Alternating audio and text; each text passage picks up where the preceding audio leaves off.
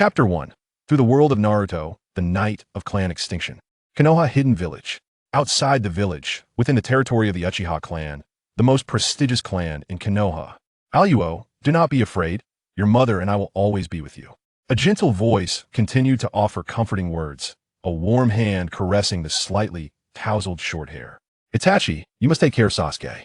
A man's voice echoed from the other side. Yet, this statement filled Aluo, who had just merged his consciousness with his body, with an overwhelming sense of despair. System, am I truly destined to die alongside this couple? Aluo was not new to the concept of transmigration. He was quite familiar with consulting the system regarding his circumstances.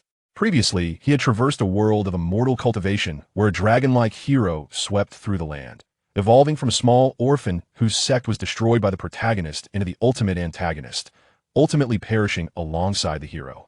He could have survived, but each time he had taken on another's identity and, yearning for his own body, chose to forsake survival in that realm for the sake of earning a few more achievement rewards. Another reason was that he had many enemies in that world, and remaining there offered little benefit. Staying would hardly guarantee a comfortable existence. Later, he purchased materials for body sculpting from the system, requesting it to select a world that was somewhat less arduous. Yet, he found himself thrust into a perilous world of Naruto, where life and death danced on the edge daily. Survival in this world was not impossible, but what is this system thinking? Uchiha. I'm now identified as an Uchiha, and not at any random time, but precisely during the night of clan extinction. Is the current situation implying that I am to be forced into death under the gaze of those 20,000 Sharingan? This is outrageous, system. You are truly overstepping your bounds. The host's new body and identity have fused into the world. The current situation is critical. The New World gift pack has automatically transformed into self-rescue tools. Current identity of the host. Uchiha Ro, the third son of Uchiha Fugaku and Uchiha Makoto, born half a day later than Uchiha Sasuke. Due to his frail condition at birth, he was saved, but has since been confined to a small courtyard. Current plot timeline. Night of clan extinction. Uchiha Fugaku prepares to face death. Uchiha Makoto chooses to follow, and the couple intends to die alongside their ailing youngest son at the hands of Uchiha Itachi. Current strength of the host. A weak child with no power to resist. The host has acquired a one-time, injury-free state of apparent death, which the host may choose to activate or deactivate at will, limited to the night of clan extinction event. The system has emerged, providing a series of prompts, along with self-rescue tools. Having confirmed how to utilize this injury-free state, Uchiha Ro decided to put on a performance before his parents met their demise. This system rarely issued tasks. Thus, he needed to devise his own ways to earn points, which he could then use to purchase items in the point store. The only chance for the system to take the initiative to interact with him was when he was on the brink of death, asking whether he wished to evade and survive or resolutely face death. He had often complained that this was a lazy system. The system joyfully accepted this characterization. It expressed that it had no particular needs. The lazy system merely observed the host's journey from crawling to walking and eventually soaring. Did the host wish to earn points? Such matters were left for the host to contemplate.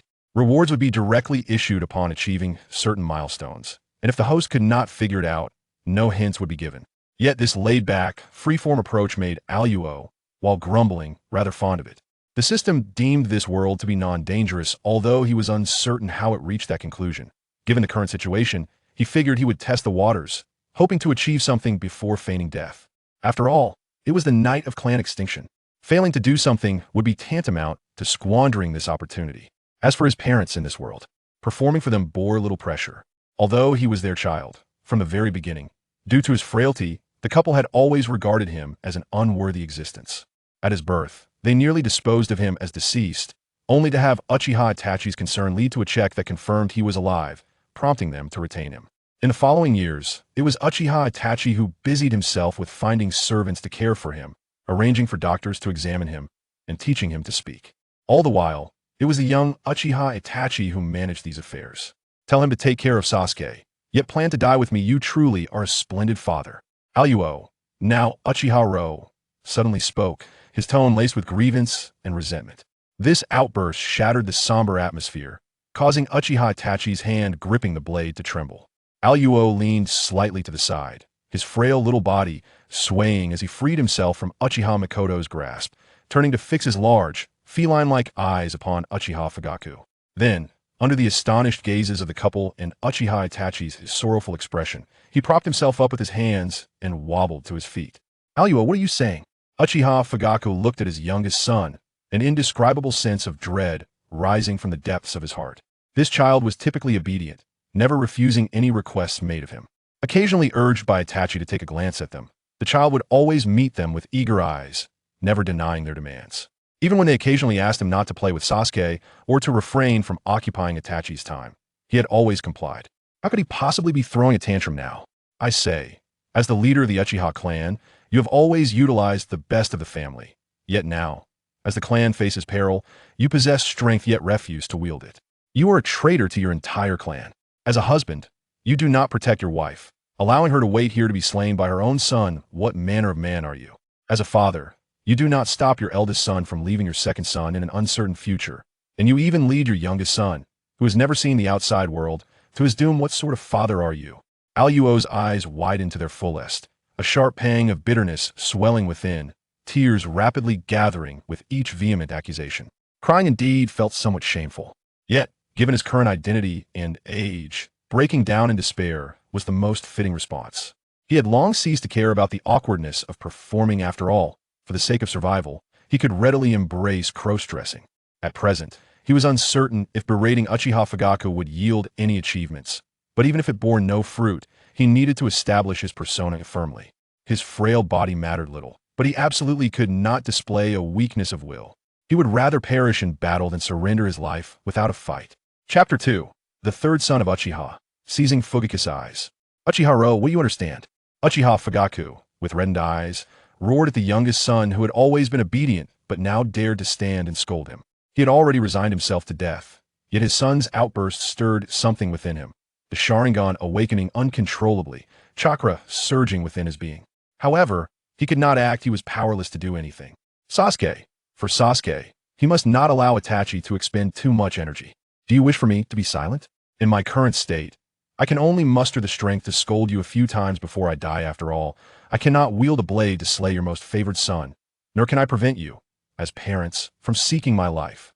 Uchiha-ro hurled a few more insults before deciding to cease. The system had remained silent. He had already confirmed that merely scolding would not yield any achievements. Gazing into those blood-red eyes before him, he contemplated an alternative approach. Since Uchiha Fugaku intended to meet his end, that pair of Sharingan should not be wasted on another. Thus, my dear father, let us negotiate. You shall reserve the chance to survive for Sasuke and relinquish your lives to Uchiha Itachi. Then, that pair of Mangeki Sharingan shall be mine. All three sons are your progeny. You cannot allow them to monopolize all the good fortune. From birth, I have been ill for 8 years, imprisoned for 8 years, and all good fortune has evaded me now. As you prepare for death, you finally remember me. Aluo's fingers rose, tears streaming down his cheeks as he spoke, having stared too long. He stepped closer to Uchiha Fugaku, his outstretched hand lightly brushing against the eerie Mangeki Sharingan.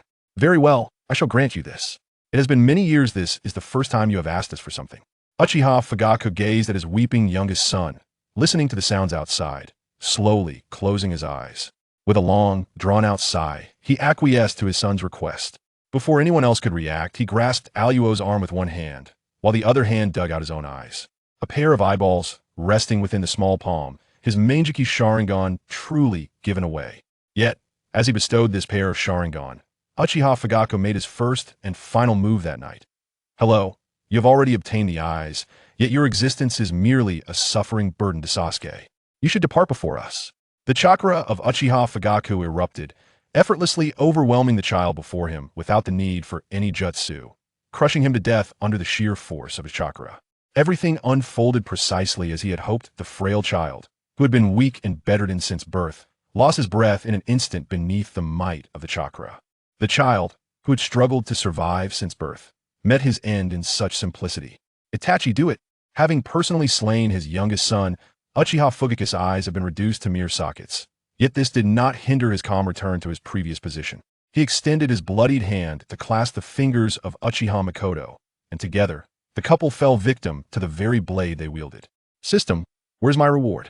Surely there must have been one for that. Lying lifeless on the floor, Alo could perceive everything happening around him. Just moments ago, when Uchiha Fugaku had placed the Sharingan in his palm, Aloe had activated his false death mode. Fortuitously, his swift action spared him from injury. The Sharingan, held within his small hands, vanished as he feigned death. Achievement: a gift from father completed. Achievement unlocked, points 5,000. The achievement reward was instantly credited. 5,000 points were promptly received. However, this achievement, Aloe felt an urge to mock it. It turned out to be merely a gift, unrelated to whether it was a Sharingan or not. Moreover, although it was an identity conferred by the system, his body and the memories associated with it were undeniably real. This couple had never presented their potentially dying youngest son with any gifts throughout his life. While he internally scoffed at this notion, his primary concern remained the benefits. Though the system was indeed lackluster and the achievement direction rather unexpected, the Sharingan he had obtained was not without its uses. Uchiha Fugaku's Mangeki Sharingan, redeemable for 5,000 points. A pair of Mangeki Sharingan, worth 5,000 points. These points were not insignificant for Aloe, considering he had only just arrived in this world. Redeem. Gazing at the item that presented no alternative uses and could only be exchanged for points, Aloe naturally abandoned any notion of keeping it. Had there been other means of utilization, such as fusion with his own abilities, the system would have clearly indicated it. As the system described, being a slacker meant it could not be bothered to play tricks on its host. Redemption complete. The host currently possesses 10,000 points. Open the shop. In his false death state, Aloe's body was incapable of action, leaving him with only the option of interacting with the system. As the system shop opened, he beheld a variety of items displayed. However, system, could you exert a little effort? Why are all the items in this world marked as temporarily unavailable? Surveying a series of everyday necessities and cultivation aids, Aloe felt a twinge of frustration. These cultivation items, were they not from the previous world? System, have you grown so lazy as to forget to activate the purchasing permissions for this world? The host body was remade using materials purchased from the previous world, thus is currently only suitable for cultivation. The host must attain a foundational level of ninja to access the purchasing permissions for items in this world. The system provided a straightforward explanation, leaving Aloe with no choice but to accept the situation. The various materials for cultivation had to be tailored to the elements of this world, so initially, he could only pursue the path of cultivation and magic. Once his physical condition improved, learning ninjutsu, taijutsu, or jinjutsu would pose no challenge. Moreover, the system determined that compared to cultivation, ninjutsu and taijutsu were significantly cheaper. Even the mystical arts of this world held little value to him. However, since these options had yet to be unlocked, Aloe could not see the prices and would likely not contemplate the price disparity in the short term. Chapter 3. Am I to die so as not to burden Sasuke? My own body. Well, if it must be cultivation, then so be it. I've grown accustomed to it long ago. But could you enlighten me on what this spiritual energy converter is? Are you certain you haven't set it at 10,000 points, just to ensure I spend all that I've painstakingly earned? Cultivation was nothing daunting. He had grown accustomed to it in the previous world. Yet the spiritual energy converter, positioned as the first item in the shop, irked Aloe, especially with that price. He had seemed intent on leaving him with not even a single point. The price for the host body is already set at the introductory discount for New World purchases. Please choose carefully, as this is your first item purchase in the New World. The system's explanation was so direct that Aloe felt he had no choice but to consider this item. Opening the item information, he discerned what the discount price entailed. Spiritual energy converter. Unique item. Capable of converting other energies into spiritual energy. Original price 1 million. New World first purchase welfare price 10,000. A simple introduction, yet it was a unique item. And the original price of 1 million points was now reduced to merely 10,000. Though Aloe felt the sting of parting with his freshly acquired points, he had no choice, for survival necessitated that he commence his cultivation. This spiritual energy converter was paramount, as it could transform any energy into spiritual energy for him to absorb, not limited to this world, but applicable wherever he might venture in the future. Purchasing the spiritual energy converter would cost 10,000 points. It is a permanent item, which the host may choose to activate or deactivate without any further cost. Upon completion of the purchase, the system provided this information before falling silent once more. Aloe, not wishing to engage the system in idle chatter, focused on understanding how to utilize this energy converter. His frail body needed to be adjusted for normal function before contemplating future growth. Additionally, he had to strategize how to navigate the impending revival. The sounds of screaming and weeping echoed from outside. Aloe understood that Uchiha Sasuke had returned home and was being dragged into Tsukuyami by Uchiha Itachi. Poor Sasuke. With my own body, my mind is struggling to keep pace. I am now even more pitiable than he. Allo suddenly realized he should refrain from lamenting Sasuke's fate. At least he had an elder brother to protect him, and their parents, even in death, had cared for him. As twin brothers, having been confined within the small courtyard for 8 years, the only time he had been taken out was to face death. He wondered if, upon his revival, Konoha would be willing to retain such a burden from the Uchiha clan. Perhaps his current identity label was undeniably that of a frail and worthless being who has taken Uchiha Fugaku's. The door swung open abruptly, revealing a figure whose face was half wrapped in bandages, leaning on a cane as he entered under the moonlight. Summoned the following masked ninja to examine the lifeless body of Uchiha Fugaku sprawled upon the floor. Observing the hollow sockets where his eyes once resided ignited a profound anger within him. Uchiha Fugaku had allegedly gouged out his own eyes prior to his demise, seemingly having destroyed them himself. A captain from the Root organization knelt beside Fugaku's corpse, confirming the grim act of self-mutilation. As for the whereabouts of the eyes, they could not ascertain with certainty, yet the absence of the extracted eyes left them to face Danzo's ire. Piecing together a plausible narrative from the scant clues available. Useless wretches, Danzo muttered, his target uncertain, as he turned and departed the room. The Root captain swiftly took possession of Makoto Uchiha's eyes before following suit. As for the seemingly lifeless third son of the Uchiha clan, he received not even a glance. A mere waste of flesh, inferior to an ordinary person. As long as no traces of chakra were detected, he would remain unremarked upon. The members of Root departed, leaving a trail of extracted eyes in their wake. Once they had vanished from sight, a masked figure emerged, crouching beside the corpses of Uchiha Fugaku and Makoto to inspect them. Shaking his head, he prepared to leave. However, before taking his leave, he cast a glance at the child lying on the floor, clearly beyond the veil of death. Poor little one, he murmured. If only your health had been better, or if you had been born a few years earlier, you might have made a worthy Uchiha. Alas, your fate is most unfortunate. Uchiha Obito knelt down, gently patting the cold visage of the child.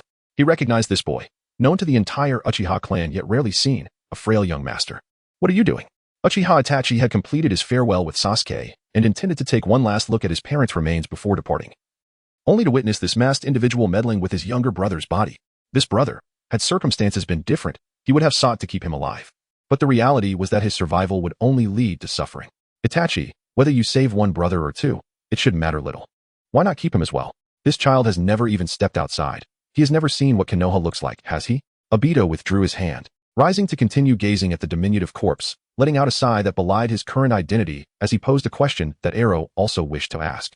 Whether one or two remained, it might not make a difference to Konoha. Such a worthless being would serve no purpose. Their parents understood this reason, which is why they chose to take him along. Itachi snorted derisively, casting a glance at the masked man before turning to exit. This brother, born a tiny bundle, had grown gradually. Despite their parents' admonitions not to divide their affections too widely, he could not help but care for him. However, they had already made their choice, and certain words could no longer be spoken. Itachi, you are truly heartless. Your brother Sasuke is to be protected and cherished, while he has become the forsaken one. Do you think his spirit watches over this place? He must have cried pitifully before his demise. Is his spirit here now, watching you? Obito continued, striving to stir Itachi's emotions.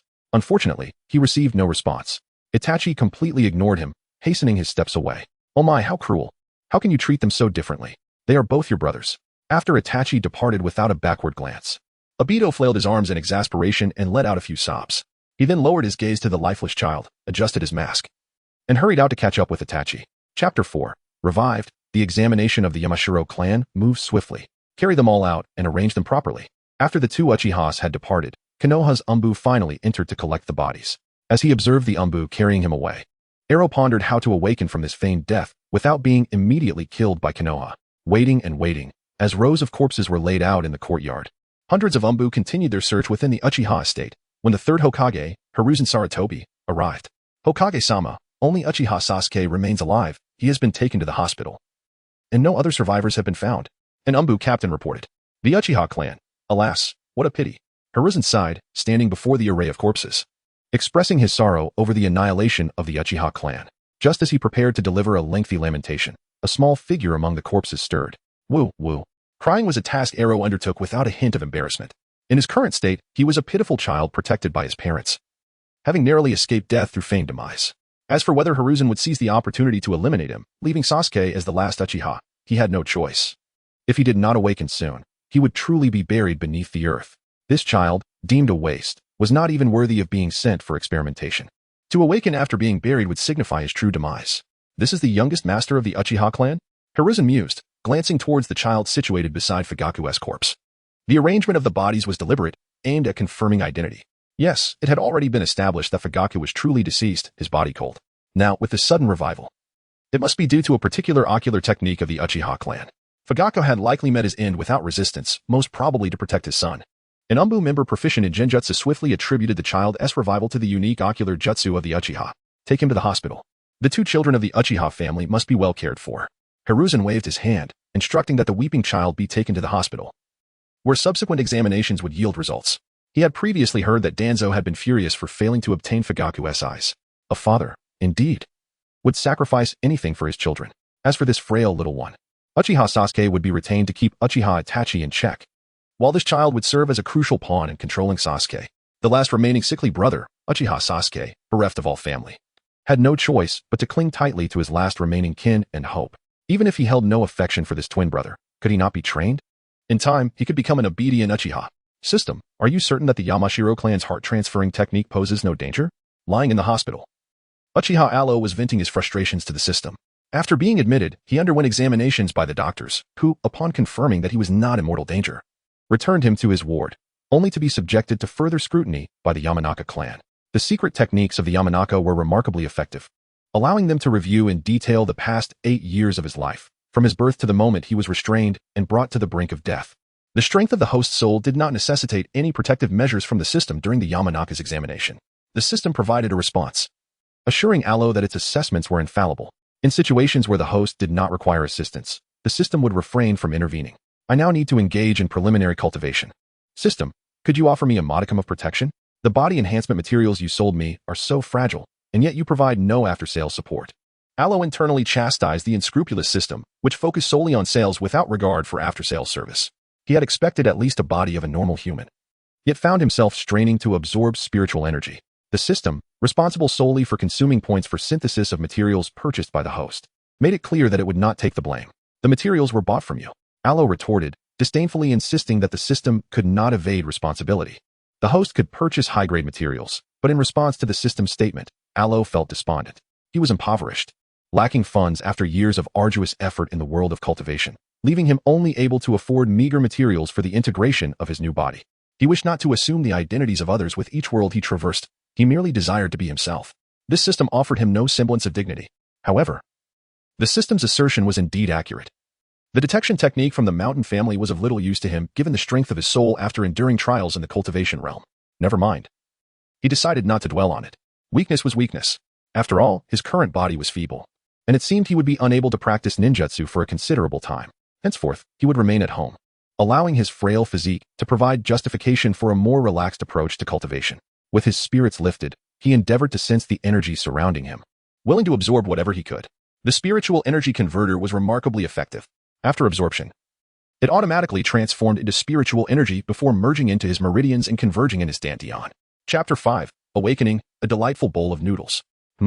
Awakening from his slumber, Allo gazed around the room filled with a dozen or so individuals, a look of bewilderment and curiosity etched upon his face.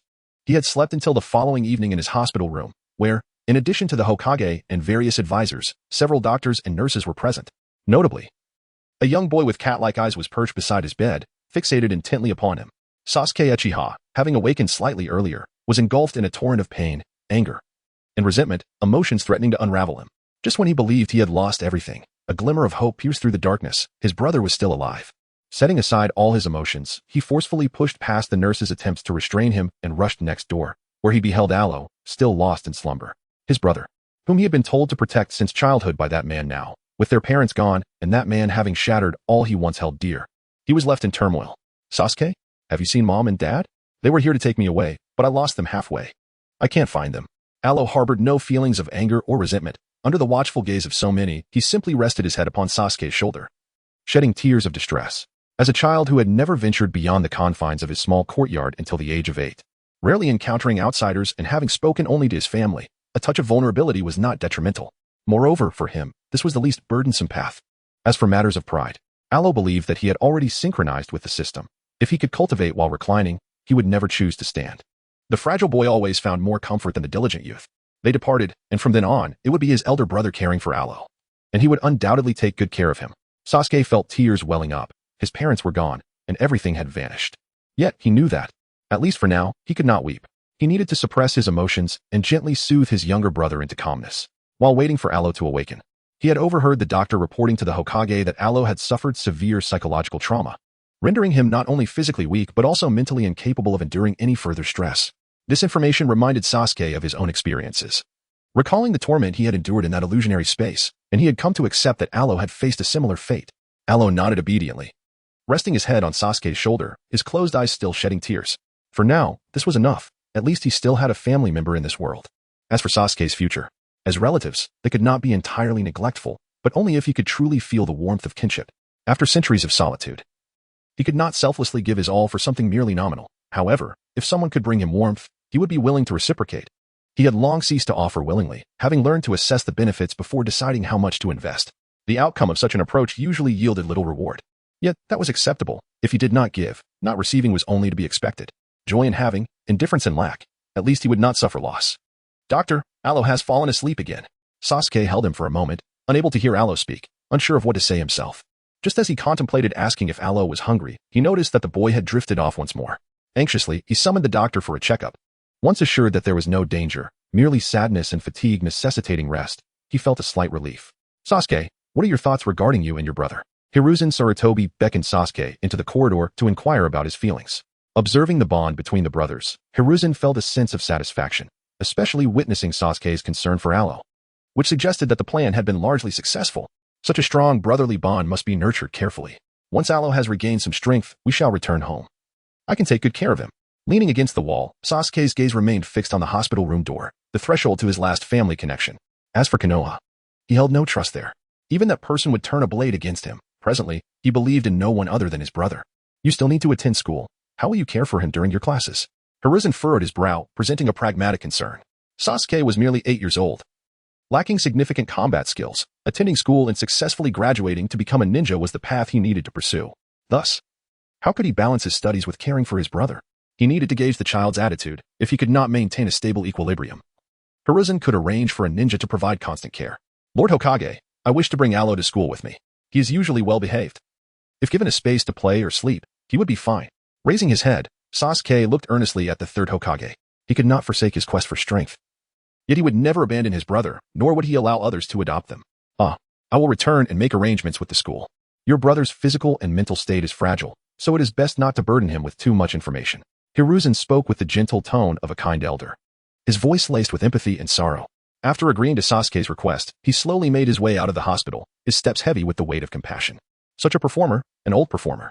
Alo lay upon his sickbed, internally lamenting the remarkable acting prowess of Sarutobi Hiruzen. However, he was taken aback by Sasuke's insistence on accompanying him to school, a demand that compelled him to alter his previously devised plan of languishing at home. While he contemplated the prospect of merely finding a corner to sleep in at school, he recognized that it would not replicate the comforts of home. Upon further reflection, he realized that it was indeed essential for him to remain close to Sasuke. Otherwise, Itachi Uchiha could return at any moment to eliminate him. Alo had not forgotten that although Itachi had cared for him during his childhood, he had also firmly believed that Alo's existence was a burden to Sasuke, deeming him worthy of death. Presently, Alo's training had only just commenced, focusing solely on physical rehabilitation, and for an extended period. He would be ill-equipped to confront Itachi's formidable strength. Alo, it's time for dinner, Sasuke called, having entered to rouse him from his slumber, which had barely lasted an hour. Sasuke, what are we having to eat? Alo awakened, his bleary eyes opening to find Sasuke's face etched with concern, yet he refrained from indulging in further sorrow. His gaze drifted to the bedside table, where a package lay. Could it be Ichiraka ramen? Is it truly advisable for a patient to consume Ichiraka ramen? However, it seemed there were no other food options available, for no one would prepare meals for the brothers. I procured this ramen from the shopkeeper, who prepared it specially, omitting any ingredients you cannot consume.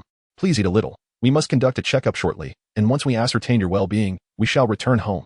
Sasuke, not one for excessive words, felt compelled to care for his brother, and thus, a torrent of words flowed from him. As he spoke, he cautiously propped Alo up against the pillow, placing the ramen before him. Earlier, he had sought the doctor's counsel, meticulously noting the precautions to take. The proprietress of Ichiraka ramen, upon learning he was bringing food for his ailing brother, ensured she understood what could be consumed before preparing it. Though they were of the same age, and he should be engulfed in grief and suffering, the presence of his brother imbued Sasuke with a profound sense of responsibility as an elder sibling.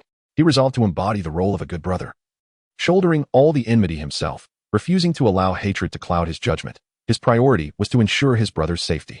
The identity of brother matured him overnight. Sasuke, have you eaten? Aloe lowered his head and inhaled. The flavor of the ramen was faint, devoid of various ingredients, consisting solely of noodles, accompanied by a subtle hint of chicken broth. He tilted his head to glance at Sasuke, who, since the previous night, had consumed nothing at all. I'll eat once you finish your examination. Sasuke gazed into Aloe's eyes, cautiously holding the bowl, allowing Aloe to eat first. Aloe was not polite and consumed about 1/3 of the meal. Feeling full, he expressed discomfort at the thought of eating more and requested Sasuke to help him finish it. After a few bites, he felt satiated and pushed the bowl towards Sasuke. As for his frail condition that limited him to only small portions, he decided to let others see it. After all, the more fragile he appeared, the more reassured they would be. Sasuke, observing his slender brother, recognized that Aloe had always possessed a modest appetite. Initially lacking in appetite, he couldn't ignore Aloe's hopeful gaze and lowered his head, hastily finishing the ramen. After their meal, it was time for a medical examination. With the doctor guiding him through a series of tests, the frail yet stable Uchiha Aloe was eventually discharged from the hospital. Chapter 6. Aloe, let me carry you home. At the hospital entrance, Sasuke knelt down and lifted Aloe onto his back, one hand steadying his brother to prevent him from slipping, while the other clutched the medication prescribed by the doctor. Under the night sky, their small figures traversed the streets of Konoha, occasionally passing by a few Umbu agents cautiously leaping across rooftops. Aloe, you will live with me from now on. Tomorrow morning, I will go out to buy some necessities. Wait at home for me to return after you wake up. As they walked, Sasuke, concerned that Aloe might doze off and catch a chill, spoke to him about their plans for the following day and the changes that lay ahead. Upon arriving home, Sasuke located a clean room and gently laid the already slumbering Aloe down, covering him with a makeshift blanket he had found, ensuring that his brother was soundly asleep. He quietly shut the door and made his way to the room where their parents had met their tragic end. Father, mother, rest assured, I will take good care of Aloe. I will become stronger, and I will kill that man. Sasuke knelt on the floor, staring at the bloodstains that had yet to be fully cleaned, unable to contain his tears any longer. He was still just a child, having been raised in a nurturing environment before the calamity struck. Yet, he couldn't weep in front of his brother. He even refrained from mentioning their parents in Aloe's presence, let alone that man. Aloe is so obedient. In the past, he would often ask his mother why Aloe did not come out to play with him. His mother would explain that Aloe's health was delicate and that he should not be disturbed. He asked his father if Aloe could practice with him, believing that it might help strengthen him so he could join in their games. His father would reply, no, Aloe is fine as he is now. If he gets hurt or exhausted, it would turn our home upside down. Moreover, that man, when he was very young, that man would tell him that Aloe was weak, but he was their brother, a family member they were to protect at all costs. Yet, why? Why had it come to this? Why had the man who had always instructed him to care for his family destroyed their home and taken their parents' lives? Lord Hokage, is it truly acceptable for Uchiha Sasuke to mature psychologically overnight? A masked Umbu inquired cautiously from a shadowed position behind the Hokage. They were situated on a rooftop within the Uchiha clan's territory, able to witness Sasuke kneeling in anguish, weeping with resentment. Though he was merely an innocent child, unacquainted with suffering, he had suddenly grown up. This is the essence of the Uchiha brothers. Once he bore the mantle of an older brother, growth became inevitable. His maturation was a positive development, and his brother was here. Sarutobi Hiruzen did not finish his thought, casting a few inscrutable glances at the weeping Sasuke before dispersing his shadow clone. He had many responsibilities to attend to. Had it not been for his concern for Uchiha Sasuke's emotional state, he would not have needed to come personally to observe. At present, things were acceptable. A younger individual with a more composed mindset would be easier to guide. Most importantly, it was imperative that Uchiha Aloe did not perish. It was suspected that he had been poisoned during gestation, rendering him incapable of channeling chakra, practicing ninjutsu, or awakening the Sharingan. This piqued curiosity regarding who would target an unborn child. Yet, the truth behind this matter had faded along with the demise of the Uchiha clan, leaving it forever unsolvable. This information must remain concealed from Danzo. Otherwise, such a fragile pawn might be discarded before reaching maturity. System. On what basis did that doctor conclude that my inability to channel chakra was due to prenatal poisoning? Aloe found himself in a quandary regarding the report made by the doctor to the third Hokage upon his departure from the Konoha hospital. His frail constitution was the sole issue. There were no other complications to consider. During the system's operations, certain aspects of his identity were filled in. As a member of the Uchiha clan, he was, regrettably, unable to harness chakra due to a congenital condition. The hospital's physicians merely formulated hypotheses based on the current circumstances and past medical evaluations, concluding that his ailments stemmed from toxins encountered in utero. They surmised that being a twin meant he absorbed all the toxins, thereby allowing Uchiha Sasuke to remain in good health. The system's explanation left Aloe feeling utterly speechless, rendering him reluctant to voice any thoughts for the time being. His timeline within this world commenced 8 years ago, at the very moment of his birth, when the system initiated a partial rewrite of the narrative. Thus, during those preceding years, he truly existed within this realm. and the Konoha hospital had several documented visits to attend to the frail young master. In the absence of definitive answers, certain individuals would speculate based on these records. They will undoubtedly inform Sasuke, and in a seemingly casual manner, ensure he becomes aware. Alo has already come to a firm conclusion. The strategy devised by Konoha is to confine Sasuke completely. As long as his younger brother remains present, Sasuke would be incapable of betraying Konoha. Moreover, the higher-ups may even groom him into a formidable weapon for their own ends. Sarutobi Hiruzen's plan is to reveal the truth to Uchiha Sasuke after several years, allowing for a potential contingency should Sasuke ever grow weary or disenchanted with his brother's care. The system possesses a comprehensive understanding of the situation in Konoha, and when Alo inquires, it does not hesitate to divulge the information. However, this is contingent upon Alo's initiative to ask. Otherwise, the system remains reticent. The lethargic system is indeed disinclined to provide unsolicited guidance. Is Sasuke really planning to kneel there all night? Alo, reluctant to continue lamenting Hiruzen's scheme to the system, found himself unable to see the situation clearly or transcend his own consciousness, thus he pressed on with his inquiries. Indeed, Uchiha Sasuke is profoundly tormented by the tragic demise of his parents, believing that they were slain to protect him and his brother. This night, he has no intention of leaving that house. The system assessed Sasuke's state and confirmed to Alo that, barring any unforeseen circumstances, the situation would remain unchanged. Bearing the identity of an elder brother, his sense of responsibility will weigh heavily upon him, and such opportunities for cathartic sorrow are rare. Alo turned over, grasping the blanket tightly in his embrace, and continued to slumber. A good cry is not necessarily a lamentable affair. It is his arrival that transformed Uchiha Sasuke from a weeping, resentful younger brother into an elder sibling burdened with the weight of responsibility. If he were to be denied even the solace of tears, that would be truly excessive. He should indulge in a restful sleep, absorbing his spiritual energy and swiftly aligning his meridians. Only with strength can he envision a future and safeguard his brother. Chapter 7. Accompanying brother to school. Alo.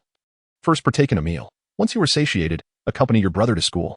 Sasuke had wept for a considerable duration the previous night, drifting into a hazy slumber within that room until morning. He had just returned from purchasing an array of daily necessities, bringing back 2 servings of ramen. This is currently the only food that can be assuredly consumed by Alo without concern.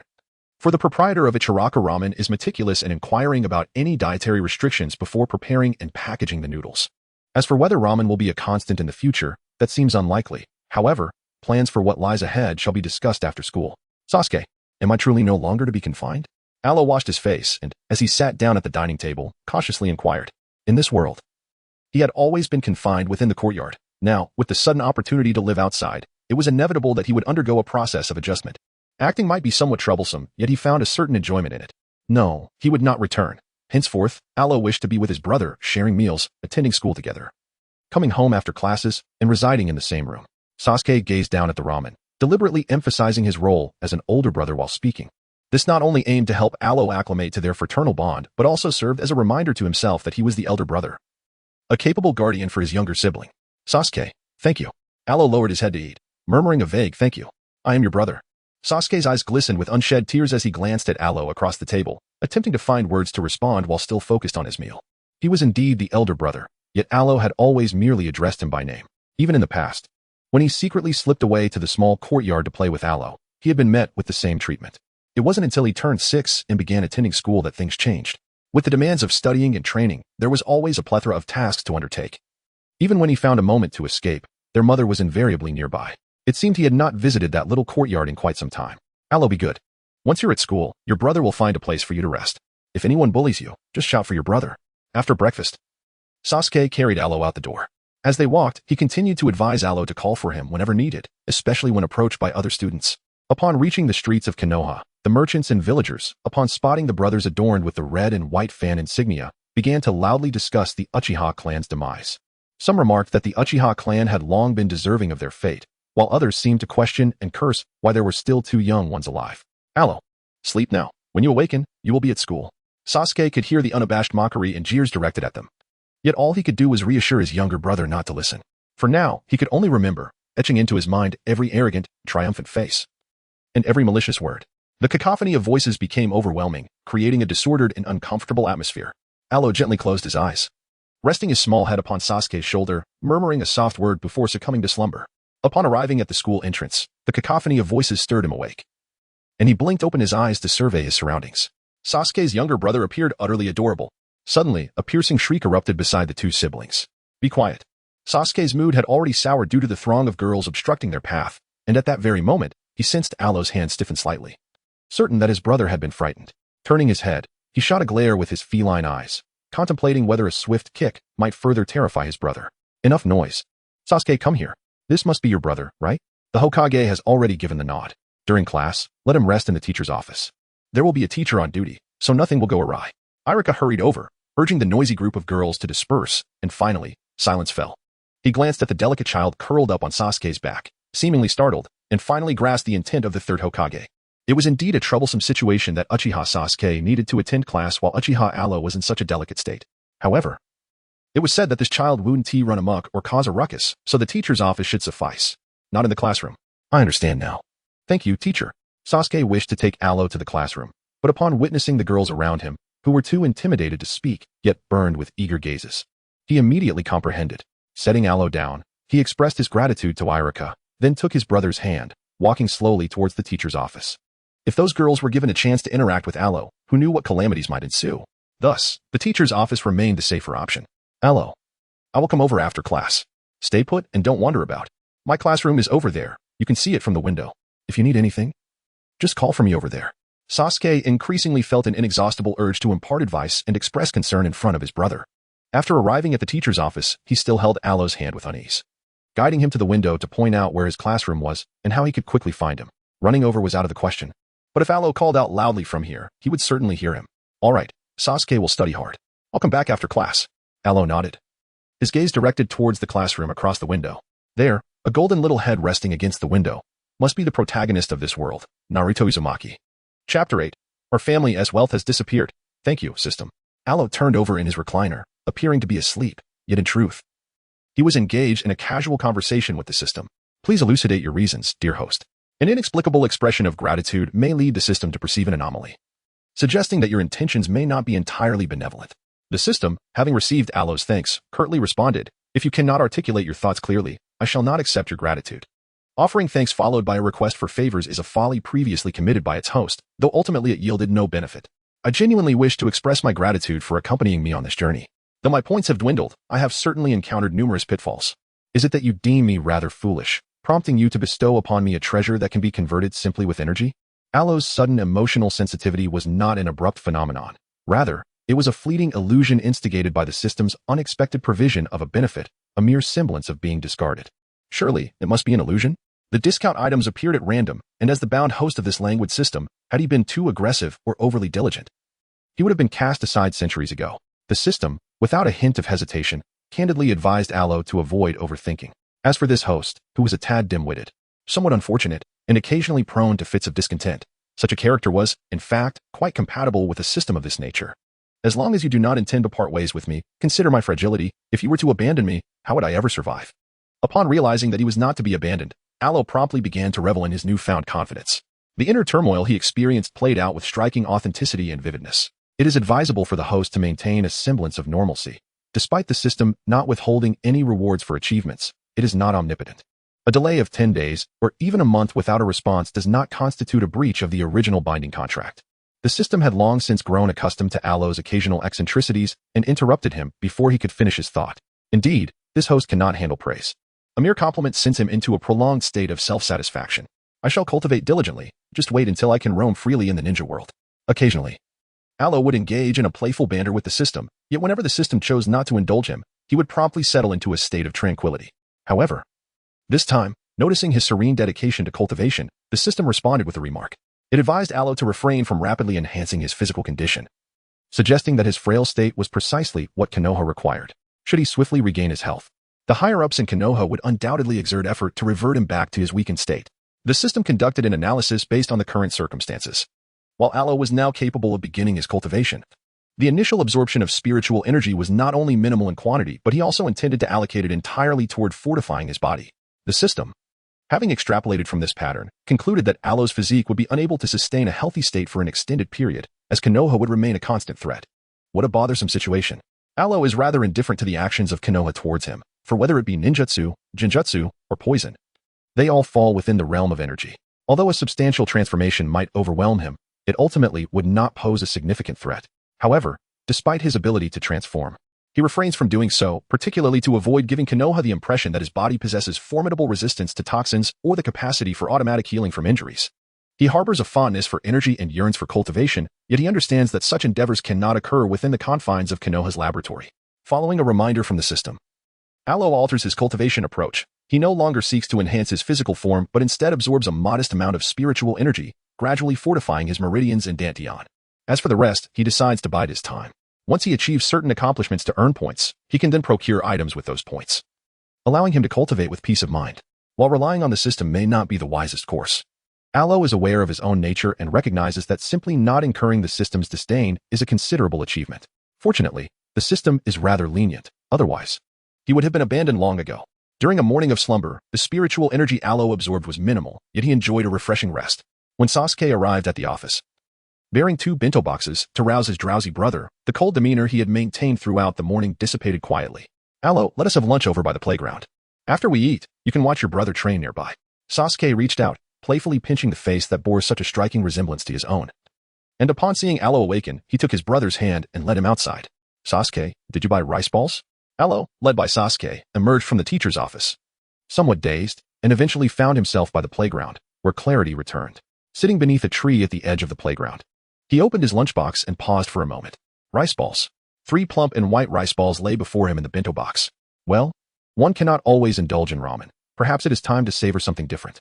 Sasuke cautiously agreed and picked up one of the rice balls to taste. It was not that he had no desire for other options, but rather that after class, the teacher had spoken to him privately about certain matters. Their family's finances had dwindled, and they would now rely on the living stipend provided by Konoha to sustain themselves. Therefore, in the time ahead, he could not afford to indulge whimsically. He had to be prudent with his expenses, dividing the monthly allowance into 30 portions. He understood that he could only spend 1 portion each day. The rice balls had little flavor, yet they were not unpleasant to eat. Aloe leisurely savored his rice ball, taking a bite, chewing thoughtfully, and then swallowing it down, offering a rather astute evaluation. The morsel he consumed was nothing more than plain rice, devoid of any additional flavors. Nevertheless, it was acceptable. Konoha would not allow them to go hungry, yet it certainly would not indulge the 2 brothers with lavish meals. Just as Sasuke had handed him the rice ball, the system had already provided an explanation. It was a decision reached by the higher-ups of Konoha to confiscate all assets belonging to the Uchiha clan. Now, these 2 brothers were to receive a meager allowance reflective of an ordinary orphan's share, with occasional assistance in times of trouble. But it was imperative to make Sasuke aware of life's hardships. Only through such realizations would he develop a greater desire to become stronger and, in turn, serve Konoha more effectively in the future. For the moment, this was the reality. When his brother had time off, they could venture into the mountains to hunt wild rabbits and chickens or catch fish in the river. Sasuke lowered his head, eating the rice ball with a somewhat muffled tone. He found himself unable to protest or make a fuss. He could only accept the arrangements imposed upon them. Thus, if he wished for his brother to enjoy better meals, he must strive even harder. Not only would he need to absorb knowledge related to becoming a ninja, but he also had to learn many practical skills for daily life, such as cooking. Chapter 9. Sasuke learns to cook. Sasuke is truly remarkable. Aloe sat beneath the tree at the edge of the playground, observing Sasuke as he practiced throwing shurikens at the target. Seizing the opportunity, he called out softly. Alas, due to his frail health, he could not muster the vigor he desired. Aloe, are you tired? Brother has to return to class. I'll carry you back to the office and wait for you until school is over. Sasuke neatly stowed away his shurikens and approached, gently pulling his younger brother to his feet, feeling a twinge of concern as he intended to carry him back, though the distance was not great. Aloe's delicate condition made Sasuke uncertain whether the journey would tire him out. Not tired. Aloe declared he was not fatigued, yet he extended his hand, permitting Sasuke to carry him towards the teacher's office. If he were to walk, Sasuke would be late for his class. Thus, he obediently rested, awaiting his brother's dismissal. After gently setting his younger sibling down, Sasuke glanced at the classroom across the window, promptly opened it, and leaped out, swiftly re-entering through the classroom window. He arrived just in time for class. However, Sasuke's abrupt exit through the window caught the attention of several students within the classroom, who turned to look. Yet, they beheld nothing, for Aloe had already reclined once more to rest before Sasuke's jump. The afternoon unfolded without incident, as Aloe cautiously alleviated a blockage in his meridian, patiently waiting for Sasuke's school day to conclude. Later, after class, Sasuke, donning his backpack, paid no heed to the girls who gasped once more. He jumped through the window to join Aloe. "Let us go home," he exclaimed, reaching out to help his smiling brother to his feet before carrying him outside. As they exited, Irika had just returned to the office, clutching his textbooks. "Are you heading home?" he inquired, observing the brothers. This habit of Uchiha Sasuke jumping through windows could not persist. However, upon glancing at the oblivious Uchiha Aloe, he resolved to discuss the matter privately with Sasuke the following day. We are going home, teacher. Farewell. Alo raised a small hand and waved at Irika. Sasuke replied. And after Irika stepped aside, he carried his younger brother and made his way toward the school entrance. At this moment, he had no desire to converse with anyone other than his brother, be they the boisterous girls or the teachers within the school. They were utterly oblivious, yet always exhibited an air of understanding, as if they could offer solace. In times like these, what the brothers needed was not comfort or concern, but the most tangible means of survival. The so-called care and consolation were merely the spectacles of outsiders, a self-assumed sense of superiority. As Sasuke walked along, his mood darkened. The more he pondered, the more agitated he became, his breath betraying a hint of rage and coldness. Sasuke, what shall we have for dinner tonight? Alo possesses a profound sensitivity to emotions. As Sasuke's mood grew increasingly troubled, Alo gently patted his shoulder, dispersing the tumult of Sasuke's feelings. Let us procure some food. My brother wishes to learn the art of cooking. Sasuke hesitated for a moment, then steadied his spirit, turning to carry Alo in a different direction toward the vegetable market. Lacking experience, he realized that in such moments, there was no alternative but to embark on the journey of trial and error. Indeed, Alo nodded and then remained quietly in place. Upon arriving at the vegetable market, just as they were about to inquire about prices and purchase some vegetables, they encountered the timely appearance of Irika Yumino. Irika-sensei? Alo tilted his head, observing Irika's somewhat awkward expression. Is this truly a mere coincidence? Indeed.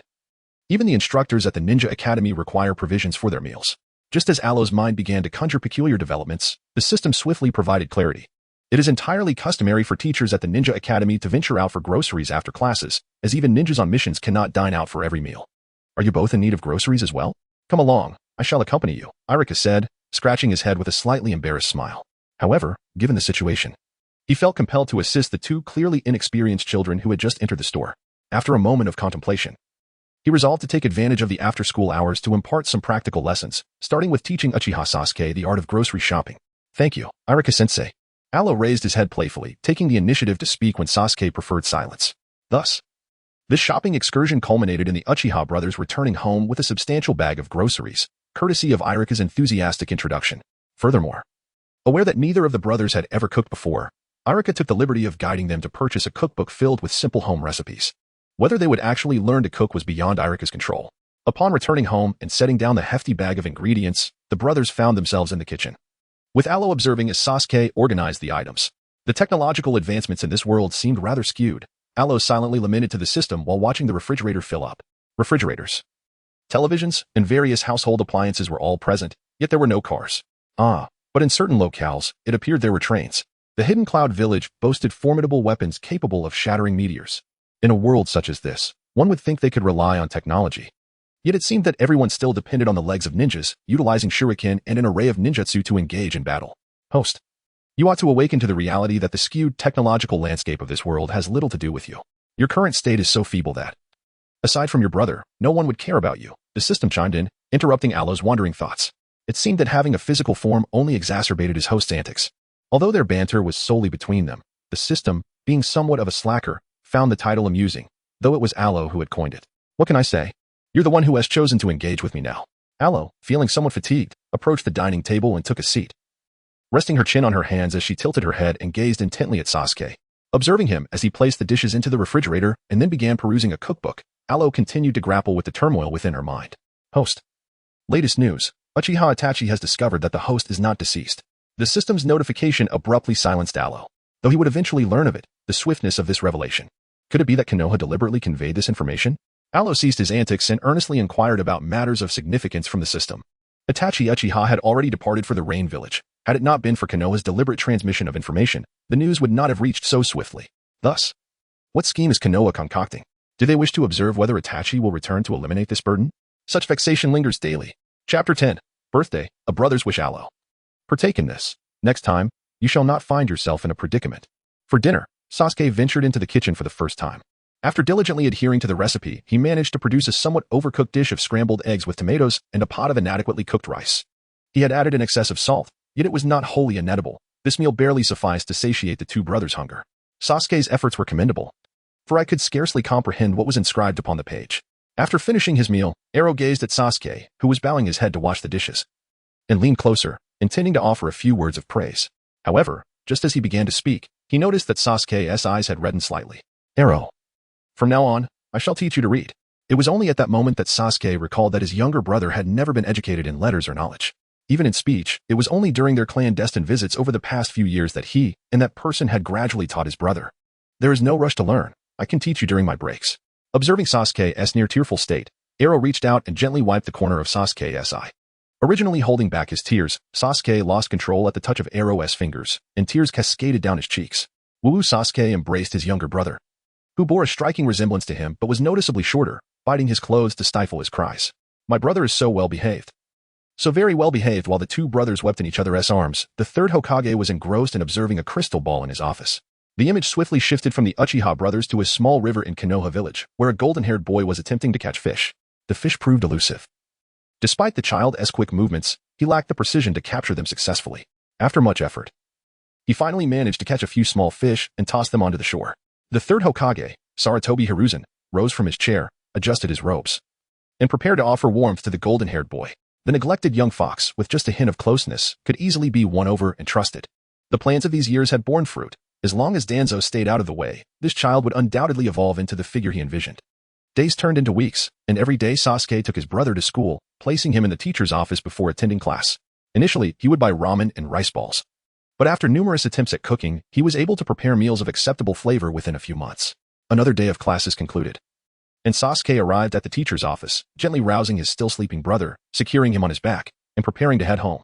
After a period of nurturing, his brother's face had finally gained some flesh. Though still prone to drowsiness and tiring quickly, he was no longer as fragile as before. Sasuke, congratulations on achieving first place in the class again. A pink-haired girl stood in front of him at the school gate, holding a small box in both hands as she offered her congratulations. Unfortunately, Sasuke had no intention of acknowledging her, not even casting a glance. He simply walked around her. Sasuke, Sakura is giving you a gift. Why are you ignoring her? Naruto, the golden-haired boy, rushed over, arms outstretched to block Sasuke's path, insisting he stop to clarify his stance.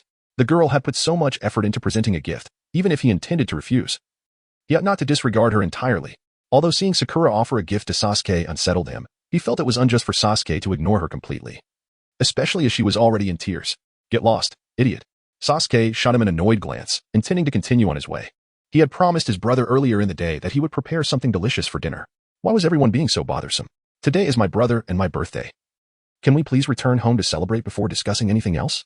Alo does not harbor any animosity towards Naruto. It is merely that when awakened from a drowsy slumber, his mood is understandably affected. As he opens his ebony feline eyes, filled with a sense of grievance and sorrow, he encounters the protagonist of this world for the first time. Oh, I apologize. Naruto and Alo share a fleeting gaze, and within those eyes, reminiscent of Sasuke's, lies an expression of distress, prompting him to realize how extraordinarily significant this day is for both Sasuke and his brother. He swiftly steps aside to offer his apologies, grappling with the internal conflict of whether his obstruction has marred the spirits of Sasuke and his sibling. Birthdays are extraordinary occasions, although no one celebrates his. He is acutely aware of what it is like for others. It's all right, we are heading home now. Until tomorrow. Alo waved at Naruto and continued to rest his little head on Sasuke's shoulder. He could walk on his own now, but as an older brother, Sasuke had no desire to change anything. He continued to carry him to and from school. Sasuke said nothing more, and after leaving the school, he ensured that no classmates were around before setting his brother down. Alo didn't care about them. They were just foolish imbeciles. Let's go get cake.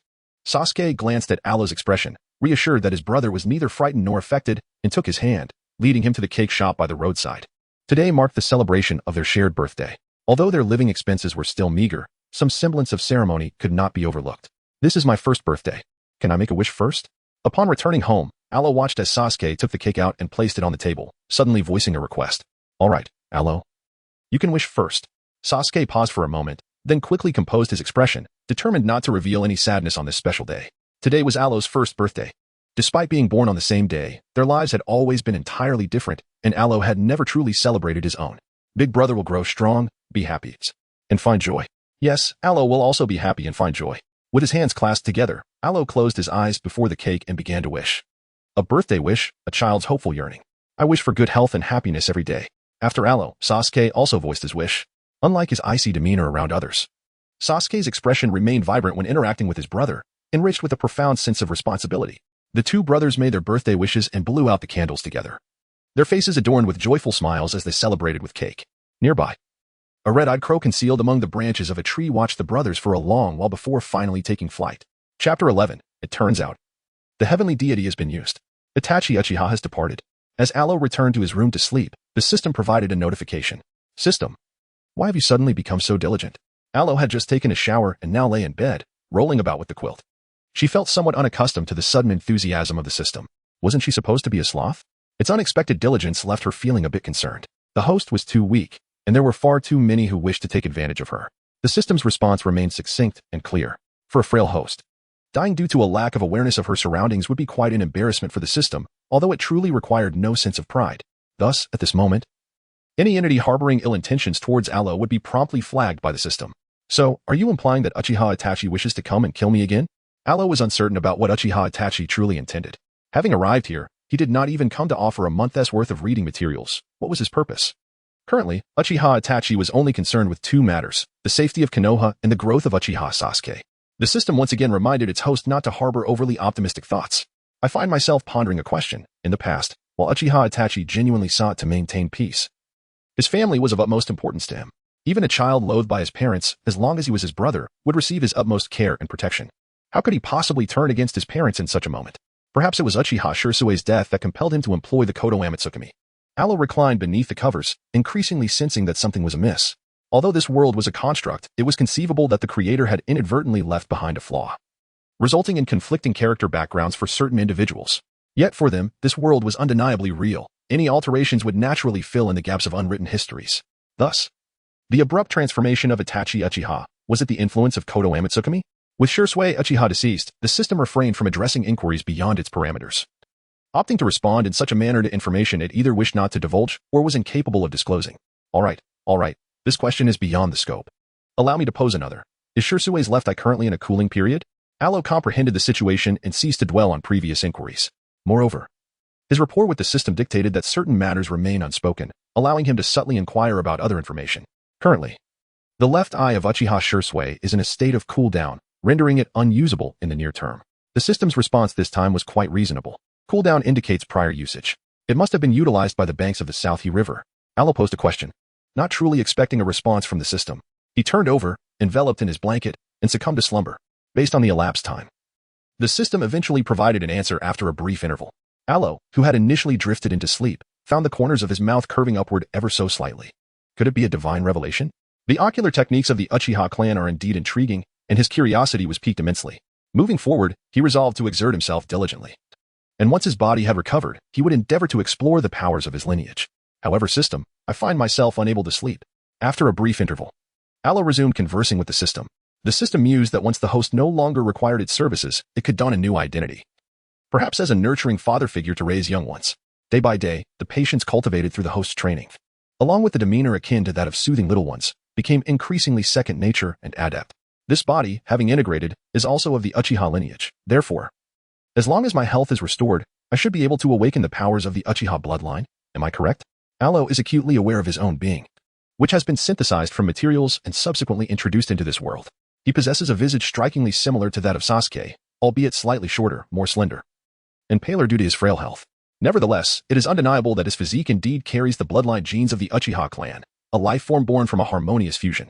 The materials procured by the host in the realm of cultivation surpass the Uchiha bloodline. While the bloodline genes can be activated, the system advises against the cultivation of chakra, deeming it an extravagant endeavor. The system presented a comparative chart illustrating the cultivation intensity of the Uchiha bloodline, revealing a significant disparity when juxtaposed with the upper limits of growth established by the materials Aloe previously acquired. Is this the current probability of cultivation growth in this world? Aloe mused as he glanced at the comparison chart, noting that even the apex of this potential merely reaches the level of the Sage of Six Paths. This realization indeed diminishes his interest in this trajectory of growth. Upon entering the chi refinement stage, the host will unlock a mode that allows for the seamless transition between spiritual energy and chakra. The system delineated a general limitation of stages. Entering the chi refinement stage, the spiritual energy cultivated will effectively grant Aloe a distinct advantage.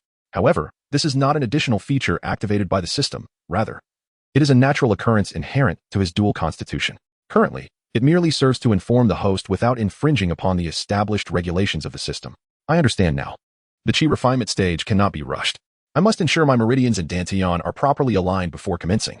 Although Arrow eagerly anticipated the opportunity to experiment with the Sharingan or engage in some chakra training, the foremost condition was that his body must first be attuned to its optimal state. After receiving a plethora of news that evening, Arrow finally drifted into a pleasant slumber. Nearby, Sasuke, having succumbed to sleep, found himself ensnared in a dream where he was lost within a shroud of mist, racing forward yet unable to recall what he sought. Upon awakening with a start, Sasuke sat up abruptly and turned his head to glance beside him. Not far away, nestled within the covers, was a small figure, Arrow. Accustomed to clutching half of the blanket while sleeping, had tangled himself within it. Observing his younger brother's serene and obedient demeanor in slumber, Sasuke cautiously approached, gently extricating the disheveled blanket and tenderly covering Arrow anew. Satisfied that his brother was now sleeping soundly, Sasuke returned to his own blanket, turning to watch Arrow, and soon fell back asleep himself. When dawn broke, Sasuke awoke early, slicing some meat and vegetables, seasoning them, and laying the mixture atop rice to continue steaming. With breakfast and lunch prepared in one pot, he tidied up the meal preparations before embarking on his daily morning training. By the time Arrow arose, Sasuke was already in the courtyard washing his face, while the enticing aroma of food wafted from the kitchen. Chapter 12. Visitors to our home. Good morning, Irika-sensei and Mizuki-sensei. Alo followed Sasuke to school, beaming as he greeted Irika and Mizuki, whom he frequently encountered while waiting for Sasuke to finish his classes in the teacher's office. Due to this routine, Alo had become quite familiar with the two instructors, Irika, who was often exasperated by the students, and Mizuki, who perpetually wore a gentle smile. The dynamic of the office seemed to revolve around these two teachers, likely because they taught the same class. Good morning, Mizuki greeted with a cheerful wave, acknowledging Alo. The well-mannered and amiable child was generally well-liked by most. Good morning, Sasuke. Just head to your classroom. Mizuki has class this morning. And I will take Alo to the teacher's office, Irika remarked with a friendly smile as he reached out to take Alo's small hand. However, while Irika considered this a natural gesture, Sasuke shook his head, opting to hold his brother's hand himself as they made their way to the office. He felt it necessary to personally escort Alo to ensure his peace of mind. The bond between Uchiha Sasuke and his brother was indeed heartwarming. Mizuki watched the two children walk away, his eyes crinkling with a smile.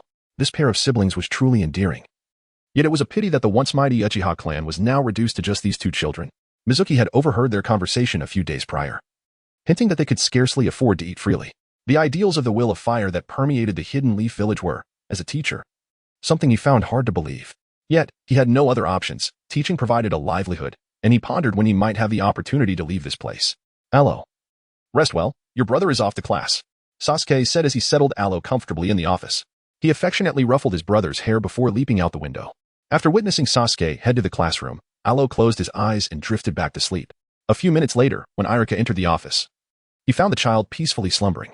The day passed in tranquility. At noon, Sasuke returned to escort Alo out for a meal before bringing him back. By the time school ended in the afternoon, the two brothers held hands as they departed through the school gates. Despite Sasuke carrying Alo for most of their outings, the child's physical condition had markedly improved, enabling him to walk hand in hand to and from school. Although their pace remained somewhat slow, it was undoubtedly a step in the right direction. Sasuke, has someone been to our house? Upon returning home, Alo entered their dwelling and set down Sasuke's backpack, only to notice a slight peculiarity. The blanket, which Sasuke meticulously arranged each day, bore unmistakable signs of disturbance. This morning, before departing, Alo had observed it closely and distinctly recalled noting two creases that were now absent. Had someone intruded? Sasuke proceeded to inspect the room, thoroughly examining the blankets, pillows, and even rummaging through the clothes within the wardrobe. Do not worry, Alo. It could merely be a routine check. After a comprehensive search yielded no further anomalies, Sasuke approached Alo, enveloping him in an embrace. He trusted that Alo's reassurance stemmed from some rationale, yet certain matters ought not to be overly articulated. Alo nodded, refraining from uttering another word. The daily routine of the two brothers upon returning home remained unchanged. Sasuke would cook, train, and tend to the laundry, while Alo merely observed from the sidelines. System, what could Itachi Uchiha possibly want? Is he merely here in broad daylight to check on Sasuke and my daily affairs? Alone, she silently summoned the system, sitting calmly beneath the eaves, her hands cradling her chin, tilting her head as she observed Sasuke's training. She had assumed that Itachi Uchiha had departed the previous night, yet he returned during the day, to check if his younger brother's bedding was warm enough and if his clothes were clean, such mundane concerns. The system responded accordingly. Ensuring the living conditions of both brothers were suitable posed no issue. However, the fact that Itachi had come to attend to these matters raised a significant concern. What a bother. I truly dread the day when I awaken in the middle of the night, only to find myself gazing into a pair of rotating Sharingan. Alo harbored little sentiment towards Uchiha Itachi. He had once cared for the young boy, yet during that time, he made the choice to abandon him. There was no inclination to waste energy on resentment, but he would undoubtedly remain vigilant at all times, even with the alteration of the Kodo Amatsukami. The decision to spare Sasuke while taking his own life was a choice made by Uchiha Itachi. Host, is your heart perhaps too tranquil? The system sensed something amiss and directly inquired. As a system, it was aware of all the actions taken by the host.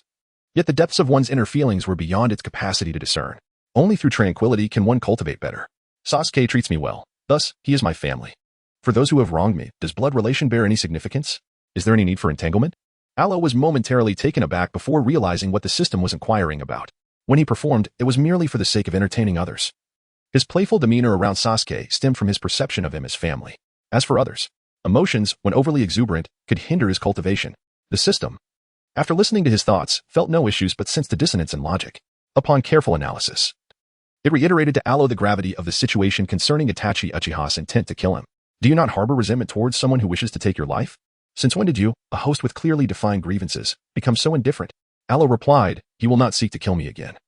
As long as Sasuke strives and grows stronger, his ambitions will not lead him to such intentions.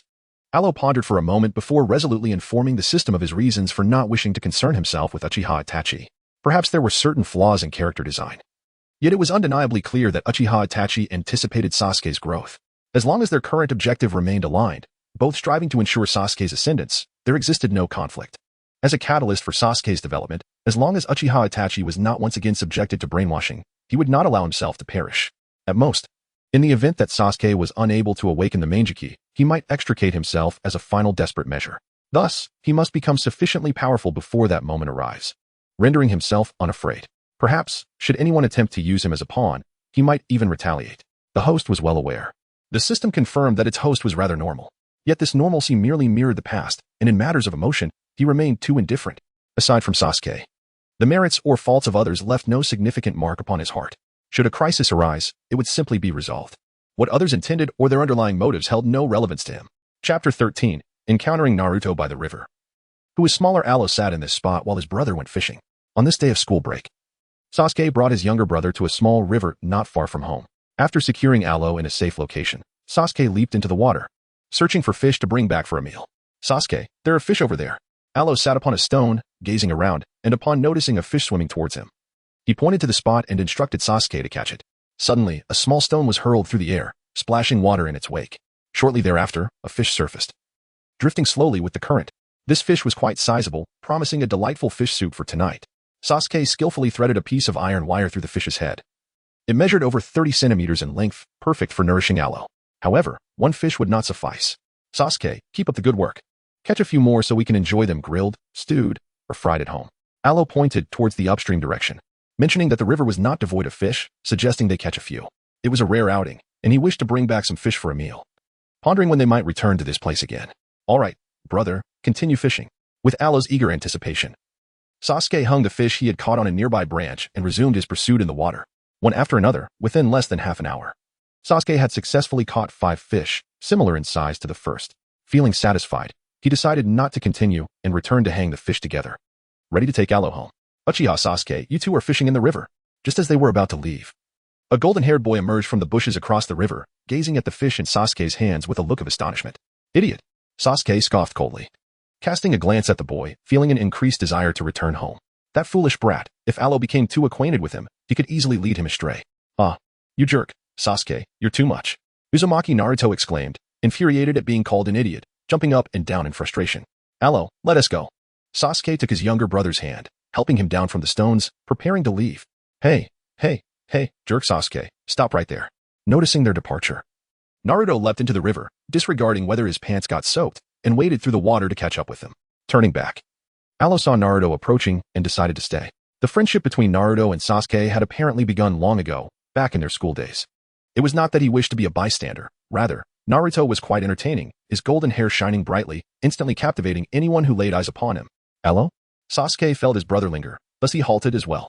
Glancing back at the chasing Naruto and then at his brother's curious expression, Sasuke contemplated how to keep that boy at a distance.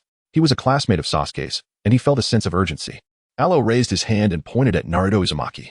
The current Naruto appeared genuinely anxious as he rushed forward. His trousers were soaked from the river, and his shirt bore the marks of splashes. Damn it, Sasuke, you. Hello, little brother. I am Naruto Uzumaki.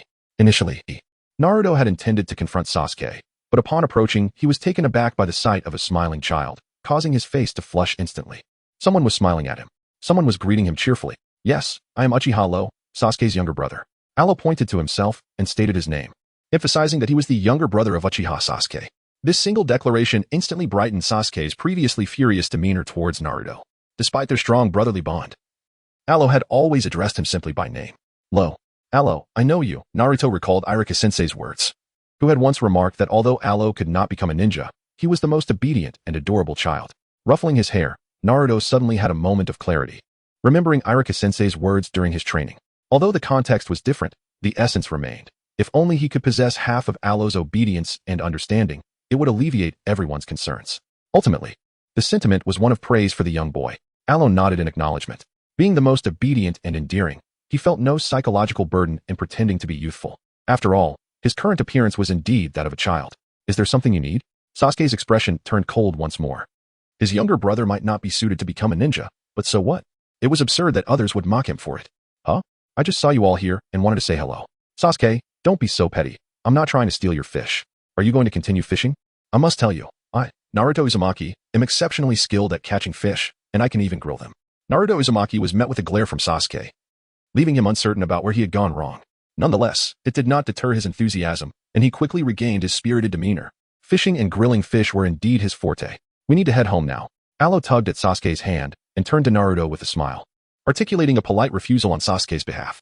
Though uncertain if Sarutobi Hiruzen was observing them, it was prudent for the Uchiha clan and the Nine-Tails Jinchuriki to maintain a certain distance. Their brothers had endured enough hardship. They should not be subjected to further scrutiny by the higher-ups of Konoha simply because Uzumaki Naruto was somewhat charming and amusing. Upon hearing that they were about to depart, Naruto felt a pang of disappointment. Yet, his emotions fluctuated dramatically. After the initial sorrow, a radiant smile broke forth. Alo, when the next holiday arrives, let Sasuke take you fishing again. I can prepare some delicious grilled fish. Naruto exclaimed, raising his fist in a gesture of encouragement, eager to make a promise with the child before him. This delightful child, despite being the younger brother of that insufferable Sasuke, evoked a sense of anticipation with his cheerful demeanor. Indeed, it was only Sasuke himself that Naruto found irksome. Anyone who bore a resemblance to him, yet possessed such a charming smile, was undeniably endearing. Sasuke, was he older or younger? Alo glanced at Sasuke. While he didn't mind pretending to be younger, they were all children, and it was rather unnecessary for someone to refer to themselves as an older brother. It was essential for Naruto to realize that, in fact, he was the younger sibling. He was indeed younger. Sasuke's response was exceedingly succinct. Hey, you scoundrel, Sasuke, do not go too far. I may have been born a few months later than you, but surely I am older than your little brother. Naruto's temper flared at being called small. However, since Sasuke and he were born on the same day, it meant that Naruto was the younger brother after all. Alo playfully waved his finger in front of Naruto, his laughter growing ever more joyful. Indeed, teasing the protagonist in such a manner surely brightens one's spirits. Damn you, Sasuke! Naruto exclaimed, hopping in frustration, but his ire was solely directed at Sasuke. Idiot! Sasuke shot Naruto a cold glance, and before Alo could even react, he swiftly picked up his younger brother and headed home. As for Naruto Uzumaki, he was not worth his attention. Sasuke's classmates are quite amusing. Alo was honestly carried away, and as he departed, he waved goodbye to the standing Naruto with a cheerful gesture. He swiftly returned home. And upon being set down in the courtyard, he noticed Sasuke, who appeared to be on the verge of saying something, which made him smile even brighter. This pair, destined to become future friends, rivals, and intertwined by fate. However, while the prospect of their camaraderie was delightful, it was sobering to consider that Sasuke would often find himself in torment in the times to come. Alo felt a tinge of discontent. Yet he resolved to continue his training. He thought to himself that he could endure this charade of weakness for another 2 to 3 years, after which he could finally discard this frail fade. In Chapter 14, titled Alo's Culinary Endeavors, The Stolen Oil Can, Alo expressed to Sasuke his newfound desire to remain at home, stating, My health has improved significantly. I no longer wish to attend school. I prefer to rest at home, as it is inconvenient for the teachers to constantly oversee me. During dinner, as he sipped fish soup, Alo shared his thoughts with Sasuke. He had never been particularly keen on attending school, but due to his earlier frailty, he had consented to Sasuke's insistence. Now, however, he longed for a tranquil environment to train at home. With Naruto's recent visit providing a perfect excuse, he believed a touch of defiance would be inconsequential. As for potential dangers at home, he reassured himself that Konoha would not pose a threat to him, and Itachi had ceased his pursuit. With at least one Umbu shadowing him, even if an incident occurred, he would be swiftly transported to the hospital without causing trouble. Alo resolved not to go to school, and Sasuke understood the underlying reason. The discussions among teachers would surely dishearten Alo, especially after learning they deemed him unfit to be a ninja. Consequently, Sasuke decided that Alo should remain home while he attended school, returning at noon for lunch and heading back after classes. During this time, Alo would have to stay indoors and refrain from any risky endeavors. Though the brothers had differing perspectives, the outcome remained unchanged. The following morning, Sasuke rose early to prepare breakfast. Upon seeing Alo in his pajamas, smiling at him, he realized that his brother would no longer accompany him to school. Sasuke, study hard in class and do your best. Alo cheered, waving him off at the door. Sasuke reminded him to stay at home and avoid any dangerous activities before rushing out. Throughout the morning, Sasuke struggled to concentrate on his lessons. His mind occupied with thoughts of his brother's well-being, wondering if he had stumbled or gotten hurt. Meanwhile, Alo lingered at home, dawdling for over an hour before finally changing clothes and venturing into the kitchen, where he retrieved the simplest of vegetables. "This is so difficult," he lamented, moving sluggishly as he washed the vegetables, complaining about how effortless it seemed for Sasuke to cook. After the vegetables had wilted in the water, he took them out to prepare for chopping. However, the already unappetizing greens were cut into uneven pieces, and he nearly nicked his finger, causing the Umbu watching nearby to feel anxious. After finishing the chopping, Alo faced the next challenge, cooking. Yet, after searching high and low, he discovered he was out of oil. The Umbu, fearful of a potential fire hazard, had discreetly removed the cooking oil to prevent any mishaps. The system, weary of commenting on its host's lack of culinary skills, found it excessively unreasonable that the Umbu had to intervene to safeguard Alo from his own cooking endeavors. "What can I do? I am merely a child with no experience in cooking. If I were to suddenly showcase exceptional culinary prowess, they would promptly whisk me away to the Hokage's office, along with the torture department and the Yamanaka clan for a thorough examination." Alo anxiously searched for the oil jug, her heart filled with disdain as she continued to vent her frustrations to the system. Here in Konoha, she simply had to play her part. "Host, please be mindful of your words. You have merely secured second place in a regional culinary competition and do not possess the skills of a top chef," the system reminded her, shifting its focus not to the Hokage building, but rather to Alo's audacious self-labeling. "A super top chef? How outrageous," she retorted.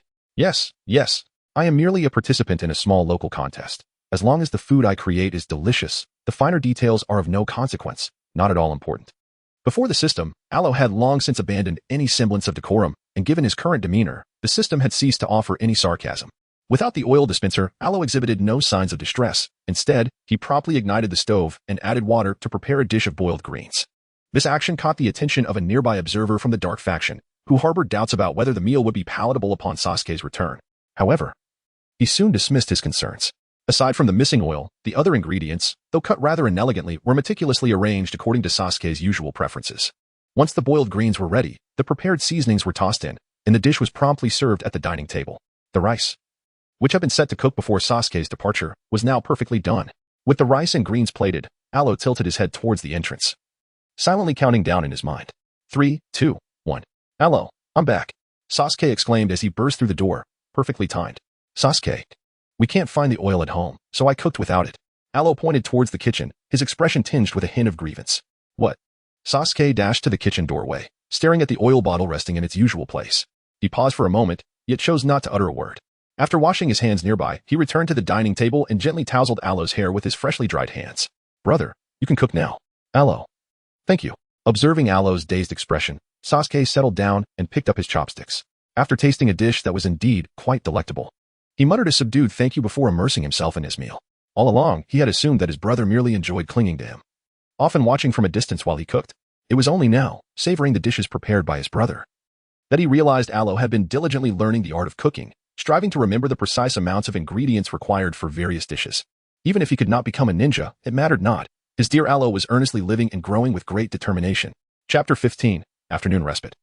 The spirit of the Uchiha household waiting at home for his brother, he returned promptly after school in the afternoon. After finishing lunch, Sasuke quickly washed the dishes and then hurried off to school. Once he departed, Alo sat in the courtyard, soaking in the sun and lost in thought.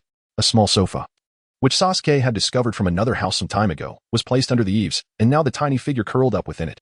Sunlight streamed down, enveloping the area in warmth. The child squinted his eyes, relishing the afternoon's embrace. This was what the Umbu observed, and in truth, System, come forth. This is a spirit, isn't it? It's floating restlessly in broad daylight. Is it truly safe? Alo reclined on the sofa, his half-closed eyes reflecting a certain languor. Yet, at that moment, he was fixated on the ethereal form swaying before him, occasionally reaching out in an attempt to make contact with his soul's essence. Host. This is merely a soul entity. The system seemed disinclined to engage, but since Alo had called out to it, it offered a modicum of response. I am aware of that, yet I yearn to comprehend who he is, his visage. Alo's gaze remained steadfast, carefully avoiding detection from the other party. However, within, his mind raged with both sarcasm and speculation regarding the identity of this individual. Judging by appearances, it was highly probable that he was Izuna Uchiha, who had perished prior to the establishment of Konohagakure. After a few moments of waiting, Alo realized that the system was indifferent to his presence. Thus, he considered inquiring directly with the spirit. Who are you? The child, already drowsy, succumbed to slumber, and his ethereal consciousness emerged, greeting the apparition before him. What? What has happened to you? Izuna Uchiha regarded the suddenly deceased child with astonishment, his initial instinct being that he had inadvertently caused the child's demise. He was bewildered by his presence in this location. He had merely awakened nearby. He had meandered through the Uchiha clan grounds. Discerning from the markers that this was indeed the Uchiha residence, yet the structures bore varying degrees of damage, with certain areas marred by dried bloodstains. He recalled visiting this courtyard a few days prior, noting that it was inhabited, though the residents had since departed. Today, he wandered aimlessly once more, only to stumble upon this child. Yet, he pondered, his curiosity had not led him to touch the child. Why then had it resulted in the child becoming a corpse? I have emerged to converse with you. There is someone observing me from over there, yet in my current state, he is unable to perceive me. Alo gestured towards his own body and then pointed to the Umbu ninja squatting in the distant corner of the wall, with an Umbu keeping watch. Conversing in the ethereal realm became considerably more convenient. Who is that individual, and why are they observing you and the others from the Uchiha clan? Izuna was also aware that masked ninjas occasionally appeared in this vicinity, their attire seemingly uniform, though the masks varied from time to time. They're all gone. Alo's soul drifted outward as he sat on the ground, letting out a sigh. Dead. By the time he arrived here, very few remained alive. Can you recount what transpired? Suena floated over and settled beside Alo, reaching out to embrace the child who bore a striking resemblance to his younger self.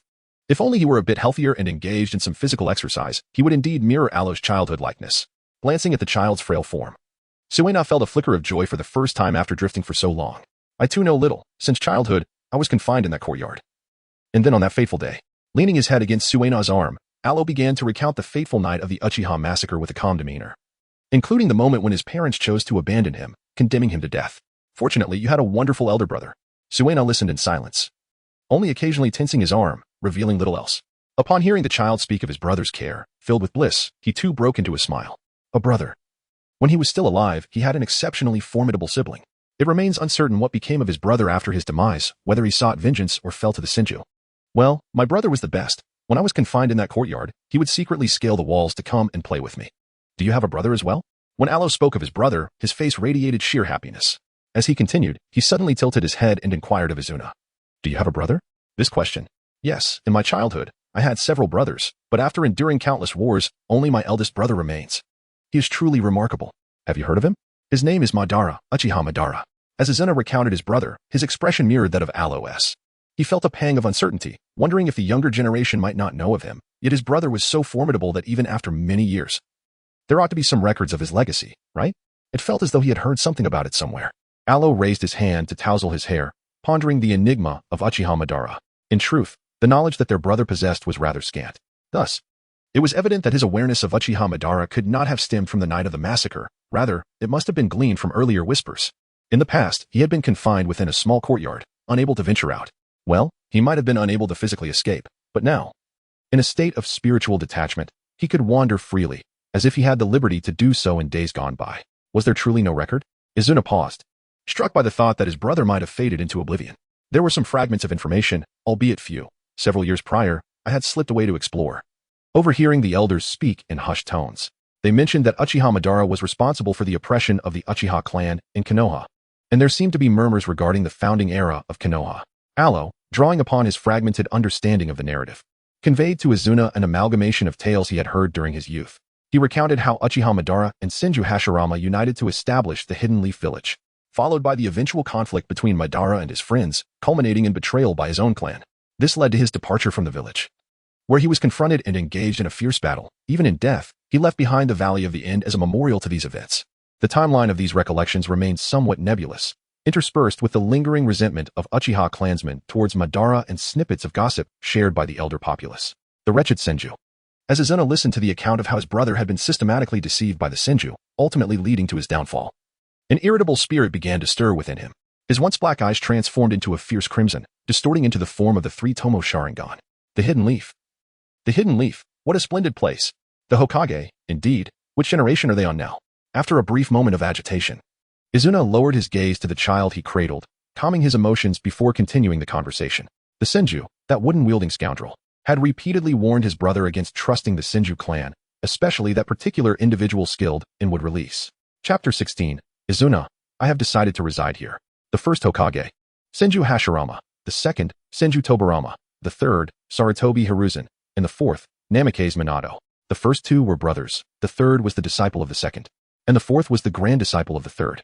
However, the fourth perished long ago during the Nine-Tails incident alongside his wife, leading to the reinstatement of the third Hokage. Alo leisurely counted on his fingers, recounting tales well known to the villagers of Konohagakure. After all, for generations, they had never been considered outsiders. Wait, are you referring to the Nine Tails incident, the very same monstrous fox? Izuna, upon learning that the Senju clan had never divulged the position of Hokage, began to grasp the situation. However, this Nine Tails incident could not possibly be the same Nine Tails he was aware of, could it? It seemed so. I too had overheard whispers that it pertained to the sealing of the Nine Tails demon fox. By the way, my brother's classmate, the one named Naruto Uzumaki, has been scorned as the demon fox by the villagers since childhood. Alo nodded, recognizing that the nine-tailed fox in question was the only one that existed. Thus, it was highly probable that the nine-tailed beast captured by Uchiha Madara to serve as a summoning creature was known to Izuna. How could a fox possibly transform into a human? The sealing techniques of the Uzumaki clan are formidable, having effectively sealed the Nine Tails. The individual you mentioned, Uzumaki Naruto, is presumably the vessel for this seal. As Izuna reflected upon the Uzumaki clan, he surmised that their circumstances could not be too dissimilar from those of the Uchiha family. Uzumaki Naruto, often derided as a demon fox from a young age, was clearly a victim of bullying due to the absence of the Uzumaki clan. This was undoubtedly the handiwork of those nefarious Senju. In truth, Uzumaki Naruto was quite endearing, with his golden short hair reminiscent of the fourth Hokage, his brilliance shining through. Furthermore, the fourth Hokage, Namikaze Minato's wife, was named Uzumaki Kushina. The young Alo, having pieced together snippets of information he had overheard, was able to provide Izuna with a rough understanding of Konoha's developments over the years. TCH. Konoha. Senju. Are there still many Senju clan members left? Izuna had never held a favorable impression of the Senju clan, thus, any schemes they devised seemed entirely expected to him. However, considering the current state of affairs, with the Uchiha clan reduced to just 2 members, and the Uzumaki likely diminished as well, what remained of the Senju clan? No, I used to reside in that courtyard and could not venture out, so I was merely curious, often sneaking out to play. I heard there was only Princess Tsunade left, a disciple of the third Hokage, but she has returned to Konoha in many, many years. Shaking his head, Alo yawned and nestled quietly within Izuna's embrace. He felt it necessary to grant this individual some time to ponder the gravity of their situation. The earlier information merely illustrated the misfortune of the Senju clan's allies, and now, the Senju clan itself had vanished. Thus, it became evident that the prominent families of that era were merely laying foundations for others. Ha ha ha. After a considerable period of contemplation, Izuna finally unraveled the current state of Konoha. The despicable Senju clan had ultimately exhausted themselves. This was indeed delightful news. Initially, he felt disheartened by the extinction of the Uchiha clan, but upon learning of their betrayal against his brother, he no longer saw the necessity for their existence. Now, with the Senju clan reduced to a single descendant incapable of returning home, this news filled him with joy. Hey, little one, why have you fallen asleep? Wake up. Return to your body, and then you can sleep. After chuckling for a moment, Izuna suddenly sensed something amiss. Looking down at the child who had drifted off, he felt bewildered. Although he despised those Uchiha who betrayed his brother, this child was remarkably well behaved, especially since he bore a striking resemblance to Izuna, which altered his perception entirely. The thought of inadvertently harming the child during their conversation was simply unacceptable. Shaking him yielded no response, prompting Izuna to stand and carry the child over to the sofa. Regardless of its efficacy, the only method he could conceive was to return the child's soul to its body. As it returned, the soul he held was placed upon the sleeping form. And as he observed the swift merging, the child, in slumber, made a gesture resembling grasping for a blanket. Izuna stood by, his mind in a daze. Was the separation of soul and body, and its subsequent return, truly so uncomplicated? If so, could he extract a soul from an individual and then occupy that space with his own? Yet, this was merely a fleeting thought. He did not genuinely believe such an act was feasible. If souls could be so easily exchanged, the very boundaries between life and death would be obliterated. And that was utterly impossible. As night fell, he wondered why his brother had yet to return. Alo awoke from his slumber in the evening, rising to his feet and unsteadily making his way to the courtyard. As he gazed upon the desolate space, he found himself torn between the decision to venture out in search of others or to remain at home in anticipation. At this hour, the Ninja Academy had undoubtedly concluded its classes, and Sasuke had previously mentioned he would return home promptly after school, without any delays along the way. System. Is the emergence of this soul entity truly a normal occurrence? In the courtyard, Alo paced restlessly, internally lamenting to the system about the soul of Uchiha Izuna. Was this soul intending to make his home a permanent residence? He had thought it would depart by afternoon, yet here it was, now reclining on the sofa. Alo wondered if this ethereal state could even appreciate the sofa's comfort. Uchiha Izuna had appeared in the memories of the original narrative, but there was insufficient information available. His current state was that of an energy entity, one that would not impact Alo or others. The system was limited to examining current data and performing temporal retrospection based on certain objects, but it could not arbitrarily pinpoint events. For instance, with Shirsue's eyes, It could trace the time utilized through the eyes, yet it could not lock onto the deceased Uchiha Shursui to investigate his past actions. The emergence of Uchiha Izuna allowed the system to ascertain how he had met his demise and some aspects of his life. Yet these matters bore no relevance to Alo in his present circumstance. As for the future, both he and the host had arrived at this juncture. Any forthcoming changes would be deemed a normal progression. With Alo's whimsical approach to the world, it was a wonder if the so-called narrative trajectory could even maintain its beginning. However, given Alo's demeanor towards Naruto Uzumaki, it seemed unlikely that he would target the protagonist again. As long as the protagonist remained alive and the world did not collapse, the system could enjoy a respite from its duties. What a leisurely and blissful existence for a slothful soul. Chapter 17. Taking this ancestor out for a stroll, Alo? Do not fret, your brother is fine. Sasuke returned just before dusk, entering to find Alo with a bewildered expression. He rushed over to comfort his younger brother. Initially, he had intended to head home after school, but that rascal Naruto Uzumaki had inexplicably insisted on a spar. Consequently, he had delivered a sound beating to that fool, only to be intercepted by Irika upon his return, who proceeded to lecture them about camaraderie and friendship among classmates. Did Sasuke get into a fight? Alo pointed to the footprint on Sasuke's shoulder, asking, "Is this the shoe of Naruto? So, did you two arrange a duel after school, which has continued until now?" "Indeed. It seems my heart has aged, unable to keep pace with the rhythm of youth. Encountering that foolish Naruto, who blocked my way home, I ended up getting beaten, only to be caught by the teacher."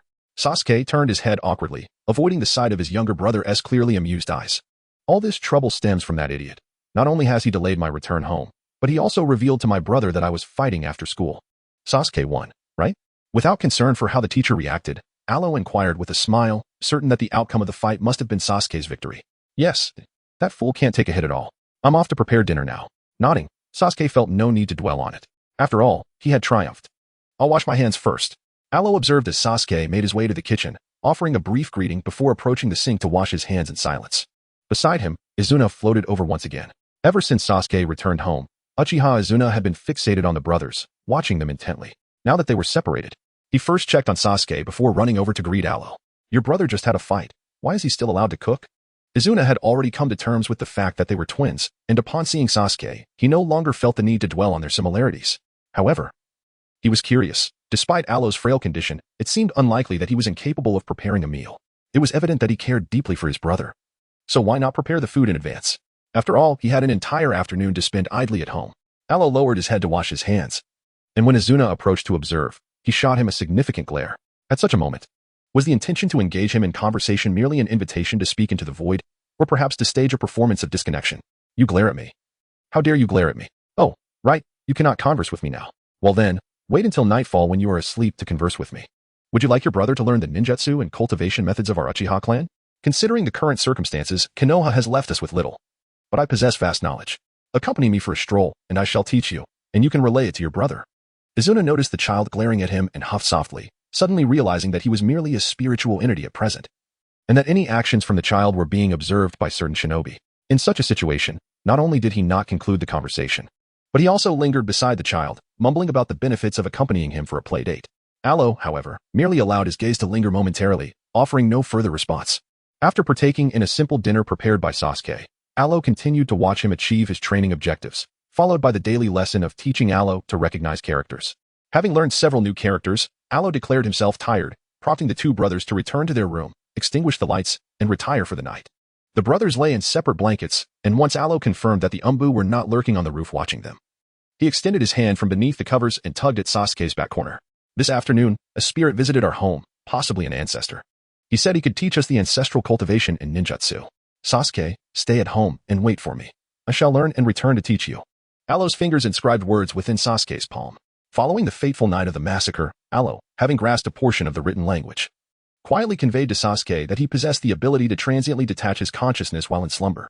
The existence of the Umbu within their household and the constant surveillance they endured from Konoha were matters Alo relayed to Sasuke through the secretive script inscribed in his palm. Just before drifting into sleep, Sasuke, initially taken aback and filled with concern, ultimately permitted Alo to roam nearby, once he confirmed that aside from his excessive drowsiness, Alo exhibited no adverse reactions. However, a condition was set. He must notify Sasuke prior to employing this ability. "Be cautious. If you sense anything amiss, return immediately." Sasuke's fingers tightened around Alo's hand, his grip firm. After a brief moment, he released his hold and inscribed a few words. He felt inadequate, incapable of safeguarding Alo, and thus resolved to grow stronger. Yet, Konoha had confiscated all their family's training scrolls, secret techniques, and various information, leaving him reliant on the scant knowledge of ninjutsu and taijutsu he had previously acquired at school. Allowing Alo to meet with a deceased ancestor seemed perilously reckless. Yet he could not perceive the situation himself, thus leaving Alo to act as the intermediary. Returned swiftly. Alo inscribed a few characters with his finger, then relaxed his hand and succumbed to slumber. Detached from his corporeal form, he greeted Sasuke. Yet alas, Sasuke remained oblivious to his presence. Observing Sasuke's crimson eyes, the originally singular and double tomo unexpectedly transformed into two double tomo. Alo reflected that perhaps he had been a tad too hasty. I am genuinely concerned for you. Come. Let us depart early and return swiftly.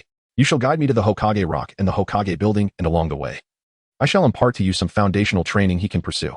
Izuna glanced at Sasuke's eyes, shook his head with a sigh, and then lifted the child, soaring directly through the rooftop. After Alo indicated the direction, Izuna floated toward it, only to encounter an invisible barrier at the outer wall of the Uchiha clan's territory, obstructing Izuna's spirit. Are you unable to exit? Alo found himself in a state of bewilderment. This situation posed a dilemma. Could it be that this ancestral-level soul, upon manifesting here, would transform directly into a bound spirit? Let me out of here. I am perpetually obstructed by this entity, Izuna stated, kicking at the invisible barrier before him, which had ensnared him in this locale. Very well, refrain from struggling, lest I incur injury. Alro waved his hand before him, as if the barrier separating him from the world was but an illusion. Urging Kunai to release him, Alro attempted to float, experiencing a peculiar yet delightful sensation akin to levitation. After indulging in this whimsical play, he harnessed the scant energy he possessed to conjure a cage-like formation, ensnaring Kunai within. Thus, with this cage in tow, he transported her from the Uchiha clan's domain to the outside world. Once outside, the energy-formed cage dissipated, allowing Kunai to behold the external scenery. However, in an instant, Kunai vanished from her position, reappearing once more within the previously invisible wall. Alo tilted his little head, gazing at the utterly exasperated Izuna, who was equally bewildered by the situation. This was indeed a bound spirit, and it possessed a teleportation feature? If you confine me any further, let us at least take a glimpse of the Hokage building before returning. In a fit of frustration, Izuna kicked the invisible wall several times, then turned to Alo with a conflicted expression, urging him to utilize that cage-like form to escort him outside. Today, he was determined to witness the so-called Hokage building. Chapter 18. A night visit to the Hokage's office, where Sarutobi Hiruzen gazes into the crystal ball. This is the Hokage building. There stands the third Hokage, Sarutobi Hiruzen, peering into the crystal ball. It appears he is inspecting the women's bathhouse. Alo floated gently, accompanied by the trapped Izuna. As they arrived at the Hokage building, the two spirits peered through an open window and beheld the third Hokage, Sarutobi Hiruzen, who was still at work late into the night. However, his intense focus on the crystal ball revealed he was scrutinizing the women's bathhouse in Konoha, which left Alo feeling somewhat conflicted. On his inaugural outing with this esteemed ancestor, witnessing such a Hokage raised questions about the validity of the conspiracy theories surrounding the position.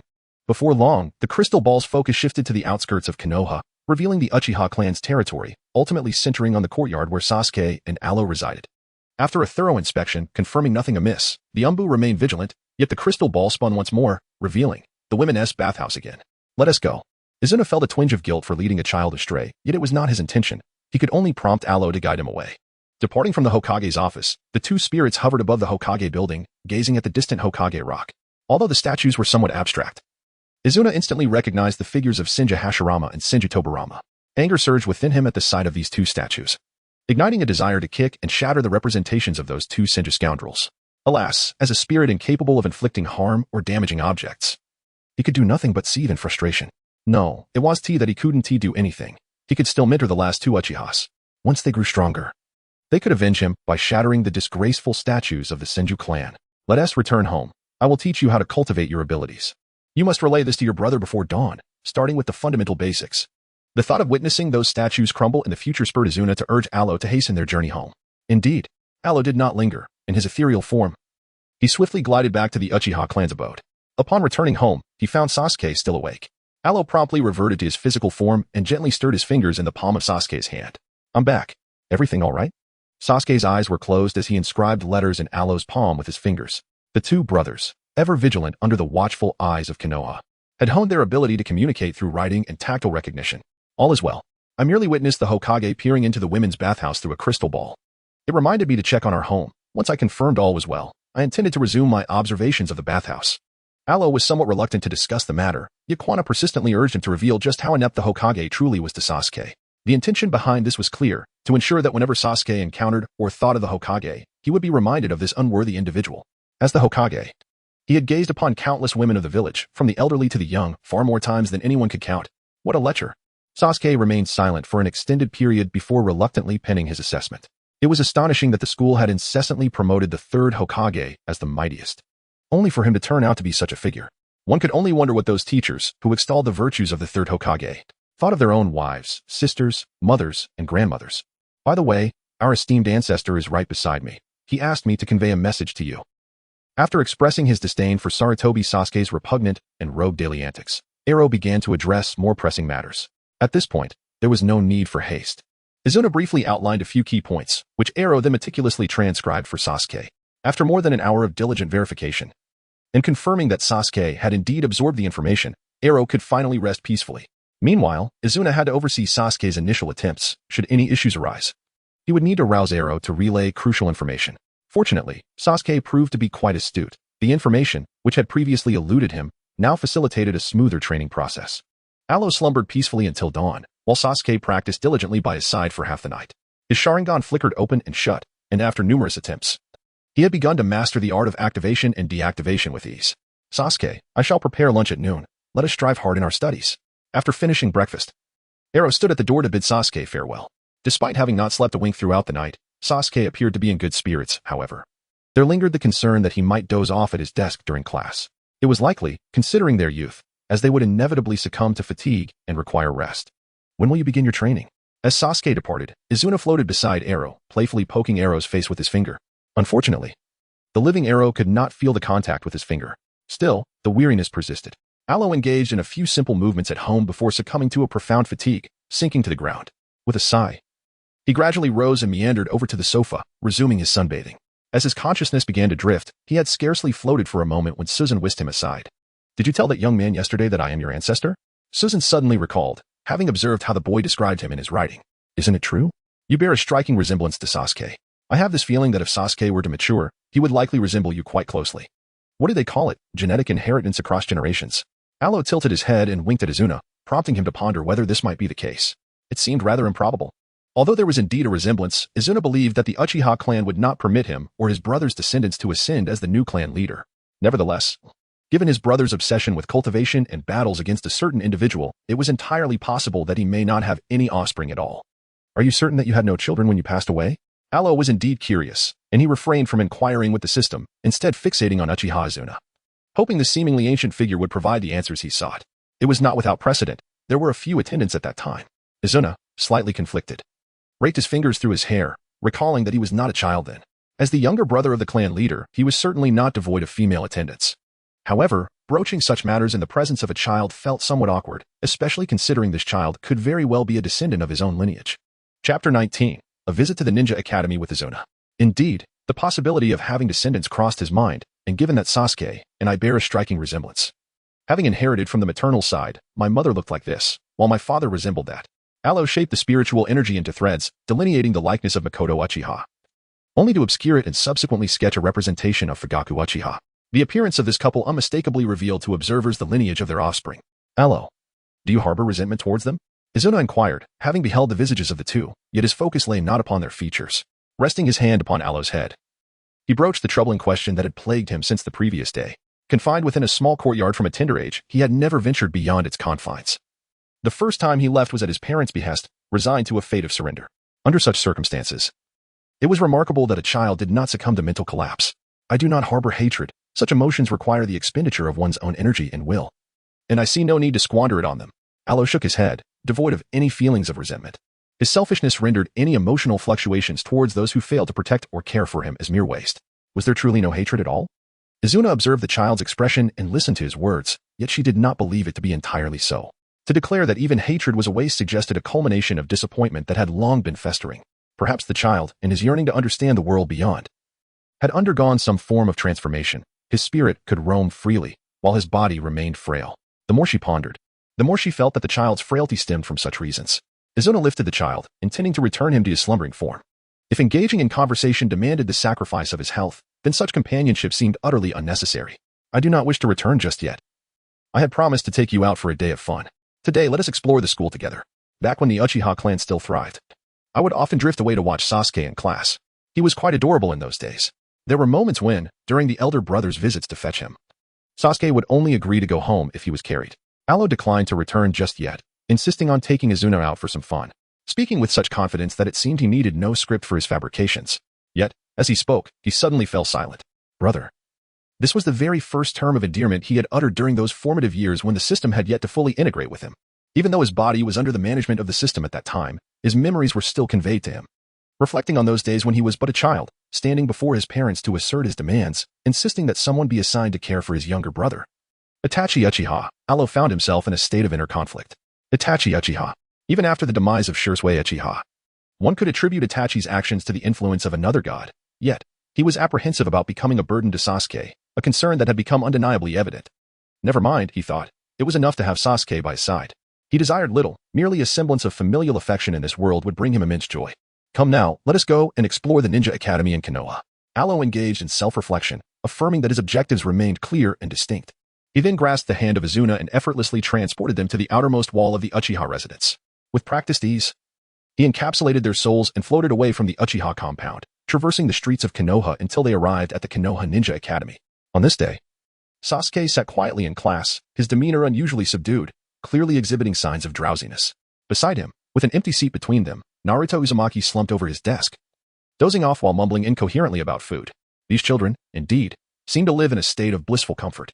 Izuna observed the students who were either asleep, daydreaming, or engaging in playful antics, reminiscing about their childhood. His emotions were a tangled web. Is this truly the future his brother envisioned? Yes, it is remarkably serene. I have heard that in times past, children as young as 6 were sent to battle, learning both taijutsu and ninjutsu. Yet, in the current educational system, students graduate with only the basic transformation technique, while other skills remain beyond their reach. Alo floated outside the window, gazing at Sasuke, extending his hand to mimic a gentle pat on the head, then breaking into a smile. In response to Izuna's lamentation, he shook his head and pulled Izuna toward this year's graduating class, eager to showcase the students' abilities. At the age of 12, in Izuna's era, one would already be considered a competent warrior, yet these students struggled even with the basic three-body technique. While their performance was not as chaotic as that of Naruto in the original narrative, the lack of tangible effectiveness was evident. Their hand-sealing speed was so sluggish that they might be kicked away by an opponent before completing the seals. What, then, were they truly learning? Izuna scrutinized the graduating class for a while, confirming that very few stood out. As a member of the Uchiha clan, who had been trained in ninjutsu, taijutsu, and lethal techniques from a young age, he found it inconceivable that, after 6 years of education under vigilant teachers, this was the caliber of ninjas produced. Was the purpose of their schooling merely to entertain them? There was an abundance of knowledge to be acquired, academic teachings, combat courses, and students practicing their throws on the playground. Most importantly, the new students admitted this year were still grappling with these fundamentals. Let us go and listen in. Alo grasped the hand of Quan Nai and sprinted, gliding past the playground where the children played, until they reached the window of a first-grade classroom. Observing the teacher passionately recounting the tales of the third Hokage, heralded as the mightiest of all, Alo urged Quan Nai to listen attentively, for he would surely glean some understanding. The mightiest? That perverted old man? The more Quan Nai listened, the more his ire ignited. Is this truly how educators instruct their students? A man who, since ascending to the role of Hokage, has shunned the battlefield, wherein lies his strength? Has this era come to measure power by something other than sheer capability? His greatest strength seems to be his mere survival. Alo's innocent laughter belied the increasing incongruity of his words with his tender age. To this, Suena felt no surprise, for in their era, Alo's demeanor was the epitome of normalcy. One could only imagine how much he must dread the emergence of prodigies. As for the classroom still animatedly recounting tales of the mightiest Hokage, Suena had lost all desire to witness such spectacles. It is little wonder that the fourth Hokage met his swift demise. A mere-tailed beast could bring down the most formidable warrior of the time, especially when accompanied by a member of the Uzumaki clan. Indeed, it was said that the couple, Minato and Kushina, perished during the turmoil of the Nine Tails, while the legendary Konoha White Fang fell victim to whispers and rumors. As for the legendary Sannin, one defected and allegedly joined some clandestine organization. Another vanished into the world of gambling, and the last, having grasped some essence of mastery, spent his days lurking in women's baths, drawing inspiration from the women he had gazed upon, all the while seeking the so-called child of prophecy. Alo harbors a disdain for Konohagakure and holds a particular aversion towards the third Hokage, Hiruzen Sarutobi, and consequently, his disciples as well. Orochimaru, however, is a different matter. This scientist has always been resolute in his ambitions, fixated on the Uchiha clan's vessel, yet undeniably, he has contributed to Sasuke's growth. Furthermore, due to Alo's personal inclinations, he has a preference for scientists. As for Tsunade, being of the Senju clan, Her relations with the Uchiha are notably antagonistic. And that lecherous sage, Jiraiya, the toad sage from Mount Myaboku, who once deceived a pair of brothers into committing matricide, is equally loathed, even before the narrative truly unfolds. In Chapter 20, the second achievement arises, sleeping in class together. The greatest annoyance is that perverse individual who spies on women in the bathing house. As Izuna observed the child speaking of a certain individual, his expression was filled with disdain, dissipating his previously unfavorable mood, intending to amuse the child. The Uchiha clan's rapport with the village is rather tenuous, and they likely seldom frequented the baths of Konohagakure in the past. However, I cannot guarantee what type of girlfriend I may find in the future. What if my future beloved happens to be from the village? And my brother, too, must be seeking a spouse if his future sister-in-law is merely an ordinary ninja or a commoner from Konoha. Would she not be subjected to the lecherous gazes of old perverts? Furthermore, contemplating an even more distant future. Should my brother or I marry and be blessed with a precious daughter, would that child, alongside her friends, be vulnerable to prying eyes while bathing at the Konoha hot springs? If she were to be spied upon, potentially depicted or used as an inspiration for stories, and subsequently disseminated throughout the entire shinobi world, the emotional turmoil she might endure upon discovering such truths could lead to her despair. Alo had no intention of seeking a girlfriend, let alone fathering a daughter. However, this did not impede his desire to convey to Izuna the reasons behind his disdain for lecherous old men. The men of Konoha truly seemed unfortunate, surrounded by mothers, sisters, wives, daughters, and even granddaughters. You're still young. Don't overthink things. Izuna gazed vacantly at Alo, his eyes somewhat unfocused, momentarily at a loss for words. Such matters, if not personally relatable, might not evoke much contemplation. Yet, once one envisioned a future wife and beloved daughter, the urge to eliminate certain old scoundrels surged within.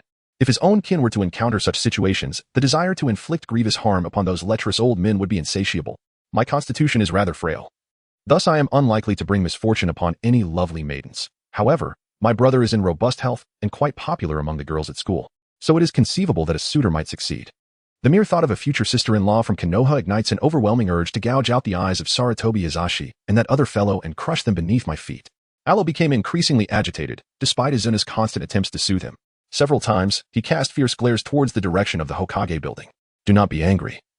Let us return home where I can teach you about chakra cultivation. Although your body is currently unable to harness chakra with proper care, it won't be long before you can attempt it, she coaxed gently. Izuna felt that she lacked any natural talent for comforting children. However, it was evident that Alo was in a foul mood, and even if she was not adept at it, she had to learn to console him. Let us go home. Alo, accompanied by Senna, floated to the Hokage rock, delivering several kicks to the statue of the third Hokage before huffily returning home. Upon arrival, he released Senna and, without even a word of greeting, slipped back into his slumbering body. After a long while of being watched intently by Senna, Alo finally stretched and awoke. It was nearly noon, and he had slept for such an extended period that he realized he needed to prepare a meal. The child leapt from the sofa, washed his face, and swiftly made his way to the kitchen. He prepared a simple dish of cold tossed vegetables, and the rice had been scheduled in advance by Sasuke before school. When Sasuke returned home, it was still a delightful mealtime for the two brothers. In the afternoon, Sasuke attended his class while Alo continued to lounge about. Observing the return of his body, Alo felt a complete detachment from any emotional engagement.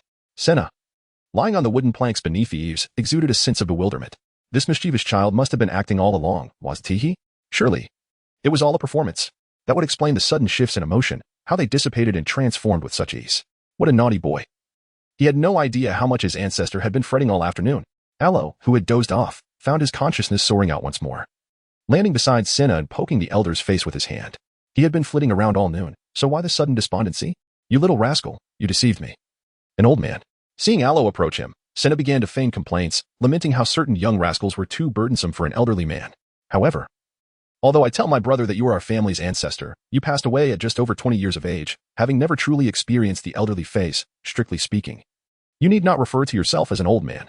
Alo sat on the floor, observing the stunned expression of Senna, nodding earnestly as he spoke. It is not the elderly. Rather, it is the young Senna, who met his demise beneath the blade of Hashirama Senju. How unfortunate it is that your ancestor lacked the prowess to live to an advanced age.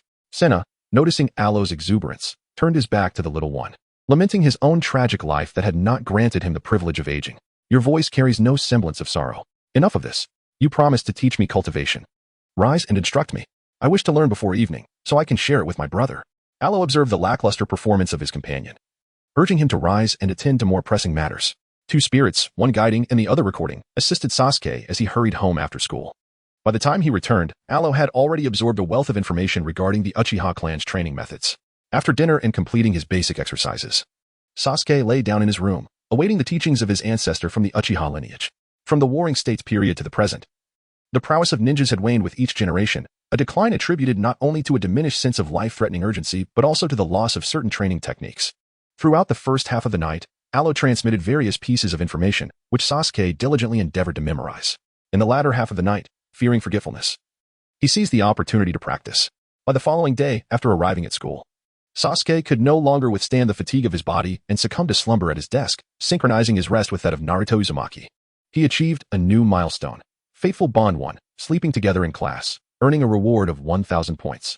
Throughout the morning, Alo had been deprived of sleep, occupied only with preparing the dishes for lunch and digging a few holes in the adjacent yard, intent on cultivating some quick-growing vegetables. Suddenly, a notification from the system caught his attention, an achievement reward? Previously, when Sasuke had pummeled Naruto after school, there had been no such recognition. After 2 sleepless nights, he had succumbed to exhaustion and dozed off at his desk, and yet, this warranted an achievement? The system's current criteria for accomplishments seemed increasingly absurd. There was no need for the host to doubt. For Sasuke Uchiha, sleeping in class was indeed a rare occurrence. The system made its presence known, emphasizing that such achievements were not easily attained. Sasuke placed great importance on his image, particularly after the night of the massacre, believing himself to carry the weight of Uchiha honor, striving for excellence in all endeavors. In his view, sleeping during class was simply unacceptable. Chapter 21. The Art of Spiritual Cultivation, Techniques for Nurturing the Soul. Very well, 1,000 points. Let me see what valuable items I can exchange for. Alo had never given much thought to the matter of points, as both he and the system had grown accustomed to the absence of achievements over the years, which had become a normal state of affairs. The sudden availability of points now, however, certainly called for some expenditure. The host had yet to reach the chi refinement stage and had not unlocked the ability to exchange chakra attributes, rendering him unable to redeem items from this world. Although the system provided a prompt, the decision to purchase ultimately lay with Alo. Upon accessing the system's marketplace, he discovered that the available items were all various tools and techniques related to cultivation, all of which were within Alo's capability to utilize. The spirit cultivation technique, a practice that enhances the strength of the soul, applicable to both living beings and spirits. Price, 999 points. System. Thank you for leaving me with 1 point. Upon witnessing this, Aro made the immediate decision to purchase it. After acquiring it, he found that he did not need to exert effort in deciphering its intricacies, which was a convenience inherently provided by the system. However, his motivation for this purchase extended beyond mere self-cultivation. It was also due to the fact that the cultivation method of this spiritual technique was not solely confined to his own practice. Sasuke, as the reincarnation of Indra's will, possessed a soul that was autonomous, yet the lingering essence of Indra's will remained, inevitably leading to occurrences that might displease Aro. Therefore, during the course of his growth, Aro needed to empower Sasuke's soul. The greater the strength of the soul, the easier it would be to liberate oneself from the remnants of that will. Host. Instructing the inhabitants of this world in the art of cultivation will not be a trivial endeavor. The system imposes no restrictions, yet essential reminders cannot be overlooked. For Aro, the spiritual technique was exceedingly simple, even more so than the cultivation methods from his previous world. However, the youth of this realm primarily focused on chakra, aspiring to become ninjas. Thus, this spiritual technique represented an invasion of external information. It matters not, for I shall utilize it myself. For them, being able to cultivate is most advantageous. Should they fail to do so, I shall not suffer a loss. Nevertheless, Alo turned around with a smile, gazing at the ancestral soul entity squatting before him. Both the undead and the living could cultivate. Thus, he decided to begin with this elder of the dead, observing his progress to identify areas that required refinement. I sense that there is a lurking danger behind that smile of yours. For a considerable time, Izuna watched Alo, who suddenly burst into laughter and instinctively felt that he should hasten his escape. Yet, he could not suppress his curiosity, wondering what mischief this mischievous lad was up to this time. Was it yet another act to ensnare him, or perhaps an entirely new game? Alas, it seemed he was incapable of doing anything right, yet here he was, exhausted after digging just a few holes. Alo let out a sigh, placing the small shovel on the ground before rising leisurely to wash his hands, then lying back down once more. Alo, do share what you intend to do next. Quipped Suena, observing the ethereal form of Alo manifesting without the slightest hint of surprise. In fact, the more Alo hesitated to speak, the more Suena felt an urge to inquire further. Elder, I wish to ask if there are any cultivation methods for the undead. Alo pondered, deeming it essential to seek clarity on the matter. Upon my demise, I awakened here. Even if there were cultivation techniques, I remain unable to access them. Shaking her head, Suena confessed her own ignorance regarding the state of souls after death. The Uchiha clan had seen countless souls depart, yet upon her arrival, she encountered no other spirits. Perhaps they had all transcended to another realm, leaving her alone in this world, caught in a temporal disarray that flung her from the Warring States period to the present. Would you care to try learning from me? I have devised a unique methodology for soul cultivation that may prove beneficial for you. Just look at you. Wandering aimlessly day after day, how dreadfully dull. Alo unabashedly proclaimed the spiritual cultivation technique as his own creation. After all, it was all his. And the system wouldn't reveal the truth to anyone. Thus, he could assert whatever he pleased. Could one learn it?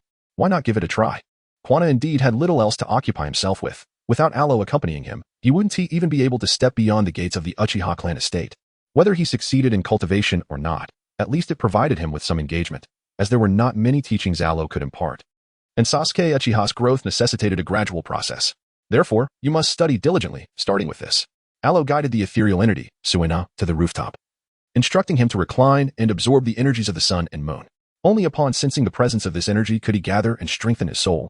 After reiterating the various techniques twice to ensure Suina had comprehended them, Alo settled down nearby, quietly engaging in his own energy absorption. Presently, while his soul's strength was considerable, being an outsider necessitated that he cultivate and enhance his abilities within this realm. It was said that Tsunade's partner, Dan Kato, possessed the art of spiritualization, allowing his soul to detach from his body to eliminate foes. To achieve a comparable level, Alo needed to first absorb a sufficient amount of energy intrinsic to this world. Although it posed some challenges, this approach promised greater safety. Suena lay on the rooftop, diligently attuning himself to the surroundings for an extended period. Yet he failed to detect any energy fluctuations. Observing Alo's state, which indeed indicated he was practicing, Suena continued to recline, activating his Sharingan in its spiritual form to capture any traces of energy in the vicinity. As dusk fell, Alo's spirit returned, eagerly awaiting Sasuke's arrival for dinner, casual conversation, and to watch him train. Following this, they would retire for the night. Day after day, their routines bore a striking resemblance, yet each day also heralded new progress. After more than half a month had elapsed, one night as Alo drifted into slumber, his spirit disengaged and ventured forth to greet Sasuke. In the dimly lit room, he beheld Sasuke, whose dual Tomo crimson eyes turned towards his location. It was evident. Sasuke, you can see me. As Alo floated about the room, he approached Sasuke, locking eyes with him when he was certain he could be seen. You can see me. Although Sasuke had long been aware of Alo's ability to drift around in a spiritual form at night, witnessing it firsthand was a novel experience. The ethereal figure, seemingly smaller than his physical form, glided weightlessly, drawing near to greet him. Sasuke reached out, eager to make contact, but his hand merely passed through the spirit. He lifted his fingers and inscribed words in the small hand he still held. While he could see Alo, a sense of unease overshadowed any joy. If you go out now, will you be discovered? Sasuke's concern stemmed from his brother's penchant for wandering outside. Previously, being invisible posed no issue, but now, in his current state, he could be perceived by the Sharingan, increasing the risk of detection by other ocular techniques or ninja arts. Alo's presence in such a form rendered venturing outside exceedingly perilous. Chapter 22. Alo is stolen, the delight of Orochimaru. It's all right. I can control whether I am seen or not. After Alo finished speaking, the ethereal figure that had been clearly visible before Sasuke gradually faded away until it vanished completely. That's enough for today. Let's refrain from going out for a few days and focus on resting before we consider any outings. Although it had indeed become invisible, Sasuke remained uneasy, gripping Alo's hand as he continued to write, urging him to return first. With a slight movement of his fingers, Alo returned, tugged the blanket close to his chest, and resolutely decided not to go out. The interactions between the two brothers had long since become a habit. However, for Suigetsu, basking in the moonlight on the rooftop, it felt as though he were enduring a torment. Not only had his training yielded little progress, but he also found himself parading brotherly affection in front of a lost soul that could not even find his brother. Such an affront. Once again, he drifted through a tranquil night of slumber. The following morning, Sasuke greeted Alo and set off to school with a batch of rice balls he had prepared. The school was conducting an outdoor survival training session that day, making it impossible for him to return home at noon. After Sasuke departed, Alo continued to lie in the sun, but just as he settled into sleep, his soul ventured out to greet Suigetsu. Suddenly, a member of the Umbu descended upon him, scattering a powder that rendered him incapacitated before seizing his body and dragging it away. Ancestors, please keep watch here for me. I shall investigate their intentions. Alo did not return to his body. He merely chased after the form that had been taken away, swiftly racing into the distance. This troublesome Konoha could not find a moment's peace. Izuna floated back to the rooftop, observing the distant figures of Alo and the Konoha Umbu. The three Tomo in his eyes flickered momentarily before converging into a singular, powerful manifestation. Aluo hovered beside the dark division, observing as his body transitioned from being lifted to being held in a single arm. He felt no urgency to return to his corporeal form, instead choosing to watch how the events would unfold. Initially, he surmised that he was being taken to Konoha Hospital for a checkup. As his physical condition had improved significantly of late, Konoha likely required detailed data regarding his health. However, the dark division veered off course. swiftly leading him to a secluded area within the village, prompting Aluo to ponder whether Danzo was behind this. Fortunately, he did not have to speculate for long, for soon enough, he beheld the individual awaiting him. Orochimaru, this child must not perish. Danzo cast a cold snort at the sight of the child being handed over to Orochimaru before he departed from the subterranean hideout with his entourage. Had it not been for Orochimaru's insistence on examining another survivor from the Uchiha clan, he would not have sought Sarutobi Hiruzen's approval to have the child brought in for a day. Yet, what could Orochimaru possibly want to examine about this boy? Was the poison he had been exposed to in utero somehow linked to Orochimaru? Regardless of the connection, the boy was deemed a worthless wretch, and Danzo harbored no concern for his fate.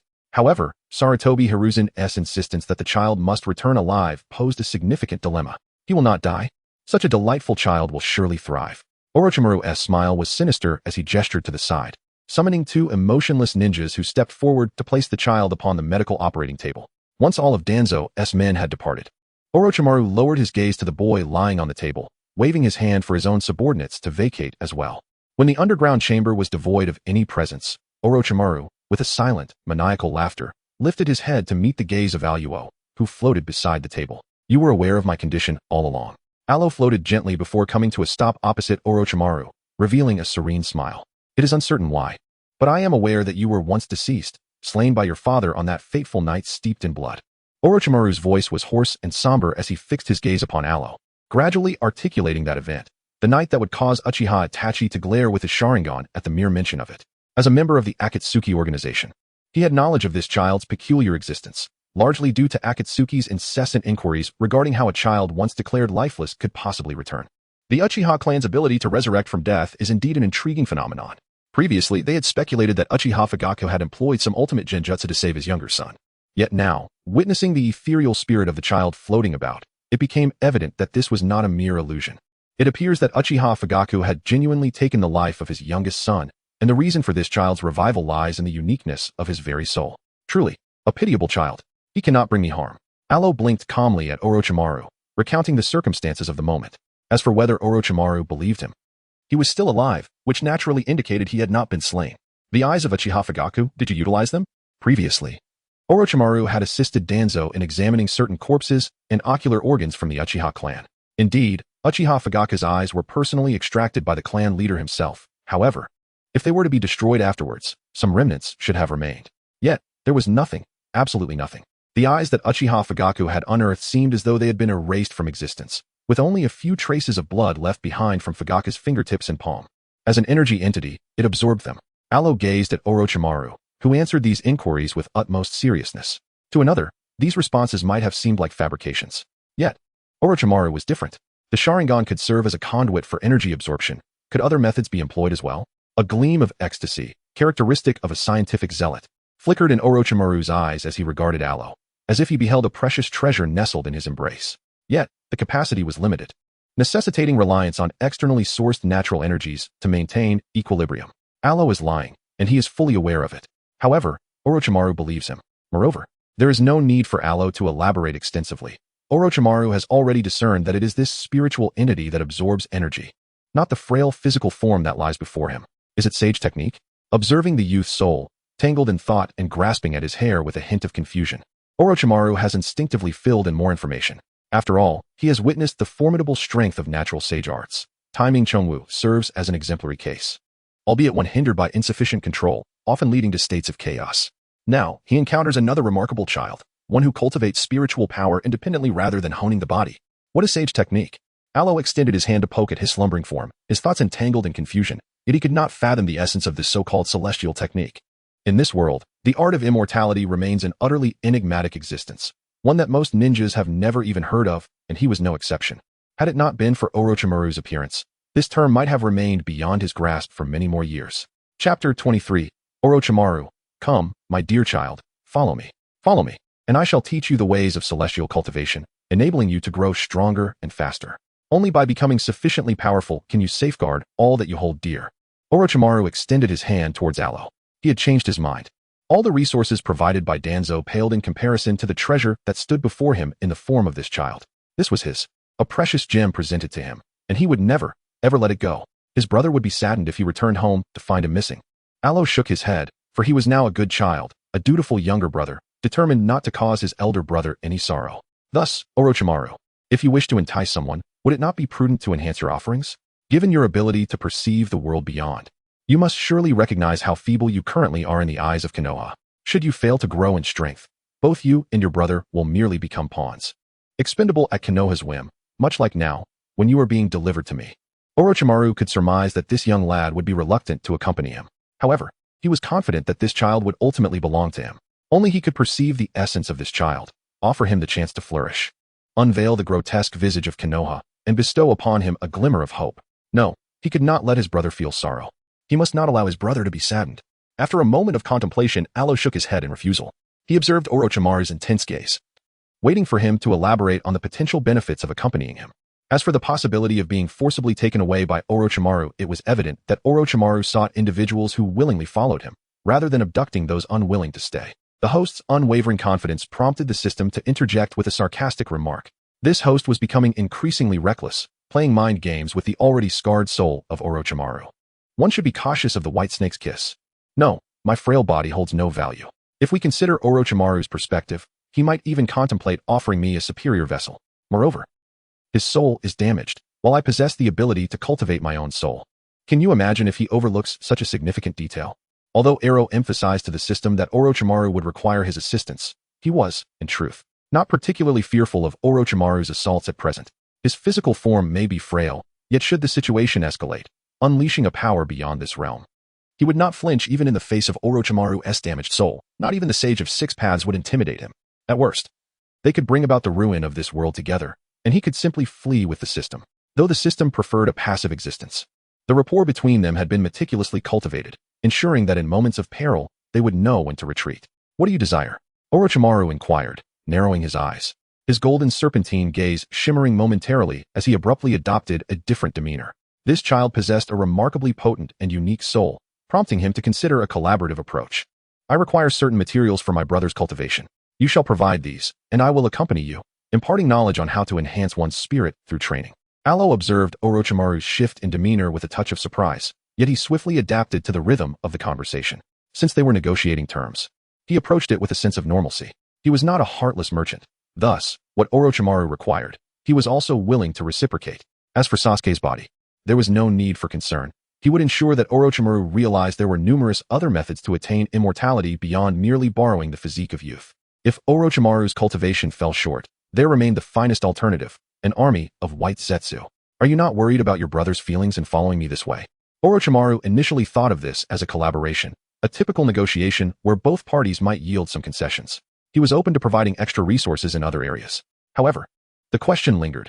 Was this child truly negotiating a partnership, merely requesting him to supply materials beneficial for Uchiha Sasuke's training, and then leaving it at that?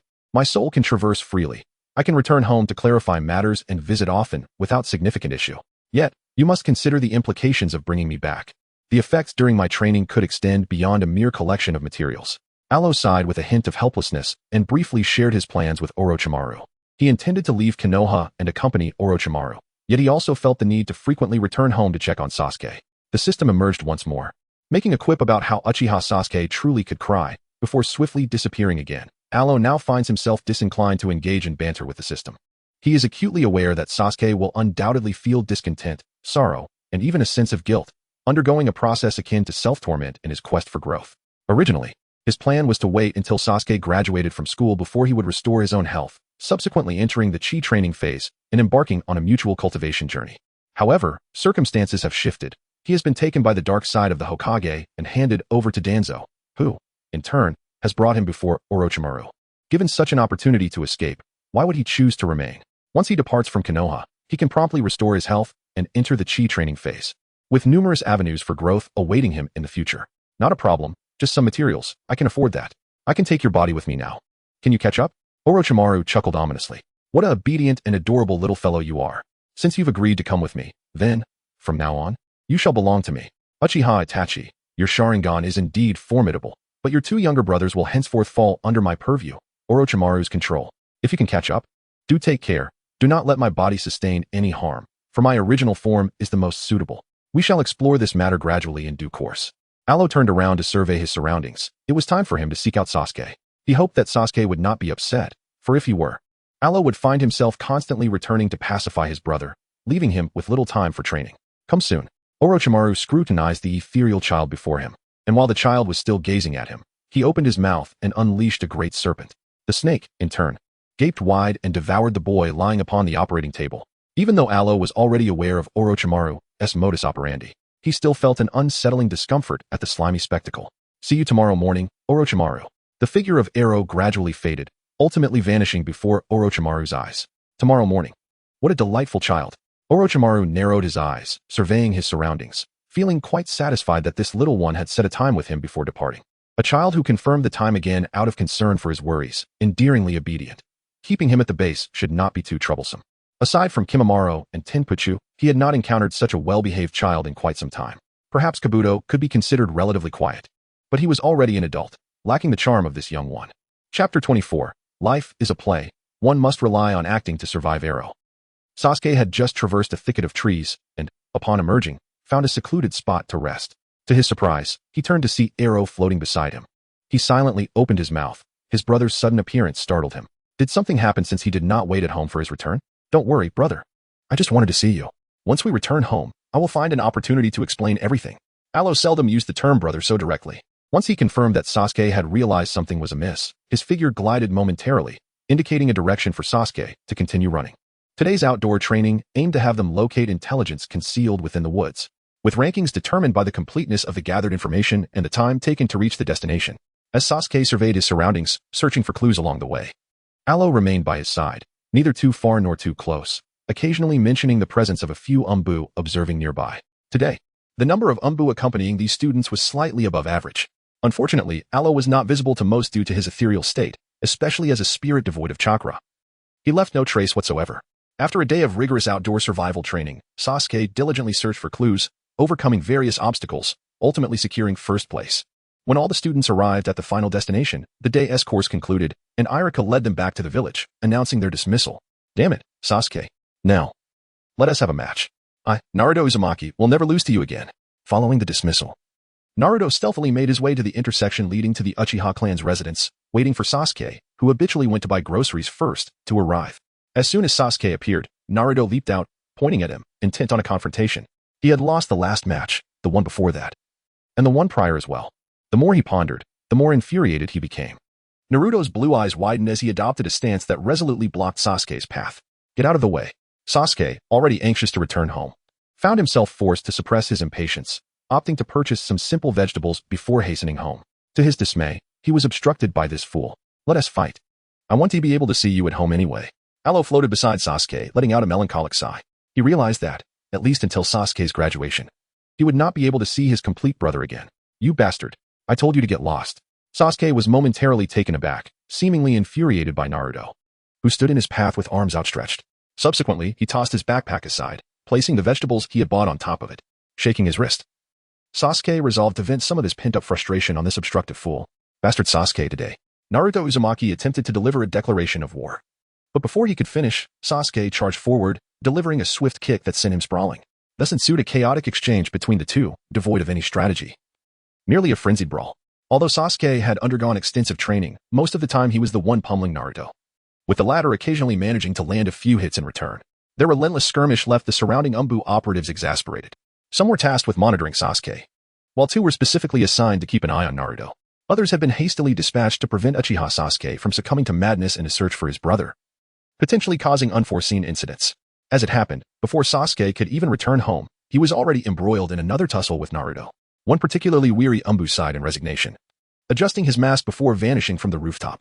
Shortly thereafter, Arika Umino, their teacher, passed by once more. He once again found himself admonishing these troublesome students, lining them up at the roadside to lecture and advise them repeatedly. Once he deemed their reprimand sufficient, Irika released them, allowing them to head home. Naruto, battered and aching, sat down to recuperate, while Sasuke promptly picked up his backpack and vegetables, hastily making his way home. Upon reaching the doorstep, he patted down the places where he had been struck, trying to minimize the visibility of the dust, then softened his expression considerably as he routinely opened the front door. Alo, brother is back. Tonight we shall have noodles. I bought some semi-prepared noodles. Just add the vegetables and boil them, and we can eat. Upon returning home and finding his brother absent from the courtyard, Sasuke quietly breathed a sigh of relief. He then naturally proceeded to the kitchen, placing the packaged noodles aside and preparing to wash the vegetables. However, after calling out several times without receiving a response. He set the vegetables down and ventured inside to search for his brother, who might be asleep. The bedroom was empty. The bathroom was vacant. The adjacent courtyard yielded no signs of life. "Allo, come out for dinner," Sasuke called out from the rooftop, running along the courtyard wall as he shouted, tirelessly searching for his brother's whereabouts. "Host, you have raised Sasuke in a peculiar manner. This acting skill is impressive. Once you achieve success, remember to craft a little golden statue for him." The system felt a sense of satisfaction regarding Uchiha Sasuke's newfound theatrical prowess. Yet, it did not prevent it from making a comment about the host's own dramatic tendencies, questioning how Sasuke had learned to excel in this regard. Life is but a play, entirely reliant on skill. Ever since he realized we are constantly under the watchful eyes of Konoha, he had no other choice. Allo floated beside Sasuke, observing as his expression shifted from anxiety to sorrow, and then to despair. The entire Uchiha clan estate bore no trace of his brother. Unable to find him at home, Sasuke attempted to rush to the village of Konoha in search of his sibling. "Sasuke, what is wrong?" Naruto Uzumaki, still nursing the pain from a recent beating, remained rooted in place. He noticed Sasuke emerging from his home, panic etched across his face.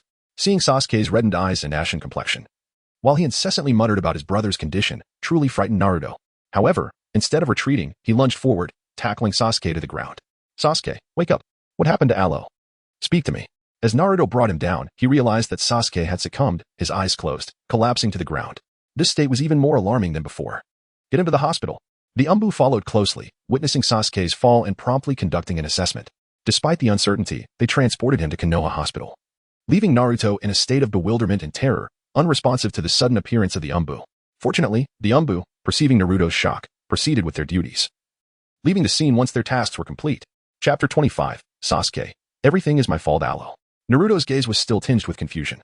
He had witnessed Allo floating moments ago. Did that mean Allo was dead? Had his intervention, preventing Sasuke from returning home, led to Allo's misfortune? Uncertain whether this was his fault, he found himself unable to voice any accusations or even acknowledge what he had seen. The masked ninjas appeared oddly indifferent to Sasuke, merely confirming his survival before whisking him away. Trembling and tormented, Naruto stood and staggered homeward. Meanwhile, Izuna, who had rarely ventured out, glanced curiously at Naruto and then towards the hospital, ultimately deciding to follow the golden-haired boy. This must be the fabled son of the Uzumaki clan that Allo had mentioned. Had he truly seen Allo? Yet, even with his newfound ability to train, this boy could not perceive him, suggesting that Allo had intentionally allowed him to be seen.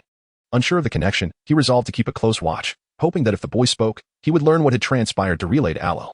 Simultaneously, within the hospital, Sasuke lay on a hospital bed, receiving medical attention. Outside the ward, Hiruzen Sarutobi and Danzo Shimura awaited news. Hiruzen cast several icy glances at Danzo, who, instead of retorting, lowered his head, his cane striking the ground in frustration, his anger surpassing that of Hiruzen. Inside the ward, apart from the attending physicians and nurses, Umbu ninjas, two ethereal youths perched on the windowsill. During their journey, Allo had temporarily extracted Sasuke's spirit from his body. Since Sasuke's soul could not fully detach, a portion remained connected, allowing them to converse nearby. Orochimaru is one of the legendary three. You mentioned he would use the bodies of talented youths as vessels. Can you truly find safety there? Despite having been briefed by his brother about the surrounding environment and the various attitudes and conspiracies within Konoha, Sasuke, although uncomfortable, steeled himself to learn the art of disguise to protect his sibling. From writing in his palm to suppressing his rage and resentment, he had gradually learned to mask his true emotions. Now, as he listened to Allo explain how his body was transferred into Orochimaru's hands, he felt a deep-seated hatred for Konoha yet recognized his own limitations, knowing better than to confront the village's higher-ups. He resolved to survive, to grow stronger, and ultimately seek vengeance against Konoha. However, Orochimaru had taken his brother's body, and he would see him no more. Furthermore, Orochimaru's domain was fraught with peril. He had heard Allo speak of the difficulties in dealing with the legendary three. He is intrigued by my soul. I can sense it. Orochimaru bears many scars upon his own spirit. In the future, he will provide for my training while I assist in nurturing his soul, perhaps gathering materials to send to my brother. Konoha offers us no opportunities to grow stronger, so we must resort to clandestine means. I await the day my brother becomes strong enough to protect me. Allo rested his head upon Sasuke's shoulder, recounting the transaction he had with Orochimaru and his aspirations for the future. In Konoha, opportunities for growth seemed nearly non-existent, making their current situation rather favorable. He expressed a desire to return often, as long as it did not interfere with Sasuke's training. Sasuke grasped Allo's hand, reluctant to release his grip, yet aware that holding on was not a viable option, having always refrained from placing hope in others. He now found himself wishing fervently that Orochimaru would not bring any harm to Allo. I have assured him that I will frequently return home to be with my brother. Once I have mastered my studies, I shall teach him to train alongside me. My brother will soon be dining alone, he must eat well, as training should not encroach upon the necessary rest. Balance is an essential foundation for growth. Alo spoke leisurely, urging Sasuke to pay close attention to his health and well-being. Before them, the diligent doctors and nurses, after a series of examinations, confirmed that Sasuke's fainting was merely the result of a fit of anger. At last, this round of medical assessment and treatment had come to a conclusion. Alo cautiously returned Sasuke's soul to its rightful place, ensuring there were no lingering dangers before departing from the hospital room. Upon exiting, Alo floated to the entrance of the hospital and noticed Izuna hovering above the golden-haired child's head. What a childish act. Stepping on Naruto Uzumaki's head yet failing to make contact. Come now, let us return to your home, where I shall explain the situation to you. Alo cast a glance at the dazed Naruto, urging him to return home before discussing further matters. At this juncture, Naruto's presence at the hospital entrance posed no issue. After all, Sasuke's previous condition had quite startled him. However, should he utter anything here and Naruto were to react with an outburst, it could lead to dire consequences. Naruto, filled with myriad questions, could only lower his head, tears welling in his eyes, as he hurried home with Alo floating ahead of him. Upon returning, he shut the door and turned to grasp Alo, eager to seek clarity. Yet, his outstretched hand was abruptly yanked forward, causing him to tumble onto his bed without even removing his shoes. Subsequently, he clutched the blanket with both hands, rolled over, and buried himself within it, sobbing softly. Outside the window, a member of the Umbu listened to Naruto's cries, peering inside briefly before shaking his head and returning to gaze blankly at the sky. After a short while, silence enveloped the room, prompting the Umbu to glance in once more, discovering that Naruto had fallen asleep, cocooned in his blanket. In reality, at that moment, Naruto was being pulled by two souls into a place resembling a sewer, where he was being held down, obediently listening to a story. Chapter 26, Naruto. Live well so, I am not a demon fox, but the son of the fourth Hokage and his wife. Naruto looked at Alo with a sense of grievance. After listening for so long, he found that the protagonists of the story were, in fact, his parents. The demon fox, the great fox in the cage over there, is the Ninetales. And he is merely a vessel used to seal the Ninetales? At not yet 10 years of age, Naruto felt nothing but confusion, grievance, and anger. Having endured so much bullying throughout his childhood, he now realized that the third Hokage had believed that by subjecting him to extreme hardship and pain, he would come to appreciate the warmth that was hard-earned, thus ensuring his unwavering dedication to protecting Konoha. It was utterly unfair. There was no point in throwing a tantrum. I had already been sent by the Umbu to Elder Danzo, who then handed me over to a rogue ninja. Now, I could only return in spirit to observe. But should I ever displease them, or if someone offered a higher price, I would be sold without hesitation. Alo let out a sigh. Leaning against the pitch-black wall, his gaze devoid of sorrow, replaced instead by a disconcerting calmness. There was no emotion present. Yet it was precisely this absence that allowed Naruto to perceive the profound despair born from utter collapse. He too felt it. The solitary cage that housed immense power remained firmly locked.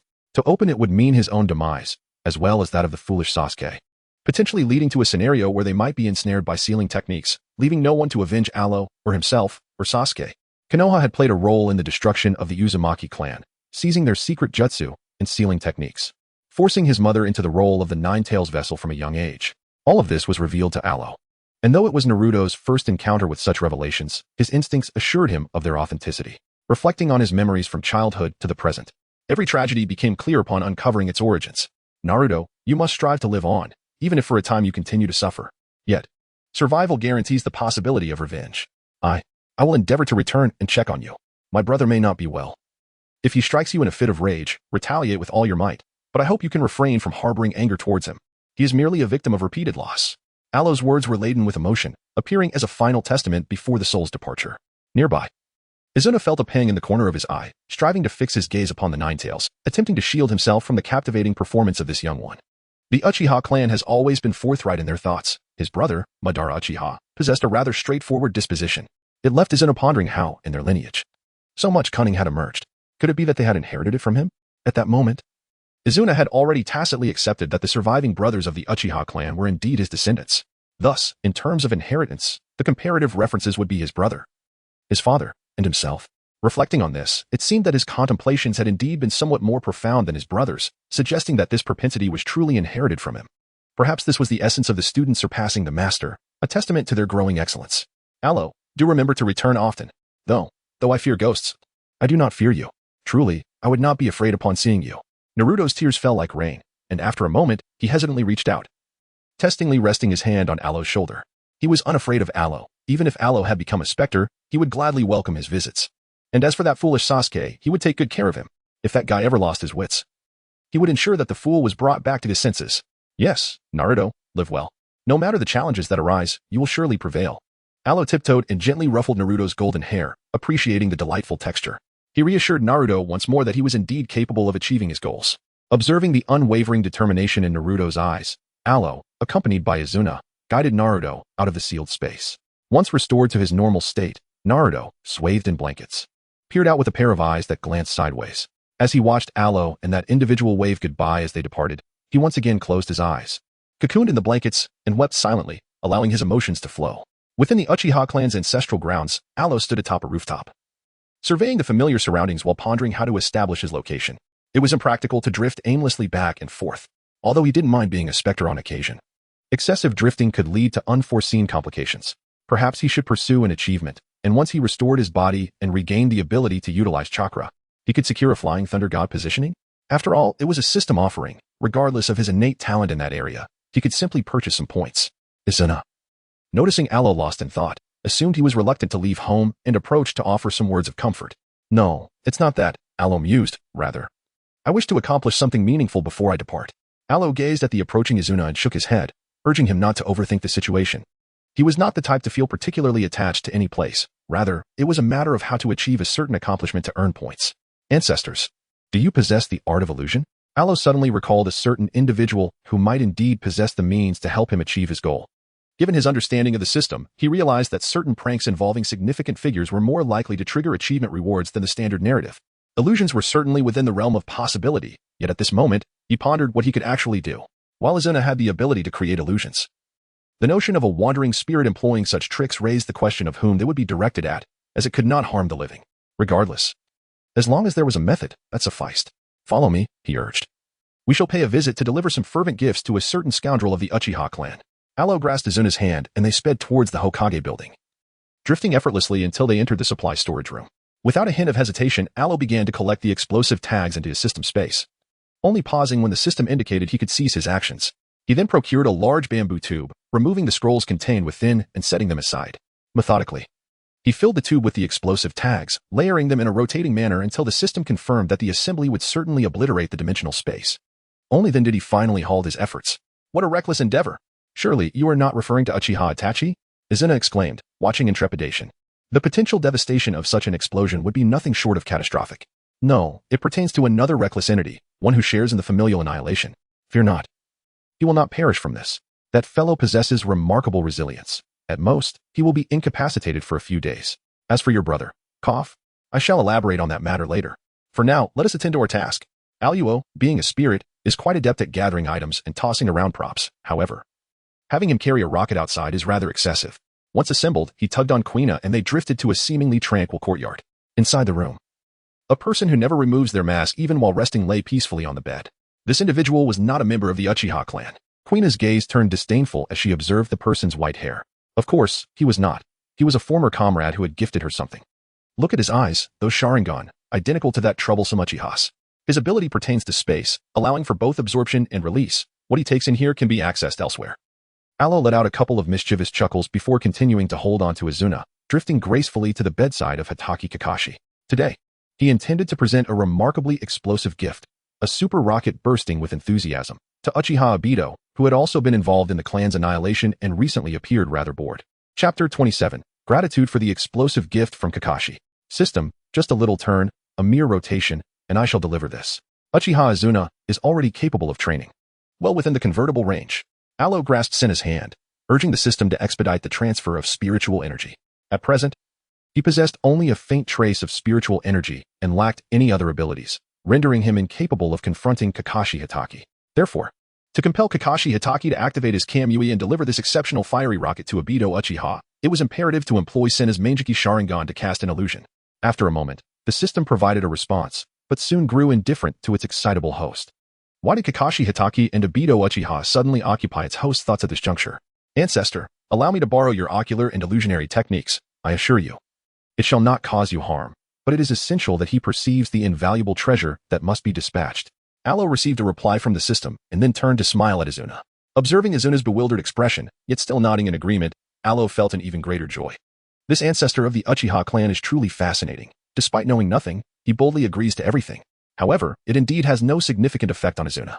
The consumption of chakra from the kaleidoscope, Sharingan, merely drains his spiritual energy and may cause some discomfort in his eyes. The prerequisite for his ability to borrow this power lies in Izuna having absorbed enough spiritual energy and having reached a conceptual alignment with him in a certain mode. Hatake Kakashi is up and ready to work.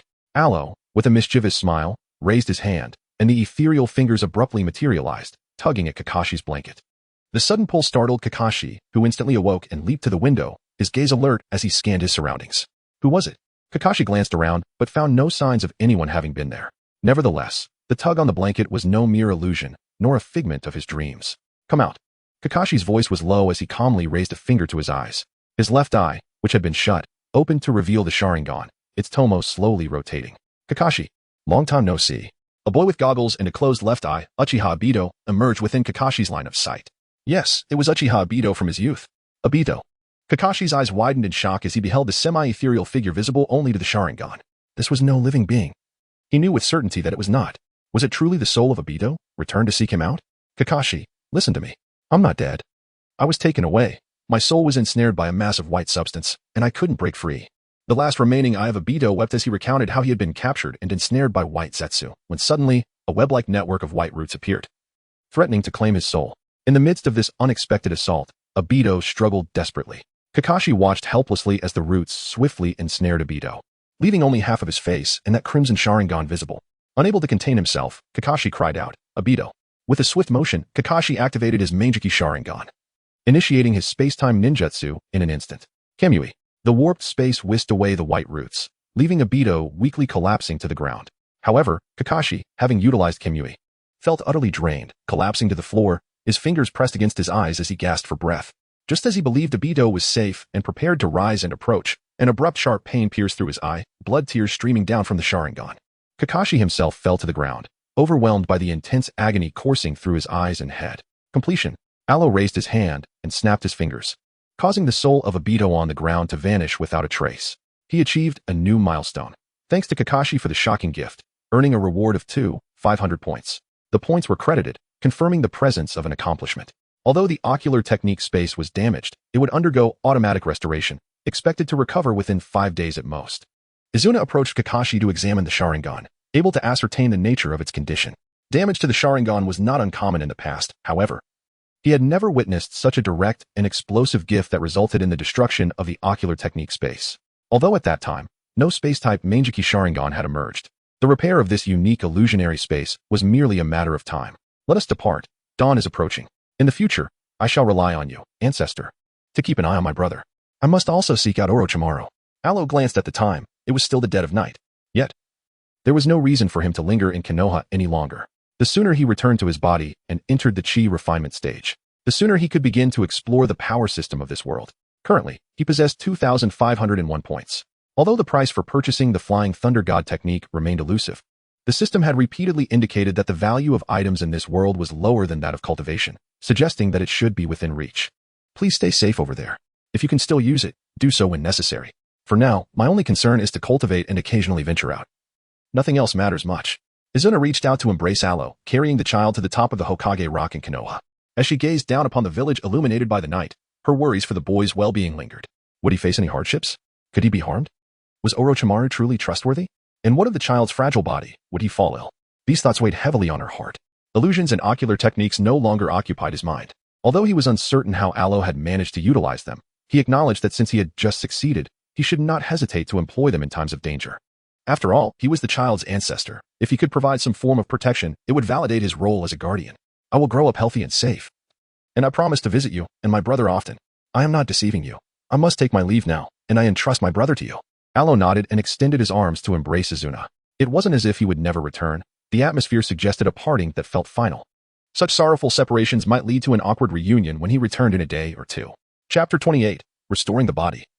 A healthy body holds subtle strength in the eerie underground base. Orochimaru stood before a machine, holding the latest examination report, his gaze oscillating between the report and the child lying on the table. The results were dismal, to say the least. With such a frail physique, not only was unlocking the Sharingan an impossibility, but even the extraction of chakra seemed unattainable. It was no wonder that Danzo's expression had been so peculiar when he insisted on conducting the examination himself. This body was not merely deficient in the context of a ninja's capabilities, but it had never held any promise from the very beginning. Has this value improved? A finger emerged before Orochimaru, pointing at a specific figure on the report. As the finger materialized, a spectral figure gradually became clearer to Orochimaru's eyes. Aloe manifested in this manner. "Welcome home, dear child." Orochimaru paused for a moment, then smiled and extended his hand, eager to tousle the slightly disheveled hair of the young boy. "What a charming young lad you are." "Home?" While it seemed that assenting directly at this moment would bring you more joy, I must emphasize that my true home is wherever my brother is. Aloe observed Orochimaru's cheerful demeanor and, after a moment of earnest contemplation, decided to elucidate the circumstances at hand. "It matters not. Once you grow stronger, you can bring your brother over as well." For the mischievous child of notable potential, Orochimaru considered himself quite accommodating, thus his smile broadened even further. "It depends on the situation. For now, remaining there is the safest option. Though Konoha has its shortcomings, they will not allow other villages to covet the remaining Uchiha heir." Aloe shook his head, feeling hesitant to alter the circumstances surrounding Sasuke. His own status as a waste had been usurped, and while Danzo was undoubtedly irked, the matter did not involve significant interests, thus it was unlikely to escalate into a major issue. However, Sasuke's situation was entirely different. Since the annihilation of the Uchiha clan, Sasuke Uchiha had become widely recognized as the last surviving member of his family, a poignant symbol of the past within Konoha. Tsunade of the Senju clan, Naruto of the Uzumaki clan, and Sasuke of the Uchiha clan. It appeared that each clan had been left with but a single representative. There was no need for concern. As long as one persevered and lived on, those grievances and feelings of resentment would surely be repaid in due time. Orochimaru's hand, which had been raised, finally rested upon the child's small head, yet regrettably, it lacked a physical form. He could see the child, but his fingers merely grasped at emptiness.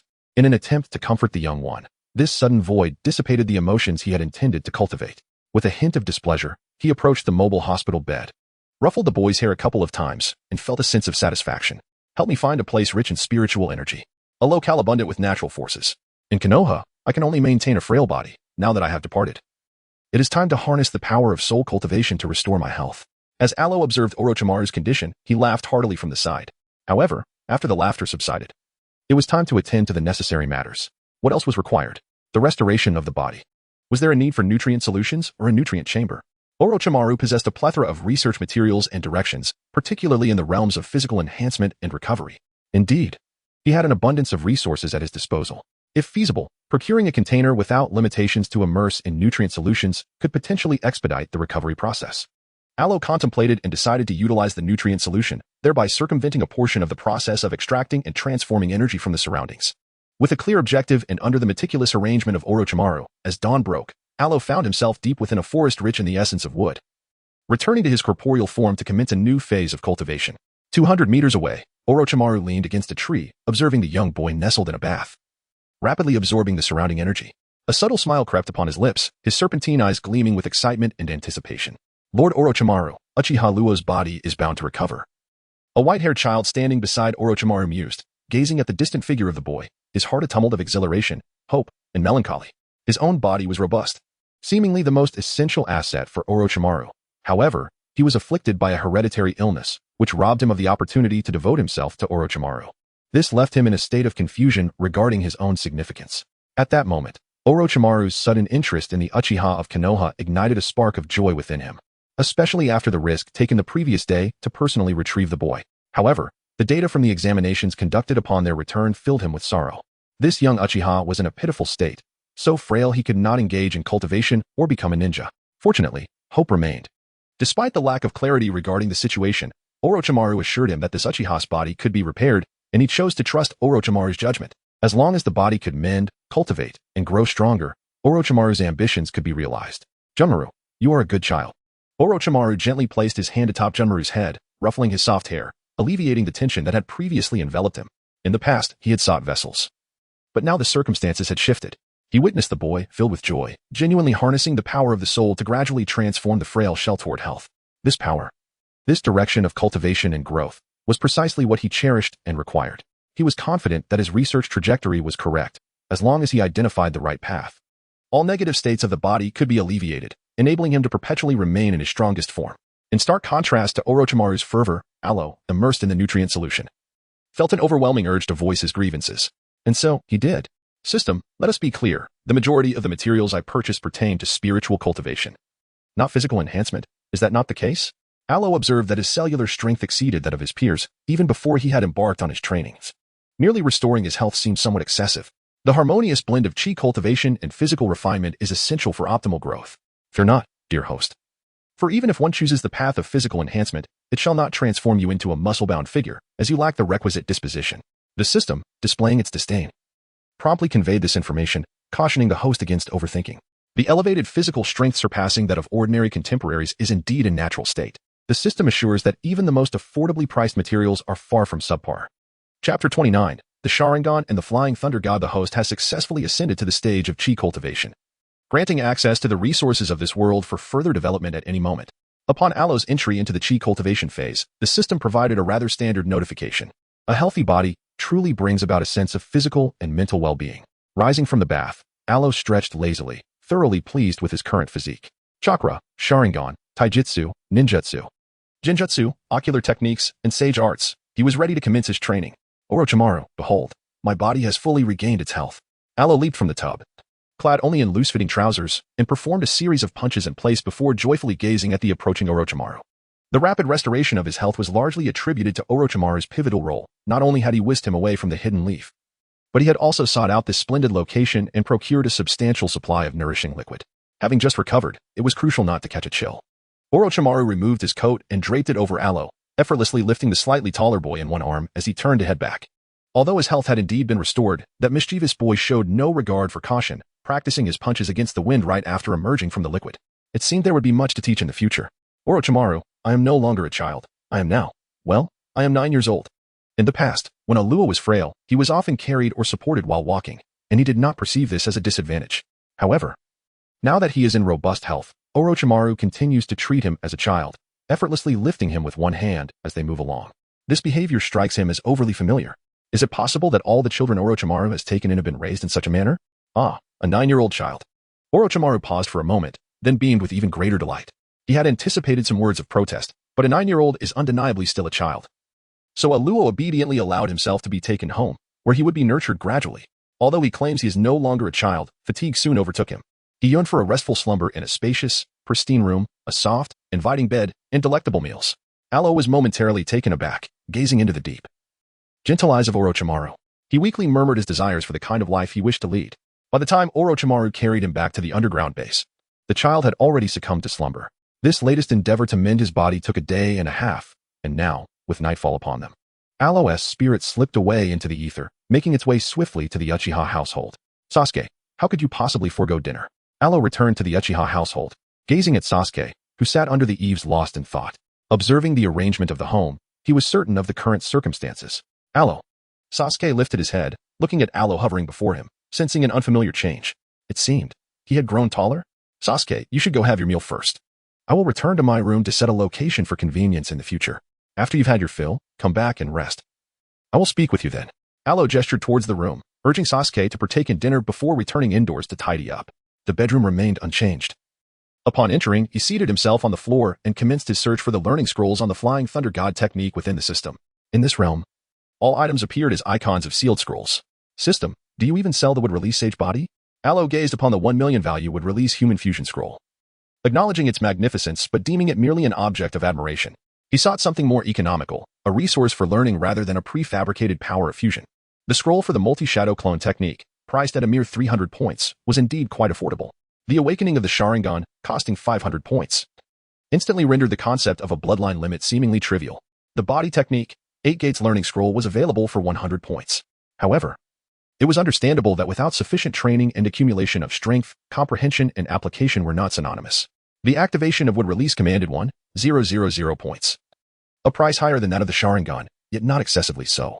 Even the summoning contracts from the 3 great sacred lands, which included a probability of activating sage arts, were also priced at 1,000 points, leading Aloe to firmly conclude that, within this system, the items of this world held little value. At least, learning scrolls and similar items were not worth much. Only those energy items that allowed for direct fusion and ninjutsu that could be effortlessly utilized upon purchase retained a reasonable price. For instance, the proficient version of the Flying Thunder God Fusion card, available for purchase at a price of merely 2,000 points. Aloe acquired the advanced version of the Flying Thunder God technique and immediately put it to use. Regarding the application of the Flying Thunder God, its principles, methods to conserve chakra more effectively, and how to achieve more precise positioning information, he naturally grasped the comprehensive series of usage techniques. However, upon gaining this understanding, he realized that mastering the Flying Thunder God was far from simple. It was not merely a reflection of the teaching methods of Senju Tobarama and Namikaze Minato. This technique demanded both innate talent and keen insight, requiring a moment of inspiration to truly master it. With 501 points remaining, Alo surveyed the available items for purchase and ultimately decided to acquire the Awakening of the Sharingan. The system remarked, "Host, you could attempt this on your own." The development of the Sharingan does not entirely rely on external stimulation. With good physical fitness and ample chakra, a bit of research will naturally enable its activation. Alo responded dismissively, "No need. I'm feeling rather lazy." Alo activated the Sharingan directly as crimson traces gradually suffused his originally jet black eyes. Amidst the swirling layers of blood mist, a black tomo coalesced into form. The host successfully awakened the Sharingan, signifying the activation of the Uchiha bloodline. A simple notification followed. Chakra levels insufficient. System, exchange 1 point for chakra. Allow me to leave the Flying Thunder God seal. Alo experimented with his Sharingan, finding little difficulty in utilizing his soul's power. However, the Flying Thunder God technique necessitated the presence of chakra, having only recently regained his health. His spiritual energy remained quite limited, rendering him incapable of inscribing the Flying Thunder God seal. Although the transformation had occurred, the chakra available was solely for this moment.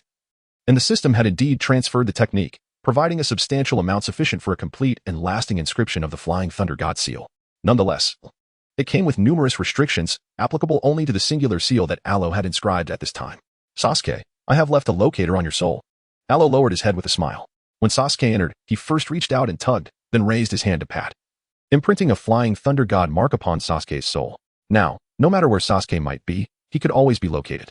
The system responded with a rolling eyes emoji, indicating its exasperation with Alo's increasingly mischievous antics. Alo's soul seemed to hover between realms, and as he looked at the beaming Alo, Sasuke extended his arms to embrace him. His younger brother, indeed, had swiftly returned to keep him company, and he could see that his brother was genuinely happy. Chapter 30. Listening to Alo recount tales of the past. "Both of you, to be mindful, let Sasuke rest comfortably in bed first." Izuna had stepped out for a brief moment, checking on Naruto's condition and engaging in a few words with the child before returning to keep an eye on Sasuke. To his surprise, upon his return, he found that the troublesome boy had come back home after merely a day. Indeed, the little rascal had mentioned yesterday that he would quickly return to see them. However, after such a dramatic farewell that seemed to suggest a life or death separation, how could he be back so soon? While his return was undoubtedly a positive development, it felt somewhat as though he had been played by the impudent lad. "Sasuke, can you see him? This is our family's ancient ancestor, Uchiha Izuna, a prematurely departed elder." Alo gently guided Sasuke's soul back, observing as Sasuke, with an expression of bewilderment, opened the quilt and lay down. He then proceeded to introduce Izuna's identity and background. Previously, when referring to the ancestor, Sasuke likely envisioned an elderly figure. However, seeing someone who resembles them yet appears notably youthful, it is entirely natural for him to feel a sense of conflict. What does it mean to be suspected? I may have departed this world somewhat prematurely, yet I am certain I have descendants. The resemblance you bear to my younger self is unmistakable. There is no doubt you are indeed my many great-grandchildren. Izuna stood with hands on hips, glaring at Alo, clearly displeased with the term suspected. It was this insufferable brat who first called him ancestor, and now that he has found his wings, he believes he can depart freely? How naive. I am certain that the ancestor was just as adorable in his youth, and I fully comprehend that sentiment. Alo extended his hand, pulling Sasuke's soul into a semblance of a corporeal form, while feigning sincerity in his acknowledgement of Izuna. "Alo, it is unkind to constantly vex the elderly. It is rather tiresome to console a weeping elder." Sasuke drew Alo beside him, half embracing his brother who could indeed return, and his initial ill temper dissipated significantly. The essence of the soul mattered little. As long as his brother remained free, it was quite acceptable. As for the notion of ancestors, he could see them now and felt no desire to question it, for their appearance undeniably resembled that of their future selves.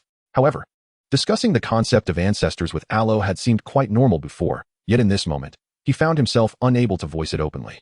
Indeed, he resolved not to be angered. After all, he too had a brother, albeit one who had been lost. The souls of Aro and Sasuke leaned together, two similar children sitting side by side, discussing topics that elicited exasperated yet helpless expressions from Izuna. "You previously mentioned that Uchiha Obito has some connection to my brother. Why is that?" Izuna observed Aro, who seemed perpetually inclined to mention his brother, and suddenly his eyes widened as he considered a certain possibility. This lad must surely know where his brother is. Reflecting on yesterday, when this boy had bullied that white-haired individual using genjutsu, it struck him that Uchiha Obito, along with that sticky white root-like creature, might be significantly linked to his brother. Surely, it couldn't be that this white entity had ensnared his brother, could it? Yet, those beings did not appear particularly formidable. Even if they were merely the souls of the deceased, his brother could not possibly be that weak.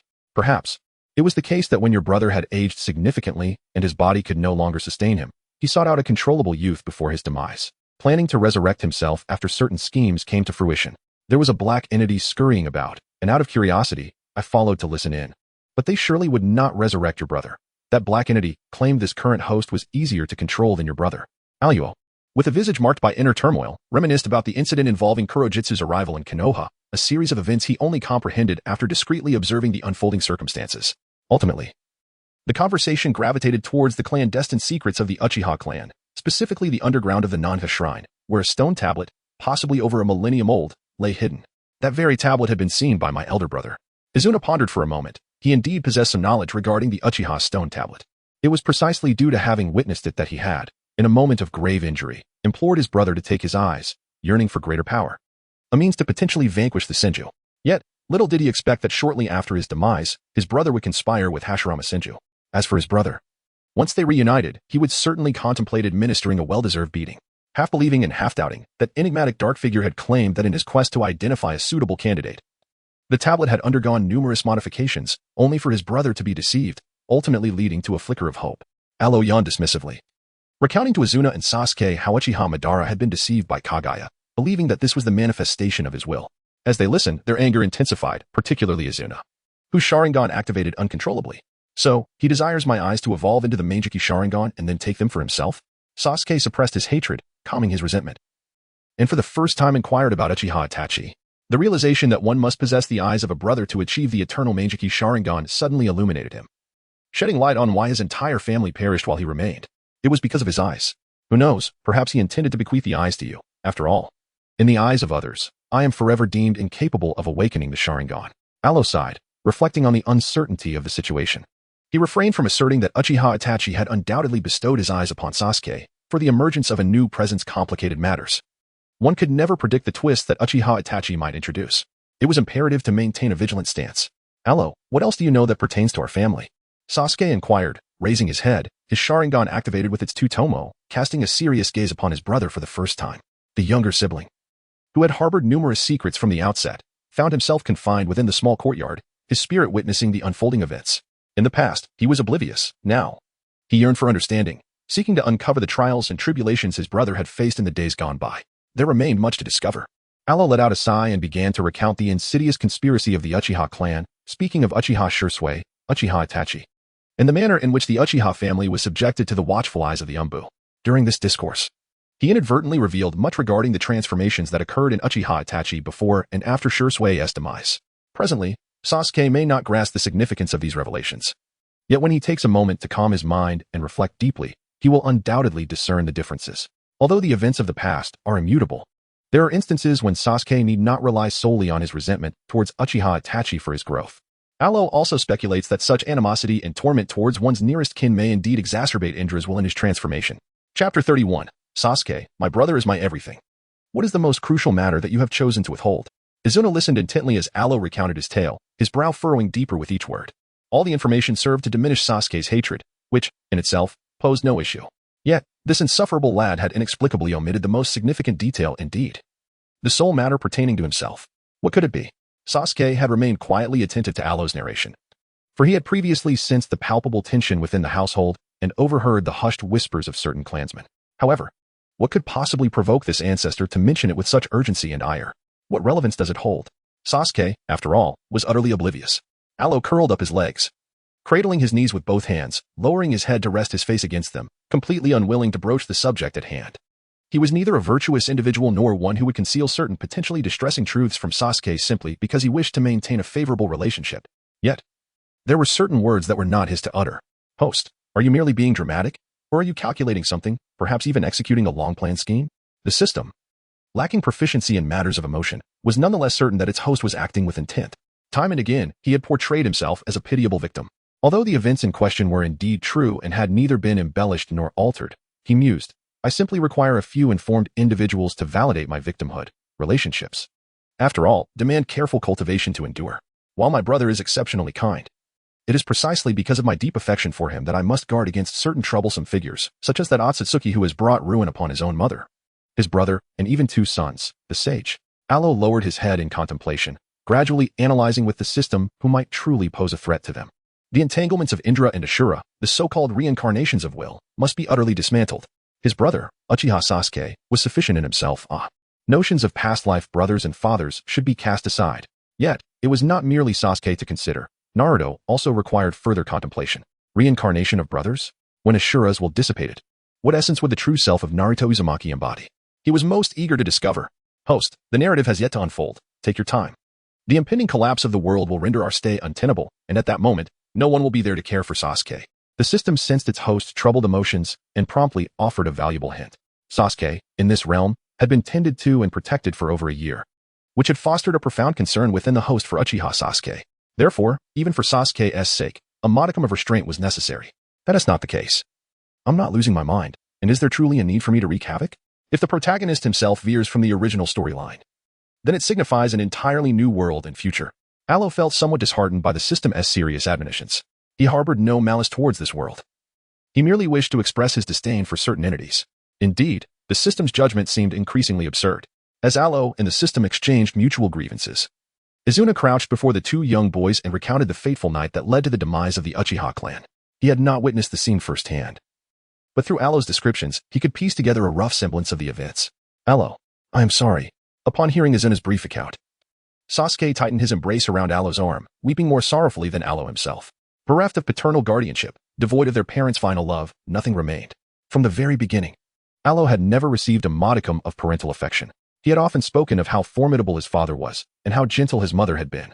The same topics that once seemed like an invitation for Alo to accompany him in reminiscing about cherished memories had now transformed into daggers piercing Alo's heart.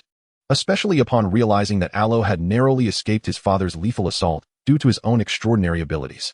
Their actions, though perhaps incomprehensible in many aspects, were undoubtedly rooted in love. It must be so. Alo let out a sigh and spoke of another equally existent truth. Neither weeping nor lamenting nor filled with sorrow, for everyone believed that his existence would be a burden to Sasuke, and thus, in order to prevent Sasuke from carrying an encumbrance, they unhesitatingly made that choice. Previously, Izuna had asked him if he harbored any hatred. He truly did not. Even though the system had designated him as Uchiha Sasuke's brother, upon being assessed at birth as a lifelong burden, the decision made by those parents severed the bond that had been established by blood. Furthermore, despite his frailty, during the initial 3 or 4 years, he had Itachi monitoring him, followed by Sasuke's visits to play with him in the subsequent years, which sufficed. Thus, Alo felt no resentment or hatred. Yet those two held little significance in his life. However, just because he lacked a parental connection did not mean that Sasuke should perceive those two as particularly malevolent.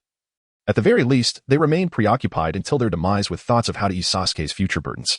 Yes, I understand. I know it is because of me. Sasuke knows this, which is why he now clings to Alo, unwilling to let go. It is because of him, entirely because of him, who believes that without Alo, he could grow up unencumbered and carefree. Yet he does not wish to become that way. He needs Alo to be alive. He cherishes having his brother nearby and delights in nurturing him as they grow together. Alo serves as the driving force behind his strength, the tranquilizer that enables him to remain composed. Brother, I shall not perish. Thus, even if I am a burden, you cannot cast me aside. After a prolonged silence, Ero suddenly lifted his head and gazed at Sasuke with a warm smile. Indeed, whenever he called out brother, Sasuke would calm down, proving to be far more effective than merely addressing him by name. Yes, he would not perish. Ero would always remain by his brother's side. Sasuke embraced Ero, feeling a bittersweet sorrow mingled with a sense of relief. Fortunately, Ero possessed a unique ability that allowed him to survive. That's enough. Ero, let Sasuke rest now. He has school tomorrow and needs to address some training issues. Please elaborate further on those, Izuna interjected, unable to tolerate the scene any longer.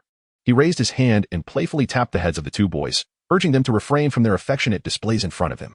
Honestly, if you're back, speak of something substantial instead of indulging in such sentimentality.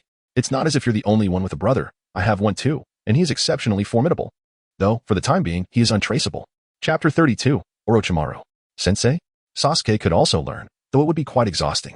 He had classes during the day, along with studying, training, and practicing, and after finally managing to catch some sleep at night, he still had to work on enhancing his spiritual strength.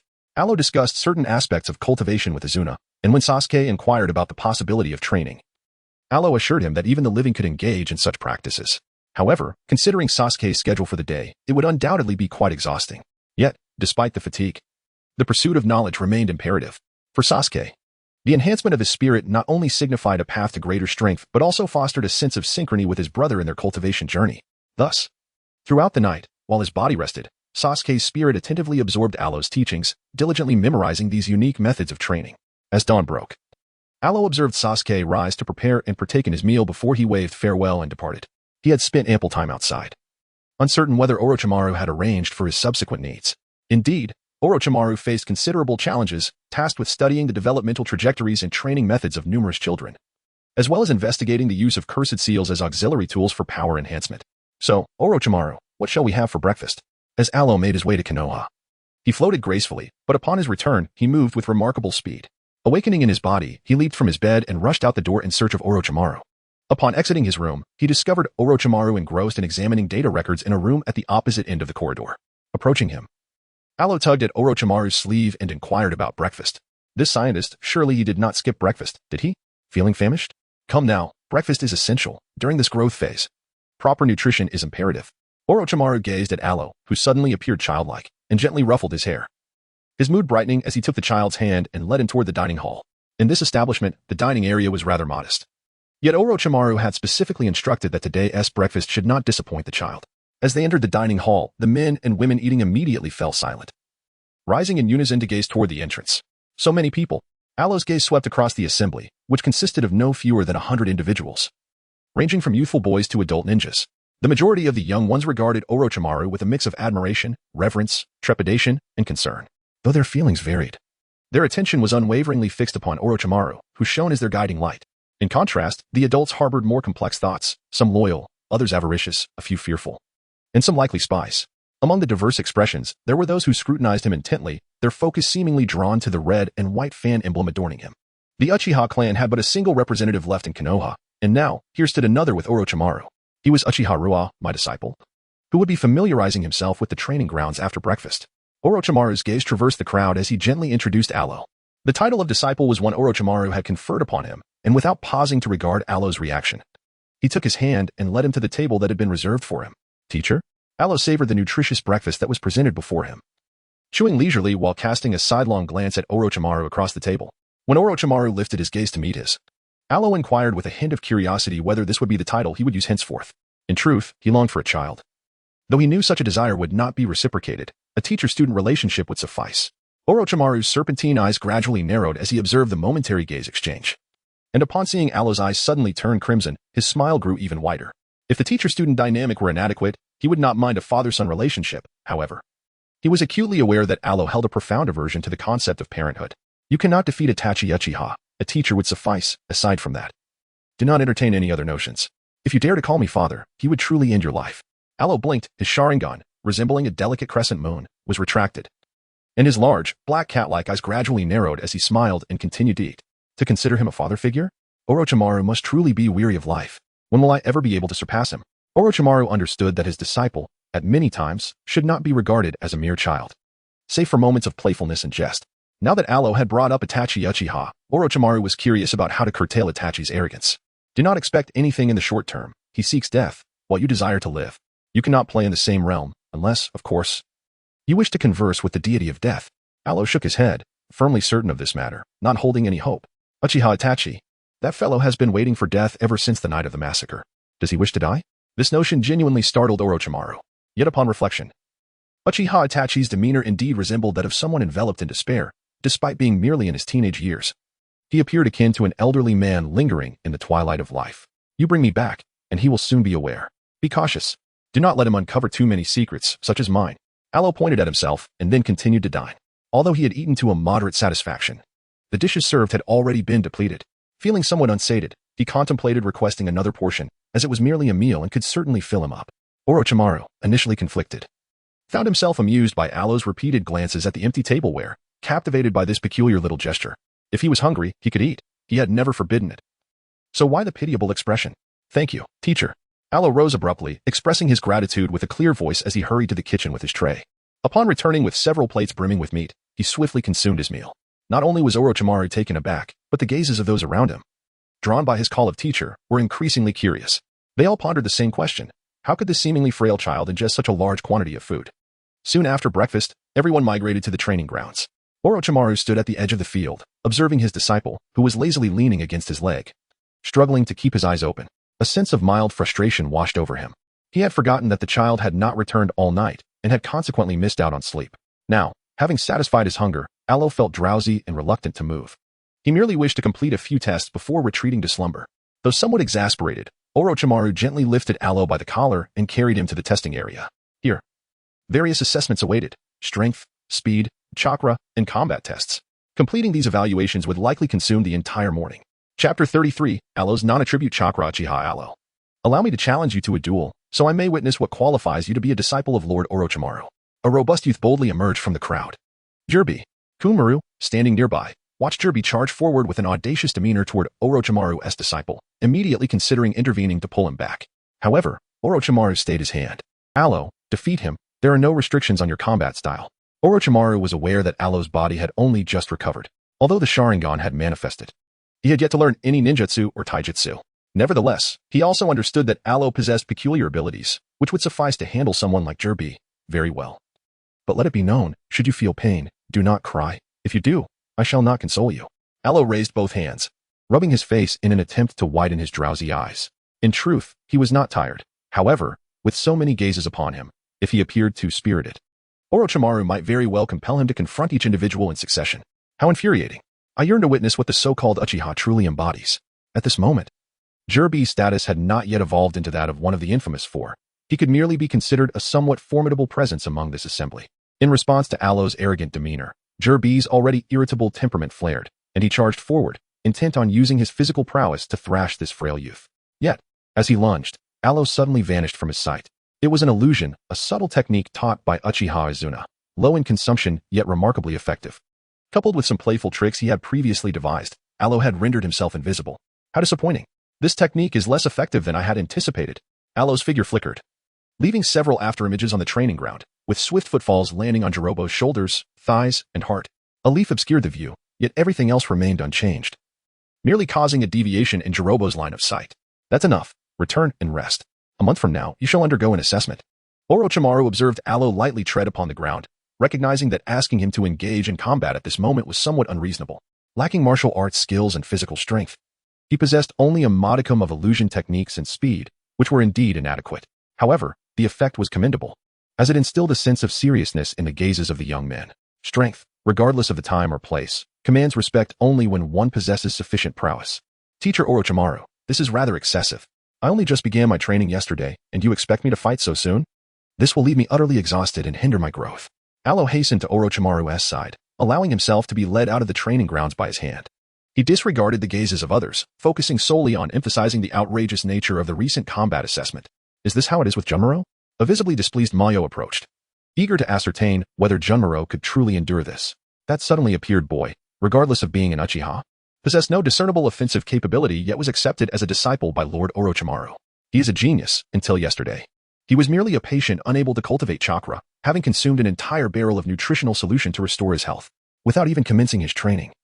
He had already acquired the speed and illusionary prowess to toy with Jirubu.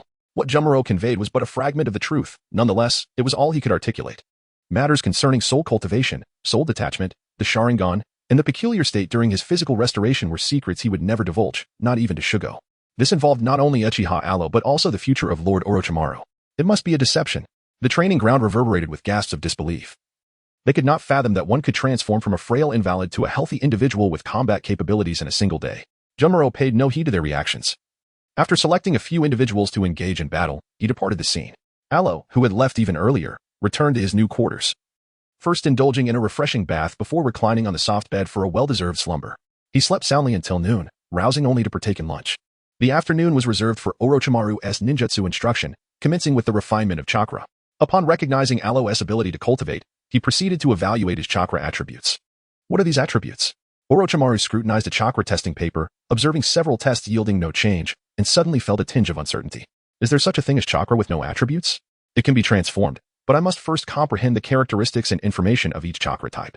Aloe observed Orochimaru, who was beginning to question the quality of the test paper, and advised him not to overthink it. It was not that he lacked attributes, rather. He was currently converting spiritual energy into chakra. However, due to the composition of his body, he had yet to adapt to the chakra attributes of this world. Once he gained a better understanding, he would be able to convert into the necessary attribute variations at will. Could his original chakra attributes also be transformed? Orochimaru's face drew closer in an instant, his golden serpent eyes fixated on Aloe. The notion of free transformation astonished him even more than the absence of attributes. Indeed, treasures are treasures. They possess an undeniable charm in every aspect. Orochimaru-sensei, although, well, I feel that perhaps you could stand a bit further away, as your physique seems rather.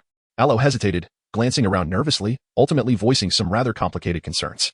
The vessel currently employed by Orochimaru was a rather voluptuous woman who had chosen to wear loose and casual attire at home. Thus, the act of bending forward to draw closer appeared somewhat distracting from Alo's perspective. This body would soon be replaced. It was nearing its limit. Orochimaru glanced down, then retreated a few steps to sit in the chair opposite Alo. He was candid about his body-swapping situation. This current vessel could sustain itself for at most another 6 months. If Orochimaru-sensei needed to change vessels again, he should seek one with inherent healing abilities, as that would also benefit the soul. Such ordinary vessels only resulted in endless depletion for the spirit.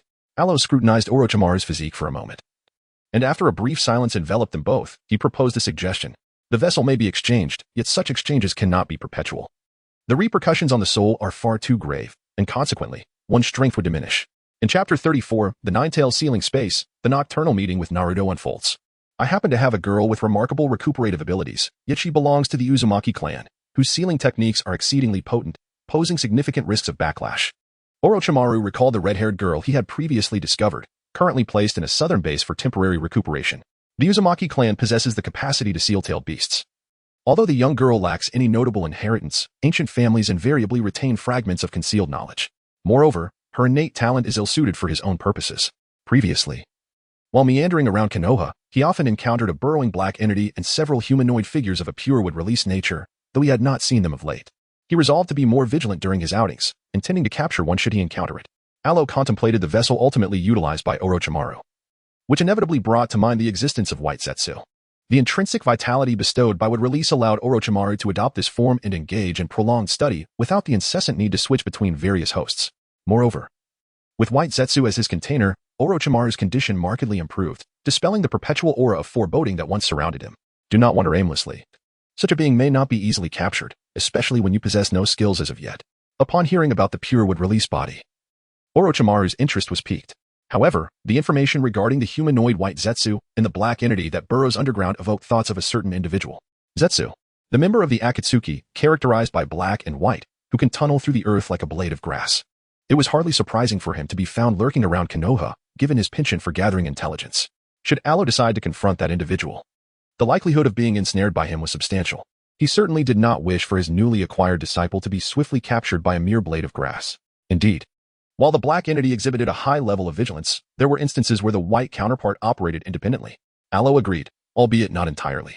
In response, Orochimaru felt a mix of concern and a sense of appreciation, recognizing that this young one genuinely cared for him as a teacher. In a buoyant mood, Orochimaru resolved to impart more knowledge to his student from that moment forth, encouraging him to dedicate himself to diligent study and rigorous training. In a few days, he would need to visit the Akatsuki, as there were still certain activities he must attend despite not having withdrawn from the organization. He was curious about Uchiha Itachi's potential reaction. He truly wished to witness a change in that fellow's expression. After an afternoon immersed in the intricate details of chakra nature transformation, Alo was finally allowed to retire for the night following dinner. Once he lay upon the soft, comfortable bed, he drifted into slumber, allowing his spirit to exit his body and make its way back to Konoha. He appeared beside Sasuke, taking care to conceal his presence, thus remaining undetected. At that moment, Sasuke was engaged in physical training in the courtyard, his arms and legs marred with bruises and abrasions from his relentless efforts. That stubborn little brother of mine, is he truly capable of pushing himself so hard? Izuna remarked from the rooftop, observing Alo's arrival with growing concern for Sasuke's well-being. With no time for rest during the day and the necessity of physical conditioning training at night, alongside spiritual cultivation upon lying down, this unending cycle could lead to exhaustion before any strength was gained. It is indeed quite troublesome. I shall ponder further on this matter. For now, I will ensure my brother eats well, and then I will check on Naruto Uzumaki's situation. Alo lingered for a moment, realizing that Sasuke showed no signs of ceasing his actions. Thus, he decided to temporarily depart in search of Naruto Uzumaki, while also checking on the status of the Nine-Tails. Arriving outside Naruto's window, Alo circled around the rooftop, where the Umbu were stationed before finally entering the room. In recent days, Naruto had been going to bed exceptionally early. Upon returning home for a meal, he would immediately lie down to sleep. Today, as he nestled under the covers, eagerly anticipating something extraordinary, he found himself in a daze, suddenly transported to another place. Alo, you really can come back. How wonderful. See, I told you I wouldn't be afraid of you, Naruto exclaimed, gazing at Aloe before disregarding the imposing cage and the nine tails in the distance. He rushed forward and embraced Aloe, who was now nearly his height. He knew that as long as he went to bed early each night, surprises would surely await him. Indeed, I can certainly return, and Naruto Uzumaki. It seems I never mentioned that I had died, did I? Aloe raised his hand and struck Naruto on the head, questioning whether this fool truly considered himself a specter. No, I'm not dead. Aloe is alive, truly? Does Sasuke know you're still among the living? He has been acting like a madman these past few days, even emitting a chilling aura during class. Today, when Irika-sensei attempted to call him out, he merely shot a glare, silencing the teacher. It's utterly terrifying. Upon hearing Aloe's declaration of life, Naruto joyfully leaped in place, then began to elaborate on Sasuke's current state. The oppressive atmosphere is so frightening. Even though I'm not dead, you might as well treat me as such. If you insist I'm alive, the village of Konoha may become even more anxious. It's far better to be at peace in death. Aluo glanced at the eavesdropping Ninetales, took a couple of steps forward, and casually extended his hand to grasp a clump of chakra that had escaped from the cage. He effortlessly molded it into the form of two chairs and seated himself, gesturing for Naruto to join him in their conversation. You little rascal. The Ninetales lay within the cage, initially eager to eavesdrop on the gossip of the Uchiha youth, only to realize that this young lad was molding its chakra into shapes. How outrageous. Those with red eyes are all scoundrels, big and small, old and young, all equally despicable. Be quiet. You're driving me insane. Do you believe that if you continue this ruckus, I shall summon Senju Hashirama to give you a few well-deserved slaps to loosen those stiff muscles of yours? Aloe turned around to see the Ninetales pressing its face against the cage, urging it to calm down. Indeed, upon mentioning Hashirama Senju, the chakra of the Ninetales became erratic. Yet it fell silent. Despite its frustration, the Ninetales genuinely acknowledged the formidable power of Hashirama Senju. Hashirama Senju? The first Hokage? Although Naruto's academic performance was lacking, he still retained knowledge of who Hashirama was. Ah yes, that naturally dark-skinned member of the Senju clan. Never mind, I shan't berate him. Our Uchiha clan isn't exactly known for its brilliance either. Aloe wanted to mutter a curse about the Senju, but he refrained. Cursing a deceased individual seemed pointless. Instead, he would engage Naruto in conversation about cultivation. He sought Naruto to impart the knowledge of spiritual cultivation, hoping that together with Sasuke, they could eliminate the influences of Ashura and Indra far more swiftly than Sasuke could manage alone. Chapter 35, Ninetales. I am secretly learning. Once I master it, will I be able to do as Aloe does and venture out with my spirit? Upon hearing Aloe mention spiritual cultivation, Naruto was nearly overwhelmed with excitement, almost lunging at him once more. Then you must study diligently. Cultivation is arduous. You will attend classes during the day and practice at night. But it will undoubtedly prove beneficial, perhaps even allowing you to see the spirits of those you wish to meet from beyond. Aloe presented an enticing bait. Observing Naruto's eyes sparkle with eager anticipation, he continued to discuss potential challenges that might arise during training. Meanwhile, the Ninetales in the cage quietly listened, attentively absorbing Aloe's words. After all, being confined daily left little to occupy its time, so it might as well give it a try. It was that pesky little brat who failed to avoid it. Thus, it was certainly not eavesdropping or learning in secret. Once back, it would gradually experiment. For the next few days, it might be preoccupied with training and would not visit for a while. Should any issues arise, Naruto could consult my esteemed ancestor. He knows precisely where to locate me. Aloe had conveyed all that needed to be said, ensuring that both Naruto and Kurama had comprehended his words before preparing to depart. His intention was clear. He aimed to extricate Naruto from this seal, for the latter lacked the ability to leave on his own. After their departure, the Ninetales lay within his cage, paws covering his face, reveling in a smug delight. The method of soul cultivation was something previously unheard of, and now the anticipation grew for Kurama to master it, harnessing an extraordinary power to ultimately shatter the seal. Konoha, brace yourselves. Once the great Ninetales breaks free, the first order of business will be to dance upon your remains. Farewell for now, until we meet again. Aloe floated beside Naruto's bed, waving at the boy whose large eyes peeked out, before dissipating like mist. Departing from Naruto's home, Aloe ventured to observe the Umbu, who, despite having changed positions, still appeared as dull as ever while waiting for their shift to conclude, leaving with a lightened spirit. This time, he did not rush home. Instead, he drifted around Konoha for a while, taking a tour of the Hokage's building, where Sarutobi Hiruzen had finished his work early today. After leaving the Hokage's office, he visited other clans in the village, observing his contemporaries diligently practicing their respective secret techniques at home. As heirs of ninja clans, they found school to be their most relaxed time. Upon returning home, even Nara Shikamaru, who typically shunned trouble, was exhausted from refining chakra and practicing the shadow imitation technique, lying down to rest before resuming his training. Among his peers, the only one who seemed bored while playing at home was Haruno Sakura. In the original storyline, she would eventually become his sister-in-law, but under the current circumstances, it appeared she would not catch up to Sasuke. Not only would Sasuke move on, but Naruto would inevitably follow suit. Even if reluctant, he would find a way to take his friend along. After a leisurely tour, Alo returned home to find Sasuke lying in bed, earnestly attempting to master the spirit refinement technique. Alo manifested in his spiritual form, quietly waiting beside him. Throughout the night, Sasuke exerted considerable effort, yet the results remained elusive. Struggling with his shortcomings in this area weighed heavily on him, but he understood that there were no shortcuts. His ancestor had once shared that as a spirit, it took him over half a month to develop even a slight sensation as a living person. Sasuke might require even more time. Nevertheless, regardless of how slow the process might be, he was determined to persevere. For this was his opportunity to keep pace with his brother and grow alongside Alo. His brother's ability to endure an entire night without succumbing to sleep was commendable. Now, he would rise to wash up, prepare breakfast, and watch as Alo left before returning home, where Orochimaru-sensei would ensure a nutritious meal was prepared for him. Alo sat beside Sasuke, who had just opened his eyes, urging him to hasten with a smile, although his spirit had not found proper rest.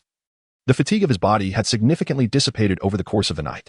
After rising, Sasuke quickly prepared breakfast, along with lunch to take to school. During his flurry of activity, Izuna approached Alo. "You little rascal, have you taken on a master?" Izuna had always been present, but for the most part, he quietly trained in Sasuke's vicinity.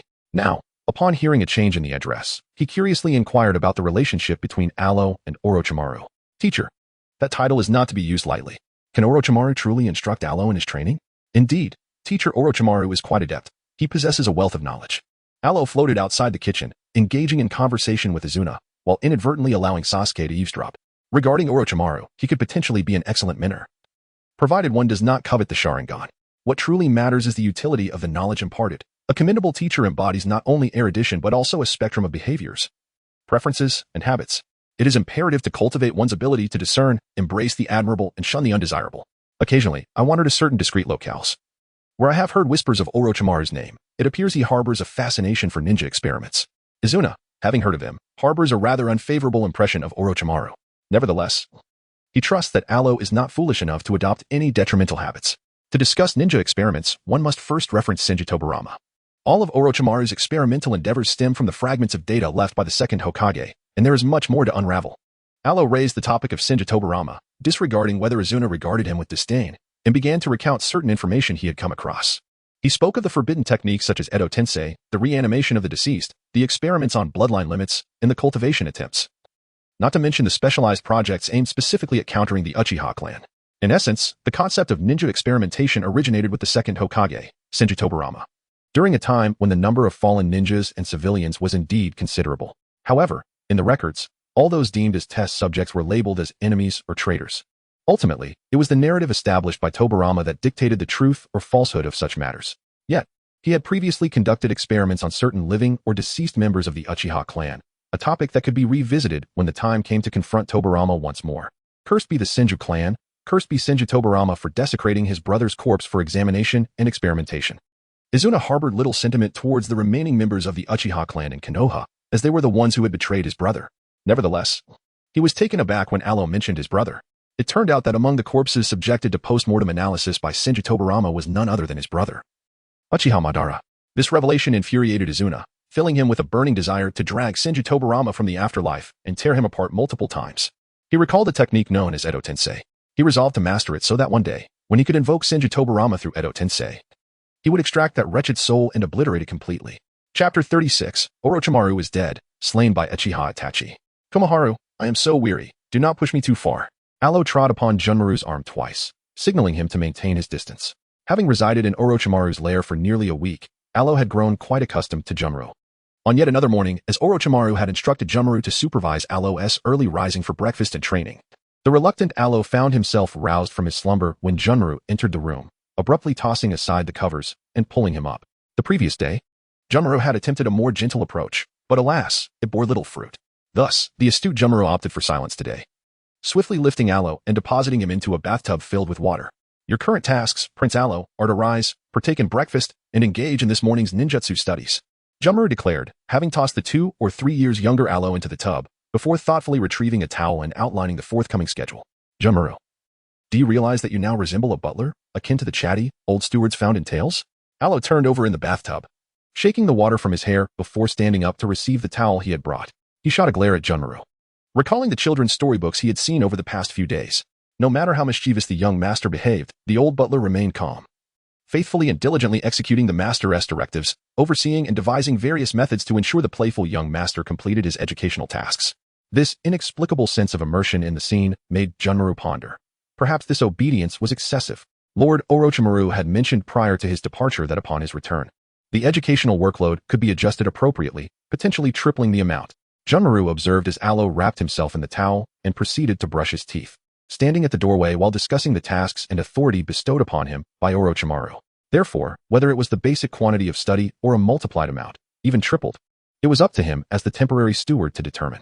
The mischievous young master, no matter how many thoughts he harbored, would ultimately fulfill his daily learning tasks under the butler's watchful eye. He found this narrative quite appealing, though he felt the image of the butler was too antiquated and should be replaced with a younger figure. You need to rein it in a bit, Junmaru.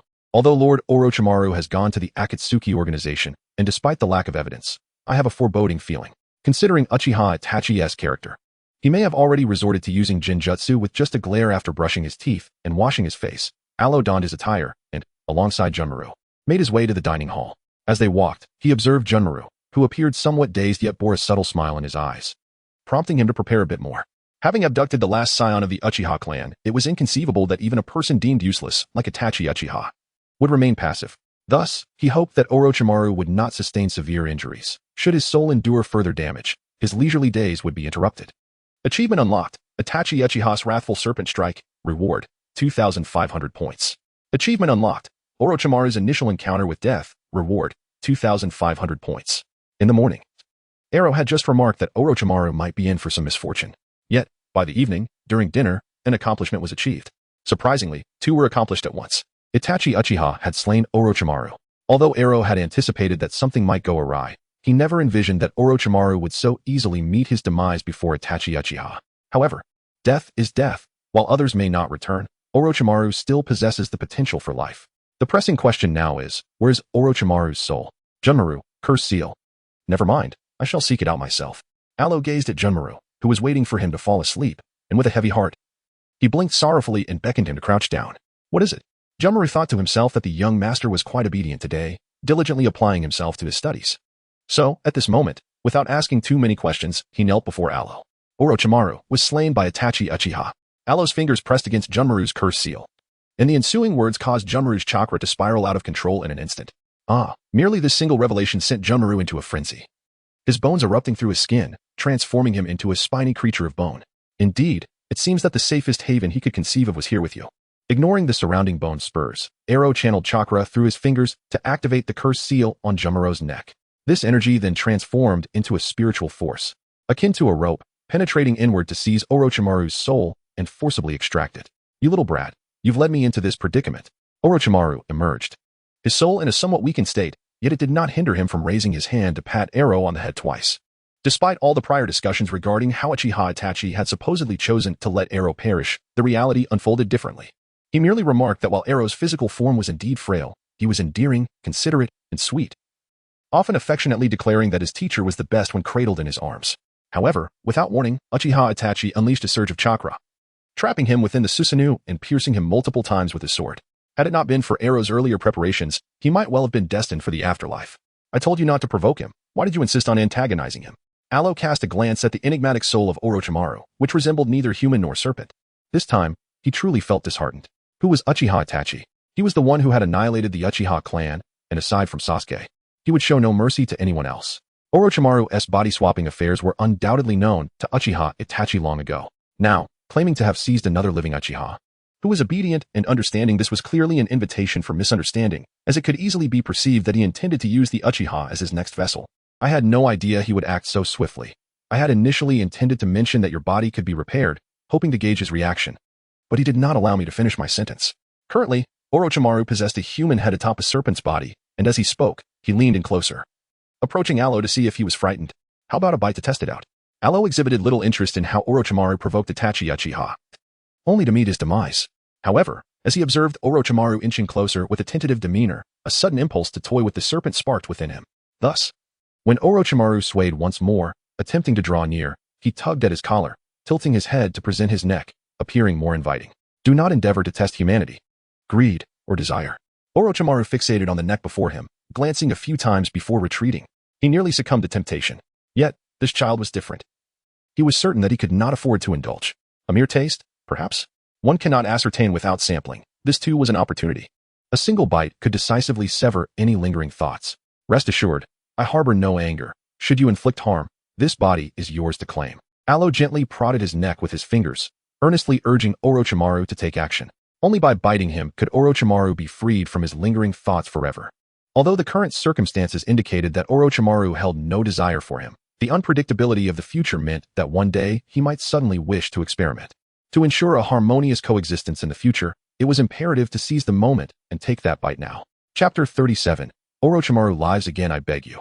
Do not torment Lord Orochimaru. Junmaru, weakened, knelt upon the ground, his consciousness gradually returning. His hoarse voice caught the attention of the two individuals beside him. His Lord Orochimaru was still present. As long as there was a body to serve as a vessel, Lord Orochimaru could be resurrected. Thus, despite his frail condition, this might be the only option available now.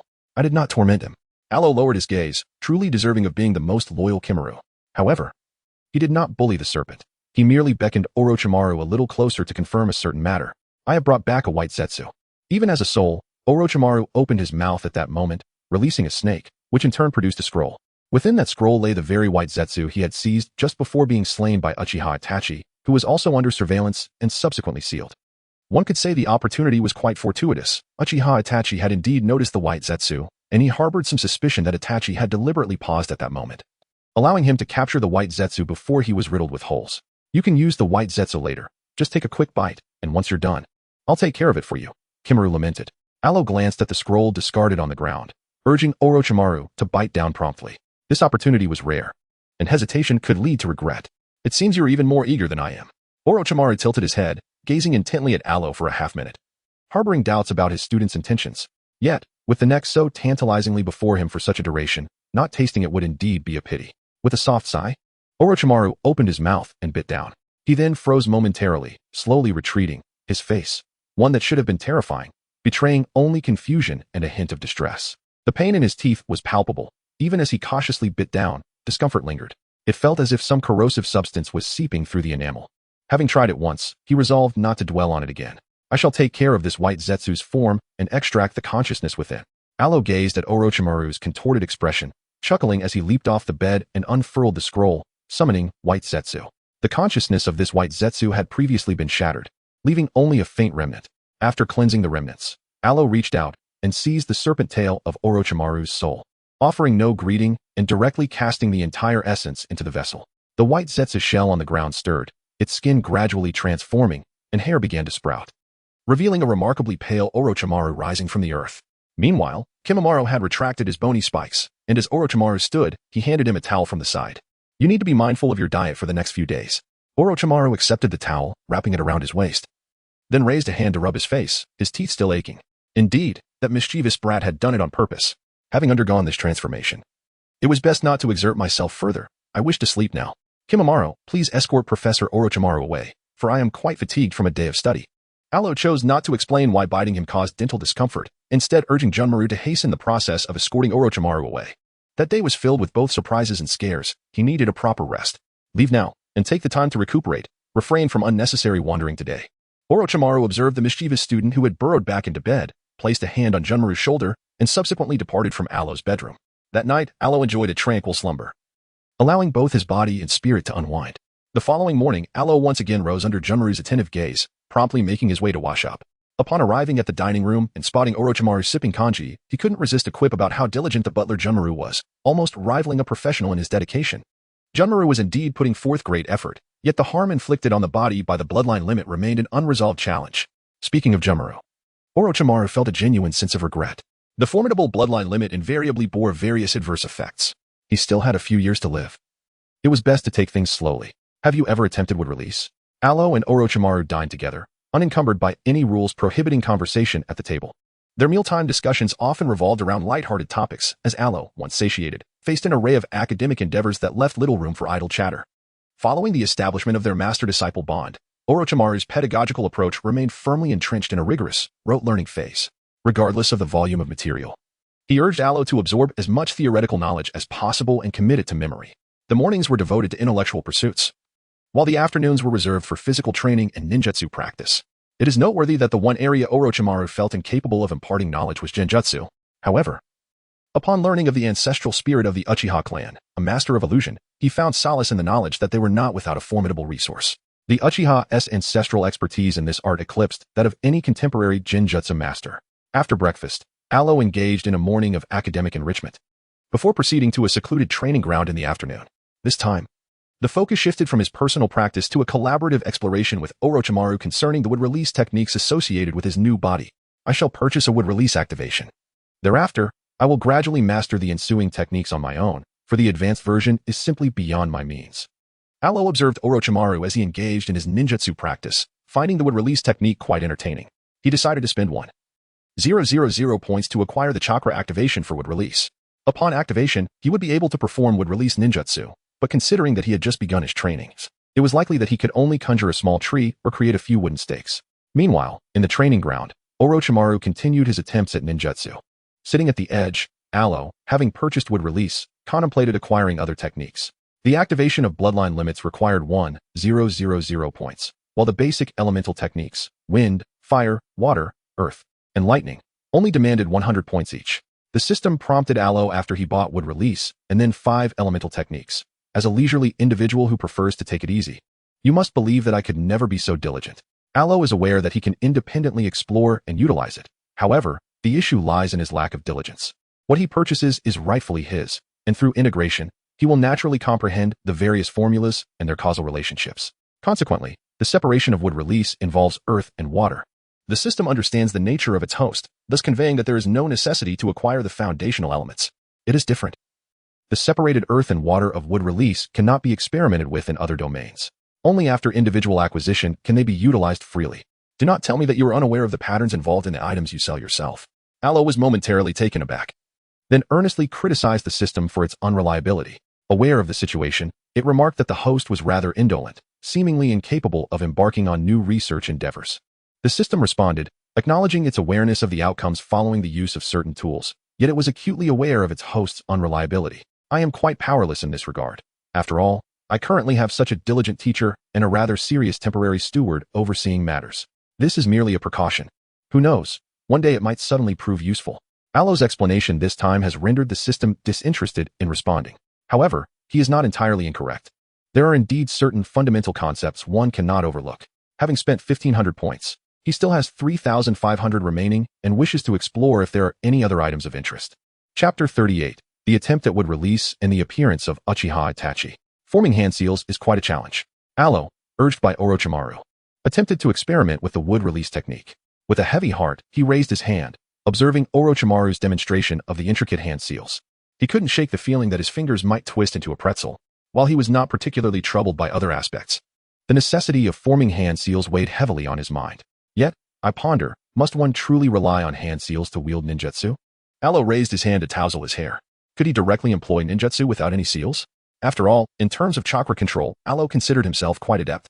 Forming hand seals could enhance his ability to manage chakra. Why not give it a try? Orochimaru observed Alo's fingers, opting to first assess the situation before proceeding. Being anything but a conventional ninja, he would not confine Alo to the training or combat methods typically adhered to by other ninjas. I'll give it a shot.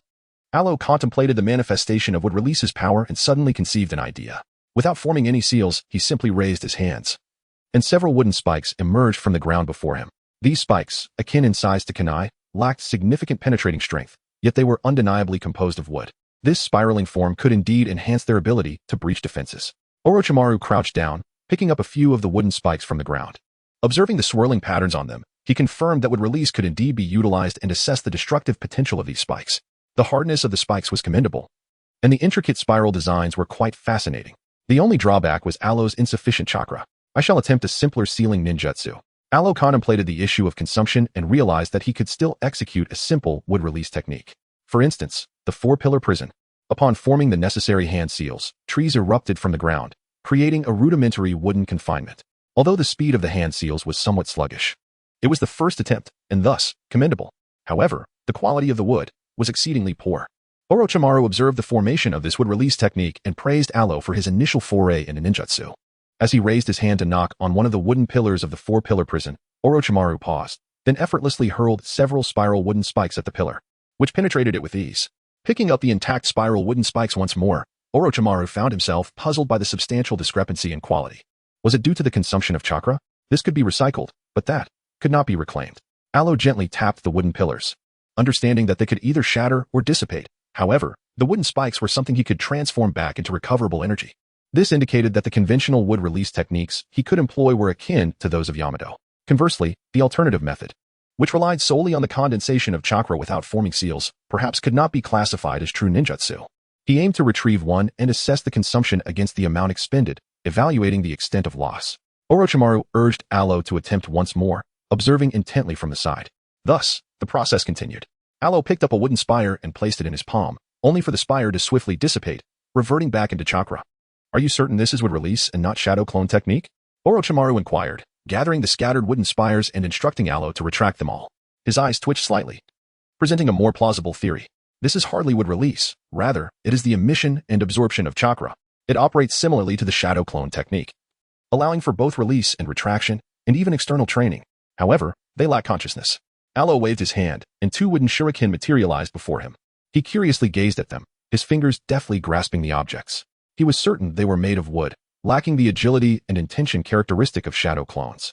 However, this item, Junmaru, take it outside and find a place where it won't startle anyone while you wait for me. Aloe closed his eyes to immerse himself in the moment, then retrieved a kunai, presenting it to Junmaru, who was also resting in the training ground. If his assumptions were correct, this wooden kunai possessed remarkable utility. Positioning, teleportation, flying thunder god technique. Orochimaru nodded, instructing Junmaru to carry out his tasks. As he observed the kunai swaying in Aloe's hand, a fleeting memory of someone from the past surged into his mind. The flying thunder god technique, once embodied by that youthful figure, wherever the kunai landed, his presence lingered. It might bear some resemblance. Yet it was not the flying thunder god technique. Perhaps he would attempt it again later. If he could master it, future endeavors would indeed become less burdensome.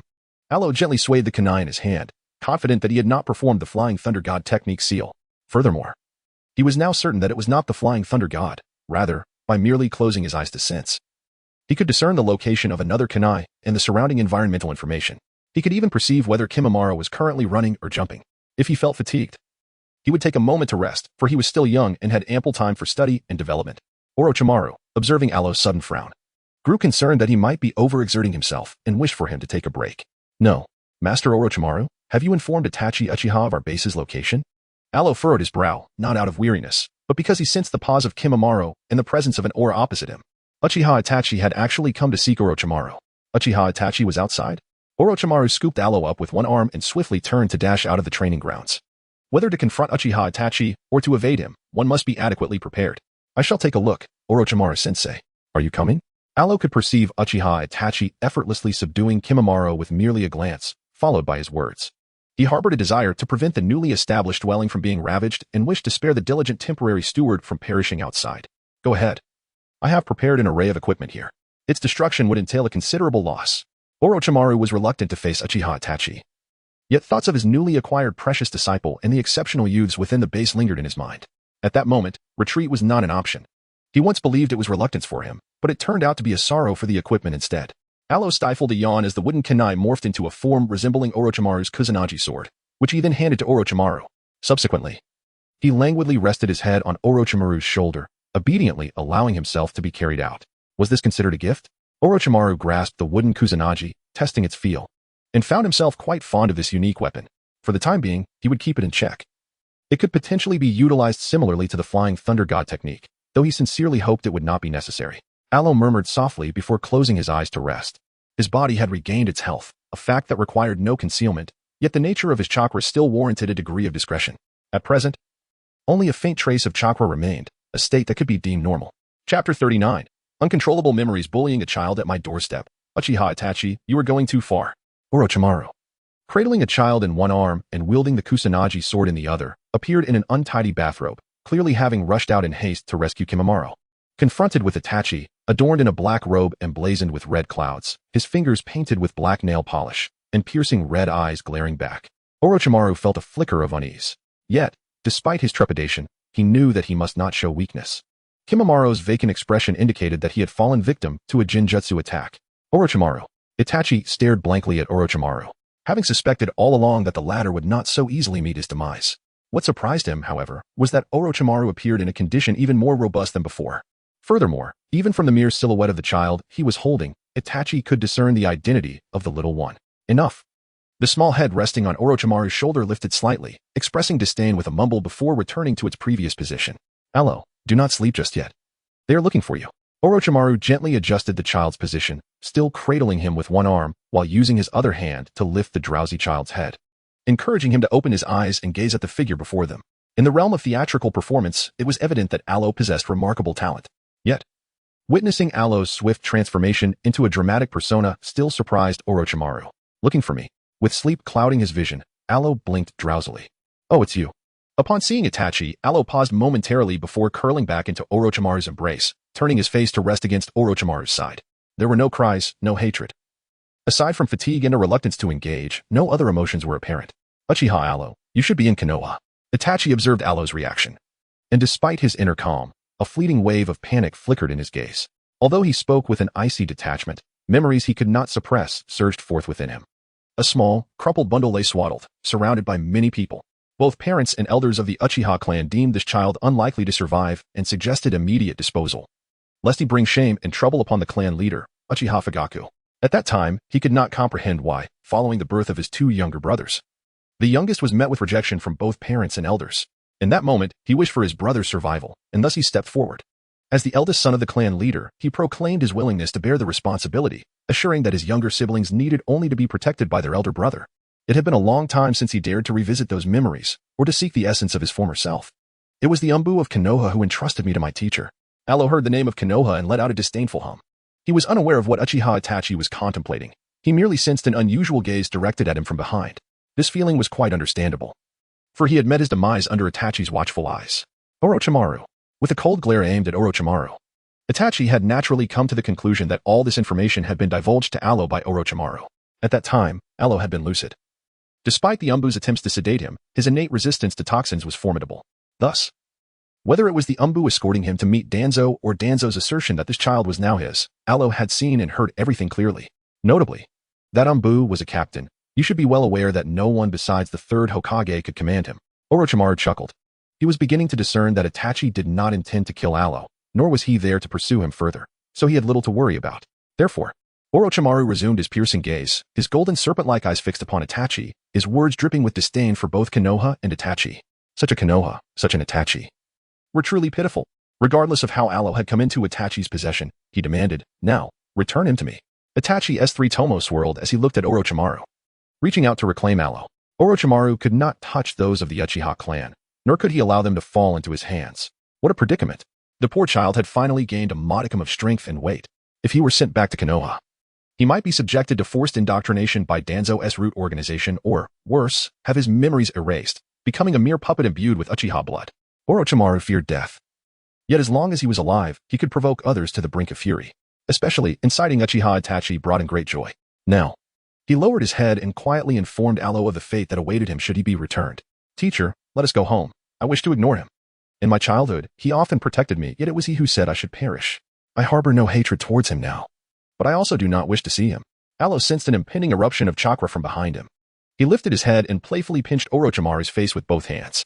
This singular gesture momentarily stunned Uchiha Itachi, who had originally intended to activate his Mangeki Sharingan, first employing Tsukuyomi before seizing the opportunity. Alo, however, was not the object of Orochimaru's desires. What he sought was the body of the Uchiha clan, a vessel for his soul.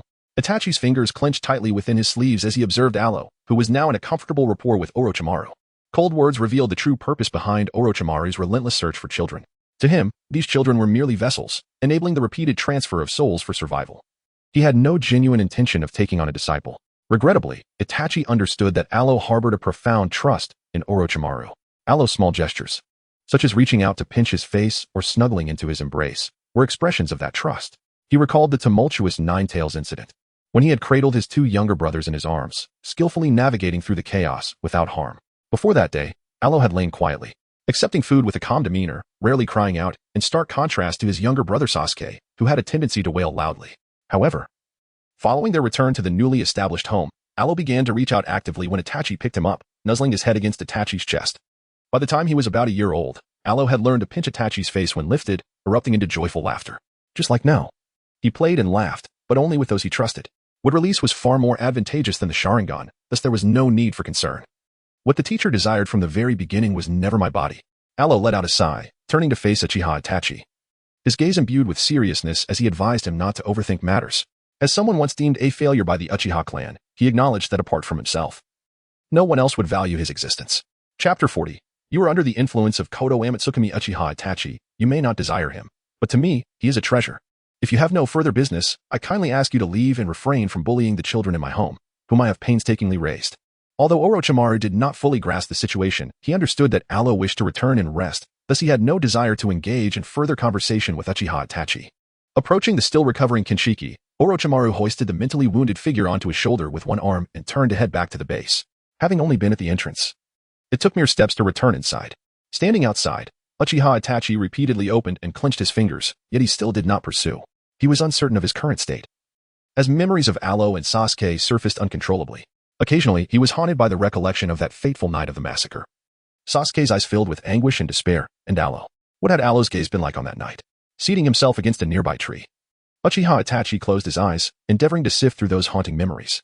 When Alo gazed at his parents, his eyes reflected sorrow, anguish, and disappointment. It appeared thus, however. When Uchiha Itachi looked at him, he found himself unable to recall the emotions that Alo evoked within him. It was absent. After a considerable time, a drop of blood fell from the corner of his eye, and Uchiha Itachi finally remembered everything. He had used Tsukuyami on himself to revisit that fateful night. Alo, throughout the entire time, gazed at him with hollow eyes, devoid of love, hatred, or resentment. He stood beside her, yet failed to capture Alo's attention. Is it truly enjoyable to torment oneself in such a manner? Under the tree, Aro gazed upward at Uchiha Itachi perched above him, leaping up to crouch before him, as if inquiring with innocent curiosity. Previously, he had returned to the base with Orochimaru to assess the condition of Kimimaro, confirming that a mere slumber would suffice for recovery, thus allowing him to breathe a sigh of relief. Yet, Uchiha Itachi remained stationed there to oversee the base's entrance for Orochimaru, an arrangement that felt rather awkward. With the assurance that Orochimaru could indeed return using the Flying Thunder God technique, Aro decided to meet Uchiha Itachi. He did not merely step out. Rather, he had been brought forth by the wooden kunai that Kimimaro had previously wielded, landing him directly in front of Itachi. Aro Uchiha Itachi extended his hand, his eyes wide open, tears of blood cascading down his cheeks. Two younger brothers, those he had once vowed to protect with his very life. How painful it must be. Alo had not yet determined what new tool to purchase when he glanced at the blood-stained and tear-blurred figure of Uchiha Itachi. In a sudden moment of inspiration, he accessed the system marketplace and decided to acquire the scroll he had previously hesitated over. He purchased the wood release, healing technique, expending 3,000 points for the scroll, which he learned immediately. Although his chakra reserves were limited, this healing technique would prove beneficial to some extent. While it could not mend the physical injuries of Uchiha Itachi, it might provide temporary relief to his blurred vision. Why did you come out? Uchiha Itachi felt a small hand gently cover his eyes and closed them, savoring the cool sensation of the medical ninjutsu. He was taken aback but at a loss for words to express his surprise. Thus, he resorted to other inquiries, such as, Alo, why did you come out? Aren't you afraid of being taken away and sent to Konoha? Because your presence here is disruptive. Lord Orochimaru does not favor you. Your lingering at the entrance of our base forces him to be on guard whenever he wishes to step outside, lest you ambush him. Alo's hand offered gentle solace. Yet his words were anything but courteous. Due to Orochimaru's disdain for Uchiha Itachi's presence in the vicinity, he intervened and drove him away. Alo, I apologize. After a moment of silence, as the delicate hand upon his eyes withdrew, Uchiha Itachi opened his eyes and gazed at the younger boy before him, unexpectedly uttering an apology. However, before he could articulate the remainder of his thoughts, Alo swiftly kicked him down. Regaining his balance and standing firmly on the ground, Uchiha Itachi regarded Alo, utterly uncertain whether to utter another word. Bring me that Kodo Amatsukami crow. Aluo leaped down from the tree and dashed towards Uchiha Itachi. Upon being gracefully caught by nature, he made a request. Uchiha Shirsue's eyes, he mused, should offer him a substantial increase in points, and one day, upon acquiring a pair, he could achieve certain accolades. What? Uchiha Itachi was taken aback. He never anticipated that Aluo was aware of Shirsue's eyes. Yet, he was utterly perplexed as to why Aluo would desire them. The divine power of Tenjin is indeed formidable, capable of altering human will, leaving those transformed oblivious to the change. That night by the Nanha River, Uchiha Shirsue was truly ruthless. Alo fixed his gaze upon Uchiha Itachi, his words resonating with a weight akin to a hammer, each syllable striking at the very core of Itachi's heart.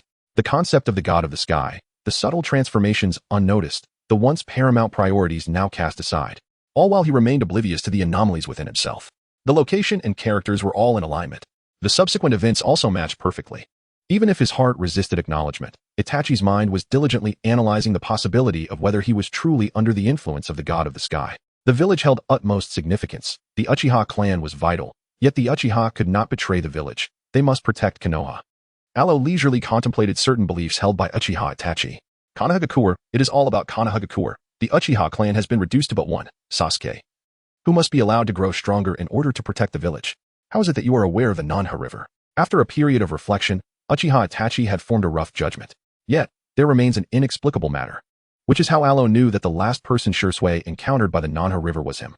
Because I was confined in the courtyard, I devised a method of soul projection, often venturing out to observe. Inadvertently, I witnessed much, including the clandestine affairs of the leadership in Konohagakure, the members of the Uchiha clan, as well as various secrets of other families, such as the Hyuga.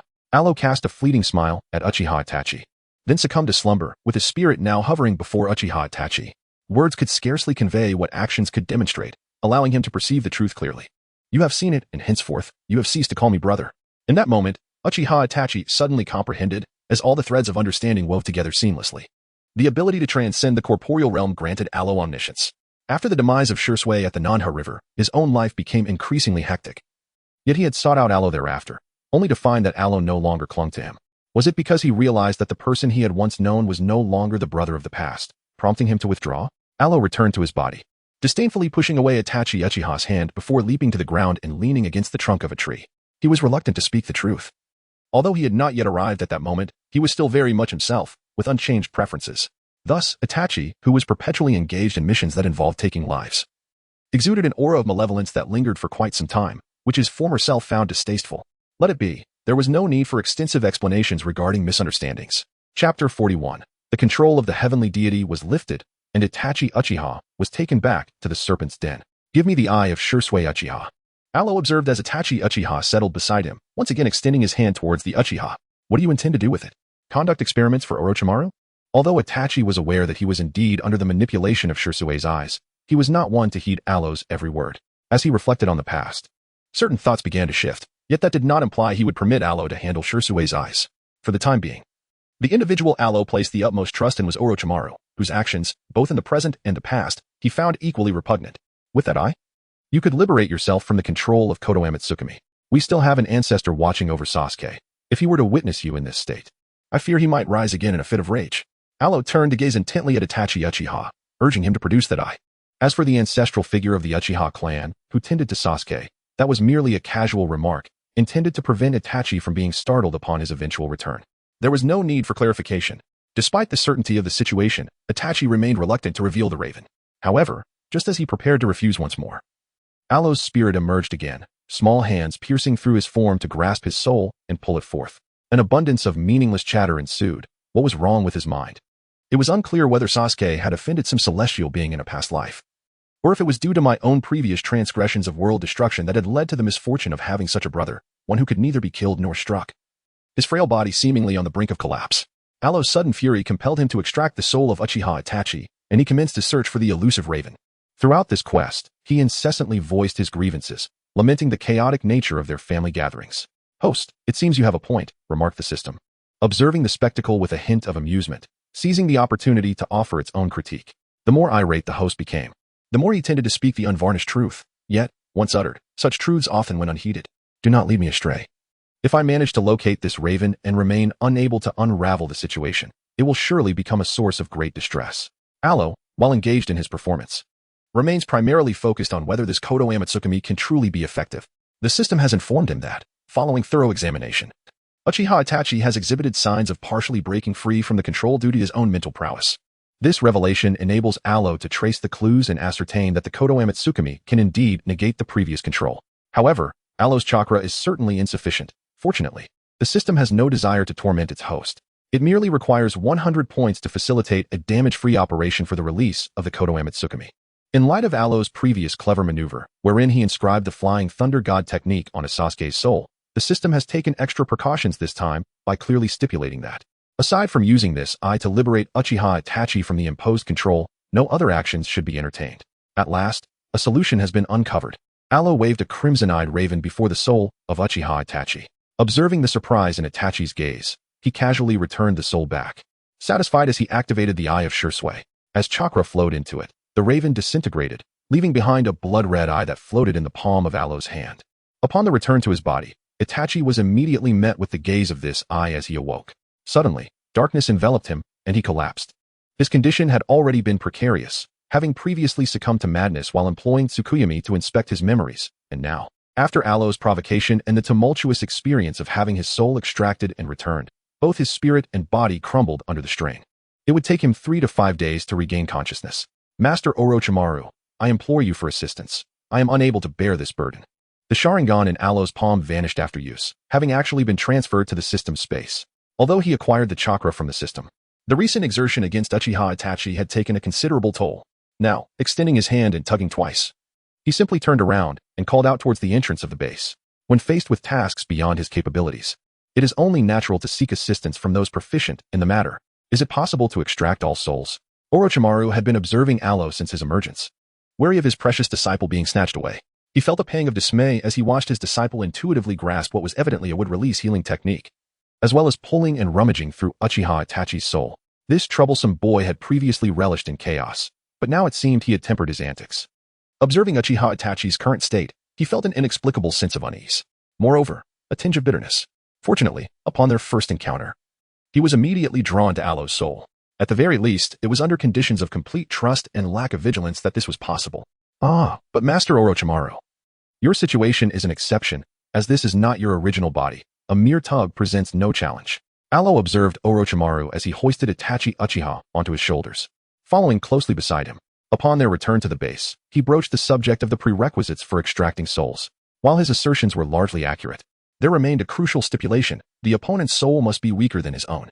Host, if you seek souls in this realm that surpass your strength, you might consider the sages of the 3 great holy lands, the sage of 6 paths, Kagaya Otsutsuki, and Black Zetsu, who could barely qualify. The system interjected, lacking any semblance of decorum. As Aloe recounted his tale, half in jest, the system urged him to maintain a semblance of dignity. After all, you have undergone cultivation. You have witnessed the celestial and demonic wars. Would you care for a complimentary assessment of your soul's strength? I refer to my current soul, the one I have gradually nurtured in this world. The previous one should not be recklessly employed. It is reserved for the eventuality of a dire escape. Aloe was acutely aware that every realm operates under its own intrinsic set of rules. This understanding elucidated the necessity for the system to preordain his identity, allowing him to recuperate for several years before achieving true integration. His purpose in traversing these worlds was to acquire abilities, fortify himself, and seek out individuals and experiences that might resonate with him. From the very beginning, he had no intention of opposing the established norms of these realms. Even when narratives twisted, he had no desire to obliterate the worlds he had traversed. The previous realm of cultivation was an exception, as the identity he was assigned happened to position him in direct opposition to the protagonist, leaving him with no choice but to either eliminate the protagonist or await his own demise. It was this unwelcome identity that prompted him to procure materials to forge a completely unique persona. Though the act of being cast into a new world often engenders some semblance of familial bonds, such ties necessitate nurturing to flourish. If one finds them undesirable, they need not be cultivated. He would remain unencumbered, unshackled from the inexorable pull of the original narrative. Although he currently embodied a member of the Uchiha clan, he could easily extricate himself from the storyline, save for his connection to Sasuke, choosing instead to indulge in occasional mischief and revelry. As for the notion of fleeing and facing pursuit from Konoha, he had no intention of becoming a ninja, nor did he seek fame. He could procure any necessary items from the system, merely requiring a change of identity, a task devoid of complexity. Chapter 42. Not all Sharingan hold value. The overutilization of the Sharingan, if continued, would swiftly transform these minor ailments into insurmountable afflictions. I am now convinced that this lad truly wishes for his own demise. After Orochimaru transported Itachi Uchiha back to the base, he first busied himself with treating Kimimaro, ensuring the well-being of his own child before turning his attention to this individual who had previously claimed his life. The results of the examinations were not overly dire, however. The predicament lay within the individual himself, who demonstrated a palpable disinterest in living, compounded by the relentless toll taken by his Mangeki Sharingan, which steadily drained his vitality. His desire for life had waned. At that moment, his consciousness and thought processes were controlled, yet the remnants of his soul's memories and beliefs fought back. Had his will not been so feeble, he would not have suffered so profoundly. Aloe sat on a nearby chair, receiving the examination results from Orochimaru's hands. As he turned his gaze towards Itachi Uchiha, a complex expression flickered across his face. The prodigy of the Uchiha clan, Sasuke Uchiha, was remarkably formidable in various aspects. Yet, Itachi Uchiha was not to be underestimated. He simply lagged a few years behind in age, which rendered him slightly weaker in terms of mental prowess. This disparity had led to his unperceived manipulation in the past, But when it came to matters concerning his younger brother, the memories and emotions from the past would surge forth, giving rise to a sense of resistance. The Uchiha family was renowned for its sibling bonds, where the intensity of brotherly affection often surpassed that of parental love, and this was particularly true within the Uchiha household. Thus, after inflicting harm upon his brother, Itachi would suffer, tormenting himself and imposing upon his psyche a peculiar balance through greater pain. Kodo Amatsukami, so powerful? Orochimaru, unfamiliar with Kodo Amatsukami, was aware that one of Danzo's eyes belonged to Shursui Uchiha. If it were indeed that potent, wouldn't Danzo have resolved all troubles with the third Hokage using such ocular techniques? Each eye possesses unique abilities and limitations, and moreover, certain powers cannot be fully realized unless one is of the Uchiha lineage. Alo tilted his head as he gazed at Orochimaru, fully aware of the latter's thoughts. The one who could embed the Sharingan in his arm, only to utilize it as a resurrection token. Truly, it is quite pathetic. Have you also regarded that Sharingan as a means of energy absorption? Orochimaru suddenly recalled that Alo possessed the ability to convert the Sharingan into energy. If so, did that imply he too could wield the power to alter the consciousness of others? Yet, that I harbored little energy. The force required to forcibly change one's thought patterns came at a significant cost, in the absence of sufficient energy to activate it properly. The only recourse was self-destruction to trigger its function, and once control was relinquished, the eye would naturally cease to exist. Alo shook his head, providing a simple explanation for his ability to control the eyes of the Uchiha clan. This clarification was not only intended for Orochimaru but also for Uchiha Itachi, who lay in bed, his consciousness awakened yet reluctant to fully embrace the present. Would you be able to absorb other Sharingan? Orochimaru pondered, contemplating the Sharingan he possessed. Regardless of the outcome, it was all part of his research. If absorption were possible, he could offer Alo a few, allowing him to observe the process. However, the Sharingan obtained from the tragic night of the massacre, taken from the deceased, held no value for him. Eyes harvested post-mortem had lost their greatest worth. And even if transplanted into certain individuals or subjected to a method of energy absorption for activation, they would remain ineffective.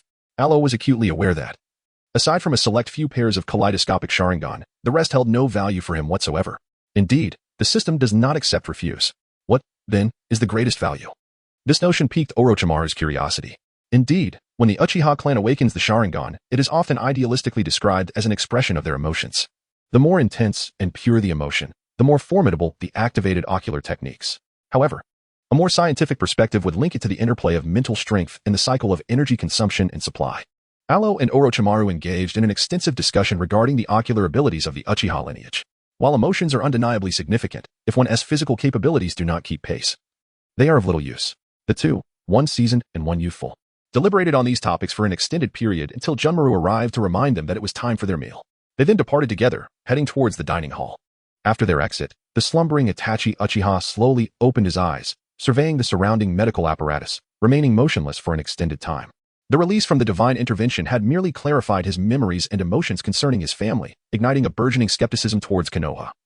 While he remained oblivious to changes in other aspects of his life, he calmly analyzed his current circumstances, reflecting on his emotional shifts and comparative thought processes. Subsequently, he drifted back into slumber. Brother, it is time to rise for your meal. Although there are nutritional supplements, one must still partake in food and drink as necessary. What has transpired must be addressed in due course. After dinner, Alo brought over a specially prepared medicinal soup aimed at soothing the heart and enhancing vision, rousing Uchiha Itachi from his slumber. Alo, are you enjoying your time here? Uchiha Itachi opened his eyes and sat up, gazing at Alo with a hint of confusion. Everything from the past had vanished, obliterated by his own hand, yet he and Alo seemed to linger in that bygone era. The roles had merely shifted. Now it was Alo who brought food to him, urging him to eat. It's all right, I suppose. I'm just very busy every day. Orochimaru-sensei has assigned me numerous tasks. Mornings are for studying, afternoons for training, and in the evenings, I must return home to attend to Sasuke, discussing various cultivation matters with our young ancestor. Occasionally, I also check in on Naruto and the Nine Tails, though I wonder if all this will hinder my growth. Alo, with a casual tone, lamented about the multitude of tasks he undertakes daily. Although he spoke of being busy or fatigued, his demeanor remained relaxed, and every name he mentioned was accompanied by a smile. Your physical condition is splendid. Henceforth, you must endeavor with greater diligence in your studies. When you return home to see Sasuke, be sure to exercise caution. There are certain soul-related studies taking place in Konoha that pose dangers, should any arise. Make haste to escape. Uchiha Itachi observed the lively and spirited Alo, managing a slight twitch of his lips that revealed an unpracticed smile. He had yet to determine his next course of action or what he ought to do at present. However, one thing remained resolute in his mind. He was determined to protect the smiles of his younger brothers and witness their growth in health and safety. Chapter 43. Alo. He knows everything, brother. Please wait for my return. I haven't been home these past few days, and Sasuke will surely be worried regarding your eye condition. I shall inquire with our ancestral lineage when I return, and please refrain from dismantling Orochimaru-sensei's laboratory. That evening, Ero was preparing to return home to see Sasuke. Yet he did not forget to express numerous demands to Uchiha Itachi in the presence of Orochimaru. He instructed Itachi to remain obediently in the underground base and wait for his return. Should he return to find no one there, he would be compelled to seek assistance from the Akatsuki organization. As Itachi's expression stiffened and Orochimaru stifled a giggle, Ero reclined onto the bed, leaving behind a mere shell of slumber. The first time he had encountered Itachi, he had been equally docile and understanding. Orochimaru, confirming that Ero had indeed departed for Konoha, allowed a sinister smile to creep across his face. How much you have changed. Your methods of charming children have become increasingly sophisticated, to the point where Ero perceives you as a benevolent figure. Itachi cast a cold glance at Orochimaru, his serpentine eyes filled with disdain and disgust. Currently, he found himself incapable of taking any action against Orochimaru, not due to inability or unwillingness, but rather, fear. His brother, who had been slain by their father and resurrected, along with Sasuke, who remained under constant surveillance in Konoha, were all victims. He dared not approach Sasuke, refraining from exhibiting any overt aggression. Thus, for the time being, he could only allow Ero to believe he had reverted to his former self. However, the past could not be reclaimed. Those events had already transpired. Ero was merely striving to maintain a semblance of that bygone state, yearning to experience a semblance of closeness with his brother. This performance, which could conclude as soon as Ero calmed down, he neither wished to nor dared to expose. Such a waste of beautiful eyes. Ero is a good child, far more astute than you, and indeed, he is a treasure. One I wish to cradle in my heart and cherish. Orochimaru regarded Itachi with the same disdainful gaze. Yet, when speaking of Ero, he recalled the emotions he felt upon their first meeting. Truly, he was an astonishing treasure. Orochimaru, you now resemble a pervert. Itachi, infuriated by Orochimaru's demeanor, glared at him with his three-tomo Sharingan, contemplating whether using Tsukuyomi would have any repercussions upon Ero's return. Uchiha Itachi, do you know why Ero was so frail at birth? Perpetually on the brink of death? Upon seeing the Sharingan, Orochimaru swiftly shifted the topic. It sufficed that he could provoke Itachi's anger without facing retaliation. Now he would discuss matters concerning his beloved student. From Danzo, he had acquired a wealth of information that the Uchiha clan had previously been unaware of. Why? Regarding this query, Itachi possessed some knowledge, as various examinations had indicated developmental deficiencies from the womb, or speculations regarding twin siblings competing for nutrients. However, Orochimaru's mention of it at this moment signified that Itachi's understanding was limited. Because you are far too exceptional. Orochimaru observed the sudden danger in Itachi's gaze, his smile taking on a more sinister quality. Who? Itachi's mind raced, and from a mere hint from Orochimaru, he had already conjured multiple possibilities. It could be that due to the brilliance of the eldest son, his parents were prevented from bearing another child with similar potential. But who was responsible? Was it the higher-ups in Konoha, other members of the Uchiha clan, or perhaps Danzo had mentioned someone had administered poison? Yet the identity of the perpetrator remained shrouded in mystery. Orochimaru mused for a moment. There was little information, yet he could piece together part of the puzzle. At that time, he had approached Danzo, requesting to examine Uchiha Ero's physical condition. Danzo had derisively remarked that examining an Uchiha who had been poisoned in the womb was futile. However, after Orochimaru insisted, Danzo had sought the third Hokage's counsel, arranging for the child to undergo a separate examination. While waiting for the Umbu to retrieve Ero, Danzo had expressed significant resentment over the notion that a mere child could absorb all the toxins, even mentioning that he had once considered taking action but had failed to find an opportunity. The Umbu, Itachi was skeptical of Orochimaru's assertions, but the third Hokage had indeed dispatched the Umbu to capture Ero and send him to Danzo. This was not merely what Orochimaru claimed. Ero recalled this as well, having previously mentioned the actions taken by Konoha concerning the Uchiha. Thus, with a little contemplation, it became evident that the relationship between Danzo and the third Hokage was not as adversarial as it appeared. It was also possible that other clans were involved, such as the increasingly weakened Hyuga clan. Observing Itachi's directness, Orochimaru attempted to present alternative possibilities, yet he knew these directions were implausible. As for the Hyuga clan, they would only turn their wrath inward. Externally, they mirrored the current state of Konoha, where no one was permitted to rise above the rest. Did Ero know of this? Itachi disregarded other matters, solely focused on whether Ero was aware. Furthermore, Sasuke's safety in Konoha was uncertain. He hoped that the so-called ancestor would not prove as unreliable as the self-proclaimed Uchiha Madara. I have never inquired, but he had previously roamed freely in Konoha. Unafraid to explore, perhaps he possessed more knowledge than either of us. Concerning such matters, Orochimaru had refrained from questioning, yet through casual interactions, he had long since confirmed this. Whether it pertained to Konoha's hidden secrets or certain clan affairs, Ero would often mention them nonchalantly. Initially, he had pondered whether Ero was deliberately sharing this information with him. But he soon realized that the boy had perceived it as trivial everyday occurrences from the outset. Therefore, he must have been aware of what kind of person Orochimaru, one of the legendary Sannin, truly was. Itachi shot a cold glance at Orochimaru before reclining on the bed, pulling the covers over himself, intending to remain here. He would keep watch, preventing Orochimaru from taking any covert actions while Ero's spirit was adrift. Your room is on the other side. By the way, Ero prefers to live alone. Aside from Sasuke, he dislikes the presence of others, especially upon waking. Orochimaru stood at the doorway, offering a reminder to Itachi before departing. As for whether Itachi heeded this warning, come morning, when Ero returned, this inconsiderate guest would undoubtedly come to understand. Chapter 44, The Will of Fire. Is it to burn the Uchiha? In Konoha, Uchiha clan, Sasuke, who had been training, abruptly paused to quench his thirst, taking a few sips from his water cup before resting. Beside him sat Ero, who had just arrived and settled down. From the ceiling, Izuna, who had been hovering around Sasuke recently, descended and took a seat beside Ero. You little rascal, where have you been these past few days? Has that Uchiha Itachi been behaving himself? Izuna inquired, placing a hand on Ero's shoulder, clearly concerned about Sasuke as well. A few days prior, Ero had dropped by to greet them, announcing that Uchiha Itachi had voluntarily appeared and was apprehended, due to the need to address the control issues posed by other celestial beings and to monitor Itachi's emotional stability. He had opted to wait until his tasks were complete before returning. His emotional state was undoubtedly poor. I have not conversed with him much. We shall take it slow. Alo let out a sigh, leaning against Izuna with a hint of melancholy. Uchiha Itachi, having dispelled the effects of Kotoame Tsukumi, became increasingly cautious regarding his emotions. Patience is key. That young man has also been ensnared in a web of misfortune. What is the situation with Uchiha Shisui? Izuna certainly harbors no fondness for Uchiha Itachi, yet he remains bound by the fact that the latter is the elder brother of both Alo and Sasuke. Thus he refrains from voicing too many opinions. Perhaps it is better to discuss other matters, such as the remarkable abilities of Uchiha Shisui and his Sharingan. Uchiha Shisui. His father, Uchiha Kagami, was a disciple of the second Hokage, embodying an unwavering loyalty to the will of fire.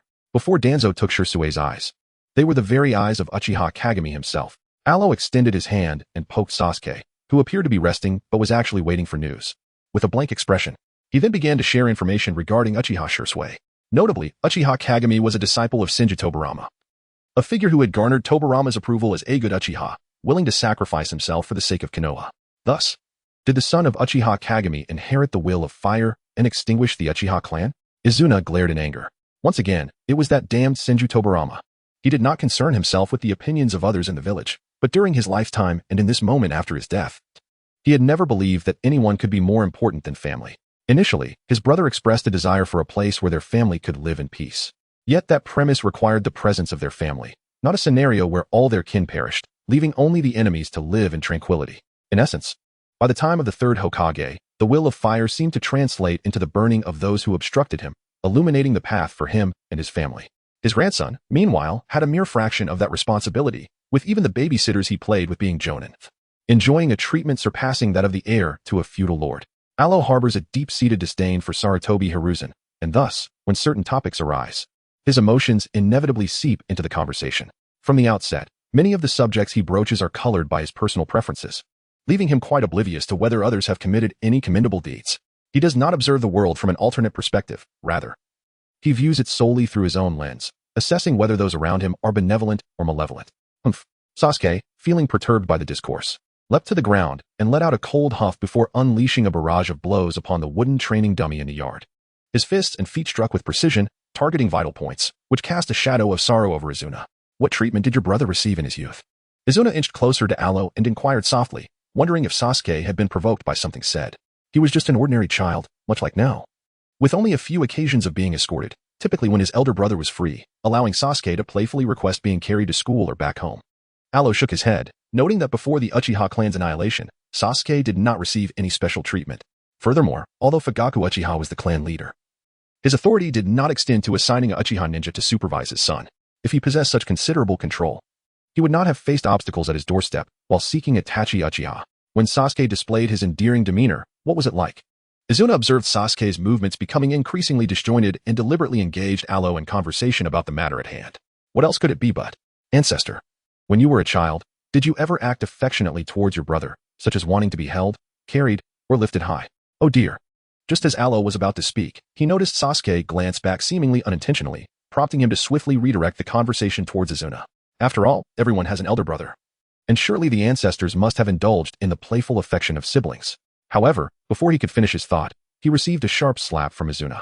Although there was not much to recount, he recalled how he would often train with his brother, sometimes exhausting himself to the point of dozing off in the training grounds, only to be carried home by his brother.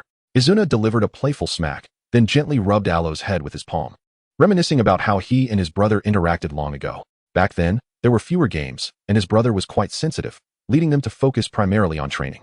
Izuna often found himself on the receiving end of his brother's punches during their practice sessions. Yet, the ever-present threat of battle loomed, and enduring the rigors of training at home was necessary to grow stronger and survive the battlefield.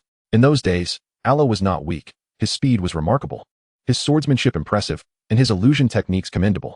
Little did he know that Senju Tobarama had devised a technique called Flying Thunder God to counter him. Ultimately, speed succumbed to the manipulation of space.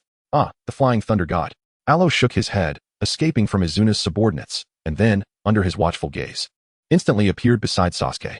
The Flying Thunder God technique. Could one truly learn it?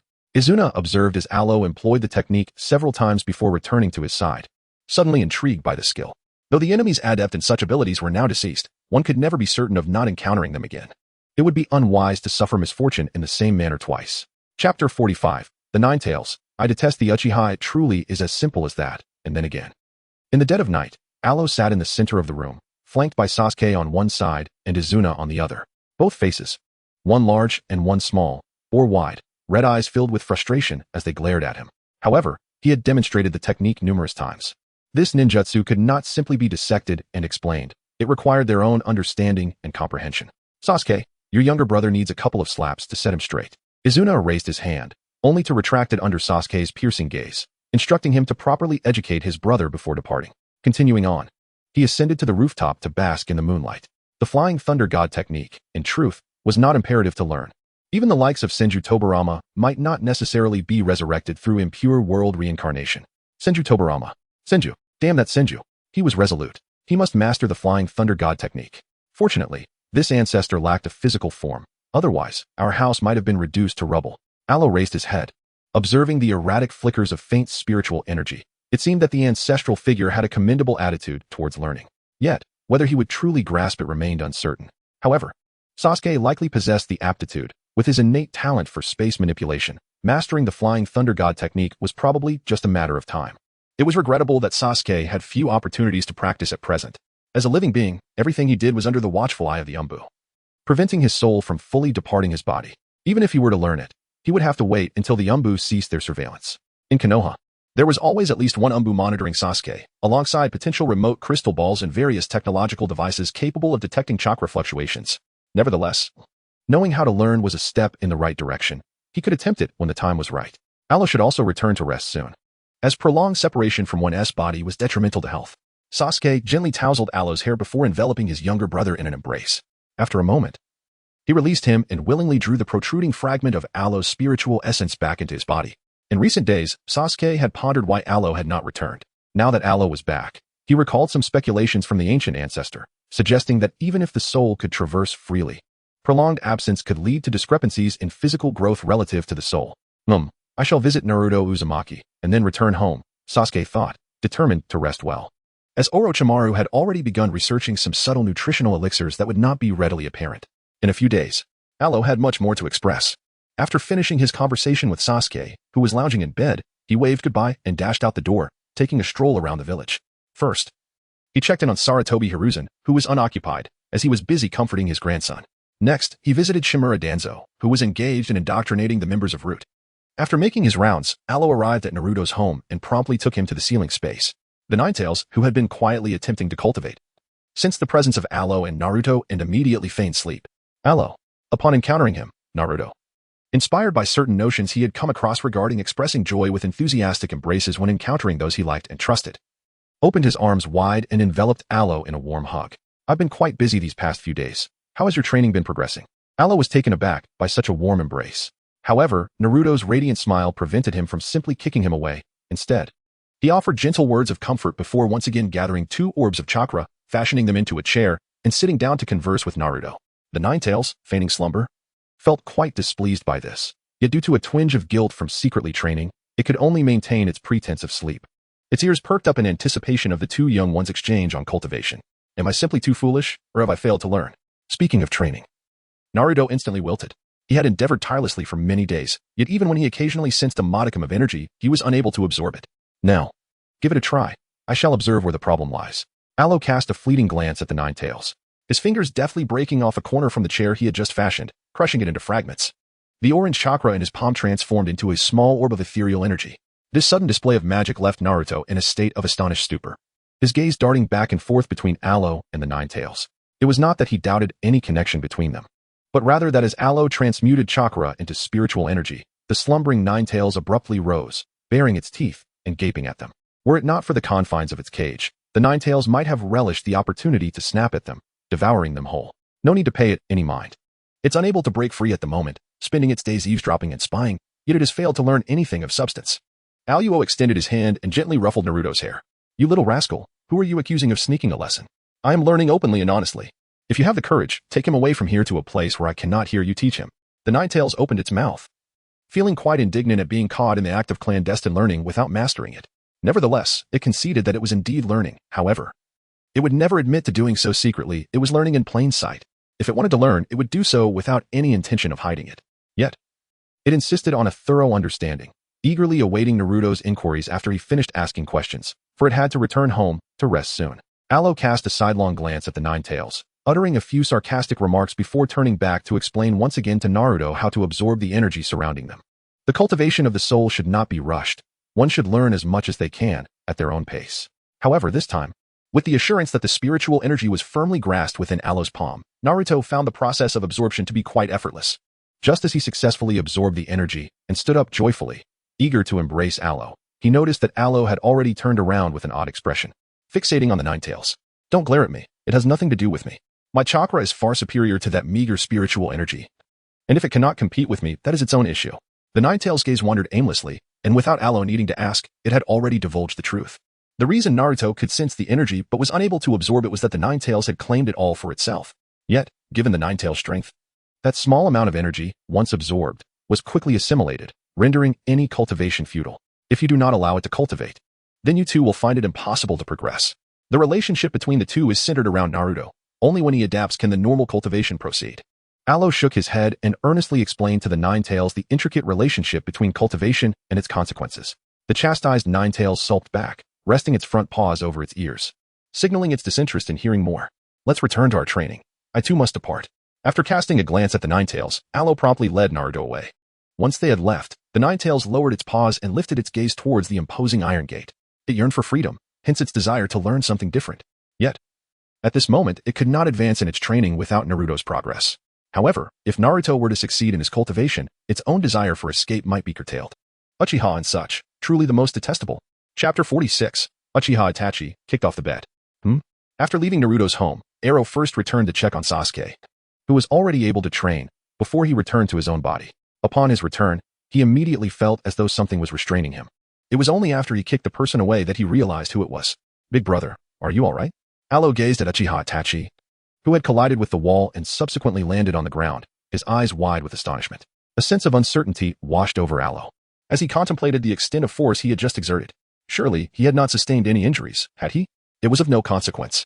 At this moment, Itachi finally comprehended why Orochimaru had previously displayed such an odd smile. The strength and speed demonstrated by his younger brother, if assessed solely on that brief moment of explosive power, might very well rival that of a Nin. However, it was merely a fleeting surge, under normal circumstances. He would scarcely reach the level of a genin. Orochimaru-sensei did not inform you that it is ill-advised to come too close while I am in slumber. Aloe, reflecting on the dynamics of their relationship, surmised that Orochimaru likely relished the prospect of witnessing Uchiha Itachi being beaten. Thus, even if hints were offered, they would be shrouded in ambiguity. How did he come to know this? What had been done to your body during your soul's return to seek out Sasuke? Uchiha Itachi's gaze suddenly turned perilous. It was only when Aloe slept in close proximity that this truth became apparent. So, that scoundrel Orochimaru, indeed, must have done something. Regular examinations were conducted. Once my health was restored, in the initial days, I underwent thorough checks morning, noon, and night, before and after sleep, meticulously documenting everything to adjust my training accordingly. Aloe began to recount the various actions of Orochimaru. After satisfying his hunger with 3 hearty meals a day, He meticulously recorded his pre-meal statistics and the results of scheduled health examinations, accumulating an impressive 2 thick notebooks over the span of several days. In order to facilitate these checks, Orochimaru had significantly reduced his rest time, and it was only upon inquiring with Kimimaro that Alo realized Orochimaru's condition was deteriorating. Consequently, the intervals between examinations were extended. Currently, a comprehensive checkup was conducted every 5 days, barring any special circumstances. As Uchiha Itachi listened, a sense of melancholy enveloped him. That crafty Orochimaru was employing such painstaking care and attention to gradually cultivate Alo's trust. This method of closeness, particularly poignant for someone like Alo, who had long been deprived of affection from elder figures, was undeniably impactful. Brother, will you sleep a little longer? There are still several hours until dawn. Alo gazed at the suddenly aggrieved Uchiha Itachi, surmising that his ire stemmed once more from Alo's comments about Orochimaru's hard work. Shifting the blanket slightly towards the opposite side of the expansive bed, Alo pointed to the newly vacated space and inquired if Itachi wished to continue. After all, his bed was quite ample, accommodating not only Uchiha Itachi but even inviting Sasuke to join would hardly pose a challenge in terms of space. Indeed, Orochimaru understood him well. Providing a luxuriously spacious bed, perfect for rolling about without the fear of falling off, a true haven for rest. Let us sleep, he suggested. Itachi approached, reclining at the edge of the bed and pulling a corner of the blanket over himself. Observing Alo's foolish grin, he glanced at the small toys by the bedside, seized a little ball, and tossed it, striking the light fixture with a soft thud. Good night, brother, he murmured. Alo reclined beneath the covers, clutching a corner of the blanket, and soon drifted into slumber. Initially, his repose was serene, yet after a couple of hours, his restless nature manifested once more, causing him to roll about the bed, ultimately enveloping himself entirely in the vast duvet. Meanwhile, lying at the edge of the bed, Itachi Uchiha opened his eyes, his emotions swirling in the darkness of the room. He had previously been oblivious to the reason behind providing Alo with such an expansive bed. Now, however, the truth dawned upon him. Had the bed been even slightly smaller, Alo might have already tumbled to the floor in his playful antics. Though his younger brother had a penchant for snuggling with blankets during childhood, this was a sleeping space, not a training ground. Your Highness Alo, it is time to rise. Will you awaken on your own, or shall I assist you? Kimimaro arrived punctually at Alo's door that morning, knocking twice with no response. He then skillfully opened the door, switched on the light, and stood by the entrance, addressing Alo. At that moment, Itachi, already stirred by the commotion, stood at the bedside, momentarily disregarded by Kimimaro. Alo, pulling the blanket over his face, was utterly reluctant to rise. While he knew he ought to cultivate his skills and embrace diligence, those precious few moments upon waking each morning left him with an overwhelming desire to remain ensconced in the comfort of his bed. Alas, there was no escape from this predicament. Junmaru quietly counted down the seconds, and once the time was up, he rolled up his sleeves and stepped forward, effortlessly lifting Alo into his arms. With practiced ease, he opened the bathroom door and deposited him into the bathtub, which had been filled with water the previous night. This tub, primarily reserved for Alo's occasional baths, was also a strategic preparation to invigorate him in the mornings. Excuse me, though you are Alo's elder brother. It is now his time to awaken. Junmaru harbored a deep disdain for Uchiha Itachi, not merely because he had once been subdued by his genjutsu, but also due to the grim knowledge that Itachi had been responsible for the death of Lord Orochimaru. Although Lord Orochimaru had miraculously returned to life, the reality of his past demise remained. Were it not for Orochimaru's repeated admonitions and commands, Junmaru would have harbored an unwavering desire to eliminate Uchiha Itachi. However, the order was to refrain from killing, though Orochimaru had never instructed him to show any courtesy towards this individual. After breakfast, Uchiha Itachi followed Alo to the next location, observing as Alo settled into the study, only to be inundated with a multitude of scrolls delivered by Junmaru before he departed. Itachi felt compelled to discuss educational matters with Orochimaru, a child under 10 years of age, who had never been exposed to learning, ought not to be left alone to peruse ninjutsu scrolls. Setting aside the question of comprehension, what if something went awry during his attempts to apply what he had seen? Your brother is more astute than you might believe. If you doubt it, take a look at what he is studying today. Ah, yes. Today he is learning the puppet technique from Sunigakure. Junmaru, please prepare some puppet components for Alo. Save the toxins for his next lesson. Orochimaru picked up the disciple's curriculum laid aside and checked the schedule to confirm the knowledge slated for the morning's session, instructing Junmaru to deliver a few toys as well. Puppet techniques? You expect Alo to learn Sunigakure's puppet techniques at this stage? Uchiha Itachi slammed his hands on the table before Orochimaru. He had arrived too early to see the content of the scrolls. What is the matter? He has already mastered the fundamental ninjutsu. Currently, his chakra is insufficient, and he needs to amass knowledge first. Moreover, do remember to teach him the recently developed ninjutsu from your clan. There is no need to revisit antiquated techniques from before Konoha's establishment, for your ancestors possess far greater wisdom. Orochimaru was in high spirits. Though his expression bore a semblance of disdain, it did not deter him from seizing the opportunity to undermine Uchiha Itachi's once illustrious reputation as a prodigy. He is but a child. Despite Uchiha Itachi being relatively young, he had long since grown accustomed to disregarding his age. Observing Orochimaru's smug demeanor, he felt compelled to emphasize that expecting so much from a child under 10 would be burdensome. Indeed, you are correct. He is still a child. By the way, are you 14 or 15 this year? Orochimaru suddenly raised his hands, propping up his chin, gazing at Itachi with an unusually affectionate expression. Ah, the youth before me is not particularly old either. Humph. Uchiha Itachi felt uncomfortable under Orochimaru's gaze, snorted disdainfully, and exited to join Alo in the study room. A child with quite the temper. With Uchiha Itachi gone, Orochimaru felt a sense of relief as he resumed sorting through the current reports and data. Among these documents, the majority pertained to Junmaru, alongside those of Alo and Uchiha Itachi. Orochimaru had always harbored concerns for Junmaru's physical condition. Even if he did not require him as a backup vessel, he wished for Junmaru to grow up healthy. However, the information regarding the Shikatsumiyaku was still alarmingly scarce. And historically, there had been few treatment options available. The Shikatsumiyaku became increasingly problematic with strength, yet powerful warriors often met their demise on the battlefield at a tender age. As Orochimaru pondered the direction in which to approach Junmaru's treatment, Alo stared at the scroll in his hands, feeling conflicted over the various secret techniques. Host. If you find learning difficult, you can always purchase from the system. As Alo contemplated the puppet manipulation scroll labeled White Secret Technique, the system eagerly emerged to promote its offerings, presenting scrolls of ninjutsu that promised understanding and mastery. I comprehend it. I am merely reflecting on the naming conventions, this White Secret Technique, that Red Secret Technique, and I believe there was also a Black Secret Technique. Alo was not particularly troubled by the art of puppet manipulation. Rather, he found the naming conventions of Sunigakure somewhat formulaic. Consider the diverse array of jutsu names from Konohagakure, meticulously crafted to facilitate the recollection of techniques encountered within the narrative, their effects, and their ranges of attack. It took him 2 or 3 days to absorb this information. Host, focus on your studies, the system remarked, momentarily dismissing its host's peculiar logic. What was wrong with names? Were the naming conventions employed by the Hokage of Konohagakure any better? Take, for instance, the 4th Hokage, Minato Namikaze, with his Rasengan, super spiraling flash dance, 3rd style. And then there was the 1st Hokage, Hashirama Senju, with his Taijutsu ultimate, super fire release illusionary technique, Great Shuriken, 2nd act. Could anyone truly comprehend those? Uchiha Itachi approached and stood beside Alo. Observing the several scrolls that Alo had perused and subsequently set aside, Itachi felt uncertain about the practicality of the knowledge contained within. The vast inventory of jutsu at Orochimaru's disposal was indeed impressive, but to master them all was an endeavor that even the 3rd Hokage, Sarutobi Hiruzen, often hailed as the ninja doctor, might find insurmountable. While the techniques were understandable, attempting to utilize them would likely require several more years of dedicated practice. Alo nodded and then shook his head. He could comprehend and retain knowledge, yet he found it futile. The strength of his spirit rendered memorization effortless. But he still lacked chakra. It remained uncertain whether the Nine Tails had come to a resolution. He would only be able to borrow chakra from the Nine Tails once it could cultivate. This was akin to the time when Izuna, after his training, could absorb spiritual energy, allowing him to borrow the other's ocular techniques and illusions. This necessity to ensure that the Nine Tails understood clearly and attempted to learn was fundamentally why he persisted. He was unwilling to create a scenario where he would have to acquire a tailed beast and establish a ceiling space, only to find everything he observed under the watchful gaze of the tailed beast. Therefore, after his attempt to utilize Izuna's ocular power and illusions, he devised a plan to borrow chakra from the Nine Tails. Had the target not been the Nine Tails, he could seamlessly remain beside Naruto, employing the same methods he had used while training with Sasuke, which would not disturb the Nine Tails. Chapter 48, The Master and Apprentice Outing. Alo is 10 years old. Orochimaru-sensei. I believe this house is quite satisfactory. Let us reside here. Alo stood atop the wooden roof, observing Orochimaru, who was still pondering where the discrepancies lay, and felt that it was nearly sufficient.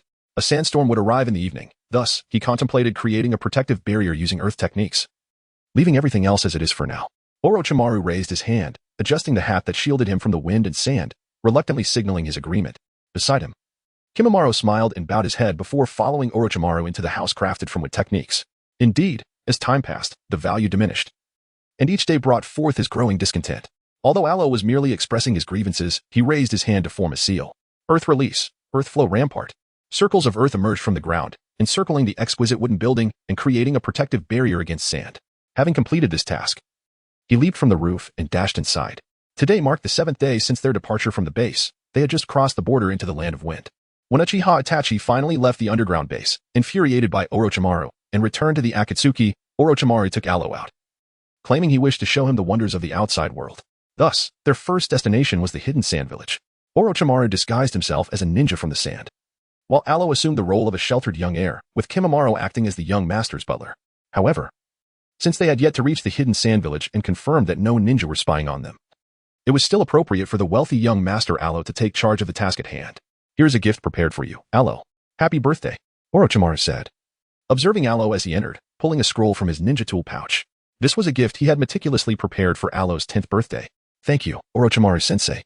Alo took the scroll into his arms, tilting his head to gaze at Orochimaru, and expressed his gratitude with a radiant smile. Happy birthday, Prince Alo. Junmaru approached from the side, holding a box that appeared to be hastily crafted from sand. Thank you, Junmaru. But you really didn't have to go through the trouble of making this box. Alo was filled with joy upon receiving the gift, however. As the box reached his hands and fell apart, leaving only a sharp bone sword, he found himself in a state of ambivalence. Particularly, the mirthful laughter of Orochimaru and Kimimaro only heightened his internal conflict. Yet, this bone sword belonged to Kimimaro. It possessed an admirable weight and quality, perfectly suited for him.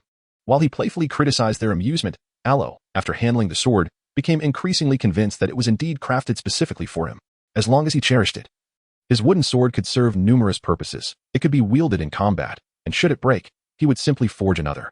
Seeing Alo's delight in the gift brought immense satisfaction to Kimimaro. Given his current health condition due to the onset of treatment, he was largely prohibited from engaging in combat except for trivial daily matters. This identity and predicament led Kimimaro to feel as though he had lost his worth. In his moments of confusion and self-doubt, it was Alo who sought him out. His loyalty, even in a state of complete awareness, remained steadfast and unyielding. Aro urged Junmaru to provide a second answer, yet Junmaru pondered for an extended period without offering a single response. The loyalty of those individuals is tainted by too many ulterior motives. If the ones tasked with protecting Orochimaru are of this ilk, who might betray from behind, can you truly feel at ease? A single remark from Alo instantly invigorated Junmaru, who had previously been deep in thought. Regardless of whether it was the likes of Yagyu or Kidomaru or others, Junmaru felt an inherent distrust, although he believed that Tenbin Toguro would not betray him. The very nature of Tenbin's situation posed a risk of instability. Should danger arise, if the guards lost control, the consequences would be dire. Thus, unable to entrust the care of Orochimaru to anyone else, Junmaru acquiesced to Alo's counsel. This brief period of protection and treatment was all aimed at ensuring that in the future, Orochimaru would not find himself in a state of utter distrust. Consequently, Junmaru's current responsibilities extended beyond daily care. He often sought out bones, which, after undergoing refinement and enhancement, were presented to Alo and Orochimaru for examination. However, crafting a bone sword as a weapon for Alo was indeed a novel endeavor for him. No worries, he remarked, but my priority now is not combat. In the face of trouble, I would rather retreat. I am heading home to celebrate my brother's birthday. Please keep an eye on Master Orochimaru tonight. Ensure he does not wander about, as the sandy terrain could damage his serpent scales. Before returning home, Aro discreetly instructed Junmaru to keep an eye on Orochimaru. Some time ago, Aro had observed that Orochimaru's soul was relatively stable, prompting him to inquire if he wished to learn the art of soul cultivation, after which he imparted the techniques of spiritual training. Orochimaru exhibited a remarkable aptitude for this form of cultivation, mastering it far more swiftly than others. What Aro taught that evening, Orochimaru was able to practice normally by the following day. However, after commencing his training, Orochimaru unexpectedly entered a peculiar rebellious phase. His spirit would wander freely, and within the confines of the base, Aro was approached multiple times by Junmaru, who requested his assistance in locating Orochimaru's elusive soul. To prevent further complications in locating him, Aro discreetly expended some points to acquire a sufficient quantity of disposable chakra, leaving a flying thunder god mark on Orochimaru's soul. After Uchiha Itachi took residence in Orochimaru's underground base, he ultimately decided to return to the Akatsuki due to being disturbed in the middle of the night by the relentless gaze of Orochimaru's spirit. Despite Aro's awareness that Itachi's choice to return was a result of his newfound clarity, he recognized that gifting Sasuke something for his birthday was a teacher's duty. As Sasuke could be considered his student, Orochimaru then produced a scroll. Although they had never met, Aro had learned from him and planned to teach Sasuke upon his return, including various nutritional supplements frequently utilized by Sasuke, all derived from Orochimaru's research. Thus, Orochimaru insisted that both were his students. In response to Orochimaru's assertion, Itachi felt provoked to seek reasons to engage in a confrontation, yet without the use of Genjutsu, the outcome between them remained uncertain. Well, I shall take my leave now, hoping that tonight's birthday celebration will remain undisturbed. Alo accepted the scroll, glanced at Orochimaru, and advised him not to cause any disturbances tonight. There appeared to be no signs of trouble in the vicinity, so they should remain undisturbed. He urged Orochimaru to depart swiftly, as dusk was approaching. Orochimaru observed Alo as he stowed away the two scrolls and the bone sword, then approached his significantly taller disciple, extending a hand. Moments ago, Alo had been glaring at him with wide eyes, signaling him to refrain from causing mischief, but now, He closed his eyes and collapsed into Orochimaru's embrace. Although one would expect to be accustomed to such occurrences, it still felt rather absurd. Junmaro approached, retrieving a blanket to envelop Aloe, and then gently placed him on the nearby wooden bed. Once the young one was settled, Junmaro turned back, his gaze tinged with melancholy as he looked at Orochimaru. Having already succumbed to slumber, it seemed unlikely that Orochimaru would venture into the realm of souls tonight, wouldn't it? Chapter 49. A Brother's Birthday. What peculiar gifts are these? Sasuke, happy birthday. Aloe returned to the Uchiha household, his gaze landing upon Sasuke, who was diligently practicing in the courtyard. Without hesitation, he leapt forward, and in a state of half-absorption in his training, Sasuke instinctively caught his younger brother. Happy birthday, Aloe, Sasuke exclaimed, a warm smile spreading across his face as he regarded his brother, now nearly as tall as himself, yet possessing a gentler appearance. Are you truly not going to have dinner tonight? Aloe released Sasuke, who was seated cross-legged, and circled around him twice. Is it not a bit inappropriate to celebrate a birthday without a meal? She pondered. However, the thought of allowing Sasuke to eat while he gazed at her with such intensity felt equally unsettling. After some contemplation, Aloe decided not to dwell on the matter any longer. I shall return to my room and prepare your birthday gift. Sasuke glanced towards the direction of the Umbu members and then retreated into himself, his upper body slipping back into his form. Rising from the ground, he trudged back to his bedroom with a heavy heart, his steps faltering. Dinner, it seemed, was definitely off the table. Once he entered the room and closed the door, shutting out the outside world, Aloe began to retrieve the gifts she had brought back from the system space. This is the birthday present prepared by Orochimaru-sensei. And this one is from me, while this is from my elder brother. Oh, and there's a gift from Naruto as well. He mentioned I should go pick it up. Sasuke, please set these aside for now, while I see what that rascal Naruto has in store for you. After Aloe presented the gift to Sasuke, he casually tucked away the item Sasuke had just retrieved from his ninja tool pouch and slipped out of the room. His swift exit left Izuna, who had just returned, utterly bewildered, unable to comprehend the antics of that troublesome boy. It seemed he had gone to fetch a present, presumably prepared in advance by that fool, Naruto Uzumaki. Sasuke glanced out the window, thinking that the Umbu could afford to relax for a moment. At this instant, he was eager to unwrap his gift. Orochimaru, a teacher he had never met. Sasuke felt he could not bring himself to utter that name. Yet, he sensed that the man had taken good care of Aloe. What could this be? Izuna, having recently acquired a modicum of simple genjutsu skills, had hypnotized the Umbu momentarily upon seeing Aloe return, ensuring they would not attend to Sasuke's situation for the time being. Gazing at the unsealed scroll, he noticed various bottles and jars. Could they possibly be pills? Birthday gifts of medication? What was Orochimaru thinking? These are not pills. This one is for eye protection. This one is for calcium supplementation, and this one is for hair care? Sasuke harbored serious doubts about this teacher he had never encountered. Was he perhaps mentally unwell? The eye protection made sense, considering the Uchiha clan's usage of the Sharingan incurs wear and tear, necessitating early preventative measures. The calcium supplement was reasonable as well. He and Aloe were of average height among their peers, so a little boost in calcium could help them grow taller and be healthier. None of this was particularly strange, but what was the purpose of hair care? He was still a child, devoid of any symptoms of hair loss. Such concerns were typically associated with older individuals, perhaps those in their middle ages. Could it be that Orochimaru was worried their hair might end up resembling that of their older brother? Aloe departed swiftly and returned just as quickly. Upon his return, he cast a sorrowful glance at the vial of medicine held by Sasuke. This research on hair care stemmed from a day when he wished to experiment with transforming his slightly frizzy hair into something more manageable. It was then that Orochimaru noticed and suspected that the Uchiha lineage might exhibit signs of softer hair. Within 3 days, he had developed a potion for hair quality protection, not to be ingested, but dissolved in water for washing. When asked why he pursued this study, Orochimaru replied that he did not wish to witness a second Itachi Uchiha. Consequently, Itachi confronted Orochimaru in a fierce battle, one that nearly obliterated several surrounding mountains. I have no need for this. I cannot become. Though Sasuke no longer harbored hatred so intense that he wished to kill Itachi, some matters could never be undone. Nevertheless, he would not be irked by Aloe's choice of address. He understood that Aloe held a different perception of familial bonds. Gazing at the vial, Sasuke meticulously examined the usage instructions before haughtily returning the various bottles to their scroll, stowing them away in his ninja tool pouch. He did not even glance at the gift from Itachi, simply accepting it without a second thought. Next was Aloe's offering. What could this be? Sasuke lifted a necklace, the cord appearing ordinary, but the small wooden pendant shaped like a kitten. Could it have been hand-carved by Aloe? I made it. Inside is a chakra storage device. Aloe believes that the Uchiha clan shares a special connection with cats, and at times, Sasuke resembles this proud and temperamental little feline. Thus, he spent 200 points to purchase 2 chakra storage devices from the shop, crafted in the likeness of his own creation. I am quite fond of it. Sasuke wears one as a necklace, the cord secured around his neck. The little cat pendant rests against him, imparting a gentle warmth.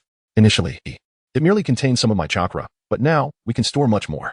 With a smile, Arrow waved at Sasuke, and then, as he cupped his hands, a small fox made of condensed orange chakra materialized.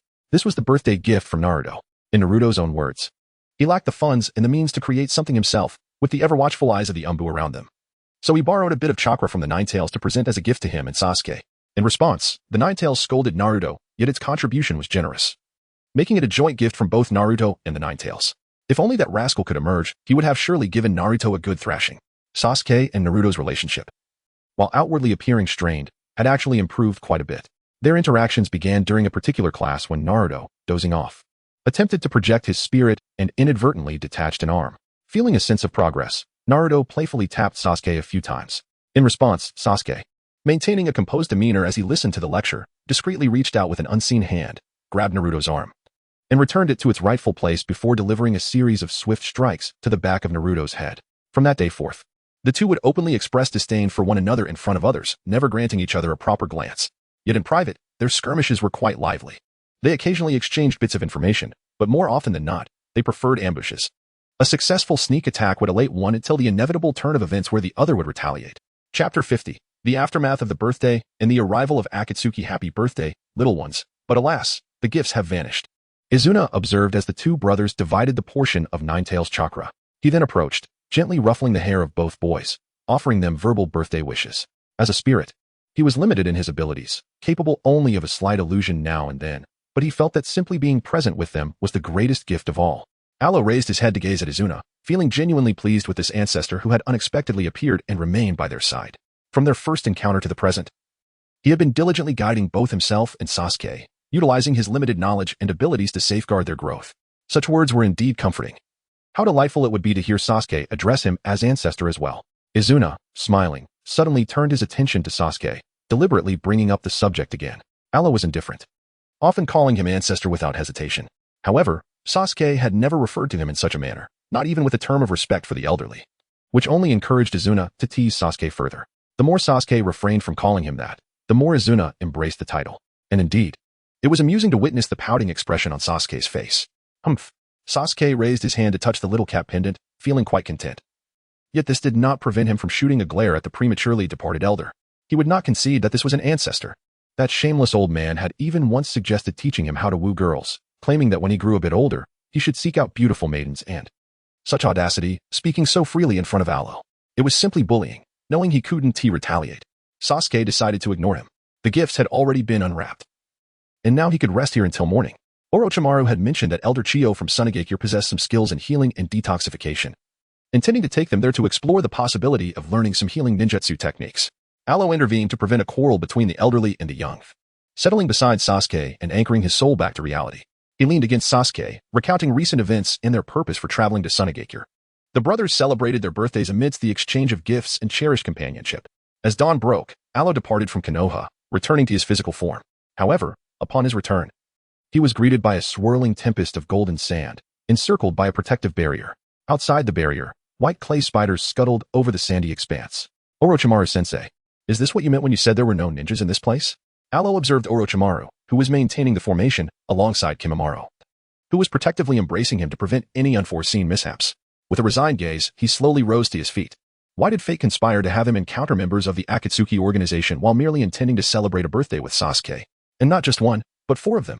There was Deidara, tossing clay spiders, the scorpion of the red sand, clad in a puppet's attire, Haiden, wielding a scythe and watching with interest, and Kakuzu, who seemed preoccupied with some calculations nearby.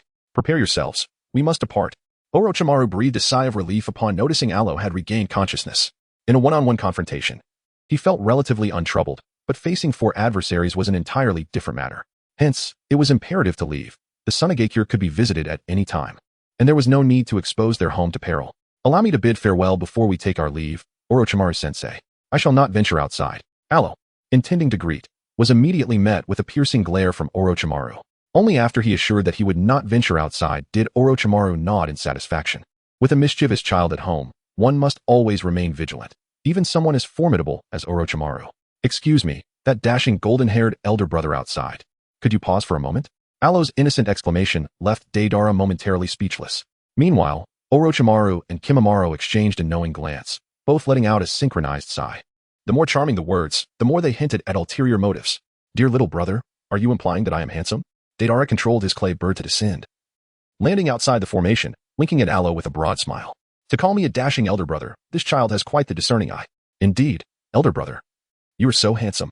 Why would you come to a place like this? The dust and sand are quite harmful to the skin. Let me see. I happen to possess some sunscreen and moisturizing products researched by my teacher. In light of your striking good looks, I could offer them to you at half price. What do you say? Aloe rummaged through the backpack he carried, retrieving a small glass vial. Within it lay a substance capable of preventing skin from cracking, albeit a failed experiment from Orochimaru's research. Aloe had proposed the possibility of exchanging it for money, which led him to bring along some samples. Initially, he thought that since he was the son of a wealthy merchant, he ought to cultivate an interest in business. These items could serve as a promotional tool.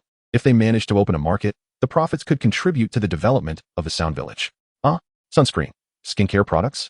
Deidara felt as though he had been duped by this child. Although Orochimaru now donned the guise of a sand village ninja, everyone knew who he truly was.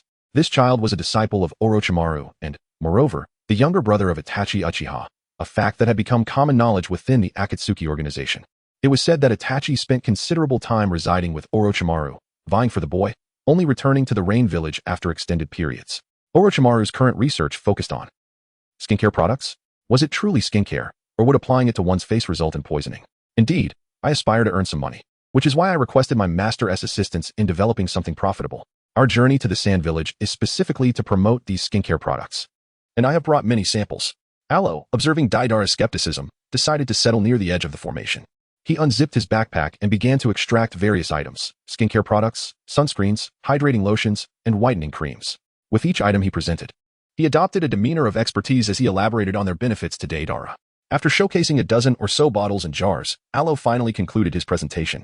The question lingered: what was the worth of these items?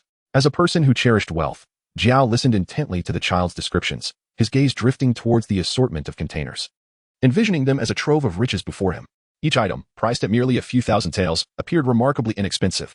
Aloe retrieved a price list from his backpack, examining it briefly before presenting it upright, displaying the written side for both Deidara and Haiden to see. Each item was priced at merely several thousand, equivalent to just a handful of bowls of ramen. Chapter 51. Failed Ambush. The Akatsuki organization remembered. That's not much at all, little brother. I'll purchase one. But how shall you deliver it to me? Or how shall I provide you with the payment? Deidara, unconcerned with the value, was struck with a sudden epiphany. Previously, they had merely passed by, yet Orochimaru was now considered a fugitive of the organization, making it impossible to ignore their encounter. Furthermore, if they could bring this child back, it would be even more advantageous. If a trade were to occur, direct contact was essential once the formation was disrupted or the child emerged. They could seize the child and flee. Even though Orochimaru's ninjutsu was somewhat formidable, as long as he could ascend into the sky with the child, Orochimaru would be powerless to intervene. Place the money on the ground, and I shall step outside to retrieve it, leaving this behind. Aloe seemed entirely oblivious to the intentions of certain individuals, fixating on the intricate layers of the array before him. After a moment of contemplation, he resolved to proceed with the transaction. No problem, I have. Where's my money? Kakuzu, could you lend me a few thousand? The young lad inquired. How much for that golden bottle? Deidara intended to lure the child out with money, but, upon rummaging through his ninja tool pouch, he suddenly realized he had no cash on him. He turned to Kakuzu for a loan, while also inquiring about the exact amount for this few thousand. Well, it's 60,000. Since I mentioned offering it to Big Brother at half price, that would be 30,000. Are you certain that this opportunity for half price is available only this once? Aloe picked up a golden glass bottle, calculated its price, and then inquired again with Deidara, pondering if such a splendid opportunity at half price should really be squandered. One is sufficient, just one will do. I rarely use this. Deidara, who was so financially constrained that even bait for traps required borrowing, shook his head vigorously and declined the child's persistent sales pitch. After numerous urgings from Deidara, Kakuzu finally grasped Deidara's subtle intentions and, feeling rather disgruntled, produced 30,000. As Deidara took the money and placed it on the ground, securing it with a small stone, they began to retreat slowly. Just moments ago, there had been a chaotic explosion of explosive clay, but now, even if they intended to take the child away, they had to first put on a semblance of decorum. Teacher, Aloe meticulously stored away the various bottles and jars, readjusting his backpack before rising with the portion that Deidara requested in hand. He acknowledged Orochimaru with a nod, and despite having done nothing overt, Aloe found himself standing outside the formation. As he placed down the small golden glass jar, he simultaneously grasped some money. 2 white spiders erupted from the sand layer, detonating midway between Aloe and the barrier of the formation. The force of this explosion was uncertain in its potential to harm the child. However, Deidara was quite certain that the resulting shockwave could propel the child directly into their midst. Yet, the unfolding of events did not align with their expectations. In the instant of the explosion, the child had already returned to Orochimaru's side, with only the golden glass jar, propelled by the blast's force, hurtling towards Deidara amidst the sand. Orochimaru observed Alo's sudden appearance beside him, and a fleeting realization washed over him, accompanied by an exasperated sigh. He had forgotten that this troublesome lad had pinpointed his soul, allowing him to track him wherever he roamed. Moreover, Alo's ability to exit the formation without it being compromised was due to the special wooden fragments that this mischievous boy had implanted in the previously constructed wooden house. Although the house had been obliterated, remnants of wood lay scattered in the sand, inconspicuous to anyone unaware of the specifics. Naturally, such knowledge was a testament to the efficacy of his mentor's teachings. Alo's effusive praise for others was always spontaneous. He could conjure words even when none were warranted. Indeed, Orochimaru had imparted his teachings exceptionally well, and with the plethora of ninjutsu scrolls at his disposal, Alo felt as though he were becoming an archive of ninjutsu within the world of Hokage. He was diligent in his studies. Over time, Orochimaru had grown accustomed to Alo's sweet nothings and would occasionally reciprocate. Alo accepted the compliments from his mentor with remarkable poise. In the midst of their engaging conversation within the formation, Kimimaro observed them with a smile, busily organizing some cooking utensils and blankets from the previous night, sealing them into a spatial scroll. However, their ease of interaction induced discomfort among the four outside the formation. Orochimaru, you traitor. Hand over Itachi Uchiha's brother for us to take back. Haiden, wielding his bizarre scythe, stepped forward and pointed an accusing finger at Orochimaru, demanding the child to surrender, though uncertain of the consequences that would ensue. The fact remained that this child was Itachi Uchiha's sibling, and Itachi, that man was quite despicable. Hey, that is mine. I laid claim to him first. Deidara, who had also suffered at the hands of Itachi Uchiha, stepped forward, eager to contest Haiden's claim. In his hands, he cradled the golden skin-whitening cream that had fallen into his embrace moments earlier. Enough. Silence. Sasori, amidst the crimson sands, observed the unfolding situation and had grasped how the child had appeared and then vanished. It was unexpected. After so many years, someone had mastered the flying thunder god technique. Yet, he remained puzzled as to why the child had executed the technique without forming seals or utilizing any mediums. Surely Orochimaru had not improved upon the technique, rendering it so effortless. Regardless of whether Orochimaru had indeed transformed the ninjutsu, it was now evident that the child's abilities were impressive. The foremost choice was to return him to the leader, but should any unforeseen event arise, he would serve as exceptional puppet material. Having tidied up, Kimimaro placed the spatial scroll back into his ninja tool pouch and positioned himself beside Alo. With their belongings organized, they prepared to depart. Very well. They are far too menacing. We should make our exit for now. Alo let out a sigh, casting a glance of palpable grievance towards the four individuals outside. Before they could launch a second assault, he swiftly seized two of them, vanishing from their sight and reappearing in a different location. Utilizing the flying thunder god technique, he had left markers along his journey, not anticipating that he would employ them so swiftly. Indeed, the members of the Akatsuki organization were nothing short of unreasonable and violent. Just a little longer. Once his strength increases, he intends to disrupt the Akatsuki and earn some achievements to accumulate points. Chapter 52. Arriving at Sunigakure. Young Master Alo's identity is misunderstood. A sum of 30,000 is within his grasp. Alo extracted the money and gazed at it with delight before tucking it away in his pocket. Although this modest sum could scarcely cover even one item from his research materials, it was, after all, a glimpse of wealth. However, Orochimaru, his mentor, was truly affluent. Possessing an abundance of research materials, cutting-edge technological equipment, and numerous experimental subjects. Was he so enamored with wealth? Orochimaru surveyed their surroundings. A tranquil valley where they had briefly paused after their journey. After ensuring there were no immediate dangers, he approached Alo, who was visibly elated at the sight of the money. With a hint of exasperation, he ruffled the young man's unruly hair. He believed he had never deprived Alo of financial resources. He had provided him with the finest means for cultivation and growth. Yet, ever since that recent incident when the boy ventured into his laboratory and encountered various failed experiments, a newfound obsession with wealth had seemingly awakened within him. While his fixation on money was not as extreme as that of Kakuzu, it was concerning that he consistently prioritized profit over other matters. After all, wealth could facilitate numerous endeavors, whereas a lack thereof meant that, during these past few years, Sasuke, residing in Konoha, had lived a life far inferior to that of an ordinary child from a humble family in terms of sustenance and comfort. When Alo spoke of money, his expression grew somewhat despondent. The Uchiha clan, once affluent, had regrettably seen their wealth usurped by Konoha. In a mere 2 years after graduation, they would undertake missions, and perhaps secure an opportunity to extricate him from the village. Orochimaru understood that Alo was once again reminded of the relentless oppression inflicted by Konoha. From a privileged young master to an orphan, surviving on meager allowances provided by Konoha each month. Once the affairs in Sunigakure were concluded, he would return home to research nutritional supplements for young people. He could not allow the restrictions imposed by Konoha to cause suffering for the child. However, attempting to extract him from Konoha now would prove rather troublesome and could easily arouse suspicion. Thus, waiting a little longer seemed to be the only course of action. Yes, Aloe responded affirmatively, choosing not to dwell on those matters any further. Such issues could be addressed at a later time. For now, their primary concern was to devise a strategy to evade the members of the Akatsuki and to proceed smoothly to Sunagakure. The young heir of a wealthy merchant sought to travel to Sunagakure, not only for leisure, but also to promote his family's products. Should he successfully negotiate a deal, he could further refine this identity, perhaps by acquiring a parcel of land in the land of rice and establishing a homestead. First, however, they would have breakfast. They would set off after their meal. Junmaru observed the two, who had completely forgotten what they were missing, and dutifully continued in his role as steward. Retrieving some basic kitchen utensils, he swiftly cooked noodles accompanied by fried eggs, adding a touch of vegetables and slices of meat, completing their breakfast. Junmaru, quite impressive indeed. Aloe gazed at the multifaceted Junmaru, savoring his noodles while taking a moment to praise him. Teaching Junmaru how to cook and guiding him towards becoming a versatile butler was something Aloe had not envisioned, yet he had been an integral part of this transformative journey. Although there were no tangible accolades for his efforts, witnessing Junmaru's growing versatility filled Aloe with a profound sense of accomplishment. As long as the young master is pleased. The manner in which Junmaru addressed Aloe remained rather fluid and unfixed. Your Highness Aloe, young master Aloe, Uchiha Aloe.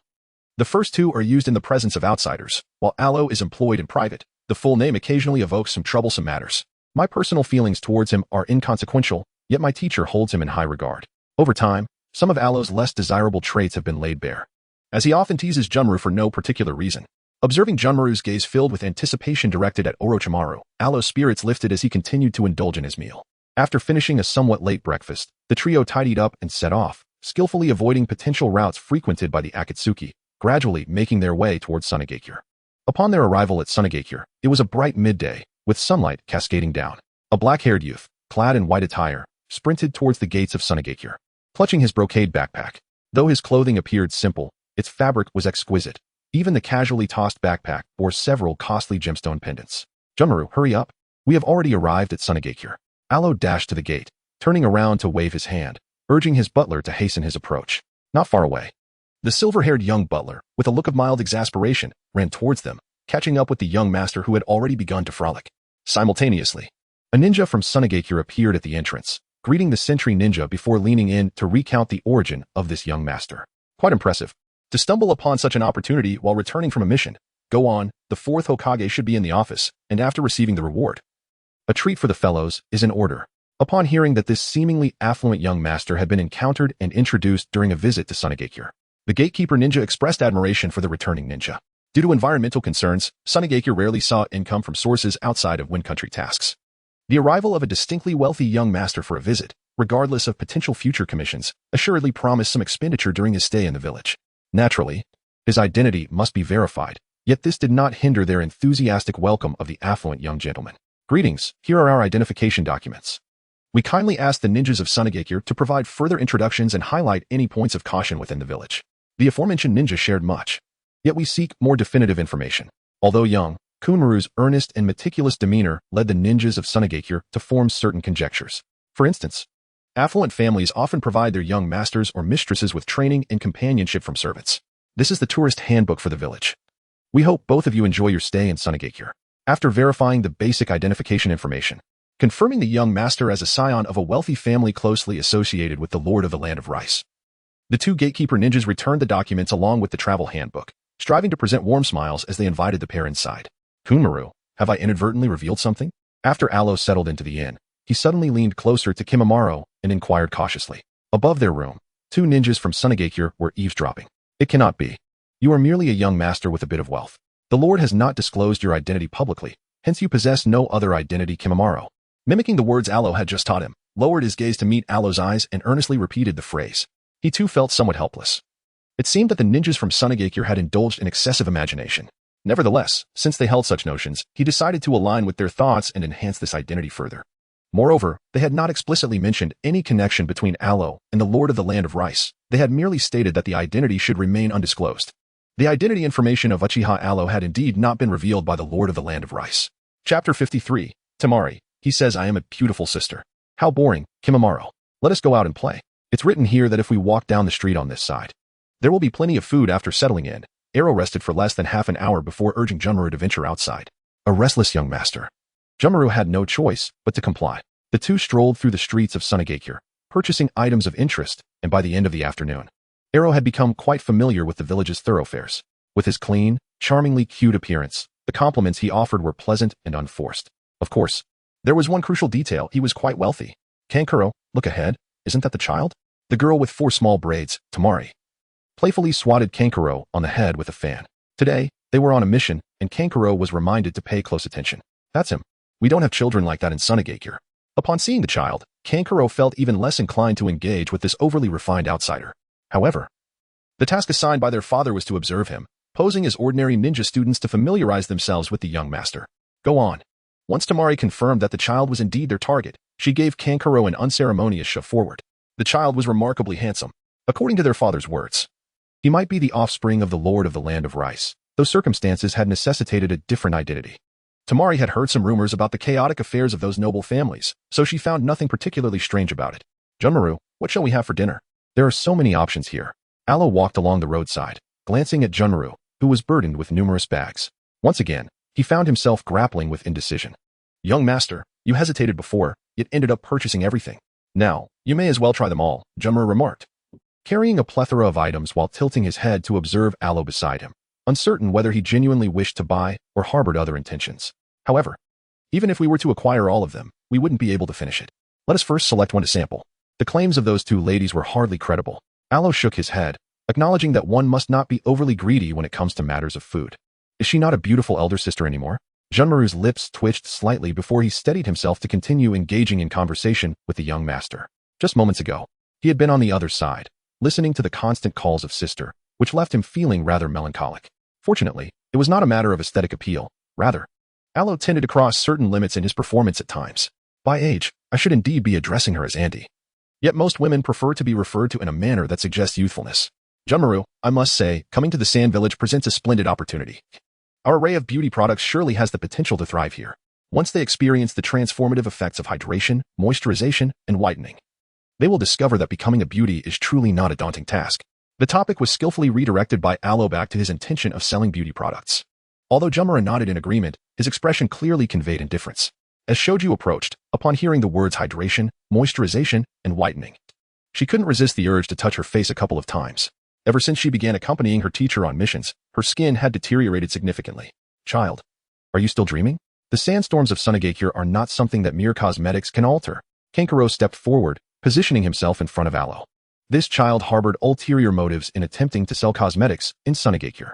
Whether I sell them or not is my concern, and I am not selling them to you. However, for this beautiful lady, given your exquisite looks, I shall gift you a complimentary sample. Just use it morning and night. And should you need to venture out in the harsh sandstorm, this will provide protection. This one is for restoration, and this. Aloe shot a glance at Kanjiro, then turned to see Tamari and immediately ran over with a smile. She handed several glass bottles to Tamari, providing a detailed explanation of each one's purpose and the appropriate quantity to use. Thank you. I will certainly try them when I get home. Tamari's mood was somewhat indescribably conflicted. She was fully aware that the little imp's reference to beautiful sister should not be taken seriously. Yet she couldn't help but feel a surge of joy. Moreover, the assortment of skincare products, while their prices remained unknown, were a gift bestowed upon her. Thus, Tamari's smile carried a hint of elation. We reside nearby, so if the beautiful sister feels inclined, she may come find me. For now, we shall go dine. Goodbye. Aloe swiftly delivered the skincare products before turning to grasp Junmaru's hand, joyfully sprinting back to their lodging. After neatly arranging their purchases, Aloe and Junmaru ventured out to find the nearest eatery, satisfying their hunger before returning to rest. Everything was tranquil. As night fell, Raza sat in the office of the Wind Shadow, engrossed in contemplation over the inspection report before him. Beside him, Chiyo patiently awaited his decision, while Tamari and Kankuro stood nearby, accompanied by two Jainin who were relaying the latest updates. The skincare products posed no threat to Sunagakure and could even foster a degree of economic development. However, Raza's identity still required clarification. Noticing Raza's prolonged indecision, Chiyo interjected, asserting that the products were indeed beneficial, emphasizing the importance of the young man's identity. Provided there were no issues with his background, merchants could establish businesses in Sunagakure, thus generating profit while also contributing to the local economy. She believed this was a worthy endeavor that could enhance the beauty of the village's women. Although she was advanced in years, she understood the feminine pursuit of beauty all too well. They had no immediate plans to depart and had already dispatched individuals to investigate in the land of rice. Raza nodded in agreement with Chiyo's sentiments. Nevertheless, He recognized the need for vigilance regarding individuals of ambiguous identity to prevent any potential trouble for Sunagakure. The matter, initially straightforward, required only a slight confirmation before they prepared to disperse. However, at that moment, a powerful surge of chakra erupted from a corner of the village. The chakra of Shikaku. The One-Tail was unleashed. Chapter 54. Shikaku goes berserk. The solitary Gaara. Orochimaru-sensei, do you desire Shikaku? Aloe's spirit lingered beside Orochimaru, who had taken on a hybrid form of man and serpent, and he felt compelled to inquire whether Orochimaru had lost his senses. Just moments ago, he had returned to the inn where he resided and lay down to rest, pondering whether to ask Orochimaru about the possibility of returning to the land of rice to further address his identity issues. However, to his surprise, Orochimaru's spirit had also detached, resulting in a considerable commotion. Aloe merely intended to observe, yet unexpectedly, this fellow rolled his eyes back and fell into a deep slumber. Orochimaru's gaze wandered aimlessly. In this ethereal state, he felt a twinge of unease in the presence of Aloe, his student. Nevertheless, he refrained from taking action. The matter of tailed beast was one he wished to avoid, particularly under the threat of being pursued by the Akatsuki, with the seal of Shikaku, the One-Tail, being incomplete. Should he succumb to sleep, Shikaku would inevitably emerge. Aloe gazed at the increasingly erratic Orochimaru and seized him, departing from the scene. Upon reaching the location of Orochimaru's physical form, he forcefully reinserted the wayward soul back into its vessel and turned to leave. Aloe felt a sense of responsibility for leading Orochimaru astray, instilling in him the habit of wandering aimlessly. Thus, he resolved to ascertain that Gaara had not met a dire fate. As a ninja of Sunagakure, even though he was currently on leave, he believed it imperative to fight for the safety of his village. Orochimaru rose from the bed, already donned in the complete attire of a Sunagakure ninja. At this moment, he stood as a Nin of the village. Do as you wish. If you seek to be lazy, then be so. After Aro spoke, he departed, vanishing from Orochimaru's sight.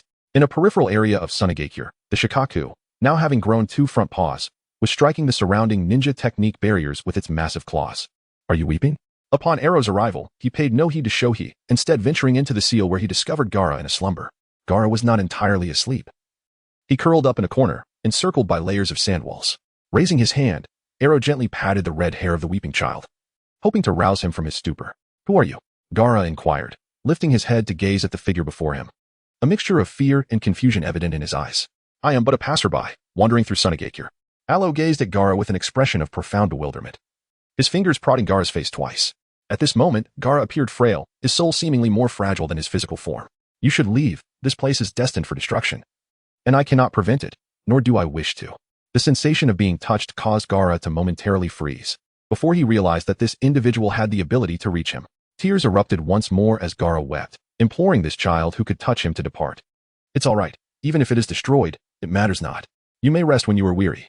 As Aloe sat beside Gaara, he quietly remained there, genuinely having no intention of offering any further hints. Not far from him and Gaara, outside the layers of sand walls being erected for protection, an anxious spirit began to manifest. Gaara, you must awaken, you cannot sleep. A short-haired woman approached with urgency as the once-formed sand walls rapidly dissipated. Outside, the guardian Shikaku continued to battle, and the surrounding seals were being executed. Raza had already issued the order for Gaara's demise. If time were to elapse any further, Gaara would truly perish. Who are you? Gaara inquired, his question echoing the same uncertainty he had expressed before. Why, after relinquishing his struggle against Shikaku, were there now multiple figures drawing near him? Gaara, I am. Karura rushed to Gaara's side, yet as she gazed into his bewildered and aggrieved eyes, the words faltered. She was Gaara's mother, but, your mother, Karura. Aro stood beside, revealing the identity of Karura. Mother? Upon hearing this term, Gaara's eyes widened in astonishment, only to gradually lower his gaze, curling up in his place once more. It seemed he was destined for death, otherwise. How could he possibly encounter his mother? Gaara, awaken quickly.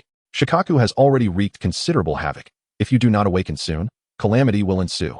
Karura, observing Gaara's retreat into himself, reached out, grasping his shoulders, urging him to escape this place with haste. Only by rousing Gaara before the external seal was completed could there be hope for his continued existence. Destruction? Mother. Yashimura stated after his failed assassination attempt that you named me out of hatred for Sunagakure. Thus, if I were to obliterate Sunagakure, surely it would please you. Would it not? Gaara tilted his head, his gaze vacant as he stared at Karura, recalling a certain event from the past. Yashimura. How could he? Karura had always cared for her younger brother during her life. Yet, this news felt unbearably cruel to her. Her brother had come to assassinate her son, and the inevitable outcome of that failure was death. Moreover, why would Yashimura say such a thing? She harbored no resentment towards Sunagakure, none at all. Could it be that Yashimura spoke the truth? Gaara quietly extended his hand, grasping the arm beside him. He was uncertain whom to trust now. or whose words could be deemed authentic, but he craved support, a peer willing to quietly accompany him, though he felt no strength. The comfort of proximity was something he cherished. No, that cannot be true. Gaara, do not question so much now. You must awaken. Shikaku cannot destroy Sunigakure. You will perish. Karura shook her head, yet there were many things she could not voice. She had already deduced the reason. The only one who could command Yashimaru was the Kazekage. And the Kazekage was her husband, Gaara's father, who had once promised before her death to protect Gaara and ensure their child would grow up joyfully. What does it matter? They all wish for my demise. No one desires my survival. Raza, Temari, Kankuro, Yashimaru. Gaara's hand clutched Arrow's arm, his small figure swaying as he struggled to shake off the hand on his shoulder, yearning to retreat once more. What significance does life or death hold? He truly did not comprehend that those individuals wished for his downfall. Upon awakening, he would once again confront their animosity. It is not like that. Karura wanted to say that those people love you. Yet, those words faltered on her lips, for she understood that no one truly cared for Gaara. Sunigakure merely sought a compliant Jinchuriki weapon, yet Gaara lacked the tranquility and obedience they anticipated. Chapter 55. Those who have come into contact with the host are no longer normal. Gaara, to survive is to have a future, even if no one loves you. You must learn to love yourself. Love that is begged for is easily lost. When you stand at the pinnacle, countless will rush forth to profess their love for you. Aloe sensed a movement within his body. He stood, gently pressing his hand atop Gaara's small, crimson head, swiftly whispering his words into the child's ear before returning to his own form. As for whether Gaara comprehended the message, that was beyond his concern. Host, the system remarked. The love received in one's vulnerable youth should be more genuine, shouldn't it? It subtly criticized Aloe for taking advantage of the innocent child while allowing him to return to his body without disrupting the unfolding events. System, Aloe interjected. The crux of my argument lies in the nature of love. It cannot be demanded or begged for. Such a love, sought in this manner, is inherently flawed. Not to mention, it cannot be attained through mere supplication. Aloe returned to his corporeal form, engaging in conversation with the system while simultaneously grasping Junmaru's shoulder. With a deft motion, he pressed his toes against the wall, and together they leapt from the crumbling edifice. Beneath the shattered structure, a verdant blade of grass sank rapidly, burrowing deep into the earth. It was absolute, a stark contrast of black and white. Uncertain of his intentions, it was evident that today, the chaos unleashed by Gaara would inevitably be attributed to him. This grass, indeed, was a most peculiar specimen. Aloe, cradled by Juanmalu, continued to dash across the rooftop, pointing back and exclaiming that there was a blade of grass. When the ninjas from Sunigakure appeared and conducted their search, they found nothing. However, one ninja soon recalled having seen, during a previous mission, a blade of grass adorned in clothing. This ninja, delivering the confirmed information, hurried back to assist with the sealing of Shikaku. After a flurry of strikes from Shikaku's claws that felled dozens of ninjas, the beast was finally subdued by the sealing technique, just as Granny Chiyo and her companions prepared to seal Gaara alongside him. The previously unresponsive red-haired child suddenly opened his eyes. A layer of sand materialized around him, lifting the sealing technique that had fallen upon him. And this sandy shield gradually coalesced into the form of Karura. This maternal protection represented Gaara's most formidable defense. The manifestation of Karura enveloped Gaara in her embrace, halting Granny Chiyo's actions and compelling the murderous intent of Raza to wane. My mother once said, you made a promise. Gaara slowly articulated, his eyes filled with resentment as they bore into Raza. From the moment he became a Jinchuriki, he had lost his parents. Yet now he understood that his mother's spirit had always been safeguarding him. However, this realization did not bring him joy. Rather, the more he understood, the more he recognized the loathsome nature of those around him, particularly his biological father. At this moment, he merely wished to rest and ponder how to locate the child who appeared in his dreams. Thus, he mentioned a certain matter but had no interest in vocalizing Raza's promised words, for the opinions of these villagers held no significance to him. If no one else loved him, then he would love himself, striving to grow stronger, aiming to stand at the pinnacle in the future. At that time, he could attain much, even if it were all mere aids of hypocrisy, but it was essential that those individuals looked up to see him. System. I feel I haven't spoken much. It seems Gaara's aura is shifting significantly. Aloe now embodies the persona of a wealthy young master, and thus, whether in the midst of a frantic escape or at present, resting peacefully, he is under the attentive care of Junmaru. At this moment, they stand not far from the site of Shikaku's rampage, observing the subtle shifts in Gaara's expressions.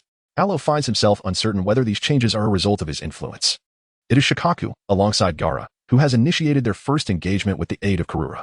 The system has indicated that the reasons behind Gaara's transformation are significantly intertwined with his host, though not in a direct manner.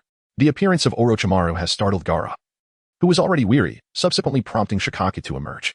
Following this, Aloe approached Gaara, instilling a glimmer of hope within him. Karura's spirit, stirred by Shikaku's tumult, seeks a resolution, only to be overwhelmed by Gaara's melancholic sentiments, which could even be described as heart-wrenching. The woman who believed she died for love discovers that the husband she adored has never shielded their child, instead subjecting the innocent to daily torment. Additionally, the death of Yashimaru weighs heavily on the situation. Ultimately, the greatest catalyst remains Shikaku. During its confinement, a moment of lucidity dawned upon it.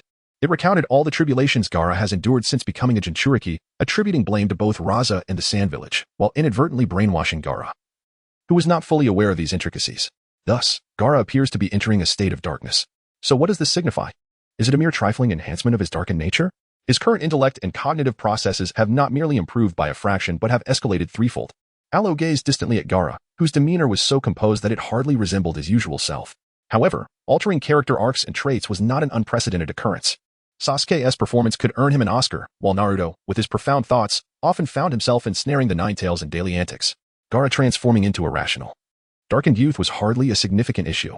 The host must not forget the increasingly unruly Orochimaru and the vengeful Itachi Uchiha, as the system internally criticized Alo. It also included those two individuals he had overlooked. Since arriving in this world, none of those who had frequent interactions with the host had managed to remain unchanged. Thus, this is quite favorable. Such a Sasuke will no longer be bullied, and his elder brother aligns with the typical Uchiha state. As for Orochimaru-sensei, Alo sighed, feeling quite helpless regarding Orochimaru. Teaching him the techniques of spiritual cultivation was intended to fortify his soul, alleviating his suffering and safeguarding against unforeseen calamities. However, he never anticipated that once Orochimaru was granted the freedom to move, he would utterly indulge himself. Of course, on the surface, he maintained a semblance of composure.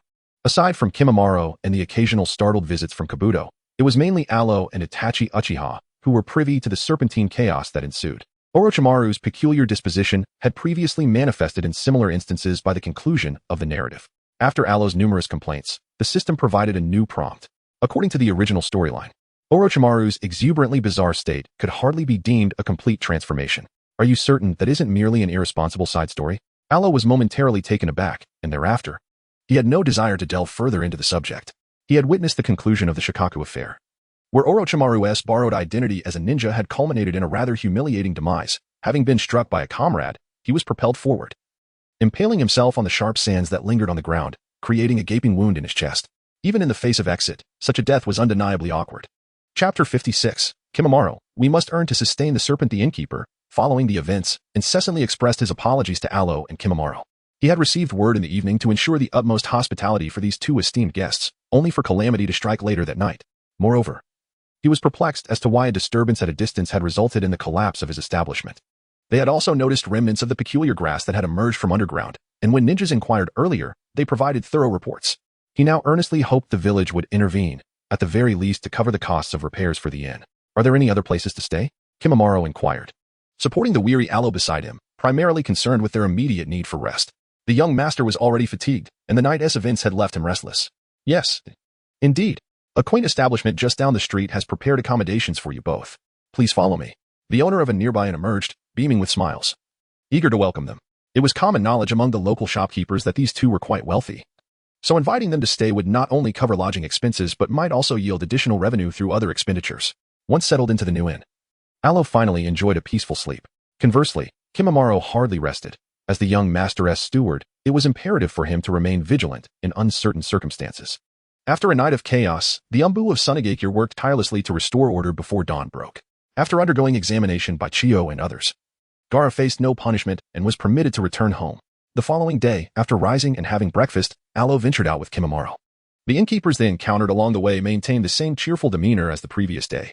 It seemed the locals possessed remarkable resilience, despite the tumult of the previous night.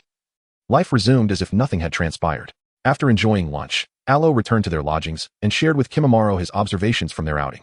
It appeared that Shikaku's outburst had become a commonplace occurrence, with local businesses largely unaffected. This was hardly surprising, as the lives of ninjas in their villages differed significantly from ordinary existence. Kimimaro sighed in reflection, then moved aside to quietly prepare the written materials they would require for their endeavors. Their primary objective was to gain knowledge about poisons and antidotes, as well as Chiyo's healing techniques. However, Alo also aspired to open a shop. And though Orochimaru felt a twinge of disappointment at his disciple's apparent disinterest in the ninja path in favor of commerce, he had no intention of hindering him. Thus, establishing a shop in Sunagakure to sell skincare products, with the potential for health supplements in the future, was to be pursued through legitimate means. Kimimaro, how many shops do you think we need to sustain the kind of consumption our teacher demands? Alo sat upon a chair, observing Junmaru diligently organizing the application information for their shop. Suddenly, a question arose in his mind. Raising and nurturing Sasuke was not a daunting task, as it merely required sustenance, hydration, and an array of nutritional supplements alongside the development of ninjutsu.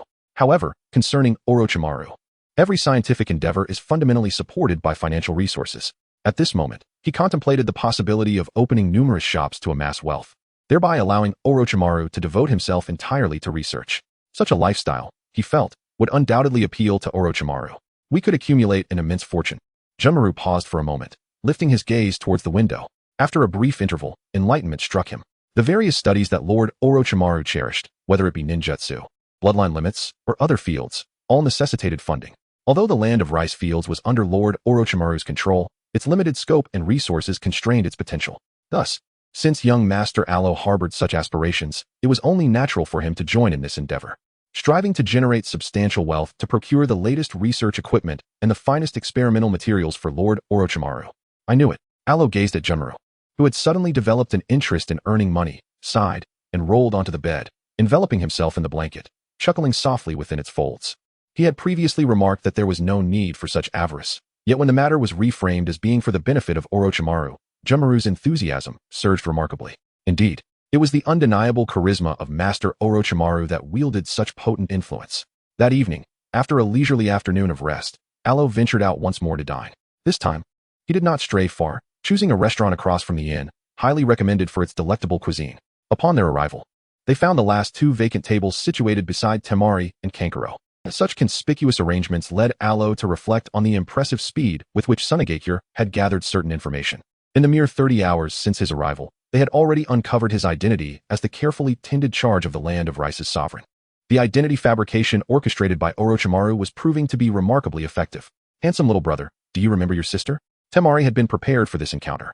Upon noticing Alo take a seat, she discreetly observed him a few times before approaching with a warm smile to greet him. Such an adorable child. Akin in age to Gaara, yet the chasm between them was immense. If only Gaara possessed such charm, she would undoubtedly spare no effort in safeguarding her brother. Alas! Reflecting on their father's words from the previous night, declaring that Gaara must die. Why couldn't Gaara simply behave?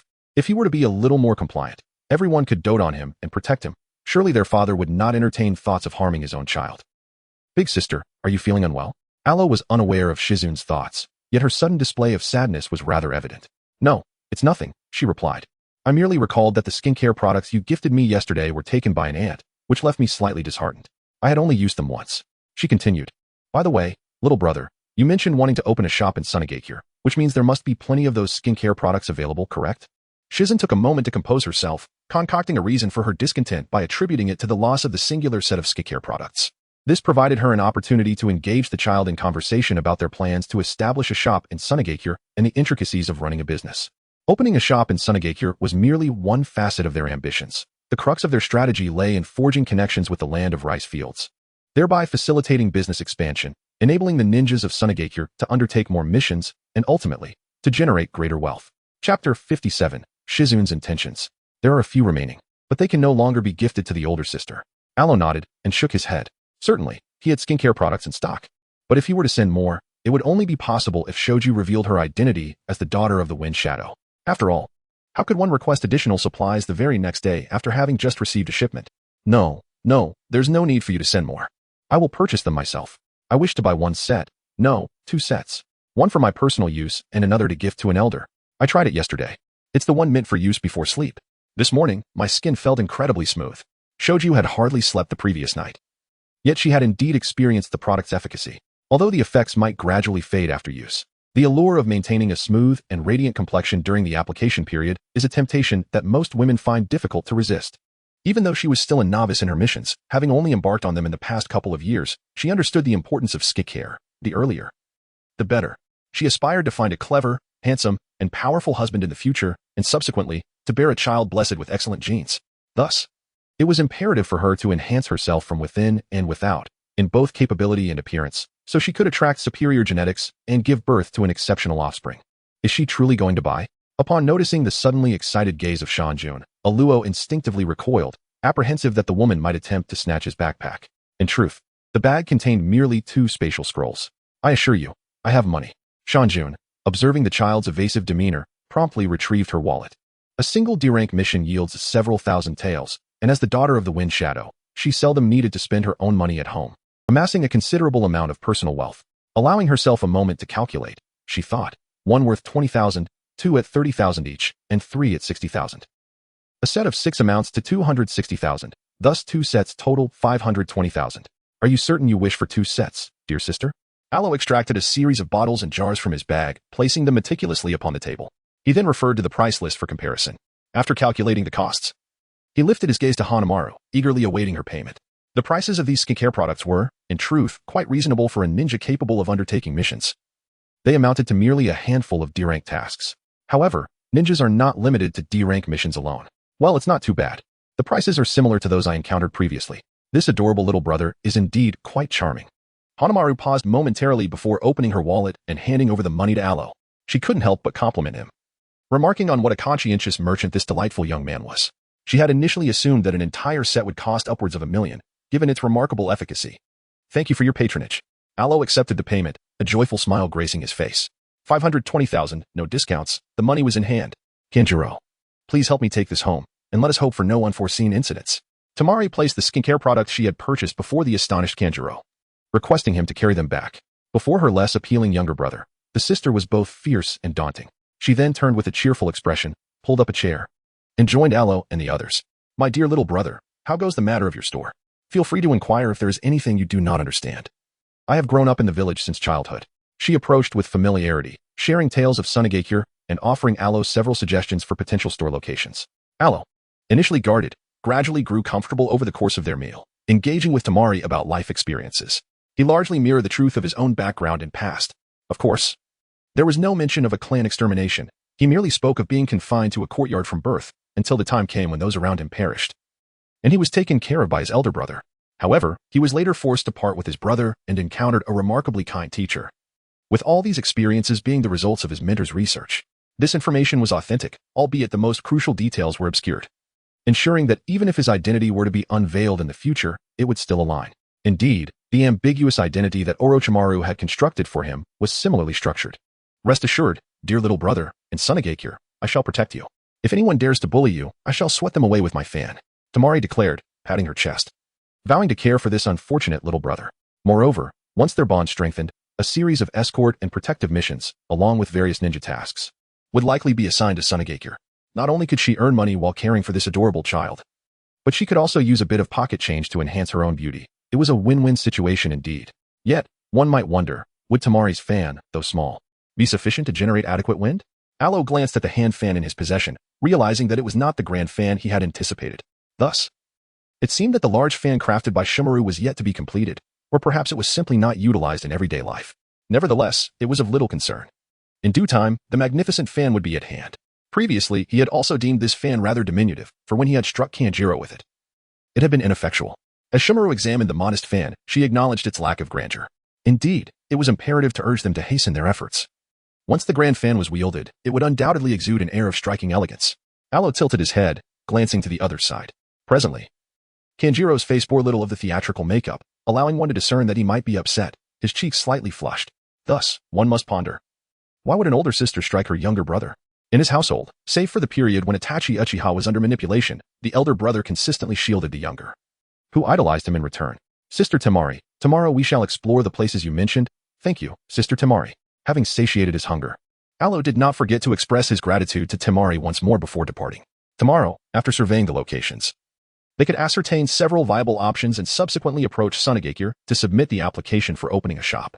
Aloe is just too adorable, Tamari mused as she stood at the entrance, watching the child leave with his caretaker, reflecting on how fortunate others were to have such delightful children. However, upon hearing footsteps and glancing back at her own brother, her irritation grew. Her 2 younger siblings were quite the contrast. One could not utter a single kind word, while the other was a veritable demon of Sunigakure, instilling an overwhelming sense of dread and discomfort at merely a glance. Chapter 58, Departing from Sunigakure. Gaara pursues. Thank you for your assistance with the renovations over the past month. After a month's time, we shall send goods and staff your way. However, given the considerable distance, it may be necessary to issue a security escort mission in advance, involving the ninjas of Sunigakure to travel to the land of rice. Aloe stood at the entrance of his shop, observing the workers engaged in construction measurements, feeling quite pleased with the location. Turning around, He glanced at the ninja who facilitated their housing rental and various business formalities, and Aloe raised a matter of utmost concern for the Sunigakure. He inquired whether, for conducting business in Sunigakure, it was necessary to enlist the aid of the village's ninjas for the escort of goods. Not a problem, assured the ninja.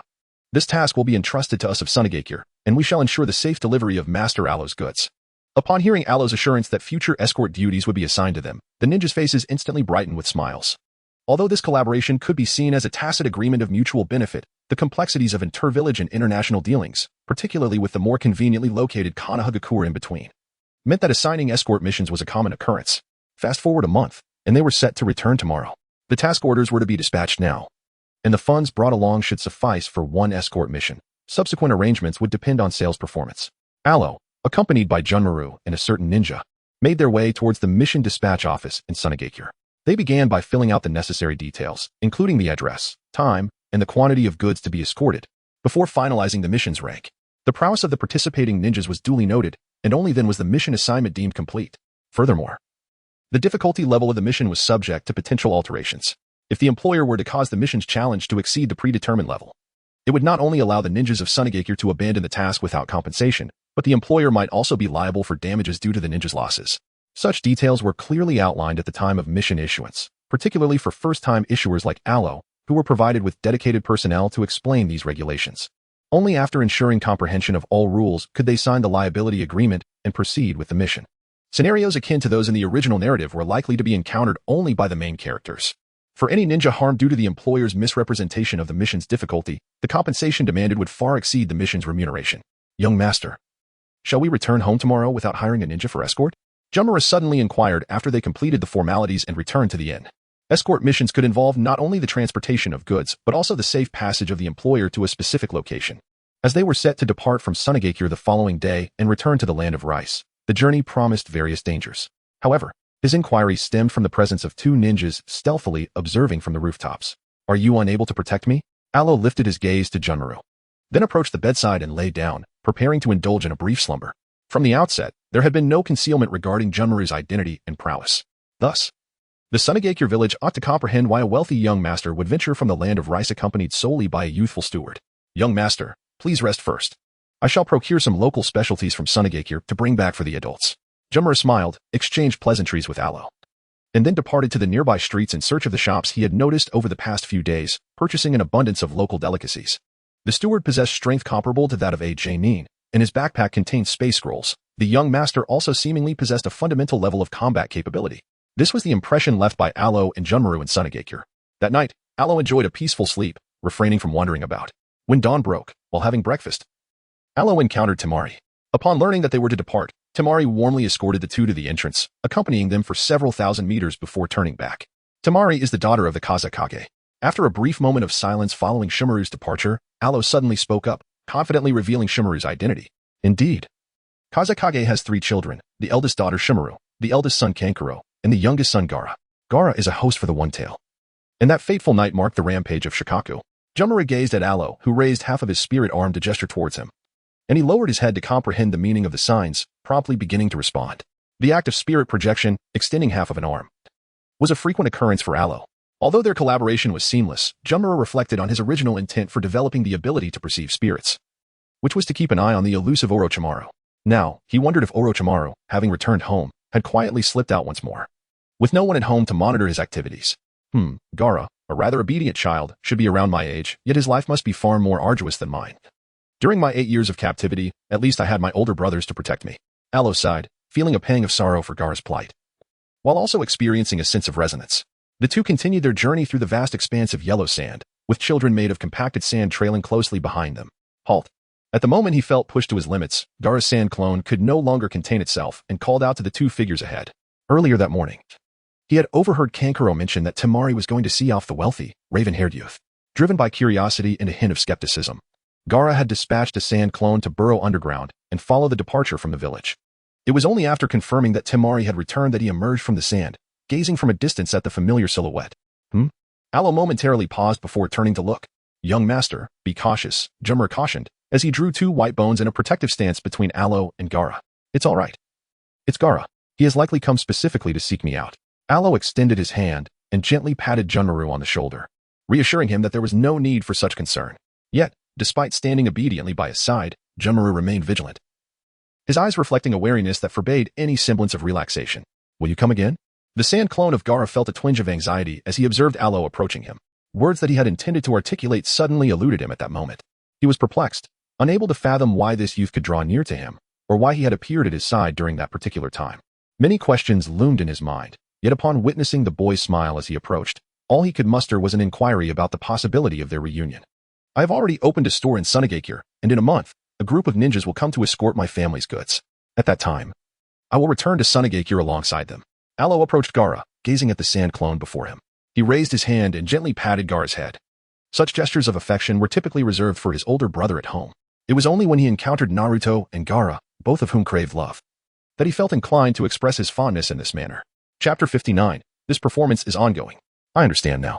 Gaara nodded obediently, and before Alo, he dispelled the sand clone. His purpose in pursuing was merely to ascertain the identity of this individual and whether they might meet again in the future. Having confirmed this information, he naturally reverted to his original form. Kimimaro, we shall take our leave. After Gaara's departure, Aro turned and continued on his journey. Yes, your highness. Junmaru's expression suddenly turned serious as he bowed respectfully to Aro. Then, quickening his pace, he scooped Aro into his arms and dashed away with a swift motion. Minutes later, two figures began to materialize from the sand, Kazekage Raza and the elderly Chiyo, whose combat prowess remained formidable despite her age. Raza, Orochimaru, is a rogue ninja from Konoha. Collaborating with him is perilous. Chiyo sighed, observing Raza's eager gaze, her concern deepening. What Orochimaru seeks does not conflict with our desires. As you have seen, that boy from the corpse bone path is a born warrior. Aside from his concealed identity, he possesses a unique ability to calm Shikaku when in proximity, which proves effective against the tailed beasts of other villages as well. Raza's cold eyes followed the direction in which the two had departed. Forming an alliance with a serpent is inherently dangerous. However, if the benefits are substantial enough, cooperation becomes feasible. Those two youths may genuinely believe they are merely here to explore business opportunities, yet in truth, this is Orochimaru's way of demonstrating his willingness to collaborate. He could potentially influence Gaara. Chiyo remained apprehensive. Although the precise effects remained unclear, the fact that Gaara had willingly pursued them, displaying unprecedented obedience and tranquility, posed a significant threat to Sunagakure. Perhaps this threat extended beyond Sunagakure itself, endangering all Jinchuriki. The tailed beasts and their hosts symbolize a village's strength, yet we know that should Gaara become uncontrollable, eliminating him and replacing him with another Jinchuriki would merely be a minor inconvenience, not affecting Sunagakure's possession of a tailed beast. When Raza spoke of Gaara, he lacked the paternal sentiment, viewing him solely through the lens of a Jinchuriki's value. Ultimately, he is also your child with Karura. Chiyo sighed, turning towards Sunagakure. She had acted on numerous occasions without regret, yet as one ages, thoughts often spiral uncontrollably. The previous Jinchuriki experiments had resulted in the demise of many children at birth, a success only attainable after Karura had sacrificed her life. Moreover, that fateful night, they had all witnessed the protection Karura bestowed upon Gaara. I am the Kazekage. My only concern is the village. Raza stood still for a long moment before exhaling deeply and returning to the village. The wind swept through, stirring the sands. Over an hour later, a larger grain of sand rolled twice under the influence of the wind, surfacing from the sandy depths. With a barely audible crack, the surface of the grain began to show several fissures, gradually crumbling into fine particles. At the border of the land of fire, Junmaru gazed blankly at the roasting grill. It was noon, time for a meal, which was perfectly normal. However, Lord Orochimaru, why have you come to this place in such a manner? Where is your body now? Junmaru pondered. This is ready. Please do not tease him anymore, master. Junmaru has endured much on this journey. Alo took the roasted meat, sliced it, and offered it to Junmaru across the table with one hand. Beside him, a half-human, half-snake creature attempted to reach out and touch Junmaru's head over the grill, only to be pulled back by Alo's other hand, which was manifesting as a spectral form. This foolish child remains too innocent, sighed Orochimaru, his voice tinged with melancholy. After his soul underwent a rigorous transformation, it gradually began to take on a semblance of humanity, though only his upper body resembled that of a person. From the waist down, he still possessed a long serpent's tail. Now, Orochimaru languidly reclined upon his coiled tail, gazing intently at Junmaru. The pure-hearted Junmaru, with his thoughts solely occupied by his esteemed Orochimaru, pondered, Dear Orochimaru-sensei, where have you left your body? If you stay away too long, it will perish. As Aro savored the grilled meat, he noticed that Orochimaru showed no intention of returning. With a soul detached, he grasped the serpent's tail, intending to fling it away. I will carry it with me and retrieve it later, he thought. The shell of white zetsu was remarkably useful, remaining intact for hours without perishing. Realizing the precariousness of the situation, Orochimaru hastened to explain. In his usual role, he was the teacher, and Aro, the obedient student. However, in this ethereal state, he held no authority over Aro, as if their identities had been exchanged, along with their temperaments. Let us first dine. It is wise to return home after satisfying our hunger, suggested Kimimaro with a sigh, telling himself that few could perceive their soul forms. He resolved to regard it as a leisurely diversion needed by Lord Orochimaru. Reflecting on their expedition to Sunagakure, he understood Orochimaru's words. He indeed lacked the flair for theatrics. And had he been informed of certain matters in advance, he might not have appeared so natural. Yet, he remained puzzled about the true purpose of their journey to Sunagakure. Was it a collaboration between Lord Orochimaru and the Kazekage? Were they to observe the puppet techniques and medical ninjutsu of Sunagakure? Or perhaps to establish a shop for profit? Moreover, there was the matter of the Jinchuriki from Sunagakure. That child had regarded Ero with an unsettling gaze, raising concerns that if Ero were to invite the Jinchuriki to join them, the boy might flee from Sunagakure without hesitation. A month from now, I shall accompany 2 individuals alongside the ninjas from Sunagakure. Upon arrival, I will reside there for a month to study. Mastery takes time. Using Flying Thunder God, he transported 1 person and 1 soul back to the land of Rice, where Ero observed the restored forms of Orochimaru and Kimimaro, discussing their forthcoming plans. During his time in Sunagakure, Ero had noted that there were indeed valuable lessons to be gleaned, such as the knowledge of poison and antidotes from Granny Chiyo. Do not rush. You have already acquired a considerable amount of knowledge, Orochimaru reassured him, having returned to his corporeal form and regaining his authoritative stance as a teacher. Orochimaru was thoroughly pleased with Ero's eagerness to learn and his rapid progression. Such a child could undoubtedly fulfill his long-held aspiration to master all the ninjutsu and knowledge that existed in this world. Simply maintain your current state, he advised. I shall visit Sasuke. Do not wander about aimlessly, and ensure you rest well. Aluo stretched languidly and glanced at the time. Recalling that he had not returned home for several days, he resolved to go back and check on Sasuke's condition, that proud elder brother of his. Chapter 60. The Uncontrollable Sharingan. Aluo, your timing is impeccable. Sasuke has just learned to utilize the Flying Thunder God technique, yet his condition is far from ideal. His control is unstable, and his Sharingan tends to activate uncontrollably. Izuna observed Aluo's arrival beside Sasuke and immediately urged him to conduct an examination.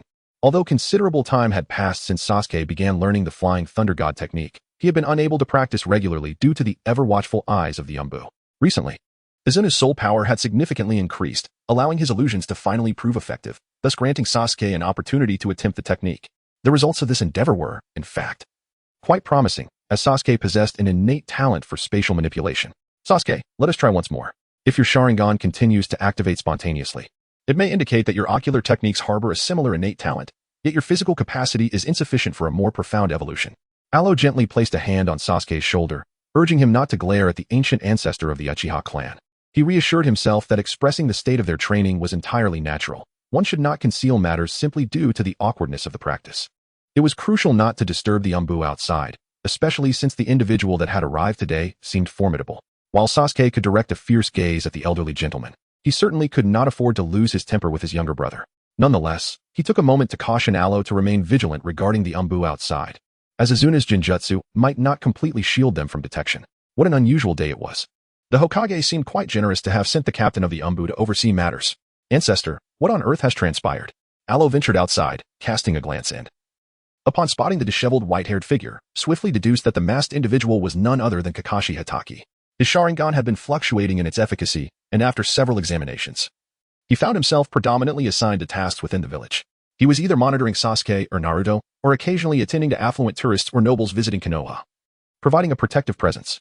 Izuna was well acquainted with Kakashi's circumstances. After all, he was the one who prompted Alo to deliver a warm gift upon his departure. Moreover, it was remarkable that someone devoid of Uchiha lineage could wield the Sharingan, albeit not with exceptional proficiency. Such an anomaly was indeed rare. Due to the suboptimal condition of his eyes, the potential for unforeseen incidents loomed, prompting Sarutobi Hiruzen to refrain from deploying him on missions. Should any complications arise during a task, it would not only result in failure, but also jeopardize the loss of a skilled elite jonin, along with a formidable Mangeki Sharingan. Alo, filled with curiosity, ventured outside to ascertain the condition of Kakashi's Sharingan before gracefully returning. The injuries inflicted by the host had been mended by the Kamui space, allowing Obito Uchiha to regain his strength after a few days of weakness. However, Kakashi Hatake, reliant on chakra consumption to maintain his borrowed mode, lacked the ability to adjust his Sharingan post-repair. While Alo lamented Kakashi's misfortune, the system interjected with a gentle reminder for its host to retain some dignity. In Konoha, they should have attempted to remove it a few times. I just checked. His ocular nerves have sustained considerable damage from the surgery and have yet to fully recuperate. Alo stood by the window, his gaze directed towards Kakashi, who was perched upon a tree. He was acutely aware of the predicament he had caused for others. At that moment, the sight of Kakashi's Sharingan ignited a peculiar thought within him. The kaleidoscopic Sharingan nestled in the eye socket of Danzo's right side had been a subject of interest. On several occasions, Danzo had attempted to seize it, only to be thwarted each time by Hiruzen Sarutobi. Currently, Kakashi Hatake held significant importance to Hiruzen, being a capable and reputable elite jonin who was also obedient.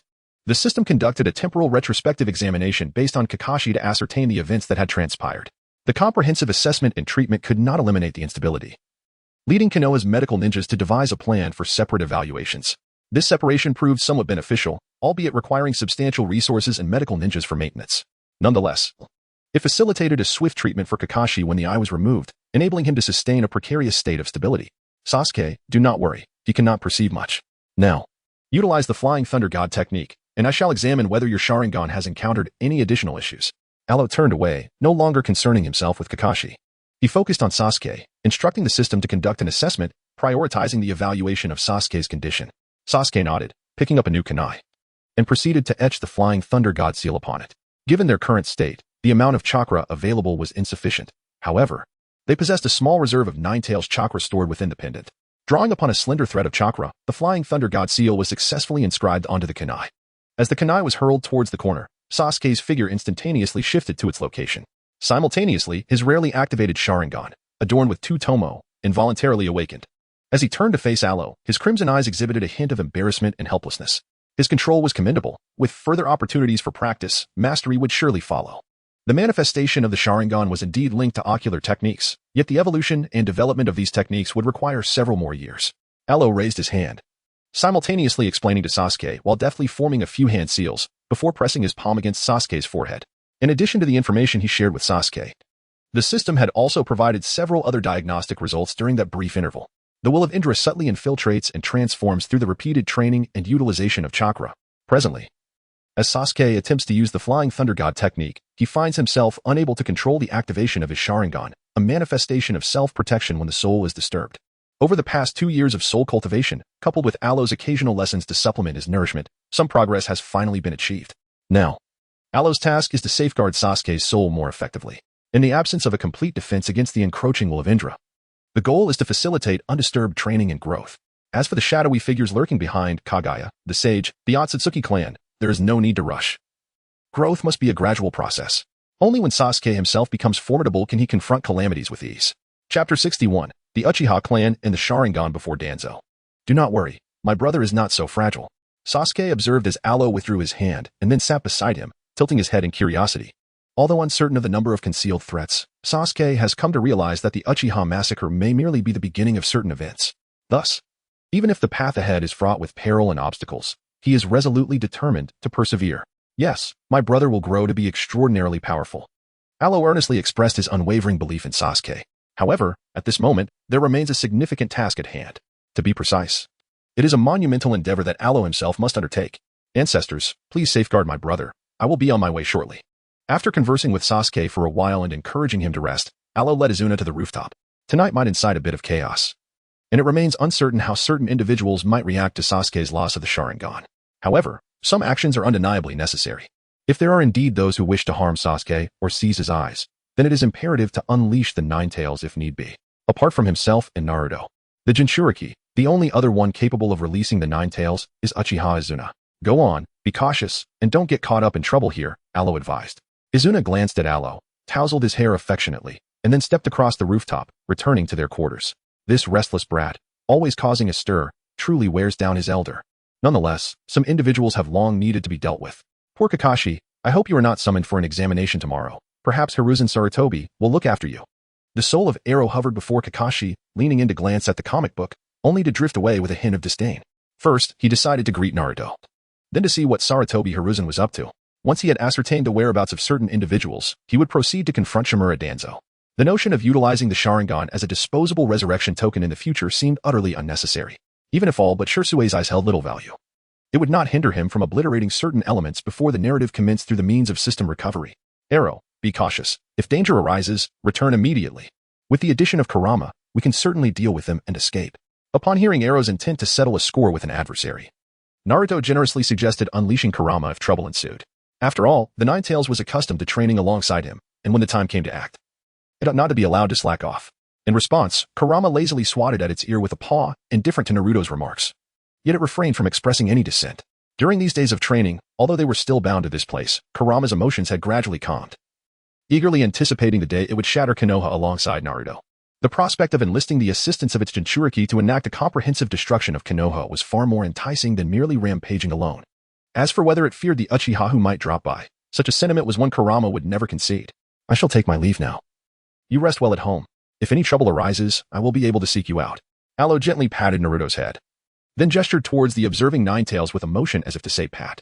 Before the Ninetales could become agitated, Alo had already departed, floating above the village of Konoha to assess the general state of affairs that night. Upon confirming that all was well and that Sarutobi Hiruzen was at home tending to his grandson, Alo then drifted towards the location of Shimura Danzo. The Shimura clan, known for its significant standing within Konoha, had the rare privilege of having Danzo return home today, as his grandson had just been born. As both a grandfather and the head of the family, it was only fitting for him to make an appearance. The descendants of the Shimura clan. Alo had not contemplated these matters before, but while floating above the courtyard, observing the blissful enjoyment of the people from the Shimura family, he suddenly resolved to eradicate certain clans entirely. During his time at Orochimaru's lair, they had conducted numerous examinations on Itachi Uchiha and had glimpsed fragments of his memories. On the night of the massacre, the majority of the Uchiha clan perished at the hands of the root members. The only individuals who truly warranted Itachi's intervention, aside from their parents, were some of the formidable Uchiha elders. Host, you should harbor no emotional ties to the Uchiha clan. The system perceptively cautioned, detecting Alo's murderous intent. What does that have to do with me? They destroyed Sasuke's happiness, and thus, those who obliterated Sasuke's joy are unworthy of experiencing happiness themselves. And the same applies to their kin. Alo's eyes blinked, and a smile gradually deepened, transforming his gaze into the form of 3 Magatama. He meticulously recorded everything that caused Sasuke's sorrow and distress, intending to address it when the time was right.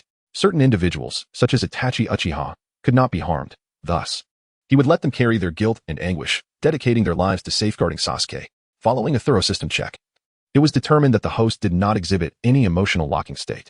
However, the system still sensed an anomaly and conducted a rapid examination, only to discover that the host appeared quite normal.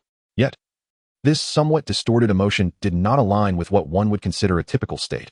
I am merely attempting to reciprocate the same emotional depth.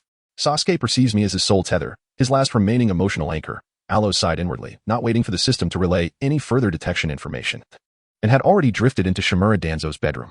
Within the confines of the Shimura household, it was certain that Danzo's chamber would be of considerable quality. Having returned to his room for some time, Danzo was now thoroughly groomed, reclining in a chair as he examined recent business records of their family. Shadowy figures from the Umbu stood vigil at the door, while others perched on the rooftops outside. Should any anomaly arise, these operatives would swiftly intervene. In such a secure environment, Danzo felt relatively at ease. Yet, amid this relaxation, as he turned to a new page in the ledger, a pair of crimson eyes suddenly emerged. The palm-sized blood-red orb, with 3 tomos swirling within, coalesced before him.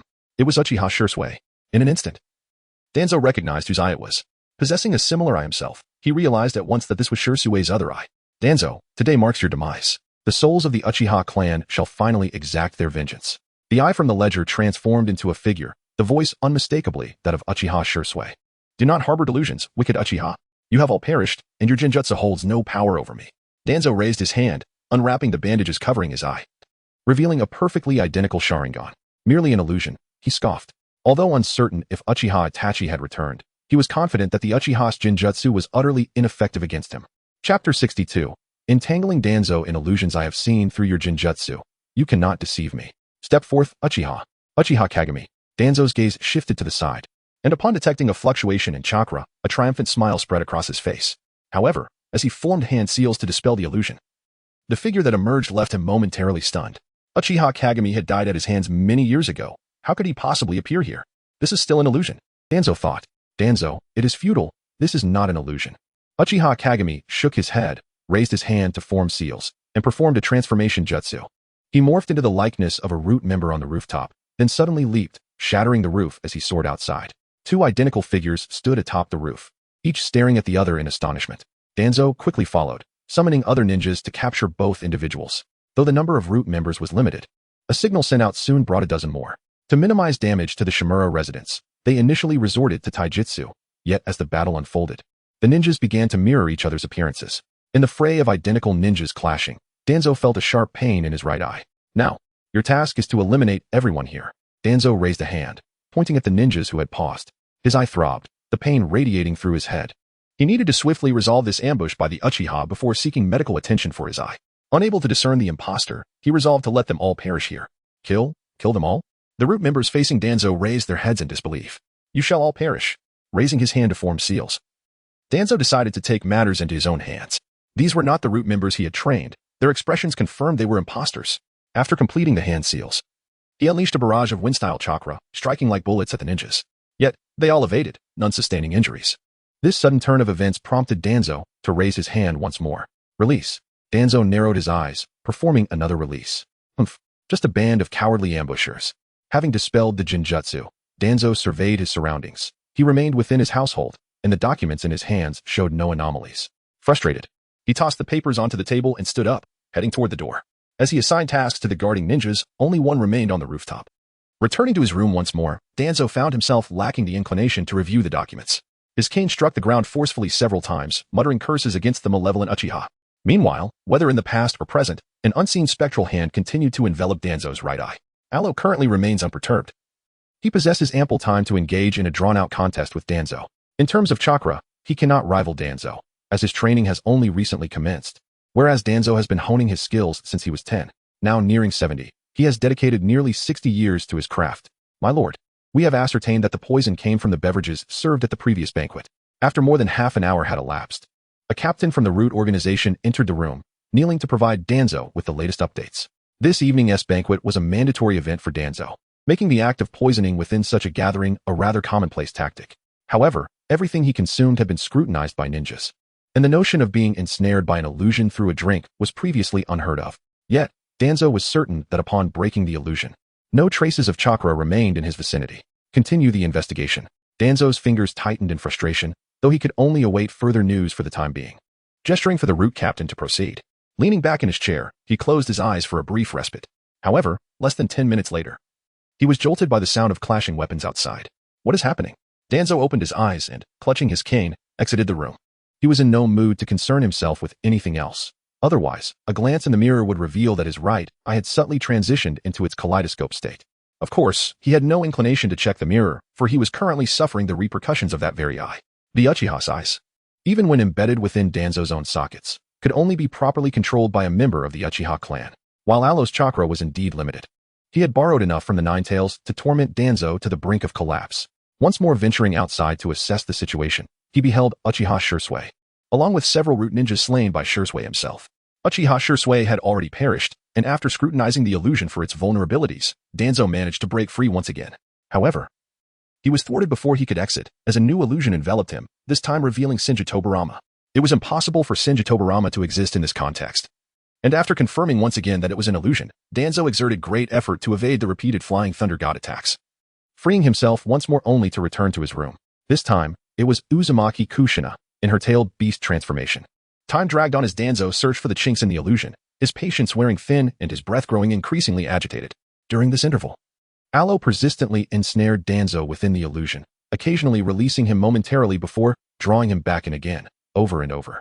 As midnight approached, Aloe observed the mentally exhausted Shimura Danzo, that invisible hand gradually tightening around Shursui's eye. The Uchiha's illusions, coupled with their extraordinary Sharingan, were sufficient to toy with Danzo until his demise.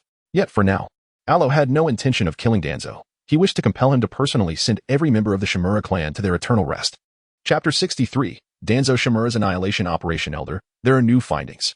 The captain of Root, accompanied by 2 ninjas, entered the room carrying 2 boxes. The boxes were placed before Danzo, filled to the brim with letters. These letters had been retrieved from the hidden chamber of the Shimura clan. Danzo opened the letters, scanning them one by one, his anger surging as an inner struggle emerged.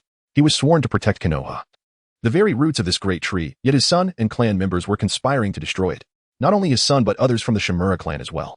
They were all consumed by resentment towards Konoha, plotting to kill themselves tonight, inciting chaos within Konoha, and allowing the Jinchuriki from Kumogakure to invade the village during the turmoil. Summon all members of the Shimura clan. Recall those on missions. After enduring the torment of the illusions, Danzo issued the command without displaying much sorrow. He had abruptly realized that yet another illusion was at play. Thus, regardless of his actions, when he emerged from the illusion, he would find himself once more in his bedroom, seated at his desk facing a pile of documents. Yet, even if this were an illusion, he would never permit anyone to harm Konoha, not even his own family, nor his descendants. Host, the power of Kodo Amatsukami is remarkable. Have you considered modifying this eye for your use? The system assessed Danzo's mental state, confirming the usage and effects of Kodo Amatsukami before advising him that its value was quite high. Although it could only be utilized within this world after modification, it was indeed effective. I have no interest in altering a person's thoughts to turn them into a puppet that holds no allure. Aloe floated beside Danzo, deliberately diminishing his presence even in a spectral state. Only one hand remained ensnared within the socket of Danzo's right eye. This singular Sharingan, though simple to manipulate, necessitated a continuous supply of chakra to sustain control throughout its usage. Once the flow ceased, its effects would dissipate effortlessly, requiring no additional effort to unravel. Yet, while the utility was undeniable, Aloe harbored no genuine interest in manipulating the thoughts of others. What truly captivated him were the authentic emotions emanating from the essence of their souls. For those he deemed inconsequential, the act of killing sufficed. There was no need to fashion a mere puppet. The potential emergence of a sage, tracing back to him through the controlled individual, was a prospect he found far from amusing. Moreover, a crucial point had been established through the system's notification. The value of this pair of eyes was substantial. Valuable goods could be exchanged for currency, which would procure necessities far beyond the triviality of a Sharingan. After all, he possessed his own ocular prowess, unlocked post his evolution, that could rival even the most exalted of abilities. Thus, why would he exchange an uncertain power for something already quantified? The system displayed a prompt, Uchiha Shursui's Mangeki Sharingan, valued at 8,000 points. Would you like to redeem it? Aloe could not help but scoff at the absurdity, quipping, do not be excessive. Danzo has yet to complete his tasks. Wait until I am finished. Aloe was resolute in his belief that the system was intentionally expressing dissent through its manner of interaction with his grievances. He had previously mentioned that his own Sharingan would only be utilized after he matured, without implying any judgment on its current state. Nevertheless, the system merely surfaced to inform Aloe about the price of the dual Mangeki Sharingan. Whether to sell or to modify it was entirely at Aloe's discretion. Unseen by others, Aloe engaged in casual conversation with the system while continuing to follow Danzo outside. The members of the Uchiha clan were uncertain about the unfolding events. Yet the root ninjas who discovered their gathering commanded respect and obedience. It did not take long for the Uchiha clan members to assemble in the courtyard, along with some who were previously on missions. Except for a few who were unreachable due to village assignments, the rest awaited Danzo's slow and deliberate approach.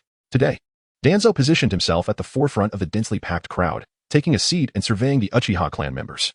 Among them were elders older than himself, as well as youths and children, all looking back at him with serious expressions. However, after opening his mouth to speak, he suddenly found himself at a loss for words. Deep within him resided a singular thought. Konoha must not be destroyed. All potential threats ought to be buried beneath the roots. Acting on orders he had previously issued to the leaders of Root on his way there, Danzo raised his hand and brought it down forcefully.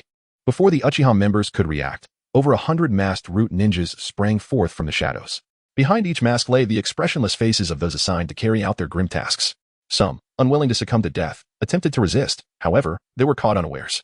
A few managed to retaliate, but they quickly fell to the blades of the Root ninjas. One by one, Uchiha clan members vanished, reminiscent of the Uchiha massacre years prior. Yet, there was a distinction. The Uchiha of that time were engaged in village security tasks, rarely venturing outside, thereby leaving no room for any potential survivors. Go. Eliminate all Uchiha members outside the village, complete the task, and return. Danzo commanded as he stood and gazed upon the sea of corpses ahead. He issued a new directive to one of the Root leaders. The Root ninjas did not question why. They were merely executors of orders, ready to carry out even the most heinous commands without hesitation, even if it meant the death of Danzo's own son. Among the fallen were indeed Danzo's own offspring. A portion of the Root ninjas set out to fulfill their mission, while simultaneously, the ceiling formation that had loomed over the Uchiha clan dissipated. The scent of blood permeated the air, swiftly alerting the Umbu ninjas, who rapidly relayed the alarming news to the third Hokage, Hiruzen Sarutobi. By the time Hiruzen arrived in haste with reinforcements, Danzo remained seated in a daze, his expression blank and his right arm, now unwrapped, resembling a withered branch. Just moments prior, after issuing all his commands, his consciousness had gradually returned. Gazing upon the bodies of his clan, he felt a surge of hatred. Yet, before he could issue new orders, his right eye socket erupted with the remnants of Shursui's eye. Fortunately, due to the presence of first Hokage's cells, he was able to recover quickly enough to save his brain from shattering. However, the damage to his eye socket was severe. To his dismay, he soon discovered that the Sharingan embedded in his arm was also spontaneously detonating. With each explosion, a portion of the wood-release cells dissipated. Once all the Sharingan in his arm had been obliterated, his limb transformed into a lifeless husk, rendering him incapable of utilizing wood-release any longer. In this moment of despair, the last remaining eye beheld a vision that oscillated between reality and illusion. It was Uchiha Kagami, appearing as he did at the moment of his demise. In this encounter, Danzo was certain he was witnessing the spirit of Uchiha Kagami. Danzo, Kagami spoke, after death, souls will reunite. I, along with the second Hokage, await your descent. You annihilated our Uchiha clan, and now I shall destroy your Uchiha clan when I return. I shall personally exact vengeance upon you for your past transgressions." These words left Danzo in a state of shock. Seated amidst the corpses of those he had ordered to be slain, his past comrades, mentors, the entire Uchiha clan, and even the exceptional ninjas of Konoha whom he had led to their deaths, countless tragedies were of his own making, and at that moment, he could envision what awaited him upon his own demise. Chapter 64. Sasuke, my brother is the best system. Observe how profound their bond truly is. Aloe floated above the Shigemura household, observing as Sarutobi Hizashi cautiously assisted Shimura Danzo. Once again, he found himself lamenting to the system about the close bond between the two. The system, however, disregarded Aloe's complaints and provided a prompt based on its analysis. The host is utilizing an excessive amount of chakra in a soul state. It is advisable for the host to return to their physical form for recuperation, despite Aloe's unique situation and the system's support. Maintaining the continuous use of the right eye of Shizuka in a spiritual state was an exhausting endeavor. Engaging in such an abnormal operation too frequently could lead to adverse consequences. Well, I shall greet Naruto briefly before returning to converse with my brother, he resolved. Aloe observed as Shimura Danzo was taken away to the hospital, while Sarutobi Hiruzen remained behind to coordinate further arrangements with the Umbu. There was no need for him to linger any longer.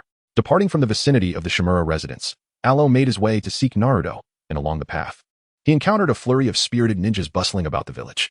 The events of the evening had stirred quite a commotion, rousing many of Konoha's ninjas from their slumber. Arriving at Naruto's home, Aloe greeted both Naruto and the Nine Tails, informing them that he had completed his tasks and advising them to exercise caution. Especially in the event that Danzo might descend into a frenzied rampage, should that occur, it would be prudent to flee. Subsequently, Aloe returned to Sasuke's side. At that moment, Sasuke was awake, seated in his bed, his Sharingan-S double tomo activated, patiently awaiting Aloe's return. "Sasuke, why are you still awake?" Upon Aloe's return, he gazed into Sasuke's eyes, struggling to maintain his smile. "As soon as you returned, I had a dream." Sasuke tilted his head, observing Aloe. Although the ethereal Aloe exhibited no overt signs of distress, Sasuke sensed an underlying weariness in him. Just moments ago, Aloe had dreamed of witnessing countless lives extinguished, blood stained the ground, and corpses lay in heaps. Though it was not the Uchiha clan, he was certain it marked the obliteration of a family. Upon awakening, he meticulously recalled the attire of the fallen and the family crest upon the walls, ultimately realizing that it was the Shimura clan, destroyed under the hand of Shimura Danzo. "You must have witnessed the annihilation of the Shimura clan from my perspective." Aloe sat beside him, gazing at Sasuke's visage, acknowledging the veracity of this dream. Yet, why would Sasuke experience such a vision? It certainly could not be attributed to the peculiarities of their twin bond. The faint aura left by the Sage of Six Paths was detected, resonating through their bloodline, allowing Sasuke to witness the results in his slumber. The sage had indeed visited. Though he did not linger, he merely allowed Sasuke to perceive those fleeting images in his dreams.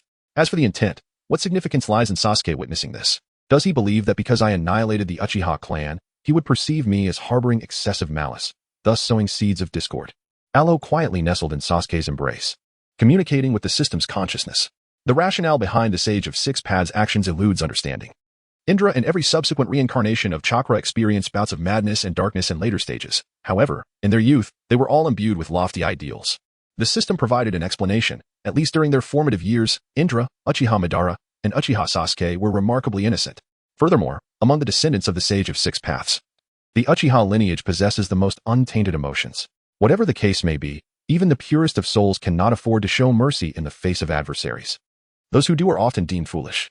Aro was reluctant to speculate on the thoughts of the Sage of Six Paths. For Sasuke, annihilating the enemies of his clan and eradicating their entire lineage should not pose any psychological barriers. Aro, refrain from taking risks in the future. We have ample time to prepare for our vengeance. We cannot endanger ourselves in the pursuit of retribution. Sasuke embraced Aro, his voice muffled after a prolonged silence. He was uncertain as to why he could perceive such visions in his dreams, yet Aro's reaction assured him that it transcended mere dreamscapes. The reincarnation of Indra. The fragments of information regarding Uchiha Madara, the black orb striving to save its mother, as well as Indra, Ashura, and the Sage of Six Paths, these topics were frequently discussed during Aro's and Izuna's casual conversations, and many details had been retained. The Uchiha clan had always been entangled in the machinations of certain so-called sages. Those who survived or possessed formidable strength became mere pawns. Now, with only a few members remaining in their clan, the distinction between pawn and player had become negligible, while the exact extent of the sage's power remained elusive. It was known that the moon was a creation of the sage. Thus, upon awakening moments ago, Sasuke had contemplated extensively. This time, he had fortuitously encountered Danzo and, unable to restrain himself, had acted. He resolved not to engage in any further actions in the immediate future. Now it was imperative for his brother to exercise greater caution. Should danger arise, they must flee together with Naruto, unleashing the Nine Tails if necessary. For it would at least provide a shield until he and Orochimaru could arrive. Alo nodded obediently. Recently, he had indeed resolved to refrain from causing any more trouble for Konoha. For now, his priority was to focus on personal development, earning money, and enhancing his own abilities. There would be no issues. You should hurry back to rest and take good care of yourself, returning only when you feel rejuvenated. Sasuke gently ruffled Alo's hair, urging him to return and rest. Being detached from one's soul for an extended period inevitably breeds concern. Then I shall take my leave, Alo said. Sasuke, do rest a while longer. Alo raised his hand and touched back, then declared he was leaving, directly returning to the underground base in the land of rice. Once he confirmed that Alo had departed, Sasuke lay back under the covers. Izuna, your brother's mind is quite ill. Sasuke, nestled in the blankets, pondered for a considerable time before suddenly venting his frustrations towards Uchiha Madara in front of Izuna. Watch your words, you little rascal, that is my brother. Even if his mind is not functioning properly, only I am allowed to scold him. Izuna descended from the rooftop and slapped Sasuke on the head. But without using any chakra, the blow merely passed through, landing harmlessly. Your brother doesn't seek revenge for you, but my brother is different. He has already gone to annihilate the Shimura clan because of me, and in the future, we shall also pursue the Sarutobi clan, as well as many others in Konoha. Sasuke squinted at Izuna, a hint of pride seeping into his words. Concerned though he was, it did not hinder him from feeling the affection and care emanating from his brother. Were it not for him, Alo would hardly care about the fate of the Uchiha clan. Thus, all of Alo's arduous efforts were merely to avenge him. He truly had the finest brother. Chapter 65. Teacher Orochimaru. Please be normal, Teacher Orochimaru. Don't cause a ruckus. I'm utterly exhausted and need to rest. The Shimura clan has been targeted for extermination by the root ninjas under Shimura Danzo's orders. Alo's soul returned to his body, and he raised his hand to swat away Orochimaru, who had come too close. He was utterly fatigued, overwhelmed with exhaustion. Thus, if there were no pressing matters, it would be best to discuss them upon his awakening. Shimura Danzo had been eradicated, and the Shimura clan? Orochimaru's serpentine eyes widened in astonishment as he stared blankly at Alo, who was already pulling the covers over himself, ready to drift into slumber. He lifted his hand, intending to pull Alo back for further inquiry, but noticing Alo's evident fatigue, he lowered it once more. My lord Orochimaru, the latest news from Konoha. Kimimaro had received an update from Konoha that morning and rushed to find Orochimaru with the letter in hand. Unfortunately, Orochimaru had not returned to his quarters the previous night. He hurried to Alo's room, only to find Orochimaru squatting by the bedside, staring intently at Alo, rendering him momentarily speechless. Shimura Danzo has been annihilated? The Shimura clan? Orochimaru slowly turned his head, maintaining his squatting position as he glanced at Kimimaro. He had pondered this matter for half the night without comprehending how Alo had orchestrated the destruction of the Shimura clan. The Shimura clan had suffered an assault, with the majority of its members perishing and Danzo sustaining severe injuries. The third Hokage had summoned ninjas to investigate and pursue the intruders. Kimimaro carefully examined the letter before reciting its contents. It did not state that the Shimura clan had been exterminated, merely indicating an invasion by external enemies. Yet, the identity of these foes remained unknown. The information was accurate. After all, it was indeed Alo who had claimed to visit his brother, only to turn around and obliterate a significant clan in Konoha, the Shimura and Sarutobi clans, whose influence had long surpassed that of the Inuzuka and Aburame clans. Orochimaru spoke in a contemplative tone regarding the eradication of the Shimura clan, with the perpetrator standing right before them. Furthermore, the status of the Shimura clan in Konoha was likely third. The foremost clan was the Hyuga clan, yet they were characterized by their timidity and ineffectiveness, possessing little more than their numerical strength and the unique traits of their bloodline. The second most prominent clan was the Sarutobi clan, whose influence was substantial due to their long-standing connection to the Hokage title. The Shimura clan was slightly inferior to the Sarutobi clan, but not by much. The Inuzuka, Aburame, and other similar clans occupied a comparable tier. It was uncertain how many clans would remain in Konoha in a few years as this child matured. Perhaps Konoha itself would cease to exist? Such thoughts were indeed intriguing. My lord Orochimaru, it seems Alo is quite fatigued. Perhaps you should consider having breakfast first? Kimimaro suggested, observing the slumbering Alo, who, upon hearing their conversation, irritably kicked the covers in discontent. Recognizing the necessity of rest, Kimimaro urged Orochimaru not to linger. Once Alo awakened, he could simply inquire as he wished. Alo would not escape. However, it seemed that Orochimaru's presence would bear little consequence. With the Flying Thunder God technique, he could depart at will. Please bring some food over, and ensure to include a portion for Alo. Something he enjoys, Kimimaro requested. Orochimaru shook his head, determined to remain. The annihilation of clans. It was known that Itachi Uchiha had eradicated the Uchiha clan, yet it was widely understood that most had perished at the hands of root ninjas, with some Umbu likely involved as well. Such a feat could not have been accomplished solely by Itachi. Last night. It was Danzo who had been manipulated into the massacre of the Shimura clan. Could it be that Alo had employed the Kotoamatsukami technique? He was aware that Alo harbored numerous secrets. It had been said that after using Shursui Uchiha's eye, it would explode. Now, it seemed as though this little rascal was deceiving him, whether it be him or Itachi Uchiha. Master, could you perhaps refrain from gazing at me with such mournful eyes? I haven't done anything to betray you. It was merely that Danzo took an extended period to recover, and your collaboration with him is long since over. Alo, cocooned in his blanket, turned over as Junmaru went to fetch breakfast. With drowsy eyes, he opened them partially, casting a disdainful glance at Orochimaru, who was half hidden by the covers. The gaze he directed was laden with a sense of grievance and sorrow. You are Orochimaru. He seemed to plead silently. Do not present yourself in such a manner. You are a notorious rogue ninja from Konoha, and this appearance evokes the image of a delicate soul. Deceived and heartbroken by a scoundrel. This portrayal is utterly unbecoming of you, truly unbefitting, as if oblivious to Alo's musings. Orochimaru rested his arm on the edge of the bed, leaning forward, awaiting an explanation from Alo regarding how he managed to gain control over Danzo. After all, Danzo's right eye held the power of Uchiha Shursui, employing the Uchiha clan's forbidden techniques, which, while effective in control, came at a high cost of chakra. Were it not for the Nine Tails chakra previously bestowed by Naruto, I would hesitate to undertake such an endeavor now. Alo stifled a yawn, rubbing his face against the blanket before turning to Orochimaru to share his thoughts. The Sharingan, can it be manipulated in reverse by anyone not of the Uchiha clan? Orochimaru, upon seeing Alo's opened three-tomo Sharingan, was suddenly reminded of someone. During the time he brought Alo back, another possessor of the Sharingan had encountered difficulties. Kakashi Hitaki had sustained considerable injuries, and his condition remains precarious to this day. It's manageable, I suppose. The ocular technique combined with secret arts is simply exhausting. Alo, weary and languid, closed his eyes, his tone drenched in lethargy. Indeed, he had reveled too much the previous night. And now he bore the consequences. His eyes were uncomfortably strained. Is your Sharingan unable to close? Orochimaru observed Alo with a sense of curiosity, for after their prolonged companionship, it was the first time he had witnessed Alo activating his Sharingan when it was clearly unnecessary. It was not a grave matter, he simply felt fatigued. Having lived nearly 70 years and spent 5 or 6 decades as a ninja, even if the backlash could be endured, it had still tormented him for half the night before he finally managed to find respite.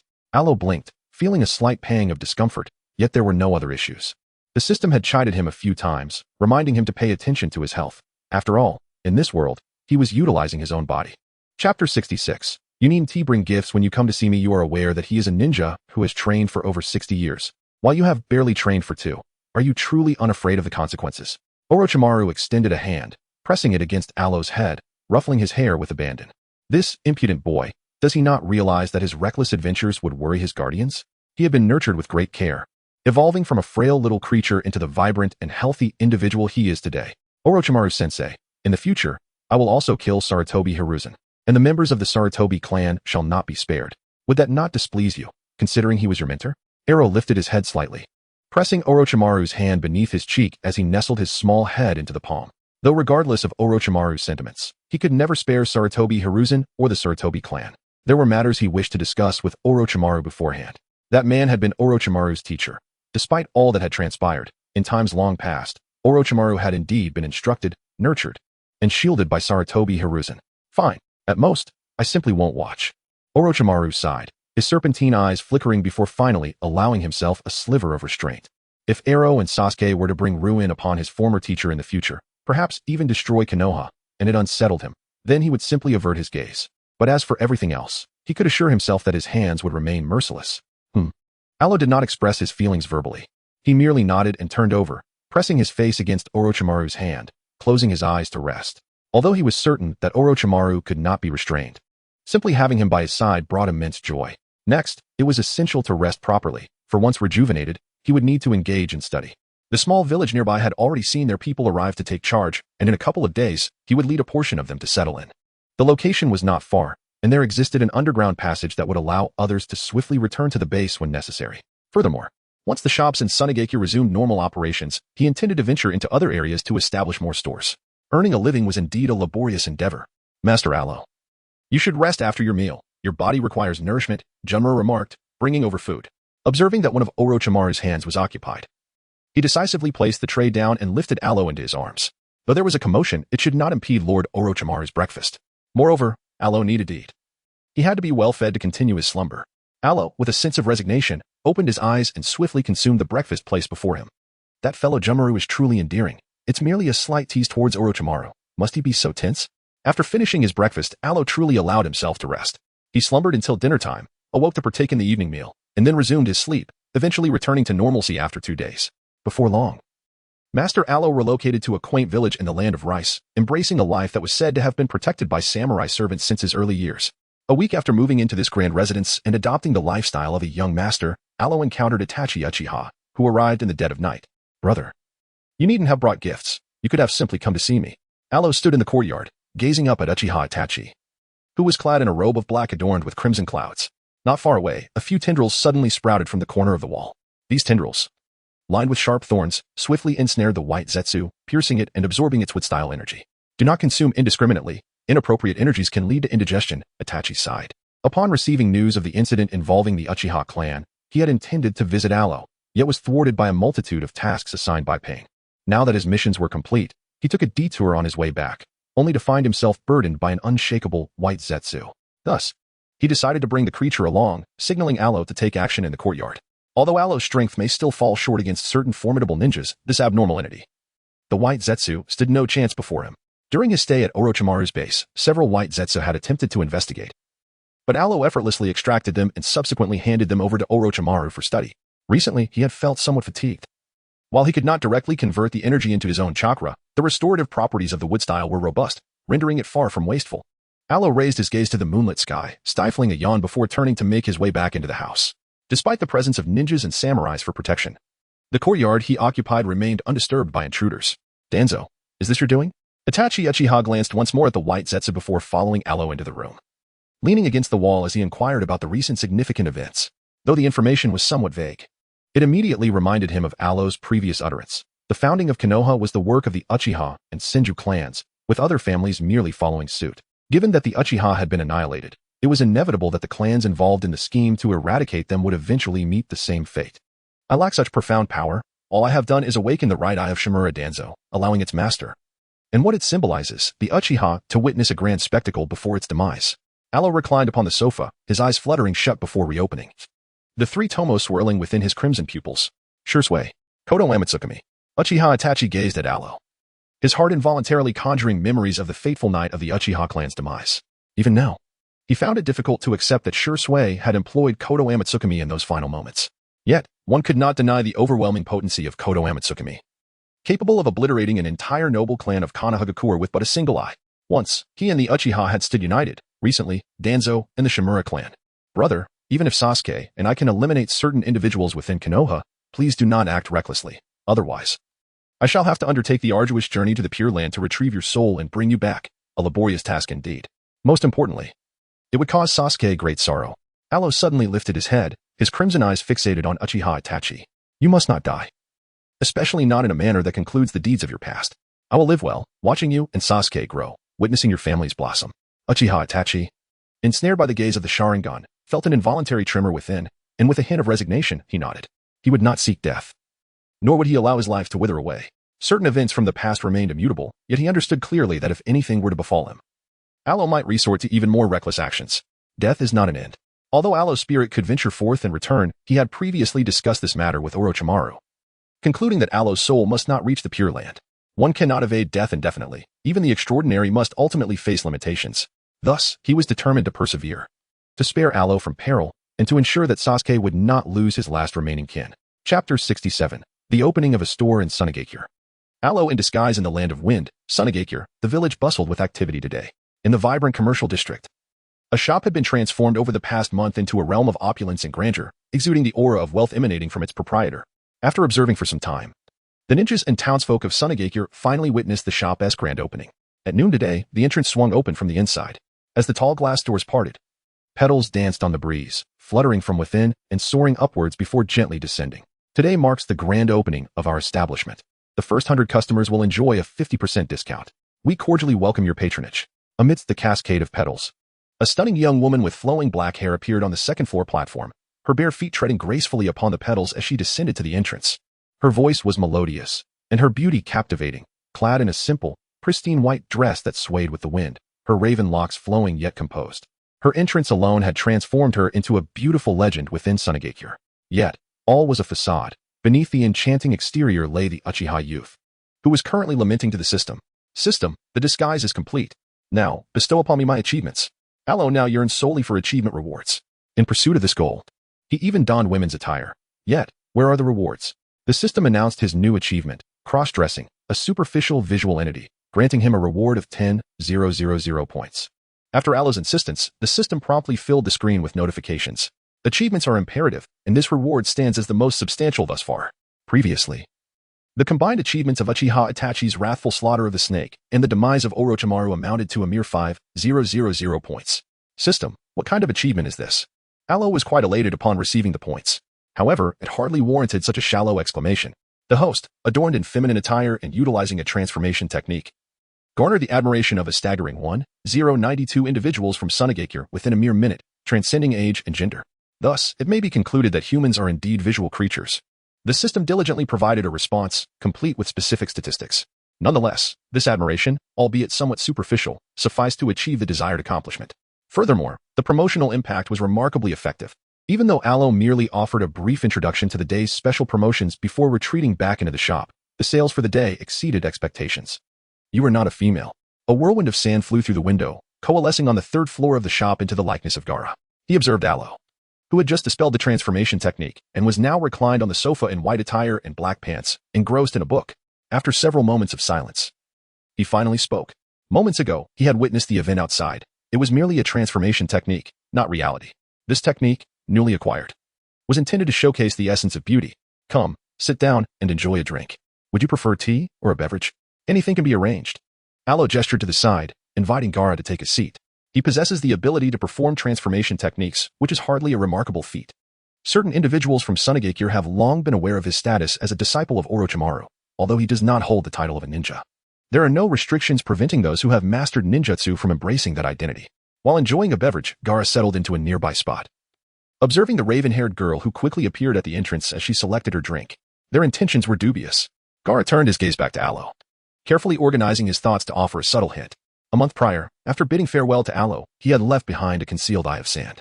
Subsequently, he encountered information that further dampened his spirits. Yet, he remained stoic, maintaining silence and dedicating himself to daily training, summoning what he needed, and silencing any dissent with his sand hands. It mattered not. His sole desire was to establish a shop, conduct business, and earn money. As for the other matters, contemplating them excessively before the necessity arose served little purpose.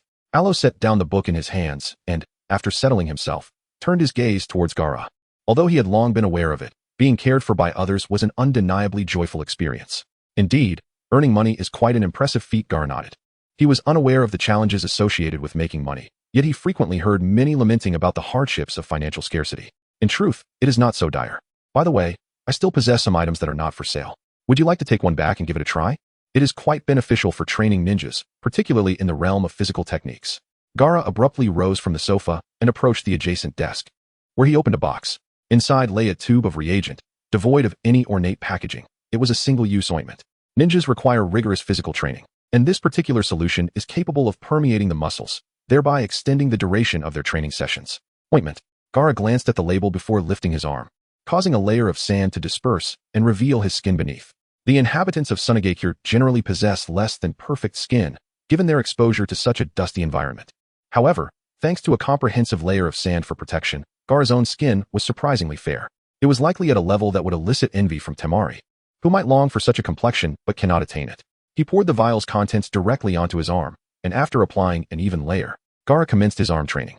He required little space. He could effortlessly engage with Shikaku in a playful manner, allowing his arm's interaction with the sand to serve as an effective training exercise. When Aloe brought over the drinks, he held a cup in one hand and a pillow in the other, leaning against the side as he observed Gaara's training game with great interest. The results were quite impressive, and it certainly appeared amusing. During a casual conversation, Shikaku and Kurama had made a few light-hearted jabs at that foolish raccoon. It seemed effective. Was it available for private sale? Upon sensing the subtle distinctions, Gaara covered his arm with sand once more, sat down, and took a slow sip from the drink. Setting the cup down, he turned to Aloe and inquired about the method of sale for this item. Since Aloe had brought it along and allowed him to try it out, it was evident that it was intended for sale. This was not classified as a skincare product. If you take another one back, you can have someone deliver it to the Kazekage's office. Should they complete their testing and decide to purchase, I will negotiate the price with them. You need not pay out of your own pocket. Aloe presented another item, handing it to Gaara. Naturally, What a ninja could utilize was to be traded with the hidden sand village. Moreover, as the Jinchuriki of Sunigakure, all that Gaara required for his growth ought to be funded by the village. Chapter 68. Returning home early, Orochimaru had gone 3 days without sleep. Young master, you cannot possibly intend to sell these items to the hidden sand village, can you? After Gaara's departure, Moya entered once again, gazing at the now empty box. She felt a twinge of discontent. Young Master Alo, aside from his increasingly formidable combat prowess, had also become more unscrupulous in his dealings. The teacher had not prohibited selling, and selling a portion would not diminish the value of what remained for them. Alo observed the gaze of Duyui and immediately discerned that the young lady was once again internally branding him as a mercenary. Yet, there was little he could do. The fruits of their research inevitably needed to be converted into currency. It was imperative to be frugal to ensure that Orochimaru could continue his scientific endeavors without financial constraints. If the pursuit of knowledge rested solely on Orochimaru's shoulders, while the acquisition of wealth remained his burden, it would indeed be a formidable challenge. Yes, Duyuyu lowered her head, choosing not to utter another word. Certain sentiments, once one leaves the confines of home, can no longer be voiced aloud. However, dear Orochimaru, are you truly aware that your disciple is bartering refuse for money? Indeed, selling off these surplus items would not affect their regular training gear, as these were merely obsolete remnants. With a heart full of unexpressed grievances, Duyuyu, days later, beheld several boxes of potions transformed into an abundance of cash. From that day forth, when she gazed at Master Alo, her eyes sparkled with newfound brilliance. Master Alo's bargaining with others, striving to earn money for Lord Orochimaru, is truly impressive. This time, Alo stayed in Sunigakure for just over 10 days before hastily departing. The reason being, he had sold out all the goods he brought. Although he had made preparations, he still underestimated the purchasing power of women. Goodbye, Gaara. Alo and Gaara have forged a friendship, a fact that is no secret within Sunigakure, nor have they sought to conceal it. Thus, on the day Alo departed from the village, he was accompanied not only by the ninjas escorting him back to the land of rice but also by Gaara, who came to bid him farewell at the village gates. Well, goodbye. Gaara, still few of words, exhibited a calm demeanor. At the very least, the surrounding ninjas, though apprehensive, managed to stand nearby with some semblance of composure. As Alo walked away, Gaara turned and returned to the village. Meanwhile, Alo, after leaving behind some of the shop staff, set off towards the land of rice with Mayu and a contingent of ninjas from Sunigakure. Young Master Alo, do you usually? Tamari, one of the escort members, inquired during a brief rest, observing Alo's maid as she produced a space scroll and retrieved pots and pans for meal preparation. Her feeling somewhat conflicted. This young master truly lives a life of comfort. The previous butler was versatile, and this maid, aside from refraining from engaging in business discussions, tended to his needs with utmost diligence. Furthermore, the space scroll used to seal these utensils. Indeed, since the young master disdains dry rations, we ensure to prepare ample provisions. Food, drink, and supplies must all be plentiful. Mayu smiled gently, acknowledging her master's delicate nature, which necessitated careful attention. As for the space sealing scrolls, their market price appears to be quite high, yet they are not lacking in such items. After all, with Alo's diverse attributes, he readily crafts them out of boredom, and those who accompany Lord Orochimaru and young Master Alo are never in want of such things. Truly, this young Master Tamari sighed, casting another glance before stepping aside with her large fan in tow. As she surveyed the surroundings, she took a few bites of the provisions she had brought along. The life of a ninja is indeed not an easy one. As Aluo dined, he couldn't help but steal glances at the quietly glaring Shoju, while also sharing some grievances about certain ninjas. However, it was only Shoju who felt awkward. The other 3 ninjas appeared perfectly composed. As long as there was no imminent danger, they paid no mind to Aluo's actions. The journey led them to the land of rice, and upon arriving at Aluo's residence, Shoju gazed upon the myriad of exquisite decorations and suddenly ceased to criticize the decor of Aluo's shop in Sunigakure. It became clear that the lavishness was not a mere ploy for attention but rather a reflection of the young master's own affluent upbringing. After being escorted by a servant to a small courtyard for a night's rest, Shoji was momentarily taken aback the following day when presented with 2 space sealing scrolls. Were these precious items all contained within those scrolls? Given their fragile nature, they required utmost care. Beautiful Miss Shoju, she was informed, we shall rely on you for this task. Alo gazed at Shoju, whose expression was rather vacant, and politely greeted him before instructing the butler, who had just arrived, to escort the ninjas away. His recent trip to Sunigakure had been quite fruitful, providing him with ample knowledge that required time for organization, after which he intended to conduct research with his esteemed mentor, Orochimaru. The art of puppetry was indeed remarkable, truly commendable. However, Chiyo's healing techniques fell short of his expectations, possibly due to his initially elevated hopes. Master Alo, you have worked hard during this time. Lord Orochimaru, he has not slept for 3 days. Might you wish to check on him? Junmaru, in his capacity as Alo's butler, returned to the courtyard after seeing the ninjas off. Observing Alo once again tending to the trees, unable to restrain himself, he urged Alo to see Lord Orochimaru. 3 days without sleep? What could he possibly be researching? Alo was taken aback. Orochimaru had gone 3 days without sleep. Could it be that Kimimaro had lost his ability to keep watch over Orochimaru? Previously, his soul wandered restlessly, and now it had ceased its wandering, only to begin this troubling insomnia. That foolish child, Kimimaro, would fret even if Orochimaru, his esteemed master, ate less than usual. Chapter 69. Orochimaru's Experiment. Kimimaro has found salvation. Allo, your timing is perfect. Come and take a look with me. Allo had just arrived beside Orochimaru using the Flying Thunder God technique when he was abruptly seized by the arm and brought to the laboratory table. Upon it lay several bones, all belonging to Kimimaro. Recently, Orochimaru had been engrossed in research focused on discovering a cure for Kimimaro's ailment. Has there been any progress? Allo activated his Sharingan, gazing intently at the several petri dishes before him. The substances contained within were predominantly extracted from the body of White Setsu, belonging to the realm of wood-release cells, yet they differed from those of Hashirama Senju, which imposed a domineering transformation marked by the visage of Senju himself upon usage. The effects remained somewhat ambiguous, yet their utility was undeniable. Meanwhile, Orochimaru, brimming with excitement, gestured toward these groundbreaking discoveries that had deprived him of sleep for 3 consecutive days, urging Allo to employ his Sharingan once more for further documentation and analysis. The Sharingan facilitated a more convenient means of observation and recording. Just a moment. Let me retrieve it for examination. Rest assured, it will remain unharmed. Allo had ceased to concern himself with the urgency of their objective. As the two engaged in research and deliberation, they occasionally extracted a fragment, allowing Allo to employ his wood-release techniques for various transformations. Upon swiftly returning to the underground base through a secret passage, Junmaru received the unsettling news that no one had emerged. With a sense of unease, he proceeded to the vicinity of the laboratory, only to have a wood-release sign spring forth from the wall, indicating not to disturb. Ah, it was Allo's wood-release. Thus, Junmaru comprehended the situation. It seemed that he had not yet called out from within, and another was being sent in. As he waited and waited, by the break of dawn the following day, Junmaru finally witnessed the imposing doors of the laboratory swing open. Junmaru, come. Let me have a look at you. Allo emerged from the laboratory and spotted Junmaru, his eyes gleaming with excitement. Without hesitation, he lunged forward, incapacitating the unsuspecting Junmaru with a decisive blow. There truly was no need for such urgency. Orochimaru observed Junmaru being rendered unconscious and subsequently carried back to the laboratory by Allo, a wave of inexplicable sorrow washing over him. However, it seemed Junmaru had not been resting well these past few days. Master Orochimaru, please take a moment to nourish yourself. I shall commence with the initial treatment for him, and you may relieve me shortly. Allo's heart raced with excitement as he confidently believed he had discovered an effective method. His enthusiasm rivaled that of Orochimaru. Observing from the sidelines, he urged the weary figure who had gone without sleep for 4 days to seize the opportunity to nourish himself before returning. On the operating table, Junmaru's soul was partially extracted, glaring ferociously at his own body undergoing various preliminary treatments. Allo, I am not in a hurry. You should take a moment to rest, Junmaru remarked. Although he felt a twinge of surprise at his current state, he had witnessed Orochimaru's soul wandering frequently enough not to be excessively startled. Yet, observing Allo's flurry of activity, he suddenly realized that Allo too deserved a respite. The time spent learning and observing in Sunagakure must have been exhausting, and since his return, he had not enjoyed a proper sleep. Fear not, I shall conduct the initial treatment before you rest. Also, keep a close eye on what I instruct you to remember, for in the near future, your combat training will be temporarily halted, and you will need to focus on new avenues of self-repair. Allo tended to Junmaru, who was in a state of complete paralysis.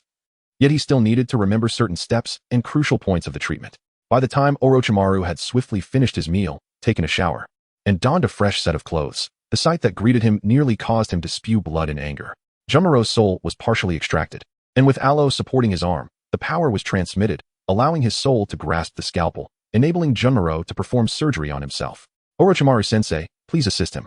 My constitution is unique, and there are certain things I cannot touch.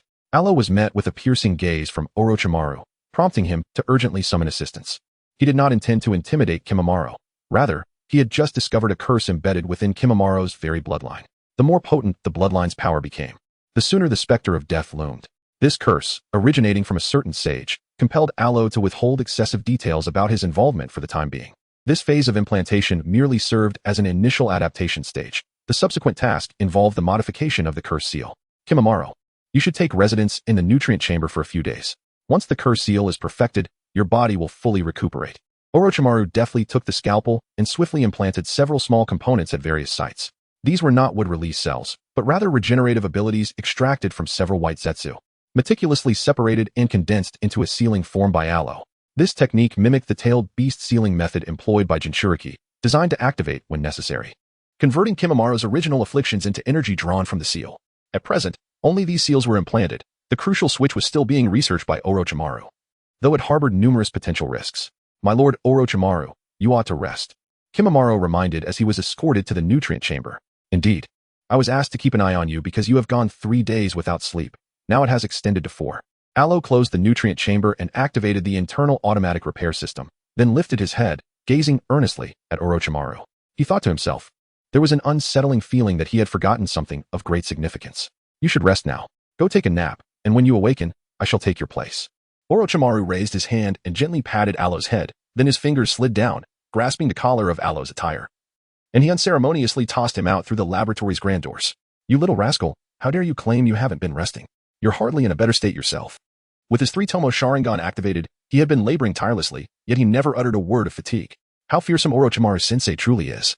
Alo called out at the door, then turned and made his way toward his bedroom. Indeed, it was time for a well-deserved rest. He would return rejuvenated afterward. Moreover, the shell of white Zetsu was quite remarkable, and a significant reason why Orochimaru could study it for so long was due to its remarkable self-repairing capabilities. "Host, sleep now. I shall awaken you in 10 hours, the system announced as Alo lay down, setting a timer for him. According to the system's calculations, it was essential for its host to engage in profound slumber for 10 hours to fully alleviate both mental strain and physical fatigue. "Thank you, once again. I must trouble the system to play the role of an alarm clock." Alo let out a sigh, then relaxed and fell into a deep slumber. Chapter 70. Dressing as a woman is not difficult, but Sasuke is still young. "Orochimaru, please take the time to rest, and by the way, have Doyu find Shugo for me. I shall take my time to study." Upon awakening from a deep slumber, Alo partook in a meal before proceeding to exchange shifts with Orochimaru. After ushering Orochimaru out of the laboratory and reminding him to make necessary arrangements, Alo returned to the workstation for observation. The cursed seal had now reached a point where it could evoke a second form, albeit in an unstable manner. Furthermore, it frequently exhibited issues such as loss of control, madness, and diminished command. "Host, the shop offers scholarly texts on scientific research." Noticing Alo's preoccupation with these technological quandaries, the system interjected to offer a reminder. "You may purchase directly, however, it comes at a rather steep price. I cannot afford it. I must accumulate points. Once I gather 50,000, I will be able to procure a piece of soul protection equipment." Alo perused Orochimaru's experimental records while engaging in conversation with the system. Currently, he had accumulated a mere 18,000 points, which was a considerable distance from the required 50,000. However, now that he had a goal, he was determined to strive diligently. Within the realm of the Hokage, the category for purchasable items included various tomes on scientific advancements related to cursed seals, albeit at exorbitant prices. If the cost were merely a few hundred points, or even 1 or 2,000, he would readily make the purchase. Yet, the price of knowledge was steep. A research direction priced at 15,000 was absolutely out of the question. The system once again suggested to Alo that he could earn points by donning women's attire and parading before Sasuke or Itachi Uchiha, which would likely yield significant achievements. Previously, during his time in Sunigakure, the system had recommended that without causing substantial alterations to the storyline, Alo could modify his own appearance to create unique achievements. Thus, he had made a flamboyant debut in women's clothing, showcasing a rather dramatic performance that elevated the popularity and aesthetic appreciation within Sunigakure. Numerous clothing boutiques had already begun to expedite the production and sale of simple white long dresses. Sasuke's Sharingan will not evolve into the 3-tomo state for at least another 2 years. He must wait until he is 12. Some matters cannot be rushed, for he lacks the regenerative abilities of wood release. Alo envisioned a rather shocking scene. Sasuke witnessing his brother transform into a sister. It was truly unsettling. Such a fright was best reserved for a later time when he was more mature. This thought led Alo to ponder about Naruto once again. He wondered when Naruto would develop the seductive technique. With such a bold and passionate friend, he could surely bolster Sasuke's emotional resilience. So far, Naruto Uzumaki had not embarked on the exploration of seductive arts, as the cultivation of his spirit consumed the majority of his time, leaving little room for whimsical and attention-grabbing techniques. The system had provided a diagnostic result. Ever since Naruto and the Nine Tails reached a temporary understanding, one fateful day by the river, after an elderly man had snatched away half of his grilled fish, Naruto had run home in tears and subsequently embraced the life of a recluse. He followed a monotonous routine, attending school, returning home, and after a hearty meal, retreating to slumber. Sarutobi Hiruzen often found himself perplexed by this change. He could not fathom why, on previous occasions, Naruto would beam with joy when he savored Naruto's grilled fish. Yet that day, he seemed utterly aggrieved. Even though the Umbu recalled that Naruto had scraped his knee and sustained 2 minor wounds on his arm while fishing that day, they still struggled to comprehend the essence of Naruto's distress. After all, during his previous fishing practices, he had always returned with a few scrapes and bruises. The transformation of the once boisterous young lad into a recluse was understandably concerning for Sarutobi Hiruzen, What was once a solitary Umbu operative had now become 2 or 3. Alo set down his experimental records, venting his frustrations to the system regarding certain decisions made by Saratobi Hizashi. Yet, as his fingers coalesced into a wooden spike, he commenced testing the cursed seal researched by Orochimaru. His wood-style chakra proved to be extraordinarily effective, purchased from the system with guaranteed quality. Although it may not reach the destructive prowess exemplified by Hashirama Senju, he possessed the ability to cultivate trees. He planted 2 outside the base's entrance, strategically positioning them to absorb nutrients and grow gradually. In the courtyard of the nearby Alo family's residence, he also planted 2 more. The robust vitality generated from these trees as they absorbed nutrients could be transmitted to Alo. Apart from the living trees, he had also created wooden weapons and various trinkets, all of which he could locate when needed. However, the system frequently criticized his trees, referring to them as a scaled-down version of the divine tree of the Otsutsuki. Prince Alo. After a brief interval, Tenban Jugo arrived at the laboratory. He stood at the doorway, refraining from entering, and greeted Alo, awaiting his instructions. Please come in. I am here to oversee the safety of the equipment. Aluo glanced back at Yugo and motioned for him to enter and wait.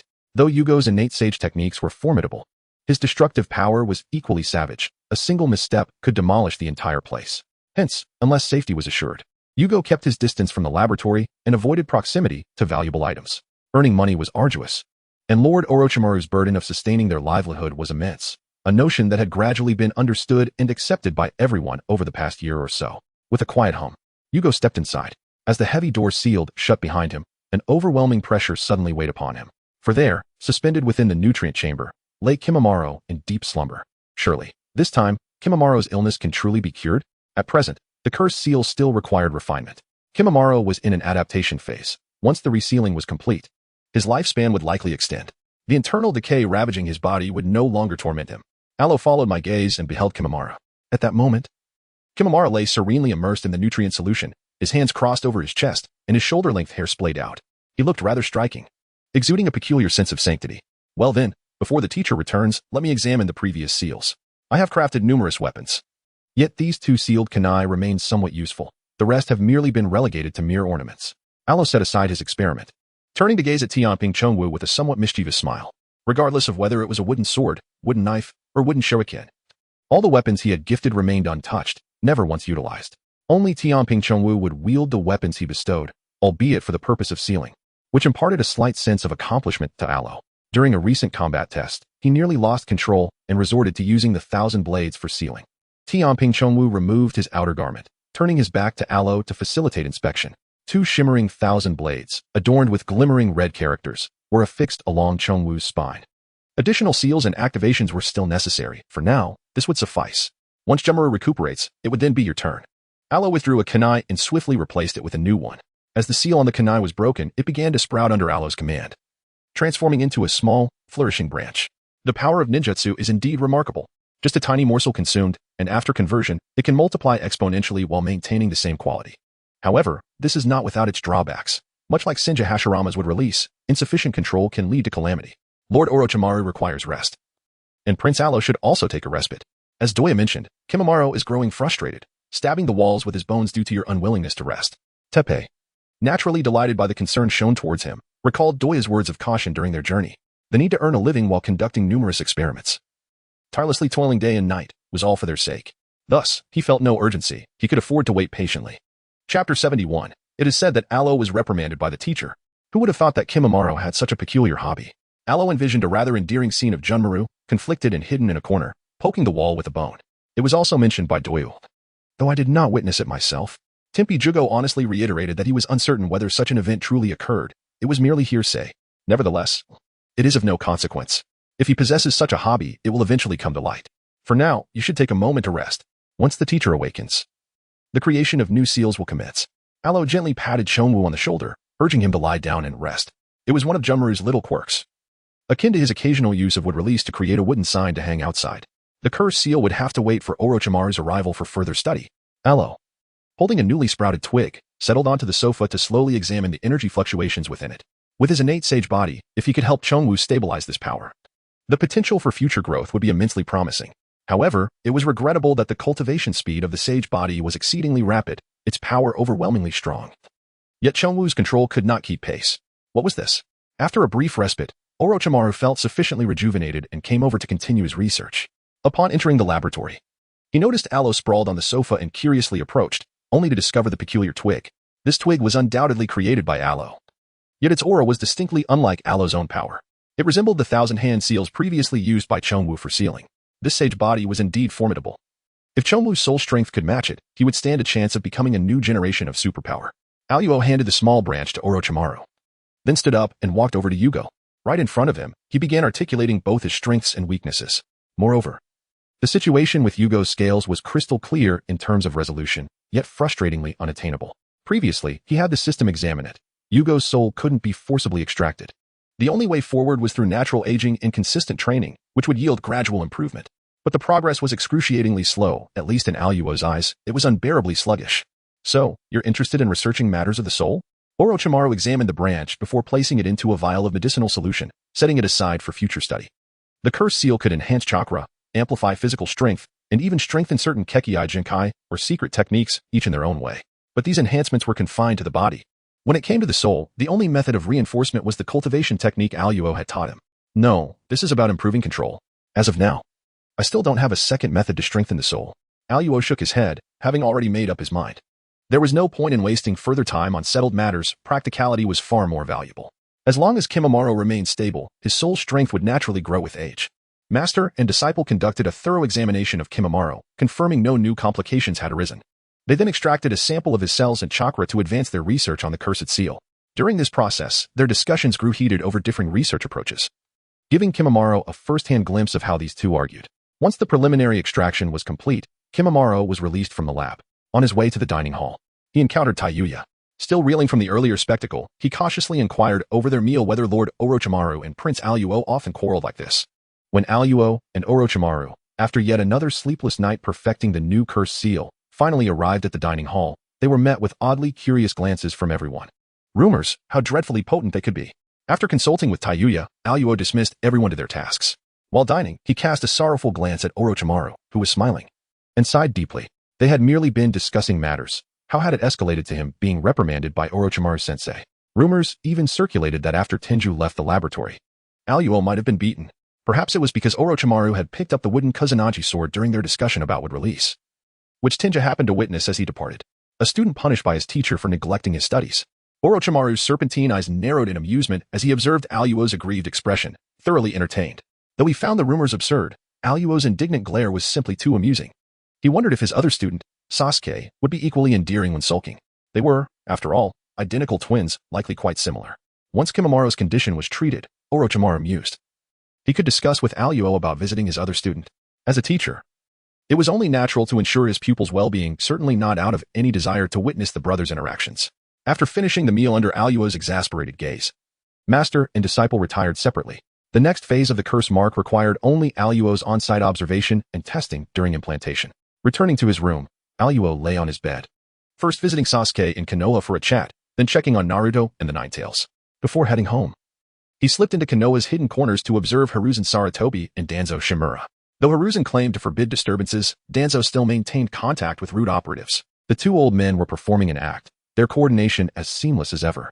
After thorough reconnaissance, confirming no concealed threats, Aluo finally returned to his body and slept soundly.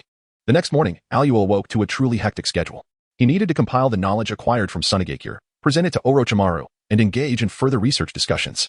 Each day, Aluo was swamped, so much so that he activated the system's assist mode, ensuring timely reminders for rest and wakefulness. Thus, when Kimimaro, having integrated the new curse mark and resumed his role as steward, observed Aluo rising promptly, washing up, and heading straight to the dining hall, his emotions were decidedly mixed. Kimimaro, what are you pondering? It's time to eat. Aluo took a few steps forward, then turned back to see Kimimaro still lingering at his doorway. He beckoned for him to follow. Aluo, so you can actually wake up on time. Kimimaro quickened his pace to walk beside Aluo, unable to suppress his curiosity. Since the butler hasn't returned yet, and the teacher is working so hard. Kimimaro, keep waking me up tomorrow, alright? This routine of barely making it to meals and squeezing in sleep at the last minute is exhausting. Aluo tilted his head, gazing at the dazed-looking Kimimaro, and once again entrusted the task of waking him up to this dutiful young butler. System, we can continue being couch potatoes now. Kimimaro blinked, raising his hand to touch the cursed seal on his neck. What was this situation? He had returned, so was it because of his presence as the butler that young Master Aluo could finally relax? But why did his way of relaxing involve refusing to get out of bed every morning? Chapter 72. 11 years old, Alo ventures out for business again. Lord Orochimaru, please focus on your research at home. I'll take you out next time. After a year of tranquil cultivation, Aluo grew restless once again following his 11th birthday. Standing at the base's entrance, he waved cheerfully at Orochimaru before turning to dash away with unbridled joy. That brat. Orochimaru leaned against a tree trunk, watching the boy disappear into the distance, then slapped the bark in mild exasperation. Barely settled for long, and already itching to roam, utterly unreliable. Master, go easy on it. If you break it, I'll have to come running back. A youthful face materialized on the tree, glaring reproachfully at Orochimaru, urging restraint. I'm leaving for serious business this time, so don't take your temper out on my tree while I'm gone. Take care of yourself. Return soon. And don't trust Uchiha Itachi too much. Orochimaru pressed a finger against the faintly visible forehead of the spectral face, a silent plea for caution. Some words were better left unspoken directly, so he waited until Aluo was just far enough to relay them through the tree. He knew Itachi would never harm Aluo, would even risk his life to protect him. But when it came to Sasuke, danger lingered. Not long ago, during Itachi's visit, Orochimaru had broached a delicate subject, the Uchiha clan's Mangeki Sharingan, which required the eyes of a blood relative for its final evolution. Alone, he had asked Itachi a pointed question. When the time came, whose eyes would he choose for Aluo and Sasuke? Itachi's answer had been swift: Sasuke. His reasoning was clinical. Aluo possessed the regenerative power of wood release, rendering blindness a non-issue, and with Orochimaru's aid, he would manage. Yet no justification could soothe Orochimaru's unease. It confirmed what he already suspected, whether influenced by Kotoame Tsukumi or not. If forced to choose, Itachi would always pick Sasuke. Just as during the Uchiha massacre, when given the option to spare one or both, Itachi and Fugaka had agreed, only Sasuke would live. Frail, dependent, deemed a lifelong burden to Sasuke, Aluo was better off dead in their eyes. So Orochimaru, unwilling to let Aluo learn this truth, had banished Itachi that day. Henceforth, their base was forbidden to him. If he wished to see Aluo, he could wait outside. No more would Aluo share their research or future plans with Itachi. The less he knew of Aluo's growing power, the safer the boy would be. Too weak to survive a choice, yet too strong to need consideration. How dare they claim both matter equally? Even Ghost Wooden Tea believed such hypocrisy. Days prior, Orochimaru had accompanied Aluo to the Uchiha compound. Meeting the prideful Sasuke and the spectral Izuna, distrust was necessary, but so long as no ultimatum arose, Itachi still tried, in his way, to be kind to Aluo. Master, don't worry. I'm just negotiating business with the Akatsuki, not marching to my death. Even if I can't win, I can always run back. Arrow gazed nervously into Orochimaru's serpentine eyes as the indistinct face on the tree trunk shifted slightly, brushing against Orochimaru's hand twice. Some truths were abundantly clear to him. Even during his occasional absences, when even the wooden Kusanagi sword had been entrusted to Kimimaro, his ever-eager system seized this rare opportunity to spectate, diligently making its presence known. Not only did it recount their conversation in detail, but it also meticulously described every shift in their expressions and movements. Yet, the system couldn't help but express disappointment. After all, Arrow remained utterly unfazed. Was it not perfectly natural for Uchiha Itachi to prioritize Sasuke above all else? Well, if it's time to flee, then flee. Survival is no disgrace. Just return swiftly. Orochimaru tapped the rigid bark pointedly, as if urging Arrow to cherish his life and steer clear of certain lunatics. Within the Akatsuki, fear of death was common, but those courting it were even more numerous, not to mention the one who simply couldn't die. He could only hope his obedient pupil wouldn't be corrupted by such influences. Understood. I see my elder brother now. Sensei, wait for me at home. I'll return soon. Although Alo was conversing with Orochimaru, his true self remained on the move. Upon spotting Uchiha Itachi leaning against a tree in the distance, he ceased lingering and bid farewell, fully returning his consciousness to his physical form. Did Orochimaru send you alone? Uchiha Itachi took 2 steps forward as Alo approached. His dissatisfaction with Orochimaru's arrangements evident once he confirmed no one else was following. Even with his presence, he still carries the identity of an Akatsuki member. I can manage on my own, Alo replied. Kimimaro must stay to look after our teacher.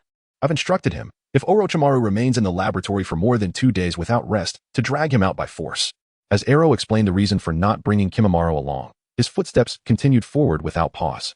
Beside him, Uchiha Itachi observed Arrow's smile and silently added another black mark to Orochimaru's record. What a disgraceful teacher, making his student worry about everything. Brother, is that your partner? He's quite tall. Is that a weapon on his back? It almost seems alive. Arlo caught sight of Kisame Hashigaki waiting ahead. The towering figure with a distinctly Piscean countenance was, in truth, an honest soul. Ah, that was indeed Kisame Hashigaki.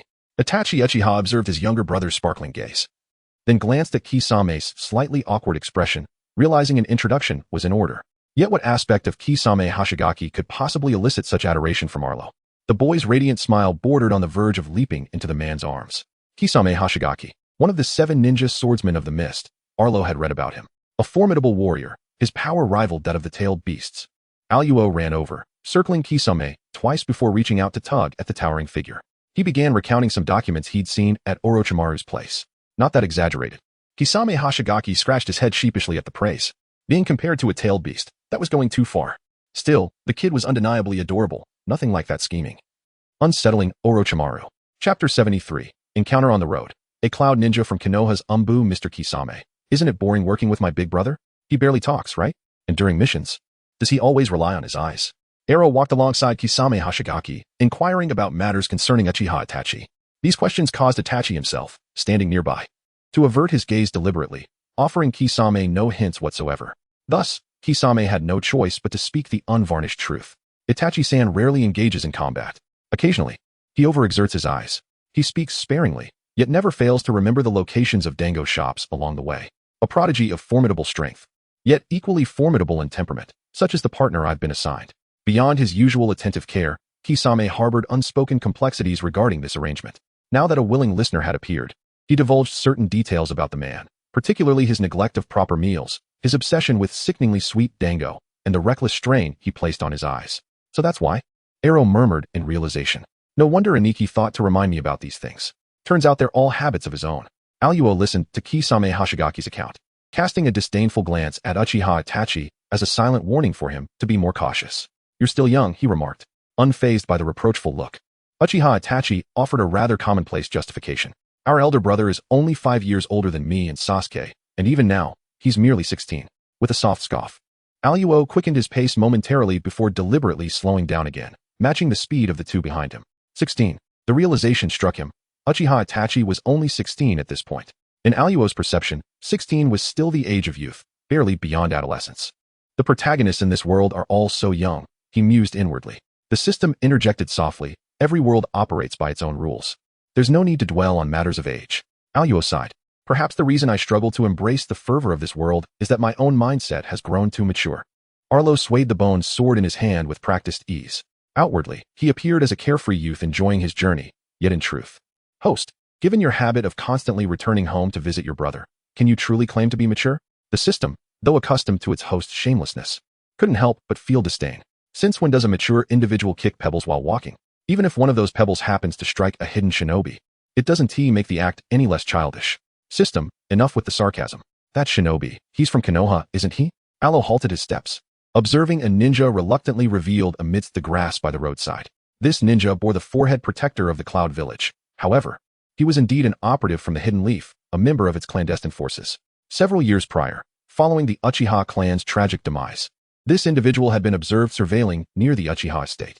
When this ninja made his appearance, Itachi Uchiha had already utilized the body flicker technique to position himself before Alo, obstructing the ninja's line of sight. It is of the Hidden Leaf. Shall you proceed, or shall I? Alo stepped forward, positioning himself beside Uchiha Itachi. The crimson three-tomo Sharingan fixated on the ninja ahead. His striking appearance, characteristic of the Uchiha clan, was complemented by a clean and innocent smile, which starkly contrasted with the lethal intent behind his words. I will handle this. Observing the shift in Alo's expression, Uchiha Itachi advanced deliberately, each step imbued with purpose. The three-tomo Sharingan gleamed with intensity. His brother had already attained the potency of the three-tomo, which explained why Orochimaru had sought him out recently to discuss the potential advancement of the Mangeki Sharingan. Elder brother, give it your all. Do not let him escape. Alo raised a hand, performing a rather foolish gesture, cheering for Uchiha Itachi. Regardless of the advancing Uchiha Itachi or the steadfast protection offered by Kisame Hashigaki beside Alo, even the Konoha Umbu ninja adorned with a cloud symbol headband cast a disdainful glare in Alo's direction. Oh dear, he glared at me. Brother, the Umbu ninja from Konoha is glaring at me. Alo raised his hand and gestured downwards, pointing at the ninja, his fingers deftly moving. Although he was not particularly fond of it, he executed the hand seals with a degree of proficiency. Moreover, he relished the elegance of using a single hand for the seals, as it appeared rather stylish. The ninja was on guard against Itachi Uchiha's assault, only to find himself besieged by a flurry of water arrows that pierced his form like a sieve. Water release, alongside wood release, was among Alo's most cherished techniques. His fondness for these two elements often drew the bemused commentary of their ancestral figure at home. What a fine Uchiha he was, spending his days either practicing wood release or water release, seemingly intent on vexing him. Water release ninjutsu? Itachi Uchiha felt a pang of sorrow upon witnessing Alo employ a technique beyond the realm of fire for the first time. Water release. A skill his younger brother wielded so casually. Surely, he had been led astray by Orochimaru. The surrounding trees served as a reminder. One should refrain from using fire release in the wilderness. Alo nodded and elucidated the reason behind his use of water release. It was not merely because fire release could easily ignite a conflagration in the mountains, currently situated within the borders of the land of rice. This region had become a territory shared with Orochimaru, and he could not afford to create excessive disturbances in his own domain, as it would adversely affect the livelihood and economy of the populace. Just moments ago, the hand seals he performed, how had he executed them? Kisame Hashigaki's gaze fixated upon Alo's hand. He found himself intrigued by the method of the hand seals, as he could observe it clearly. Hand seals? What is the matter? Itachi Uchiha had taken it upon himself to seal the corpse within a scroll and erase the traces from the ground. Upon returning, he regarded Alo's hand, perplexed by Kisame's apparent astonishment. While his younger brother was indeed swift with hand seals, it was unlikely that Kisame would be so captivated. Could it be the water release that piqued his interest? It was merely a simplified version, still in the preliminary stages of study, with no definitive results as of yet. It demanded a considerable degree of control. Alo turned and continued down the path. His spirits lifted as he spoke to Kisame about why he could so effortlessly complete Orochimaru's research projects. The sheer volume of new studies was astonishing. This notion illuminated Kisame's understanding. Ever since Orochimaru departed from the Akatsuki organization, he had been consumed by his research. The current endeavor to recruit Orochimaru's apprentice for business discussions with the Akatsuki was motivated by the value of certain research findings. However, Kisame was taken aback by the vastness of Orochimaru's research scope, which spanned from commonplace toys to beauty products for women and health supplements for men, as well as medicinal concoctions for enhancing a ninja's physical capabilities and accelerating recovery. It even encompassed forbidden techniques and studies related to wood release. Did that man truly delve into every conceivable field without respite? Chapter 74, Kisame, the Ruthless Uchiha. Indeed, Orochimaru sensei worked tirelessly, for he had to provide for us. Although there was no formal master-apprentice relationship, he bore the weight of their growth, training, medical care, and psychological guidance. Every significant and trivial matter fell upon Orochimaru sensei's shoulders. Yet, the expenses for their sustenance were substantial. As Alo spoke of Orochimaru, his once black pupils gleamed with admiration. Mr. Itachi, Orochimaru. The figure of Kisame Hashigaki observed the entranced child and turned to Uchiha Itachi, silently inquiring whether this matter truly required no intervention. This is your brother. And he is currently enraptured by that scoundrel, Orochimaru. Despite Orochimaru's questionable character, lack of intellect, and twisted psyche, there remained a modicum of usefulness to him. Itachi articulated numerous flaws and ultimately reached the conclusion that, aside from those deficiencies, Orochimaru was, albeit barely, acceptable. Kisame then pivoted and took a few steps forward to walk alongside Alo. He now grasped the complexities surrounding the animosity between Itachi and Orochimaru. It was indeed troublesome. It felt as though, given the chance, Itachi would not hesitate to eliminate Orochimaru. Mr. Kisame, I came across your section in the information regarding the current powerful figures in the ninja world provided by our teacher. Is it true that your chakra levels rival those of the tailed beasts? Alo was affable with everyone, and upon noticing Kisame Hashigaki walking beside him, he continued to inquire about certain information directly. No, it must be a recording error. Tailed beasts are formidable entities capable of annihilating an entire village. Kisame felt it necessary to enlighten Mr. Itachi's younger brother on the complexities of tailed beasts. The fact that a Jinchuriki can become the strongest weapon of a ninja village signifies its uniqueness. Alo nodded obediently, though skepticism lingered in his gaze. Tailed beasts. In the presence of the Uchiha. However, such thoughts need not be vocalized. As for the one lurking in the shadows, whether he would overthink was beyond his concern. Once, Uchiha Obito, who had received a passionate and explosive greeting, was now known as Akatsuki. The water is quite refreshing, brother. Is this how you and Mr. Kisame typically undertake missions?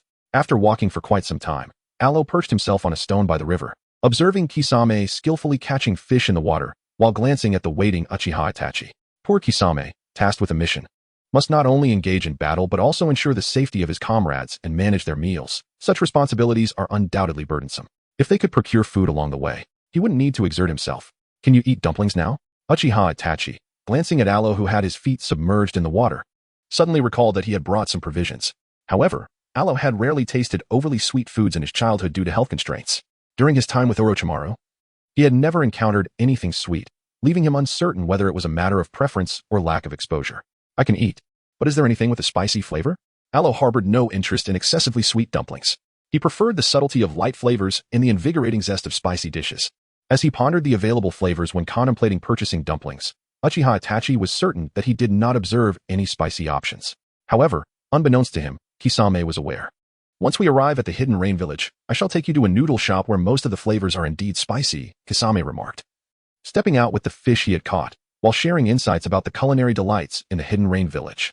Notably, there was an abundance of spicy offerings that will require the assistance of Mr. Kisame, though I must mention, my elder brother is glaring at you. Alo nodded obediently, affirming that he would certainly try the dish, but suggested halting further introductions for the moment, as Uchiha Itachi had glared at him several times. The Akatsuki member, Kisame, felt utterly innocent yet found himself at a loss for words, so he opted to retreat to the side and focus on grilling fish. The two brothers were indeed polar opposites in temperament, representing two extremes. However, as Kisame flipped the fish and brushed on the seasoning, he abruptly realized that, due to the child's innocence and familiarity, he had overlooked a crucial piece of information. At that moment, he had been able to instantly ascertain that the masked ninja bearing the forehead protector of the Cloud Village was indeed from the Hidden Leaf Village. Moreover, the manner in which he formed hand seals and dispatched his opponent with such ease, devoid of any hesitation or doubt, while maintaining a serene smile, was chilling. Conflicted, Kisame presented the perfectly grilled fish to the brothers, deliberately sprinkling chili powder on Alo's portion. Delicious. Thank you, Mr. Kisame. Alo expressed his gratitude while savoring the fish prepared with such care. After their appetites were satisfied, they resumed their journey towards the Hidden Rain Village. The Hidden Rain Village was not particularly distant, and after a satisfying meal and traveling at a ninja's pace, they arrived before nightfall. Standing outside the village, Alo gazed at the rain-drenched settlement before darting towards a nearby tree. Little one, don't come over here. Deara, who had been hiding with Obito behind the tree, observing the brought-back child, felt a surge of panic. Now that he had been spotted and Obito had fled, he feared retribution from that scoundrel, Uchiha Itachi. Hello again, handsome golden-haired big brother. This time, allow me to treat you to a fireworks display. With a swift technique, Aluo pursued relentlessly, uttering an invitation that threatened to shatter Deidara's composure. Please, don't come any closer. Deara dashed about, vexed by the persistent child who clung to him. That fateful occasion. Upon his return, he had merely remarked that he had nearly obliterated Orochimaru's student, only to be assaulted by that scoundrel Itachi Uchiha's genjutsu. Were it not for Pain's timely intervention, he might have met his demise. Now, this child dares to revisit that incident. And he has yet to devise a more resplendent and exquisite form of art. He refuses to perish in this moment. Do not fear, the child implored. I invite you to witness the fireworks. They are truly magnificent. Alo's hand rested upon Deidara's shoulder, urging him to remain still. The three-tomo Sharingan met Deidara's gaze as his fingers gripped the bone sword, swiftly completing the necessary hand seals. Illusions, though his mastery over them was not particularly refined, had been deemed sufficient for practical use by Izuna. The leader has instructed your entry. A blade of grass emerged from the earth, its black and white hues manifesting as it reached out to seize the Deidara ensnared by the genjutsu. This child, whom he had observed on several occasions, remained an enigma. However, this was not the time for such musings. Their initial plan hinged on acquiring wealth. Thus, it was imperative to negotiate a collaboration with Orochimaru, as financial gain would pave the way for subsequent endeavors. Furthermore, once the partnership was secured, there would be ample opportunities to keep a watchful eye on the boy. Chapter 75. Resonance from Kakuzu. There are always those who squander their riches. Brother, what was that just now? It appeared rather peculiar. Was he a human, or merely a blade of grass? Alo observed as Deidara was taken away, choosing not to pursue further, and returned to the side of Uchiha Itachi, inquiring about the entity known as Zetsu. Zetsu, a member of the Akatsuki organization, bore the codename Black. Uchiha Itachi placed a hand upon Alo's shoulder, guiding him into the Hidden Rain Village. Moments ago, he had watched Alo confront Deidara, refraining from intervening, while simultaneously remaining vigilant against other threats. Although the nature of Alo's genjutsu remained a mystery, it was undeniable that Deidara had previously attacked Alo, even attempting to end his life, a matter that could not simply be resolved with a mere illusion. It was that voyeuristic individual. I harbor little interest in him. I find Deidara far more intriguing. After all, he was my very first client in the pursuit of profit. Alo walked faithfully beside Itachi, recounting the tale of his initial encounter with Deidara. He merely mentioned that he awoke one day to find his dwelling dismantled. There was no need for others to know about celebrating a birthday at home with Sasuke. Perhaps, in the future, there would be a chance to settle the score. The rain in the Hidden Rain Village, a product of Pain's jutsu, could persist indefinitely, allowing for the observation of those who appeared within it or any unforeseen events. Upon entering the village, Itachi held an umbrella over Alo, discussing various aspects of the Hidden Rain Village. He spoke of the incessant rainfall, the code names and identities of each Akatsuki member, and the culinary delights the village had to offer. The climate of the Hidden Rain Village remained perpetually humid, raising concerns about whether ordinary citizens found it inconvenient to live in such conditions. Prolonged exposure to this environment might lead to rheumatic ailments, causing bone and joint pain that could render one unable to walk. After beginning his discourse, Alo suddenly recalled that Nagato's condition rendered him incapable of walking. Thus, one might wonder if this was an unwitting jab at a sensitive subject. However, since Alo was unfamiliar with Nagato, it surely did not count as such. Nevertheless, he refrained from dwelling on this topic and instead ventured to discuss the potential consequences of excessive humidity on skin health. Do you delve into these subjects daily? Itachi Uchiha was aware of Alo's establishment in Sunagakure, yet he remained oblivious to Alo's profound understanding of skincare products, cosmetics, and health supplements. He pondered how different environments could elicit various bodily discomforts, necessitating specific remedies to rectify deficiencies and eliminate excesses. Indeed, while Orochimaru focused solely on research, the results he produced varied. Some yielded normal effects, while others resulted in mutations, and some were outright failures. As long as a product demonstrated efficacy, Alo would repurpose it, refining it into a marketable item to maximize profits, as providing for one's family was paramount. Alo seemed to be completely oblivious to Itachi Uchiha's intentions.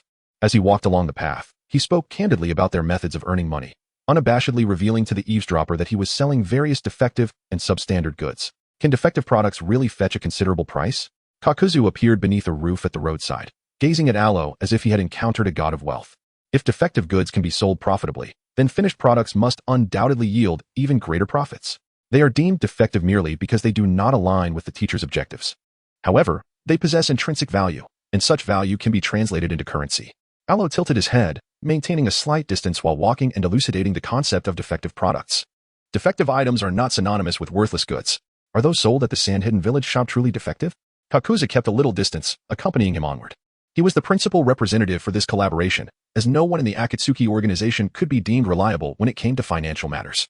Each of them merely squandered money and engaged in destruction, lacking any semblance of economic acumen. In fact, a few of them even lacked the basic judgment necessary for normal expenditures. Essentially, they were all defective products that required my secondary examination to ascertain their utility, followed by adjustments to maximize their effectiveness, thus rendering them sellable. Alo elucidated the research and development process concerning those matters, while Kakuzu listened with eyes alight with interest. However, standing beside Alo, holding an umbrella, Itachi Uchiha increasingly felt a weight in his heart. What on earth was that scoundrel Orochimaru doing day in and day out? In such a perpetual state of cleaning up his mess, could Alo possibly find time to practice? Indeed, you are quite remarkable. Kakuzu's fixation on wealth stemmed partly from his own nature, yet more so from his role here, which was to amass as much money as possible. Thus, whether it was the Akatsuki members undertaking missions for profit or pursuing bounties for monetary gain, he endeavored to engage in any activity that could yield income, often assigning tasks to the members. Nevertheless, the earnings from such endeavors were often meager, sometimes insufficient to cover their expenditures. Take, for instance, those two artists, utterly deranged, wreaking havoc daily, and even with budget constraints, they consistently exceeded their limits each month. Furthermore, the paper-folding angel, though not utilizing her craft, still managed to overspend monthly. The only individuals who provided him with a semblance of relief were Haiden, Itachi Uchiha, and Kisame. Some posed a degree of danger, others were simply vexing. Yet they did not squander resources. It was imperative to excel in this endeavor of earning a livelihood. Unexpected situations frequently arose, resulting in substantial repair costs. Occasional medical treatments and antidotes, and the constant need for equipment upgrades, all reliant on the accumulation of funds. Alo discovered that everything he said was comprehended by Kakuzu. Consequently, the two engaged in increasingly speculative discussions regarding wealth accumulation and the tendency of certain individuals to squander their earnings. By the time they traversed half the village and arrived before Pain, Kakuzu had already exchanged several viable collaboration ideas with Alo. What was unfolding? Conan inquired of the accompanying Kisame, seeking clarity on the situation. Moments ago, she had stood at the doorway, observing the leisurely approach of the trio, with Kakuzu unperturbed beside the child, seemingly unafraid of Itachi Uchiha's genjutsu. Perhaps they had encountered kindred spirits. Kisame sighed with an odd expression, contemplating a possibility he was reluctant to acknowledge. Yet, having listened throughout their journey, it was evident that the two had indeed found a certain resonance in their discourse about finances. Especially while lamenting the profligacy of certain individuals, the atmosphere was overwhelmingly harmonious. Mr. Itachi's eyes widened on several occasions, yet each time his reaction proved futile. Is this the power of wealth? Chapter 76. A surprising new discovery in collaboration with Kakuzu. Good day, sir. I am Uchiha Alo, a student of Orochimaru, here to represent my master in discussing business with you. Alo took a few steps forward, approaching Tendo Pain, and greeted him with a smile. Hello. Pain looked down at the child before him, unsure of what to say after the initial greeting. Orochimaru, known for his sinister nature, seemed an unlikely mentor for a disciple who greeted others with a foolish grin. They had always assumed that this Uchiha, reportedly taken by Orochimaru, would resemble Itachi Uchiha, rather than be a mere shadow of his former master. Feeling a sense of disdain, Aloe decided to forego further pleasantries. Uncle, please allow the person we are here to conduct business with to come forth. After we discuss the matters at hand, I would love to sample the culinary delights of your hidden rain village. Brother Kasame spoke highly of them on our journey, and I wish to indulge before returning home. Aloe, with an expression of innocence, blinked and turned to gaze at Kakuzu, who stood just outside the door. When it comes to business dealings, one naturally seeks out those who are responsible for generating profit. As for Nagato, he was not the ideal candidate. Unlike Naruto, whose formidable persuasive skills were unmatched, it was far more prudent to engage in straightforward negotiations for financial gain. After all, as someone tasked with supporting a family, money holds far greater significance than ephemeral ideals. Follow me. Would you like to eat? I shall take you out for a meal first. Kakuzu, in a good mood, greeted Aloe before stepping outside and inviting him to join. Their discussions would not solely revolve around business. Kakuzu was eager to learn precisely how to convert various failures into profit. In terms of research, they had their share as well. Daidar's explosive clay, the puppet components crafted by Sasori, various toxin studies, Konan's origami, and Zetsu's intelligence. With this newfound perspective, Kakuzu now regarded each member with the immediate thought of whether their seemingly useless items could be transformed into currency. Kakuzu, I can't help but feel that you alone are genuinely interested in our collaborative project. Don't they have enough money? Once seated at the noodle shop, Aloe resumed their previous conversation, engaging Kakuzu while they dined. They only know how to spend money. They have no comprehension of the arduousness of earning it. At most, they take on a few black market ninja missions. Kakuzu lamented, feeling disheartened by their ignorance. They claim to desire profit, yet they merely accept a handful of black market tasks, chasing after bounties, and still find ways to complain. It's truly challenging. That's why I previously conveyed to Orochimaru sensei that regardless of my strength in the future, I intend to be a businessman responsible for generating profit. As Aloe savored his noodles, the piquant flavors ignited a subtle flush upon his cheeks. When the topic of the ninja's various schemes for earning money arose, Aloe couldn't help but express a hint of disdain. Although there were no restrictions forbidding a ninja from engaging in commerce, he harbored no interest whatsoever in undertaking tasks commissioned by others. As a ninja, merchants too require protection, otherwise, they risk falling prey to bandits or being targeted by hired ninjas. Kakuzu shook his head, while he acknowledged Aloe's remarkable talent for generating income. He recognized that the boy was still merely a child, lacking in experience.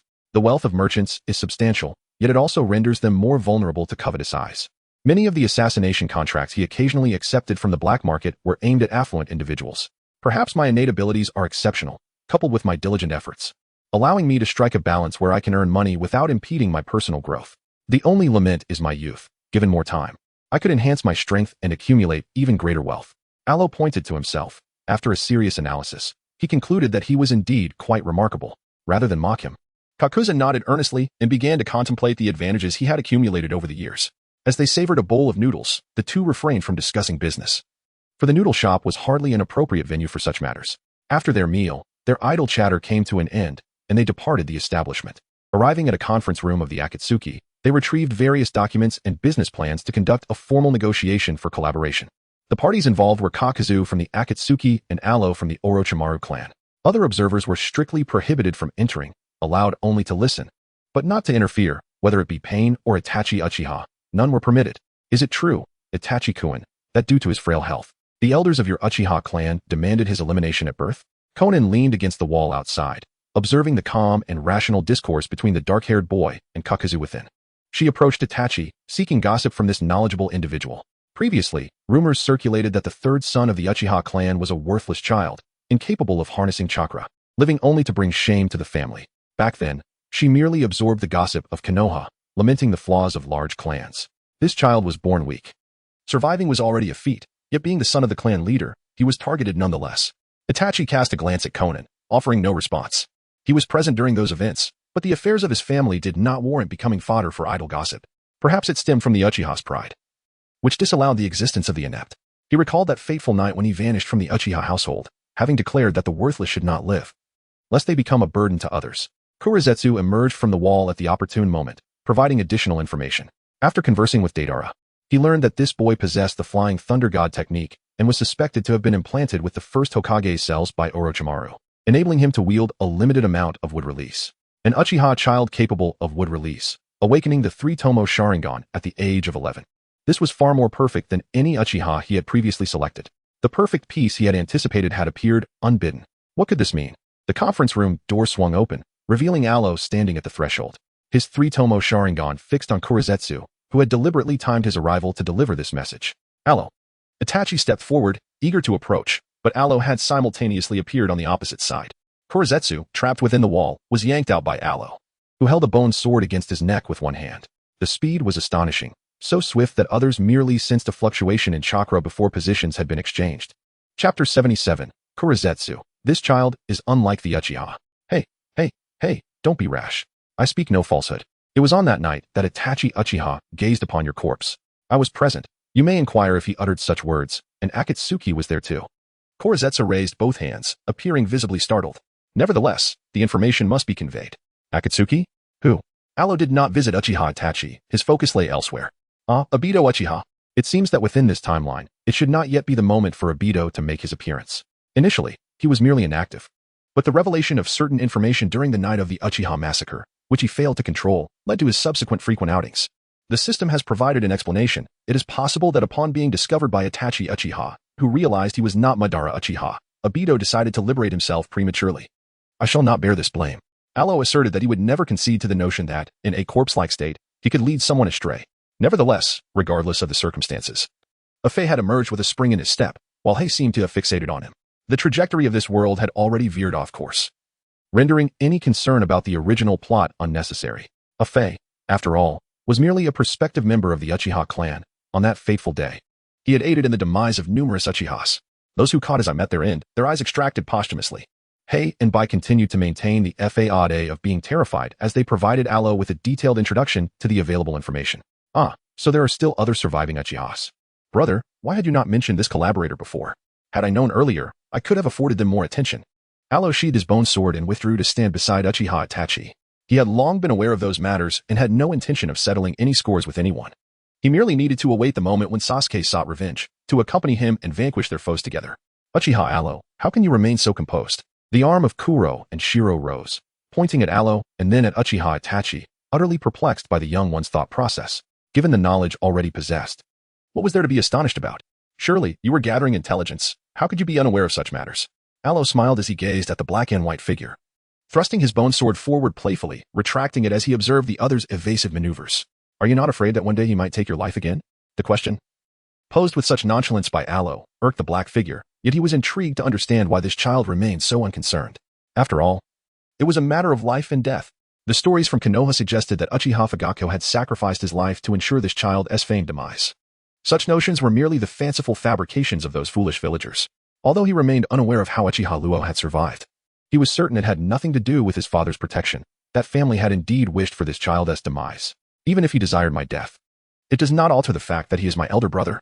Can the bond of blood be severed merely by his actions? Alo's tone was remarkably calm, tinged with an inexplicable sense of confusion. In moments devoid of critical choices, an elder brother can indeed be a commendable figure. Host, you are doing this intentionally. The system interjected with a hint of sarcasm. It was deliberate, quite purposeful. Their host was preoccupied with achievements. Yet it remained unclear who the true objective of their endeavors was. That's not entirely incorrect, Heiju murmured softly before retreating into the shadows. He needed to ponder this child's peculiar disposition. It seemed devoid of resentment or hatred, yet it was difficult to gauge the depth of his feelings towards Uchiha Itachi. The Uchiha clan were known for their overt emotions, so it was perplexing to encounter such ambiguity. Could it be due to the Senju Hashiramas would release cells? Orochimaru's previous cell transplant and cultivation experiments had only yielded a single defective specimen. Was this child a result of a successful transplant? His previously underdeveloped personality now distorted and mutated? Unable to comprehend, Heiju departed, leaving the others still present, all feeling a palpable awkwardness as they observed the pair of brothers. While it was true that blood ties remained immutable, even amidst life and death struggles, they would forever be brothers. Yet, to articulate such sentiments, especially from the lips of a child who had faced death, felt profoundly uncomfortable. Alo, come rest with me. We can discuss our collaboration once you are rejuvenated. Uchiha Itachi's heart was a tumultuous storm, yet his expression remained remarkably composed. He extended his hand, placing it upon Alo's shoulder, ensuring he did not flinch before guiding him toward his dwelling. At least he was still willing to address him as brother, acknowledging their fraternal bond. However, certain events, once transpired, could never be mended. The last time he visited Alo, Orochimaru's words rang true. What you have discarded with your own hands can never be retrieved unscathed. No amount of reasoning or reparations can alter the fact that you once abandoned it. No justification could change the choices he had made in the past. Brother, what shall we have for dinner tomorrow? Sasuke told me you can cook. May I taste your culinary skills? As Ero walked along the path, it was as if nothing had transpired. He remained engaged in casual conversation. Yet, his seemingly normal demeanor only heightened the concerns of those around him, particularly Itachi Uchiha, whose heart was in turmoil. Each utterance from Ero now necessitated deep contemplation. Well, tomorrow, I shall prepare a delicious meal for you. Itachi felt a warmth radiating from his palm, yet he maintained his composed posture, resting it upon Ero's shoulder as they continued their tranquil stroll. Sasuke had informed Ero of his culinary skills, a statement that unveiled a plethora of implications. Sasuke would surely reminisce about their childhood, recounting tales that Ero had never heard. And Ero, having never tasted Sasuke's cooking, would undoubtedly be curious and perhaps even hopeful. Itachi lamented, "There is no salvation for us now." Konan stood by the window, observing the two brothers as they walked together until they vanished from sight, before slowly articulating her thoughts. "Why do I feel this way?" The voice that responded belonged to Jay, who had escaped moments earlier. He appeared alongside Nagato, embodying the Deva path, at Konan's side. A woman's intuition suggested that the boy posed a significant danger. Just as everyone anticipated a novel revelation, Konan offered an utterly confounding rationale: its instinct. A woman's instinct. This explanation left even Nagato, who controlled the Deva path, momentarily disinclined to converse with Konan. Chapter 78. A soul emerges in Konoha. Within the Uchiha clan grounds of Konoha, Sasuke, engaged in his daily training regimen, felt his gaze soften upon seeing Ero's arrival. Upon completing his training for the day, Sasuke took a refreshing shower and then retreated to his room for rest. Nearby, perched atop a tree, a white-haired Umbu, clutching a comic book, briefly glanced at the house before resuming his reading beneath the moonlight. "Sasuke, come and try this. Today at the Akatsuki, I managed to chase that black herb away twice." Alo presented 2 servings of food before Sasuke, prepared by Itachi Uchiha.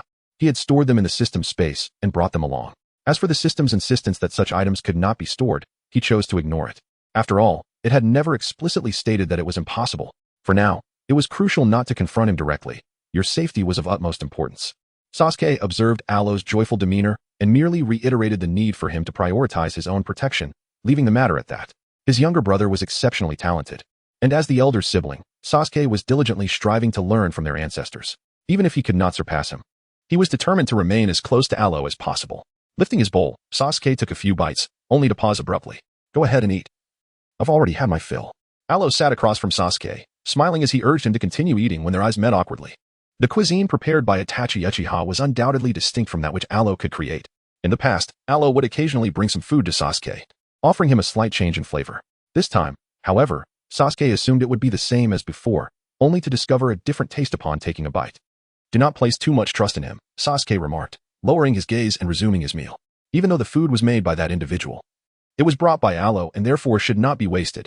Moreover, a few days prior, when Alo had accompanied that teacher, he was urged to check on Naruto, during which he had a conversation with Orochimaru. Although some of the topics discussed were uncomfortable, Orochimaru spoke nothing but truth. Human hearts are limited in size, and they cannot control what is deemed most significant to others. Thus, one must take care to protect oneself. When dealing with those who cannot be fully trusted, it is imperative to safeguard one's own well-being, denying them the opportunity to inflict harm. Indeed, Alo tilted his head, gazing at Sasuke, and smiled while nodding slightly. He believed in part, not entirely, safeguarding himself. He was undoubtedly fine. "You two, dining together in the house late at night, do you not fear the sin escaping?" Izuna took a stroll outside and returned home to witness this distressing scene. These two brothers are becoming increasingly outrageous. Knowing full well that he cannot partake, they frequently bring food over, when watching the other eat, laughing so joyfully. If you truly possess the capability, why not create something consumable for the spirit? Allowing this weary ancestor, who diligently cares for your brother, to savor a bite as well? "Ancestor, where have you gone, and whom have you encountered?" Alo turned his gaze towards the drifting Sena, observing him for a moment before suddenly leaping up and tugging at Sena's collar, pulling him down to sit. "In the hidden leaf, there is another presence of the undead. We must head to the Hokage building to consult Sarutobi Hiruzen, and perhaps check on that foolish Naruto as well." Sena looked at Alo with bewilderment, uncertain whether this mischievous lad was merely jesting with him. "You stay here for now. Once the aroma of the food dissipates, I shall investigate what has gone awry." Alo stood up and surveyed his surroundings, confirming that there were no anomalies nearby before deciding to venture out in search of others. Although the presence of other souls was faint, his instincts were infallible. "Be safe and return early," Sasuke advised, lifting his gaze to remind Alo of the need for caution. After Alo nodded and swiftly departed, Sasuke set down the meal and rose to peer out the window. The Umbu, the Hokage, and Konoha, these were their limitations, as well as a reflection of his own weakness, which compelled him to let Alo resolve matters independently. Each time such an incident occurred, he silently recorded it in his heart, a note for himself and for Konoha. Having left Sasuke's side, Alo's first destination was Naruto. After ensuring that Naruto was sound asleep and unharmed, Alo drifted to the Hokage building. At this hour, Sarutobi Hiruzen had already returned home to rest. However, Alo was not there to see him. After a thorough search, he found himself on the rooftop of the Hokage building, where he once again detected a trace of unusual residual soul energy. System, I have spotted him. But could you first ascertain why the souls of the departed in this world seem to be returning? Alo stood atop the Hokage rock, gazing at the black-haired man seated at the summit, his expression one of discontent. The system needed to ascertain the situation at hand. Senju Hashirama. How could he have escaped from the Pure Land? Uchiha Izuna was a special case, not a character of the narrative, and his appearance was not deemed anomalous. The emergence of Senju Hashirama could be attributed to Orochimaru's recent experiment with the impure world reincarnation conducted earlier that evening. The man's soul had just been summoned and had subsequently fled. The system, upon analyzing the essence of this departed soul before it, provided the following information. Izuna is a unique entity present within the storyline, yet he has never manifested in reality, not even through the impure world reincarnation. As for Senju Hashirama, it could only be described as a delightful surprise that emerged from the extensive research conducted by his host and Orochimaru, aligning with his strength and identity. The impure world reincarnation had been modified repeatedly by this master and disciple duo, allowing Senju Hashirama's spirit to roam freely. I instructed him to remain at home. Well, he was at home, not causing any spectral disturbances, yet he has released a spirit that cannot be restrained. Running amok, Aluo felt a profound sadness. His esteemed sensei, Orochimaru, must surely be acting with intention. He had only just departed from home, having joined the Akatsuki, and discussions were still in their nascent stages. Yet, this individual could not remain idle at home and initiated some schemes. It seems he believes that life can be perpetually extended, leading him to drift aimlessly. Even Kimimaro could no longer keep him grounded. Will you return? Alo expressed his grievances regarding the unforeseen consequences brought about by Orochimaru. However, the matter still required resolution. Standing before Senju Hashirama, Alo observed the latter's expression of distress and, after a moment of hesitation, steeled himself to approach once more. Izuna, you are not Uchiha Izuna. Upon hearing the voice, Senju Hashirama lifted his gaze. Did you not already perceive this? My esteemed ancestor, his soul remains in the state of his demise. Alo shook his head, directly piercing through Senju Hashirama's pretense of ignorance. Floating to his side, Alo took a seat, patiently awaiting Hashirama's initiation of conversation. Chapter 79 Alo. One issue remains unresolved, and another arises? What are your thoughts on Konoha? Unable to endure the silence any longer, Hashirama ventured to speak first. Given that he had been deceased for many years and no longer needed to uphold any semblance of reputation. Konoha, a place fervently obsessed with the eradication of clans. I suppose. Alo lifted his gaze towards the village, and indeed, the view from this location was splendid. It was here that Uchiha Madara once stood alongside Senju Hashirama, forging their dreams together. Alas, dreams often yield little in terms of favorable outcomes. Annihilation of clans? Startled by this revelation, Senju Hashirama turned to fix his eyes upon the young Uchiha, demanding clarity. This tale harkens back to bygone years. Senju Tobarama had likely foreseen such events, leading to the dissolution of the clan, the renunciation of their Senju surname, and their subsequent integration into the populace. Yet, in the end, they vanished, leaving only Tsunade, your granddaughter. Alo smiled as he looked at Senju Hashirama and began recounting the tale of their Senju clan. The Senju? Is only Tsunade left? Hashirama was taken aback by the notion of their clan's annihilation, realizing that the Senju lineage had all but vanished. He pondered how he had wandered through Konoha without encountering any members of the Senju clan, only to discover that they no longer existed. Tsunade must be quite aged now. Indeed, and let us not forget, your grandson perished in an explosion, leaving but a mere fragment of flesh, perhaps even cooked by the blast. Your granddaughter's husband met a gruesome fate, his insides ravaged, a sight so horrifying it rendered your granddaughter faint at the mere sight of blood. Alo patiently detailed to Hashirama the demise of their kin. The specifics were murky, lacking comprehensive records, but he conveyed the narrative as it stood. Were there others who faced similar fates? Hashirama felt a surge of anger, yet he was merely an ordinary spirit now, devoid of any capacity for aggression, unable to even disturb the stones around him. With a sigh, he gazed at the child, urging him to continue. The Uzumaki clan has been eradicated. The 5 great shinobi villages united and, after obliterating the Uzumaki, Konoha brought back the most gifted member of that clan, while the rest likely perished. Following the Senju, it was the Uzumaki. Alo observed Hashirama's expression, noting the lack of significant emotional reaction, and thus refrained from elaborating further. Although there were a few survivors from the Uzumaki clan, aside from Kushina, he chose to treat their fate as unknown. Is there more? Regarding the once-allied Uzumaki clan, Hashirama did not wish to dwell on the past, simply gesturing for Alo to continue. The Uchiha clan has also met its end. Several students of Tobarama Senju harnessed the will of fire to control 2 of our Uchiha prodigies, ultimately leading to the destruction of our clan. When Alo spoke of the Uchiha clan, his expression remained placid, mirroring the demeanor he displayed while discussing the previous 2 families. And then there was Senju Hashirama. whose fingers tightened as he endeavored to maintain his composure. All was lost. Even the Uchiha had been extinguished. The Shimura clan, under the directive of Shimura Danzo, had ordered the ninjas from Root to take action. Now, only Danzo remained. Indeed, it was I who orchestrated his control. Thus the annihilation of the Shimura lineage could be deemed my doing. When Alo spoke, he raised his hand and pointed to himself. The annihilation of the Uchiha clan was indeed his accomplishment and deserved mention. Is there anything else? As for the Uchiha clan, Hashirama Senju had some recollection. The clan was not large, yet it boasted several exceptional ninjas. That is all for now. I have been quite occupied lately. So it would be prudent to delay any action for a while. In due course, we will also deal with the Sarutobi clan.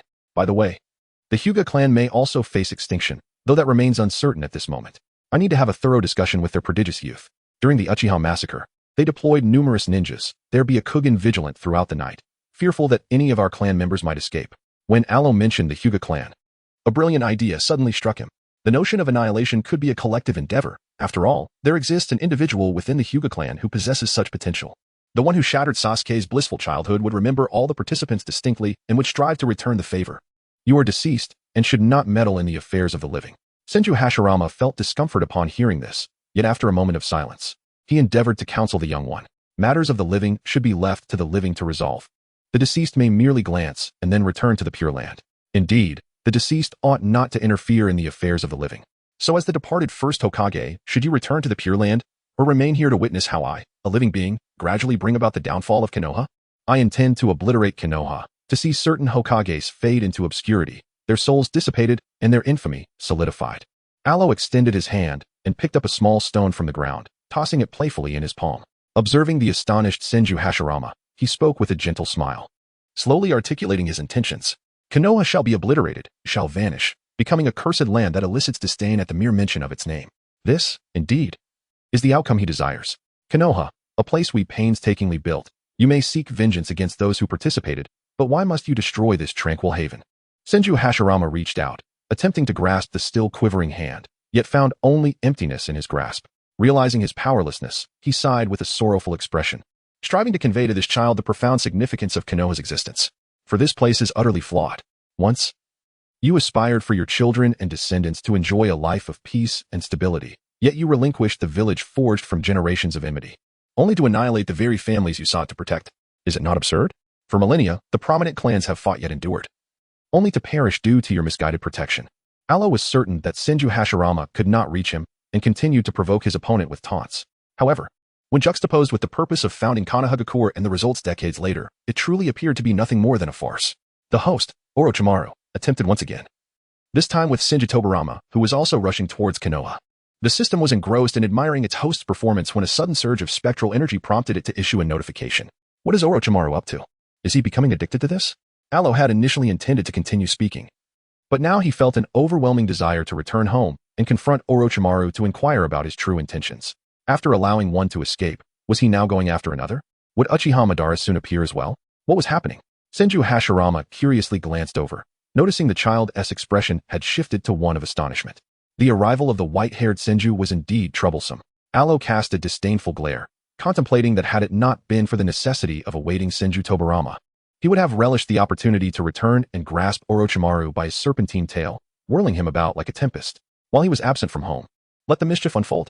Once he ensnared the restless spirits of the Senju clan's brethren, he would return to inquire of his mentor whether it was indeed essential to carry them wherever he went to ease some of the burdens upon his conscience. Chapter 80. Indeed, we are inherently adversaries. Senju. Which one? Senju Hashirama meticulously recalled that no one in their lineage bore the moniker White Hair. Your brother, the second Hokage. Senju Tobarama, Senju White Hair. Alo was in a foul mood, and the mere mention of Senju Tobarama only intensified his frustration. Moreover, the technique of Edo Tensei was indeed developed by Senju Tobarama. Do you truly harbor such disdain for us? Upon hearing Tobarama's name, Senju Hashirama offered an awkward smile. Intending to continue conversing with this being he could never truly reach. Of course I despise it. My ancestor perished at the hands of your brother.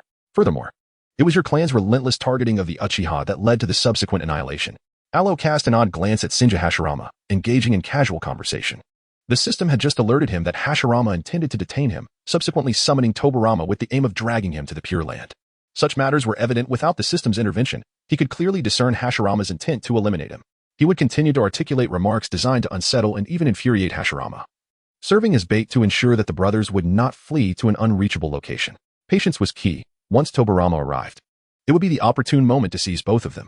For now, he could only hope that Orochimaru would refrain from further disturbances. The matter of Izuna weighed heavily on his conscience. However, at that time, we were amidst the battlefield where death was an all too common occurrence. As Hashirama reminisced about Uchiha Izuna, a hint of sorrow shadowed his expression. Indeed, on the battlefield, the struggle between opposing forces was one of survival. Annihilating the adversary was the most natural course of action. Therefore, was it not justified to harbor disdain for your clan, seeking to obliterate what you hold dear? Alo gazed calmly at Senju Hashirama, a faint smile gracing his lips as he spoke. Hatred, which had endured for a millennium, stemmed from the tragic demise of his revered ancestor, who had nurtured and protected him, falling victim to the blades of the Senju clan. Was it not justified for him to seek retribution against the Senju? Though this animosity was rooted in the past, during the establishment of the village, the two clans had purportedly reconciled. Hashirama considered Alo's words unproblematic, yet upon reflection, he felt compelled to persuade the young man to relinquish the bygone grievances. If Tobirama had a means to facilitate this, he could directly intervene. However, if that were not feasible, preparations for the village's welfare must take precedence. Did you consult my ancestor regarding the founding of this village? Your reconciliation has no bearing on my ancestor, Izuna, does it? Right, ancestor? Alo questioned sharply, letting out a snort before he suddenly leaped back, only to be embraced by Izuna, who had appeared beside him. The reconciliation between the two clans was achieved by Hashirama Senju and Madara Uchiha. What connection did it have with Izuna? Indeed, their truce had nothing to do with me. As Izuna gazed at Hashirama, his eyes were filled not only with vigilance but also with the enmity stemming from a long-standing feud. With one arm encircling Alo, he declared that the so-called reconciliation of yours was null and void.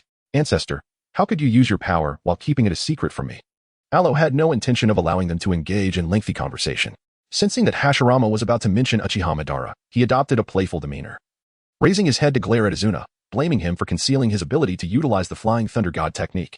In truth, even after cultivation, Izuna, in his spiritual form, would find it challenging to perform ninjutsu beyond the scope of the Sharingan's capabilities. Spiritual cultivation results in spiritual energy, and a spiritual form lacks chakra. Therefore, to execute certain ninjutsu, one must first convert between the two types of power, whether transforming spiritual energy into chakra or converting ninjutsu into a form that consumes spiritual energy. Both processes are arduous, yet Izuna succeeded. Not only that, he also mastered the use of the Flying Thunder God technique. Initially incapable of using it, he suddenly found himself able to do so, worried that Alo might encounter trouble. Izuna lowered his gaze to meet Alo's glare, gently stroking the small head hidden in his embrace, his words imbued with heartfelt sincerity. Really? Alo feigned ignorance of the truth, wearing an exuberant smile. Indeed. However, Izuna sensed something amiss, yet chose to indulge Alo's demeanor and continue the charade. Nevertheless, how would he explain this upon returning? It would be absurd to confess that he had been coming here nightly to deliver a few kicks to the statue of Senju Tobirama, merely in an attempt to leave a trace. Such an excuse would surely provoke laughter from both Alo and Sasuke, who never seemed to grasp the concept of respecting their elders. I knew it. Ancestor, you would never conceal the truth from me. By the way, aside from Senju Hashirama, I sense that Senju Tobirama has also made an appearance, yet he has yet to arrive. Could it be that he has been gone for so long that he has forgotten the way back to Konoha? Alo leaned against Senna, enveloped in a protective embrace, and pointed towards Hashirama Senju, beginning to recount the arduous journey of Tobirama Senju. Upon hearing Tobirama's name, Senna's fingers momentarily paused in their gentle caress of Alo's small head, before she resumed her gaze upon him, her smile radiating warmth. Ah, Tobirama Senju, that fellow has returned from the Pure Land. Uchiha Senna, Madara. Hashirama observed Senna, then glanced at the once furious child, now nestled under Senna's protection, embodying innocence, which only deepened his sorrow. After being ignored for a while, he could no longer restrain himself and spoke up, intending to mention Uchiha Madara. What do you wish to convey regarding my brother? Do you intend to elaborate on how you disguised yourself, gained his trust, and deceived him time and again? When he was betrayed by his family and forced to leave the village, you pursued him, stabbing him from behind to deliver the fatal blow. Is that not enough? You even erected 2 statues at the site of his demise, celebrating the death of that fool who trusted you, who regarded you as a close friend and was willing to forsake the vengeance for his brother's murder for your sake. Senna lifted his head, his crimson eyes glaring fiercely at Hashirama. Each of his words struck like a blade, severing certain memories within Hashirama. Yet, even as he spoke, a sense of suffocation enveloped him. Originally, these remarks were Alo's jests about Madara, which Senna had memorized after hearing them several times. As for the pretense of a false death and the act of biting off a piece of flesh to implant another's visage upon his chest, Senna preferred to forget such things, especially in the presence of his junior, Alo. Madara, Hashirama stood there, expressionless, as memory surged forth, reminding him of the disbelief and sorrow that enveloped him at the moment of Madara's death. The recollections flickered, The times in their youth when they were unaware of each other's identities, standing in this very spot, sharing their aspirations. The discussions in their adulthood about how wonderful it would be to settle down, and the fierce battles that ensued following Senna's demise. It had been ages since he had revisited those memories of standing here, conversing and laughing, solidifying the names of Konoha and Hokage. Yet, why had they drifted apart after the village's establishment? Chapter 81. Then, let us seal it for the time being. Host, Tobarama Senju is nearby, observing. The system promptly alerted Alo, advising him not to focus solely on Hashirama. By utilizing Uchiha Senna's Mangeki Sharingan as a foundation, he could evoke memories through words, and with spiritual energy, trigger vivid recollections from the depths of his mind, piecing together profound memories. Although it could indeed influence Hashirama to some degree, it would not alter him fundamentally. If one wished to engage, they could, but one should not anticipate absolute results.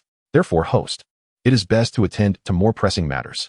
System, I yearn for achievement. I am in dire need of points. Alo leaned against Izuna's embrace, feeling a considerable drain on his spiritual energy, yet he found solace in its utility. Moreover, dear system, refrain from your criticisms for now. Allow me to achieve more accomplishments and accumulate points to secure soul protection, thus enabling me to continue my languid existence without worry. As for Tobarama Senju, he stood not far behind a tree, gazing longingly at his brother and Izuna, standing face to face in silence. Izuna, I am sorry for Madara. It is I who have wronged your brother. After a prolonged silence, Hashirama Senju sorrowfully regarded Izuna, acknowledging that he indeed owed an apology to Uchiha Madara. However, his transgressions with Madara were matters solely between them. If they were to meet again in the Pure Land, he would take the opportunity to discuss their past. For now, his duty remained to protect Konoha, the village he and Madara had forged together. Izuna, let us return to the Pure Land. That is where we, the departed souls, rightfully belong. We must not disturb the realm of the living, nor allow Konoha to face peril because of your presence. As he spoke, Hashirama's gaze shifted towards the direction behind Izuna, raising his hand in an attempt to grasp Izuna's shoulder. Konoha must not be destroyed, especially not by the hands of these bygone spirits. Therefore, Madara, I extend my apologies. Izuna must journey to the Pure Land. We shall escort him back. Tobarama, your ambush is futile. Izuna swiftly formed a hand seal for the substitution technique, instantaneously relocating to another position. In his former place, Tobarama's hand grasped nothing but air. My target is not you. Tobarama extended his hand slightly forward, successfully seizing Alo by the neck. Though uncertain of the circumstances surrounding this young Uchiha spirit, he understood his brother's intent was to capture this boy. Thus, he succeeded. Ancestor, you flee with such haste. What am I to do now? Alo cast an aggrieved glance at Izuna, his small hands raising to grasp the wrists of the Senju brothers. The one encircling his neck was Tobarama, while Hashirama rested his hand atop Alo's head. In this moment, the youthful hands of Alo clutched onto the wrist of these two adults. What more could he do? The lighter option was sealing, while a more severe approach might lead to dispersal. Izuna hovered nearby, observing Alo tilt his head, urging him to act swiftly. Whether it be sealing or dispersing, he could not endure this appearance of being bullied any longer, despite Alo's assurances of safety. Witnessing the torment of the child at the hands of the Senju brothers stirred an uncontrollable agitation within him, an overwhelming sense of unrest bubbling to the surface. To seal? Or to disperse? Alo tilted his head, first glancing at Hashirama Senju, and then at Tobarama Senju, as if awaiting their verdict. Tobarama, seal him, Hashirama decisively proclaimed. He looked at his glaring younger brother, urging him not to shatter the child's soul, for it would complicate matters when they eventually confronted Madara in the Pure Land. Brother, I believe it would be better if you did shatter him. Tobarama Senju cast a frustrated glance at his own hands before turning to his brother, pressuring him to take action against the child. Despite having studied numerous forbidden techniques, including various sealing jutsu during his lifetime, he found himself powerless now. Although his grip was firmly around the neck of the Uchiha boy, his entire arm felt immobile, and as a spirit, he could not wield ninjutsu. Let us just seal him. Breaking him apart would be too cruel. Hashirama maintained his stance, insisting they should seal and then take him away. Fine. Let us proceed with the sealing, but hurry. Tobarama sighed, accepting the necessity of sealing, yet wishing for swift resolution. Me? I cannot harm him. You're the one who can grasp him. Seal him yourself. Hashirama regarded his brother with an odd expression, sensing that Tobarama had arrived too late to grasp the situation. However, now was not the time for explanations. Sealing came first, and they could converse afterward. Brother, you cannot harm him. What do you expect me to do? I arrived even later than you. As Tobarama listened to Hashirama's words, a chill enveloped him. It seemed they had been ensnared in a predicament. Lacking the means to attack, they found themselves deliberating on how to handle the child. Tobarama, why don't you persist a little longer? Alo let out a sigh and raised his head to gaze at the terrified expression of Senju Tobarama, shaking his head in disdain. Alo, do not waste time with them. Your brother is still waiting at home, and if we delay any longer, he might be unable to restrain himself and come out. Izuna urged from a distance for a swift conclusion. All right, my esteemed ancestor. You truly possess a hasty temperament. Now let me ponder. The seal should be used. Aloe cast a resentful glance at Kwana before beginning to mutter, seemingly searching through his memories for a method to seal away the soul. The detestable Uchiha. Senju Tobarama bellowed in fury, attempting to free himself from the small hand gripping his wrist. However, just as he made a struggle, believing he could escape, he discovered several blood-red symbols materializing where the boy's fingers clutched. Not only him, but also the same symbols appeared on Senju Hashirama's arm, spreading from the grasped wrist throughout their bodies.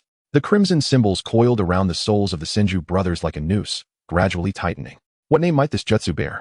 Aloe gazed at his brother from the Senju clan, whose body was rigid and whose eyes were filled with fury, and with a smile, he inquired about what name should be bestowed upon the sealing technique.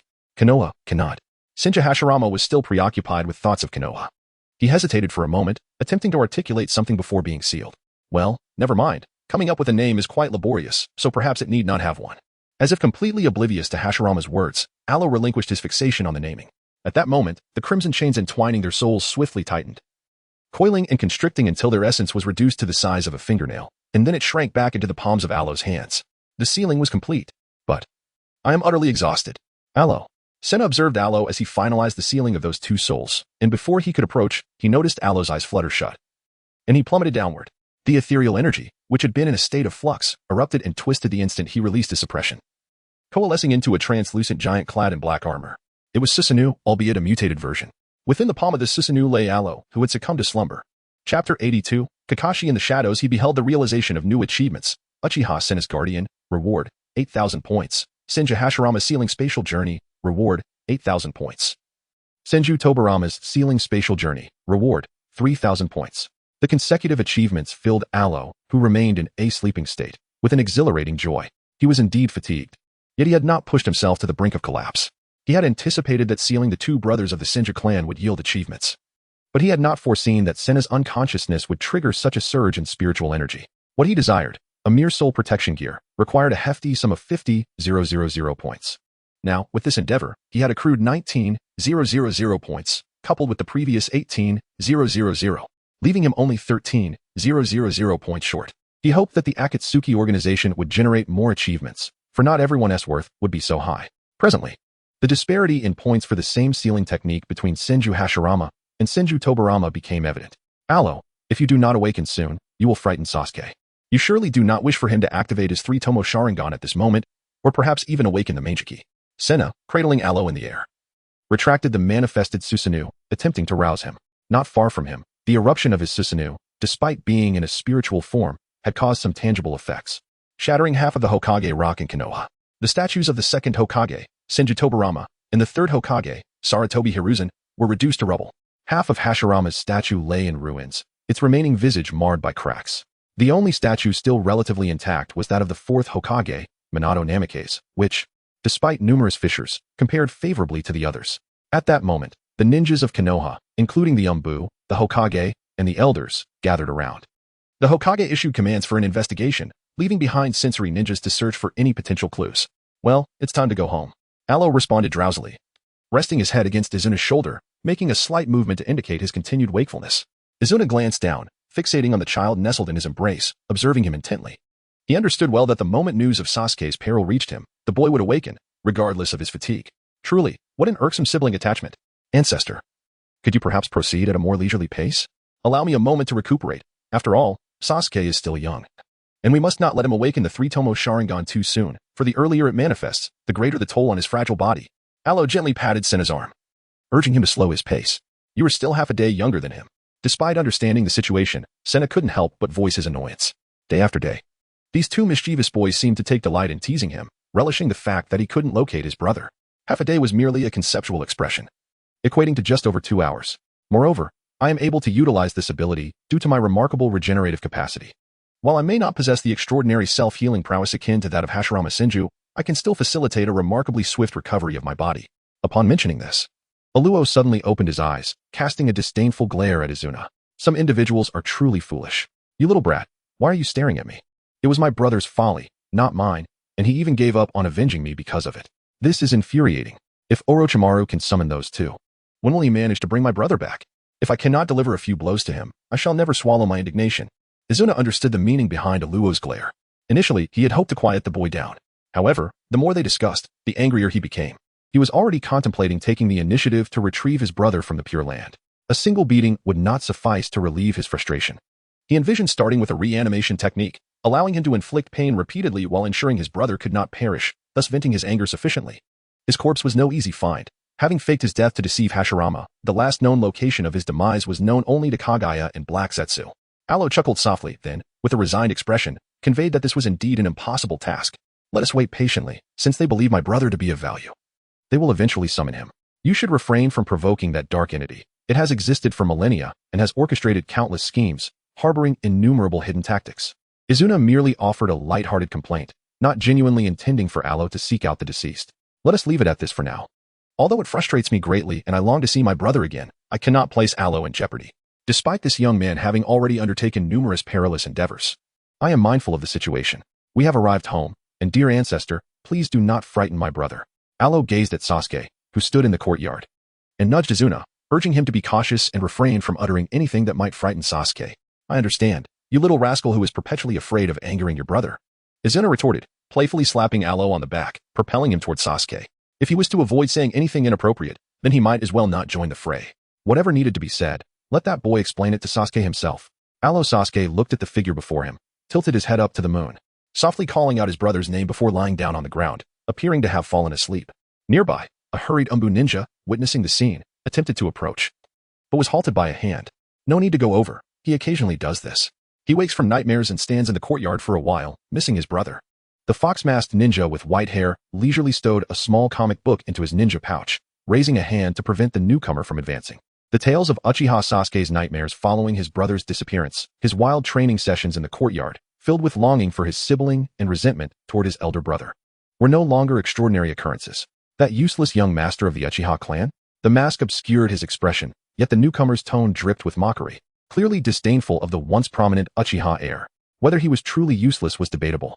Kakashi leaned against the courtyard wall, observing Uchiha Sasuke from a distance. Having just confirmed that his Mangeki Sharingan would no longer falter, under the mask's concealment, it quietly activated. He could see, yet not clearly, only occasionally catching sight of a vague shadow resembling Sasuke in stature and form, appearing around the Uchiha estate. Almost every time Sasuke dashed outside after a nightmare, that small, indistinct shadow would be nearby. This was a matter he had not disclosed to anyone, and he himself remained uncertain whether it was indeed the missing Uchiha Lo. At times, when he spied that blurry silhouette, he contemplated his duties as an Umbu, feeling compelled to report such anomalies to the Hokage. However, whenever that thought crossed his mind, it was swiftly overshadowed by memories of ambiguous messages heard in dreams during his ocular troubles. Thus, he chose to dismiss certain uncertainties as non-existent. Recently exhibiting signs of fatigue during reevaluations, steering clear of several high-intensity missions, he lingered here, watching over the young Uchiha. Chapter 83. Orochimaru is feeling a bit cowardly, brother. Please do not be angry. I assure you, it was not my intention to stir trouble. Senju Hashirama and Senju Tobarama have emerged. If we fail to seal them, they will undoubtedly cause us trouble in the future. I haven't toiled excessively. The incident with the destruction of Hokage Rock was not my doing. It was our ancestor who, upon encountering his foes, could not restrain himself and erupted. Alo gazed at Sasuke, who appeared to be in a state of half-possessed oblivion. Feeling a sense of grievance as he leaned closer, casting aside the blame entirely. He considered himself a pitiable soul, compelled to seal those two. The next time uncertainty arises, one must prioritize their own safety. If there is an opportunity to flee, take it. There is no shame in preserving one's life. Sasuke observed his younger brother's distressed expression, initially intending to adopt a fiercer demeanor to ensure Alo would remember this lesson in the future. Yet, he found himself, with a deep sense of resignation, reaching out to embrace his brother, offering gentle comfort and reassurance. However, he had come to understand Alo quite well. The fact that he could call out brother so readily indicated a certain degree of deception. The aspect of the tale that was untruthful likely pertained to the sealing of those two Senju, which was far from the ease and nonchalance he portrayed. Furthermore, the matter of dismantling the Hokage monument was most likely the handiwork of that ancient ancestor. Since Alo had no desire to escalate the situation, he would not resort to vandalizing the Hokage monument, which served no substantial purpose. Such childish and futile acts of revenge could only be attributed to that venerable ancestor. Brother, where did you learn such words? Alo momentarily paused, gazing intently at Sasuke. The act of fleeing is not a source of shame. This is not the first time he has heard it. Orochimaru articulated it, asserting that it was indeed Alo who had said so. Sasuke, feeling somewhat awkward, lifted his gaze towards the moon. On that occasion, Orochimaru had imparted much wisdom, and this was among those lessons. Perhaps Orochimaru, recognizing Sasuke's inattentiveness, had deliberately emphasized that it was Alo's assertion. Now, he once again finds himself echoing those words in Alo's presence. It does indeed seem to be my sentiment. Yet, Orochimaru-sensei, brother, you should return to your room and rest. I must make my way to the underground base. He is quite the handful, and I am uncertain whether he is still in good health. Alo wished to express his grievances regarding Orochimaru, but as soon as he broached the subject, he was reminded of the incident involving the two souls from the Senju clan. Wait a moment, you sealed them away, but where exactly is that seal? Is it the symbol? Sasuke urged Alo to postpone the discussion for the time being. He had yet to clarify the nature of the seal Alo had previously mentioned. If there was a potential threat, it would be prudent to set aside other matters for now. Indeed, this is a sealing technique that integrates the beast sealing method with various other forbidden arts. Although it is being employed for the first time, it proves to be quite effective and safer than the beast sealing method. However, the souls lack chakra, which is why their other functions have yet to be revealed. Alo spread his hands, allowing Sasuke a glimpse. In the palms of his hands lay two distinct red tomo symbols, each housing a separate sealing space. Do not let anyone touch your palms. Once they discover what lies within, many will seek to unleash them. Sasuke scrutinized the seals for a moment, then affectionately ruffled Alo's hair, reiterating his warnings before allowing him to seek Orochimaru. The study of seals was undoubtedly a collaborative endeavor between Alo and Orochimaru, and visiting the latter would provide an opportunity for that rather unreliable mentor to examine them. Though Orochimaru's character, integrity, mannerisms, and preferences may leave much to be desired, his expertise and knowledge is undeniably commendable. Most importantly, Sasuke was aware that Orochimaru genuinely cared for Alo. Rest assured, Sasuke, I sealed it with spiritual energy, not chakra. So even if others were to touch it, it would pose no issue. I shall take my leave now. You should return to your room to rest. Sleeping outside may lead to a chill. Alo nodded obediently, supplementing another form of seal restriction, and upon Sasuke's affirmation, he activated the positioning device on Orochimaru, transporting them directly to the underground base of the Sound Ninja Village. After his brother had departed, Sasuke turned his gaze to the ceiling, anticipating a meaningful conversation with the Ancient One who pretended to be asleep. How could he possibly believe that the destruction of the Hokage Rock was merely a result of uncontrolled rage upon encountering an enemy? What on earth had transpired with Alo to provoke such a powerful manifestation of spirit energy from this ancient being in a state of ethereal existence? Within Orochimaru's underground base, what was once a training ground now lay in ruins, with shattered walls and splintered wood scattered across the floor. Kimimaro, wielding the Kusanagi sword, stood by Orochimaru's side, repeatedly attempting to speak yet restraining himself at the last moment. Do you think Alo will return tonight? Surely he must be heading to Konoha, he inquired hesitantly. Orochimaru, seated atop a broken pillar, sighed deeply, contemplating how to manage the aftermath of the tumultuous events he had instigated that evening. Their experiment could be deemed a success. Yet he had not anticipated the overwhelming strength of Senju Hashirama and Senju Tobirama. It was indeed a miscalculation. My lord Orochimaru, can that individual from Konoha truly deal with these two spirits? Kimimaro pondered, a flicker of concern illuminating his expression. Regardless of Alo's presence in Konoha, Orochimaru's other disciple, Sasuke, resided there.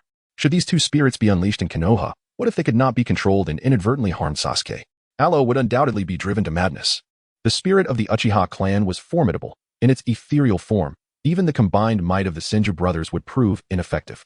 The real dilemma lay in the possibility of Alo witnessing the chaos in Konoha and attributing it to him. He would surely rush back. Orochimaru sighed again, reassured that there would be no repercussions, which was why he chose not to pursue or inform Alo. Nevertheless, Alo would inevitably discover the truth. Whether tonight or in the future, regardless of when Alo became aware of the situation, the uncertainty weighed heavily on Orochimaru's heart. Chapter 84. Alo's despair, the guilt-ridden Orochimaru teacher. Are you in a stable condition at present? Alo appeared beside Orochimaru, extending his small hand to grasp the latter's arm. With a sudden, forceful tug, Orochimaru's serpentine soul was wrenched from his body. This was not ideal.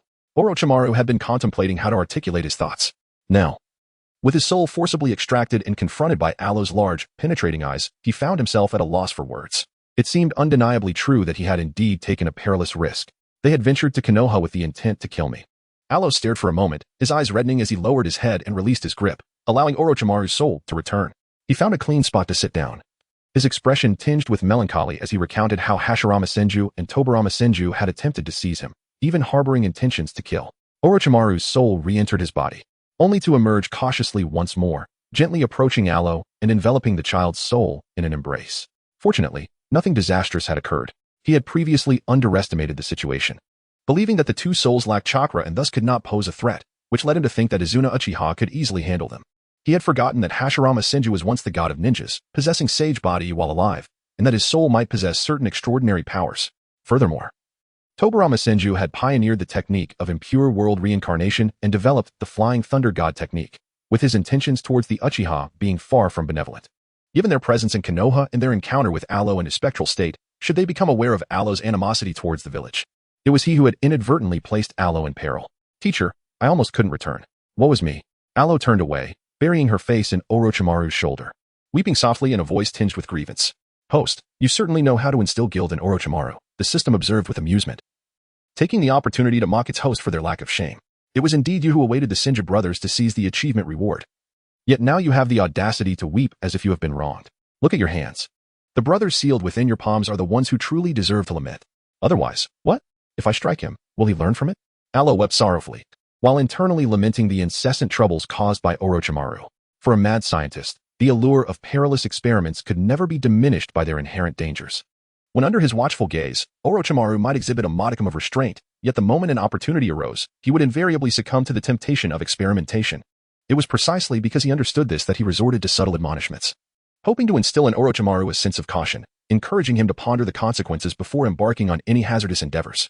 Despite being but a child and a student, he found himself endlessly preoccupied with the well-being of his teacher. How are you faring now? Are you injured? How shall we mend your wounded spirit? Is your body still in the rain village? I shall venture there to retrieve your corporeal form. Orochimaru lifted Alo into his arms, his serpentine tail gliding towards Kimimaro. It was his fault that Alo had been harmed. Therefore, bringing Alo's body back was imperative, allowing him to rest and recuperate his soul. Matters of business paled in comparison to the significance of Alo's health. No pursuit of profit could ever outweigh the value of his well-being. I am not injured. Merely exhausted, exceedingly weary. I shall return to rest shortly. By the way, my ancestor witnessed my distress and unleashed a surge of energy, causing the Hokage rock in Konoha to explode. Alo embraced Orochimaru's neck with both hands, urging him not to dwell on anything else. Instead, he should recount how he was held by the heads of two Hokage, how his illustrious ancestor erupted in a fit of spiritual power, and how he managed to demolish the Hokage rock. Indeed, that individual possessed tremendous strength. As Orochimaru listened intently to Alo's quiet narration, he gradually composed himself after the initial shock. To manifest Susanoo through the medium of one's soul, utilizing spiritual energy, is a truly formidable display of power and talent. Alas, that individual departed this world too soon. Had it not been for that, he might have surpassed Uchiha Madara. However, the catalyst for that individual's eruption was Alo's perilous situation. Captured by Hashirama Senju and Tobarama Senju, they deliberated whether to seal or disperse him. Although he was not present at the scene, he surmised that his unleashing of those two souls had plunged Alo into danger, leaving Orochimaru in a deeply troubled state. Regret enveloped him. He lamented his haste in conducting the experiment and cursed himself for not pursuing them when they fled, thereby failing to return those two to the Pure Land. Teacher, please refrain from taking such risks in the future. I worry for you. When I saw them, I feared you had encountered misfortune. Alo's voice, tinged with a sense of grievance, emerged in a muffled tone. He truly felt concerned. Although the system provided assurances that all was well, his initial reaction was still one of worry. Very well. Orochimaru tightened his embrace around the child, coiling his serpentine tail around them both, creating a protective circle. In the future, he would exercise caution, ensuring to ascertain the level of danger before embarking on any experimental endeavors. Yes, there must be no mishaps. I shall return to rest now. Teacher Orochimaru, you should also take your leave and allow Kimimaro to keep watch over you. Alo, feeling somewhat lethargic, stifled a yawn and nestled his head against Orochimaru's shoulder. After exchanging greetings and offering yet another concerned reminder, he vanished from Orochimaru's embrace. He was utterly fatigued and yearned for a restorative slumber. As for Orochimaru and Kimimaro, he had faith that Orochimaru would remember the encounter vividly and would refrain from any reckless endeavors in the near future. Lord Orochimaru, please return. I shall escort you to rest. We cannot allow Alo to worry, Kimimaro insisted, having observed closely. Now that Alo had departed, he was urging Lord Orochimaru to return to his physical form. He would meticulously manage the subsequent arrangements, but the immediate priority was Lord Orochimaru's need for repose. He felt remorse for not having monitored Orochimaru adequately, for failing to intervene when Orochimaru sought to experiment. All of this was his fault. Kimimaro, once you receive news from Konoha tomorrow, please deliver it to me, Orochimaru instructed as he returned to his body. Stretching his legs before approaching Kimimaro and affectionately ruffling the hair of his guilt-ridden steward. He was still but a child. He should not shoulder every burden alone. At that moment, had he intervened, it would have been due to his own lack of attentiveness. Chapter 85. Those who attempted to kill me are already dead. Brother, what are you doing here? Alo, having returned to his corporeal form, forcefully ejected the individual beside him.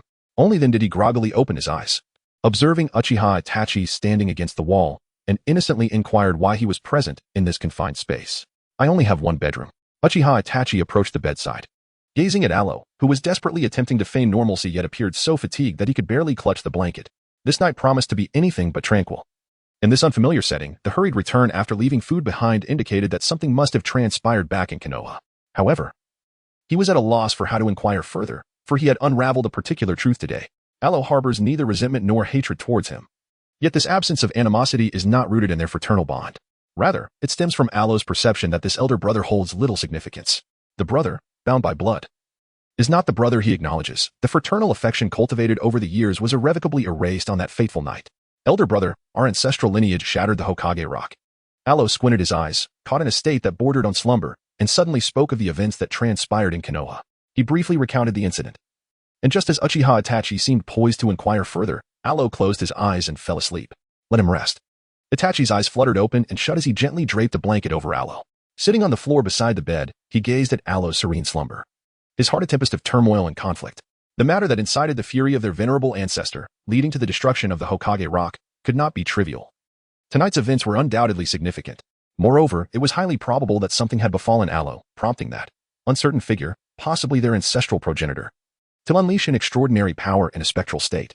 Could it be that Alo's soul had been discovered and harmed? This was not the restless child who would usually thrash about in sleep, but rather one who lay still, as though his spirit had not yet returned. What on earth transpired in Konoha? A notification echoed in his dreams, announcing the achievement of a new milestone. Deidara's artistic devotion, with a reward of 2,000 points. After being ensnared by Alo's Sharingan Jinjutsu, and witnessing a breathtaking, vibrant fireworks display, Deidara awoke from a prolonged stupor, now harboring a newfound ambition for art. The destruction of a certain ninja or obliteration of a mountain no longer sufficed as a pursuit. His ultimate goal was to create the most exquisite moment. One that would allow countless souls to partake in this grand celebration. System, I haven't corrupted the artist, have I? In the midst of slumber, Aro was roused by a notification from the system. Upon confirming that Deidara had bestowed an achievement, he felt rather pleased and promptly passed the responsibility on to others. Host. A friendly reminder, you still require 11,000 points to purchase the desired item. The system, unfazed by Aro's attempts to deflect, presented him with a notification indicating how many points he lacked, urging him to strive for more. As a laid-back system, it remained indifferent to the host's occasional desires to merely turn over and continue resting, choosing instead to observe the unfolding events with amusement. As for the members of the Akatsuki, well, may fortune favor them. Let us hope they do not deviate too much from their path, lest Aro become overly occupied, which would be at odds with the system's leisurely essence. I am aware. 11,000. Alo offered a brief response before succumbing once more to slumber. Even if there were plans to discuss, it was best to wait until he awoke. Next, there were business matters to continue negotiating with Kakuzu, while also remaining vigilant against certain machinations of Black Zetsu, not to mention the increasingly erratic behavior of Uchiha Bido. The current, exuberantly whimsical persona of Akatsuki's Deidara seems to be a manifestation of Abido's second personality. It appears that Abido was rather boisterous in his youth as well. Thus, it is not particularly surprising. A night devoid of dreams ensued. As noon approached the following day, Alo, cocooned in a blanket, rolled a few times on his bed before finally rising. Good afternoon, brother, he exclaimed cheerfully as he stepped out of his room, his eyes landing on Itachi Uchiha, who was donned in an apron and busy in the kitchen. With a delightful smile, Alo greeted him. I've just awakened. I'll wash my face now, and lunch will be ready soon. Itachi turned to behold Alo's radiant visage, responding with a gentle smile, encouraging him to freshen up first. While Alo attended to his ablutions, Itachi's gaze remained fixed on the bubbling pot of soup, his smile gradually stiffening. That innocent, pure, and endearing smile of Alo's. It served as a facade that he presented to everyone around him, including Itachi, as well as those he had yet to meet. Brother, has that golden-haired young man from yesterday awakened? Did I perhaps strike too harshly? I wonder if he is upset. After their lunch, Alo, observing Itachi tidying up the dishes, inquired about Deidara's condition. Upon arriving at the entrance of the Rain Village yesterday, he had incapacitated the individual with the Genjutsu, and he felt the need to express some concern. Moreover, the golden locks were quite striking, shimmering, and undeniably charming. He awakened last night. He intended to kill you. And yet you still wish to see him? Itachi paused, regarding Alo with a tense expression as he posed this question. Deep down, he wanted to understand how Alo could maintain his smile in the presence of someone who had wished to take his life. He did not kill me, brother. Those who have sought my demise thus far have all perished. Alo turned away, presenting his back to Uchiha Itachi, and spoke in a hollow tone, softly articulating the current state of affairs. Many wished to take his life, yet few dared to act upon it. Uchiha Itachi closed his eyes, adjusting himself several times before regaining his composure. He recalled that fateful night when his father had struck down Alo. Even if it had merely been the crushing force of chakra, at that moment, Alo possessed neither the means to resist nor the chance for survival. Those who had taken action had perished. It was because he had merely observed without intervening that Alo could still calmly call him brother and engage in conversation. This was the essence of it, wasn't it? After all, Deidara had once attacked Alo, yet Alo still affectionately referred to him as big brother. Brother, big brother, uncle, big sister. Watching Alo open the door and step outside, Uchiha Itachi suddenly grasped the nuances embedded within Alo's various forms of address. Sasuke, Orochimaru. The revered ancestor Izuna, Kimimaro, Jugo, Naruto, Gaara. These were the individuals Alo regarded as distinctly significant, as family and friends. Even the Ninetales, when mentioned by Alo, was referred to by name. Kurama, that foolish old nine. Chapter 86, Abido. This brat is far too arrogant. Beautiful big sister, are you looking for my brother? After stepping outside, Aro encountered Xiaonan. Upon seeing her gentle smile, he eagerly approached and greeted her with a cheerful demeanor. You're not looking for him. You're looking for me. Xiaonan gazed at the child before her, sensing that behind his innocent and charming smile lay a multitude of hidden dangers. However, such matters were of little concern to her at the moment. Her purpose for coming was to take this child to meet pain. Did the big sister come to find me to see that puppet uncle? Alo sat beside Xiaonan, following her as they meandered into a hidden passage. Observing Xiaonan suddenly halt, Alo inquired nonchalantly, as if the matter were not of secrecy. It is Pain who wishes to see you, not the puppet within.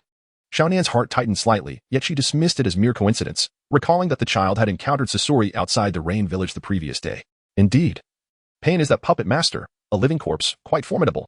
Alo was momentarily taken aback, then proceeded to explain to Xiaonan that he was referring to Tendo Pain.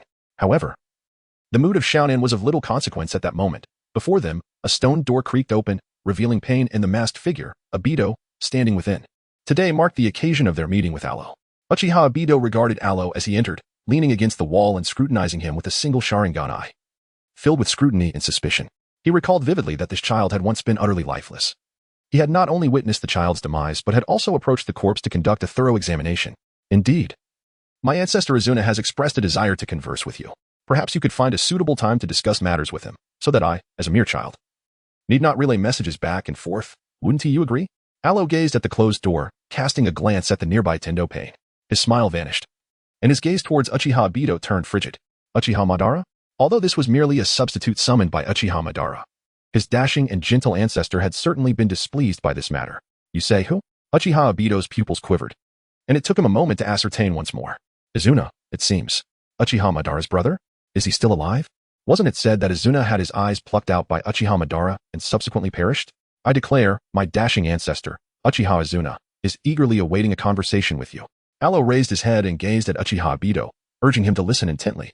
You, masquerading as Uchiha Madara, should brace yourself for retribution. Even if it were truly Uchiha Madara who returned, you would still have to endure a few beatings. It is inconceivable, utterly inconceivable that he still lives. Uchiha Abido's tone was chilling. He remained uncertain about what this young boy truly knew. However, if the conversation continued to be directed by him, there would be nothing left to discuss today. I never claimed he is still alive. You will come to understand this matter in due time. Now, do enlighten me. What is it that you seek from me? If you delay much longer, my elder brother may come looking for you. Alo cast a disdainful glance at Dado, retrieving a seed from his pocket and casting it onto the ground, where it sprouted into a vine chair. Settling into the lounger, he regarded the two individuals before him, urging them to expedite their matters. Regarding his proficiency in wood release and his ability to provide for himself, the information within the reports from Black and White Zetsu should have been quite comprehensive. In my capacity as the leader of the Akatsuki, Pain, I extend an invitation for you to assume the position previously held by Orochimaru and join our organization. Though Pain observed the situation with some ambiguity, his current focus remained on integrating this capable and resourceful young man into the Akatsuki. This proposal had been presented to him by Akatsuki's member, who sought a private discussion last night. The aptitude of this Uchiha surpassed that of Itachi Uchiha, and he possessed a remarkable talent for communication and adaptability. Your aspirations are indeed lofty, but I am here to negotiate a business arrangement, not to serve as a mere employee in your Akatsuki. Given the economic conditions of both your organization and the Rain Village, I do not wish to disparage you, yet the situation is undeniably dismal. Alo fixed his gaze upon Pain for a moment, and after a brief silence, he outright declined the proposal. Joining the Akatsuki? He had no interest. A group of individuals with such peculiar thought processes might be tolerable for occasional encounters, but prolonged interaction would lead to corruption. Look at your current position, kid. Not every moment grants you the privilege of choice. Uchiha Abido stated coldly, his displeasure evident. He harbored a dislike for the boy, yet he also recognized the immense advantage this child could provide if he were to mature. Possessing wood release, having awakened the Sharingan, and exhibiting exceptional talent in ninjutsu. Such a person must be kept under control. By the way, You should be familiar with this, right? Aloe raised his finger, and in the palm of his hand, a wooden kunai swayed gently, bearing a chakra-inscribed mark. Flying Thunder God. He flicked his finger, observing Uchiha Obito, whose breathing was far from steady, as the kunai in his grasp vanished without a trace. In the next instant, before Obito's mask, the disappeared kunai materialized once more. Concurrently, at the moment the kunai reappeared, Aloe seized it with one hand while placing the other upon Obito's mask. The applications of the Flying Thunder God technique are manifold. Not limited to just the Flying Thunder God slash or the second stage, but there exists the third form. Little brat, are you provoking me? Obito's gaze fell, his body momentarily phasing out of existence as Aloe's fingers passed through him. Shifting to the side, he turned to face Aloe, the expression beneath his mask contorting, his tone cold, yet laced with menace. I merely wish to convey that I can utilize the Flying Thunder God at any time and place, allowing me to traverse to any location I have marked. Furthermore, spatial sealing techniques hold no sway over me. Aloe's fingers playfully twirled the shuriken as he settled into the wicker chair. It was utterly impossible to expect compliance simply because he had arrived here. Thus, if cooperation was to be achieved, it must be through earnest dialogue, rather than indulging in trivialities and veering off course. Since you are unwilling to join our ranks, then continue your discussions with Kakuzu. Pain observed keenly from the side, recognizing the evident personal vendetta between this youth and Uchiha Madara, leading him to refrain from interjecting. The door swung open, revealing Konan and Itachi Uchiha awaiting outside. Afe, do you appreciate the ephemeral beauty of fireworks that burst into brilliance, albeit with a lingering aftershock that might shatter a fragment of space in an instant? Aloe rose to his feet, the rattan chair disintegrating into dust, just before stepping outside. He suddenly turned to face Uchiha Obito, flashing a youthful, innocent smile and posing a question that nearly sent Obito into a frenzy. In that brief moment of explosion, it was quite beautiful. Uchiha-lo? After Aloe exited, walking away with Uchiha Itachi, Obito clenched his fists tightly and, in a fit of anger, struck the wall with force. That brat, it was him. That scoundrel Kakashi Hitaki, he had been threatened by a mere child, nearly reduced to fragments. Scoundrels, all of them are scoundrels. Chapter 87. It's all your fault. Blame the eyes, do not provoke him too often. That fellow is not easy to deal with. Uchiha Itachi observed the lively Aloe beside him, and, recalling the peril associated with Uchiha Madara, felt compelled to caution Aloe to remain vigilant. Yes. I want to engage with him for the time being. Let us go and see that handsome older brother with golden hair. He looks quite charming and adorable, with hair reminiscent of Naruto's. Aloe nodded obediently, truly not wishing to encounter Obito again in the near future. He mentioned his intention to seek out Deidara, and Itachi Uchiha did not impede him, leading him to Deidara's residence. Just moments ago, upon exiting the secret chamber, Aloe received an achievement reward. He had attained the new achievement titled Obito, It's All Your Fault. The eyes have caused this trouble, earning him 3,000 points. The outburst of resentment from Obito, who had vehemently berated Kakashi, had led to the acquisition of this achievement. 3,000 points was a considerable sum. Yet he still needed an additional 8,000 for the item he desired. The very name of this achievement made Aloe suspicious that perhaps his system had overheard certain love songs. Uchiha brat, you must not glare at me. Deidara awoke in the morning, consumed a light meal, and indulged in a brief nap, finally feeling revitalized. However, upon stepping outside, the sight of two approaching Uchiha caused his expression to falter instantly. Those annoying Uchihas were truly overbearing. Golden-haired older brother, I shall not glare at you any longer. So do not flee. Have you tried that skincare product I sold you last time? How effective was it? Aloe arrived beside Deidara, grasping his wrist to prevent him from attempting to flee again. Although their initial encounter was fraught with miscommunication, marked by explosions and hasty retreats, he found himself quite enamored with Deidara's golden locks, which were truly captivating. The next time he visits Naruto, he might inquire whether Naruto would consider growing his hair a bit longer, as he would surely look splendid with golden long hair, perhaps even more charming than Deidara. Oh, but I digress. Deidara awkwardly turned his head, his tone considerably more composed. I forgot. If you wish to use it, make sure to purchase it from the store in the future. It has its benefits for the skin, and it's made from genuine materials. My visit to the Rain Village is primarily for the purpose of discussing collaboration. We will likely encounter each other frequently. By the way, how did you find yesterday's fireworks? Were they not breathtaking and magnificent? Aloe felt a tinge of disappointment upon hearing the news, yet he quickly regained his spirits, eagerly pulling Deidara aside as he walked, asking about the fireworks he had witnessed while ensnared in the illusion. Was there truly a firework capable of obliterating an island? What materials would be needed for such a spectacle? As he mentioned the fireworks seen during the illusion, Deidara's mood brightened instantly. The unpleasantness of yesterday's illusion faded away, and he produced several blocks of clay to share insights with Aloe regarding the power and range of explosions. Behind them, Itachi Uchiha and the hastily arriving Kakuzu exchanged worried glances, concerned that their conversation might lead to some irreversible and dreadful consequences. What was going on with them? Haiden, wielding his large scythe, stood atop a rooftop, contemplating whether he should join the fray below. The young boy intrigued him, and he wondered if he would take a liking to the Lord of the Abyss. Don't go, Kakuzu cautioned. I'm here for business. If you disturb him, you'll have to cover the difference. Konan, having folded her paper wings, stood beside Haydn, kindly warning him. The boy appeared charming yet exuded an air of danger. However, Nagato had informed her that this child had provided them with crucial information, essentially confirming the falsity of Uchiha Obito's identity.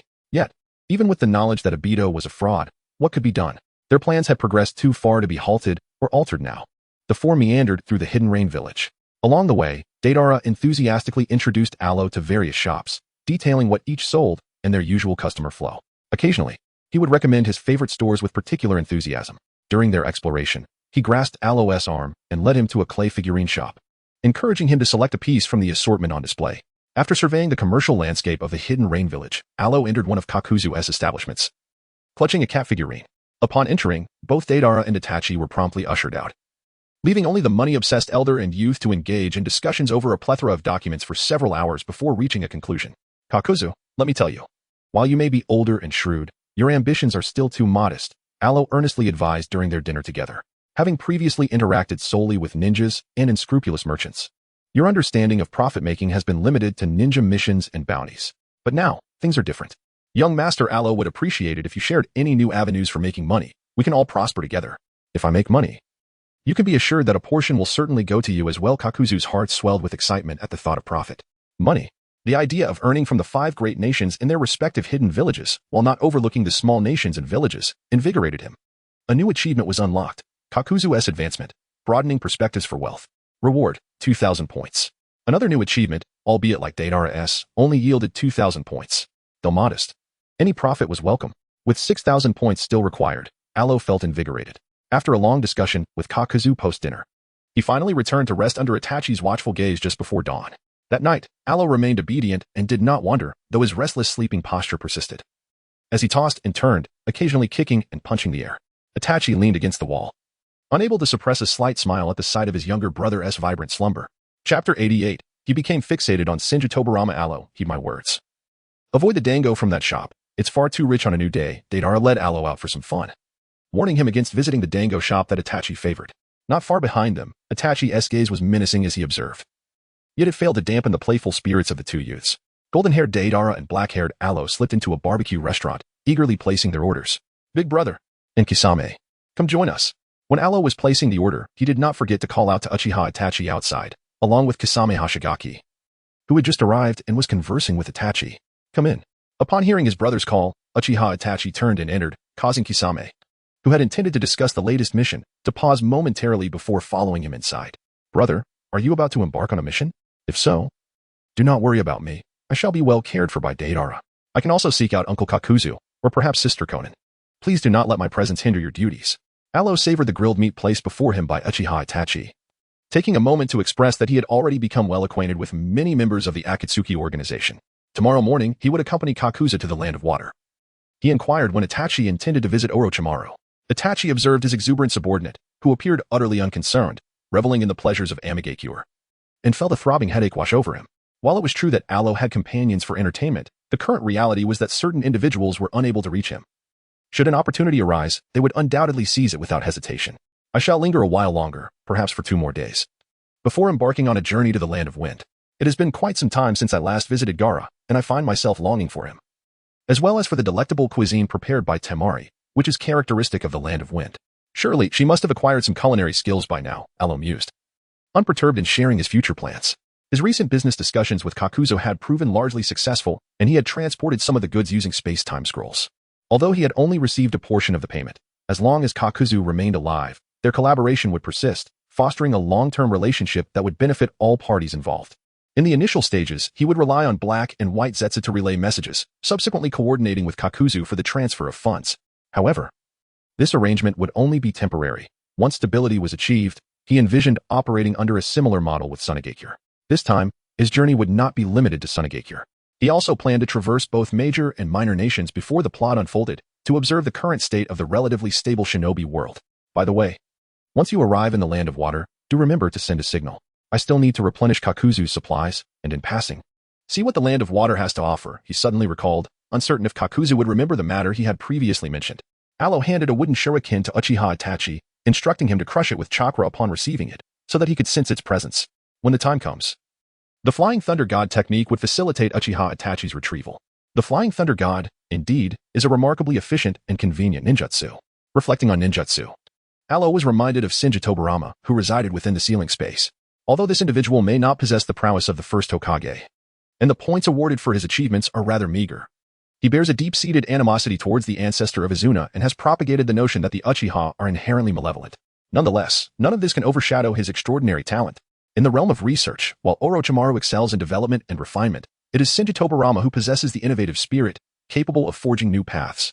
However, being confined, he cannot be expected to obediently engage in research, and it would be a tremendous waste to overlook such valuable resources. How can one inspire Shinji Tobarama to willingly contribute his efforts? Even if a soul cannot perform various experimental operations, his ideas and creativity can still be harnessed. Hey, what are you pondering? I'm speaking to you. Pay attention, you little rascal. Deara, upon hearing Alo mention an outing, wished to join in the revelry. Yet after inquiring twice, he realized that this little one was lost in thought. Well, I was contemplating that if you wish to accompany me, we could venture to the Land of Water, but I would be teleporting directly to Sunigakure via the Flying Thunder God technique, and you wouldn't be able to keep up. Alo shook his head, disapproving of Daidar's intention to travel to Sunigakure. Although the narrative may not be able to be restored, the bonds between certain individuals could unexpectedly resurface. Gaara, with his charming and gentle demeanor, and Deidara, with his exuberant and boisterous nature, if they were to cross paths, it would be perilous. Even though the pursuit of tailed beasts has yet to commence, the danger remains palpable. The Land of Water. I detest the weather there, thus, I shall not go. What is there to experience, to savor, or to behold? Regardless, if you encounter anything novel and delightful, please remember to bring me a portion. Upon hearing about the Land of Water, Daidar's interest waned instantly. Ultimately, he found himself disinterested in traveling anywhere, opting instead to remain at home, molding clay. Awaiting Alo's return from his escapade, hoping for some intriguing souvenirs. In Daidar's mind, Itachi Uchiha was a member of the Akatsuki, although he personally harbored disdain for this individual. Alo, being Itachi's brother, could never return to Konoha and would naturally seek out his elder brother after finishing his errands. Thus, he would simply await the gifts at home. He also needed to reciprocate. Upon receiving a gift, he must offer something in return. It seemed that Alo had a fondness for cats. Hence, he resolved to study the craft diligently, aspiring to create a remarkably strong clay kitten, ready to surprise Alo with a delightful gift in return for the one he would receive. The following morning, Alo stood at the entrance of Amigakure, watching Itachi Uchiha, Kisame, Kakuzu, and Haiden depart. He intended to linger in the village for a few more days. There are certain individuals and achievements that one must strive to attain upon arrival. Such opportunities cannot be squandered. Chapter 89, Dreams? Please recognize reality. Amigakure was still enveloped in a steady drizzle. At the village's entrance, Alo turned around with a hint of melancholy, slowly walking amidst the rain. Besides the four who visibly departed, there were also Black and White Zetsu and Obito, who had stealthily slipped away. Presently, the only Akatsuki members remaining in the village were Nagato, Konan, Deidara, and Sasori. Why the sorrow?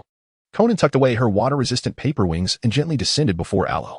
This was the first time she had witnessed the rain-soaked garments of the child, who refrained from using chakra to shield himself. Droplets cascaded down his drenched hair. This demeanor was uncharacteristic of him. What does the village represent? Alo stood before Xiaonan, allowing the rain to cascade down, his gaze cast downwards. Ensnared in his own emotions, he uttered a disjointed question. The village? Are you referring to the Hidden Leaf Village? It should be, the one to protect. Xiaonan was momentarily taken aback, only to realize that this child was recalling certain unpleasant memories. The Uchiha clan, rumored to be one of the principal families during the founding of the Leaf Village, now dwindled to but a few. It is said that one often must relinquish certain things in order to safeguard others, the protected and the lost. Alo lifted his head to face Xiaonan, yet his gaze remained unfocused, lost in a void of personal contemplation. Protection and loss, gain and forfeiture. That which one protects could be a person, a home, a dream, or even an aspiration for the world. At this moment, Xiaonan recalled the objectives of their Akatsuki organization. For the sake of world peace. Protection. When I stand in the position of the forsaken and the lost, their guardianship feels, to me, like a sin. In an instant, a crimson hue enveloped Aro's eyes, and 3 Tomo manifested, an unrestrained animosity permeating the air. He spoke of those who must make sacrifices, deeming the portions they relinquished as inconsequential in his eyes. For the sake of his dreams, individual interests held little significance. Xiaonan gazed into the blood-red depths of his eyes, sighed, and attempted to offer further counsel. If personal interests were indeed trivial, then why was Pain the leader of the Akatsuki? A single utterance from Alo rendered Xiaonan momentarily speechless. Then he departed. As the figure of the youth faded away, Xiaonan remained rooted in place, only gradually regaining her composure after a considerable interval. For we strive tirelessly in pursuit of our dreams, and Pain is the leader guiding us towards their realization. Xiaonan tilted her head back, allowing the raindrops to cascade across her face, and softly closed her eyes. Whispering of the dreams they have tirelessly pursued. Pain, he embodies Yahiko, a synthesis of Nagato and Yahiko. Everyone harbors dreams. Why is it that you choose solely to pursue Pain's aspirations, neglecting Deidara's and Haiden's dreams? The voice of Alo manifested in Xiaonan's ear, yet he was undeniably absent. A single inquiry caused Xiaonan, lost in certain reminiscences, to feel an abrupt chill, snapping her back to reality. For Pain was indeed superior to them. Her gaze swept across the surroundings, and with a cold snort, she unfurled her paper-white wings and soared into the sky. Their dreams were not the dreams of the Akatsuki, for they lacked the requisite strength. Hence, notions of protection are merely hypocritical phrases born from the thoughts of the powerful. The strong dictate the truth, while the weak suffer oppression. Acknowledging one's own subjective consciousness is a courage that most individuals cannot possess. Alo's voice continued to resonate, enveloping the little Nan soaring through the skies. Protection? Dreams? Alo, nestled in bed with his blanket, had never placed faith in such concepts. Dreams, he believed, were fleeting, requiring the protagonist's destiny, often at the cost of the lives of numerous friends and foes alike, before any personal gain could be realized. Moreover, the initial aspirations and promises made could easily fade from memory, never to be fulfilled. He recalled the original narrative, wherein Naruto had pledged to Neji Hyuga that he would alter the rigid hierarchy between the main and branch families of the Hyuga clan once he became Hokage. However, Neji perished, and no one pressed Naruto to honor that vow. Consequently, the Hyuga clan structure remained unchanged.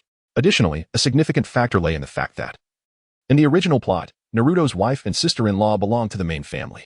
Thus, as he served the main family, he naturally found it difficult to remember having once spoken to a boy from the Hyuga branch. Alo harbors a certain fondness for Naruto. Yet this does not impede his disdain for the various dreams and ideals presented in the original narrative. No matter how much is said, it cannot alter one undeniable truth. Only strength serves as the foundation upon which others are compelled to sacrifice in order to fulfill their own dreams and aspirations. Uchiha, come forth. Konan soared through the air for several laps, sensing no presence of chakra. However, she was acutely aware that this was the doing of that young man. After calling out with no response, she swiftly flew towards Itachi Uchiha's residence and landed to open the door. Sister Konan, there are eyes watching me. It feels somewhat frightening. Alo wrapped himself in a blanket, his little hand emerging to point at the empty space by the wall. Pain, unable to restrain himself any longer, rushed over to find him. Engaging in verbal sparring was beyond his capabilities, as he lacked the protagonist's fate. Thus, he opted for a different approach, intending to provoke them and observe the ensuing changes. One could only hope that these two would possess greater worth, given the Akatsuki's narrative significance in this world. Their value should surely not be less than that of Hashirama Senju. It was quite a challenge for him to risk so much, provoking the leader of the Akatsuki for the sake of earning some points. Chapter 90. Yahiko's death, a lesson for you. Pain, do not meet his gaze. Konan now realized that direct eye contact with the Uchiha clan Sharingan was best avoided. Her emotions were tumultuous, reminiscent of a child caught in the rain, having made eye contact, only to lose control. Although words could incite, it was undeniable that those eyes were perilously dangerous. Yet, how could a mere 3-tomo Sharingan pose any threat against the ultimate evolution of the Uchiha's eyes, the Rinnegan? Alo tugged at the blanket, revealing a face marked by disdain as he gazed at the figure of Tendo Pain directly opposite him. He had not yet lost his senses to attempt an illusion against Pain's Rinnegan. It was not only a question of efficacy, but also one of unsustainable energy expenditure. What did it mean, this notion of the ultimate evolution of the Uchiha clan's eyes, the Rinnegan? Konan appeared even more agitated than Pain, for she was aware that Nagato had always possessed such eyes. However, Nagato certainly lacked the Uchiha bloodline, and thus did not possess the Sharingan. Nagato was the child of a surviving member of the Uzumaki clan, which had been annihilated. The uniqueness of the Uzumaki lineage is well known. Consequently, a child bearing the Uzumaki bloodline serves as the ideal vessel for these eyes. Amongst Orochimaru's apprentices, there exists another child of the Uzumaki lineage, a pitiful girl whom Orochimaru rescued from a band of merciless slayers during one of his excursions to gather materials. Alo and Pain's eyes locked in a gaze, while he curled up under the covers, leisurely recounting tales of the vortex. Foreseeing the future is an elusive notion, which is why he finds solace in discussing the past with certain narrative figures. What exactly do you intend to convey?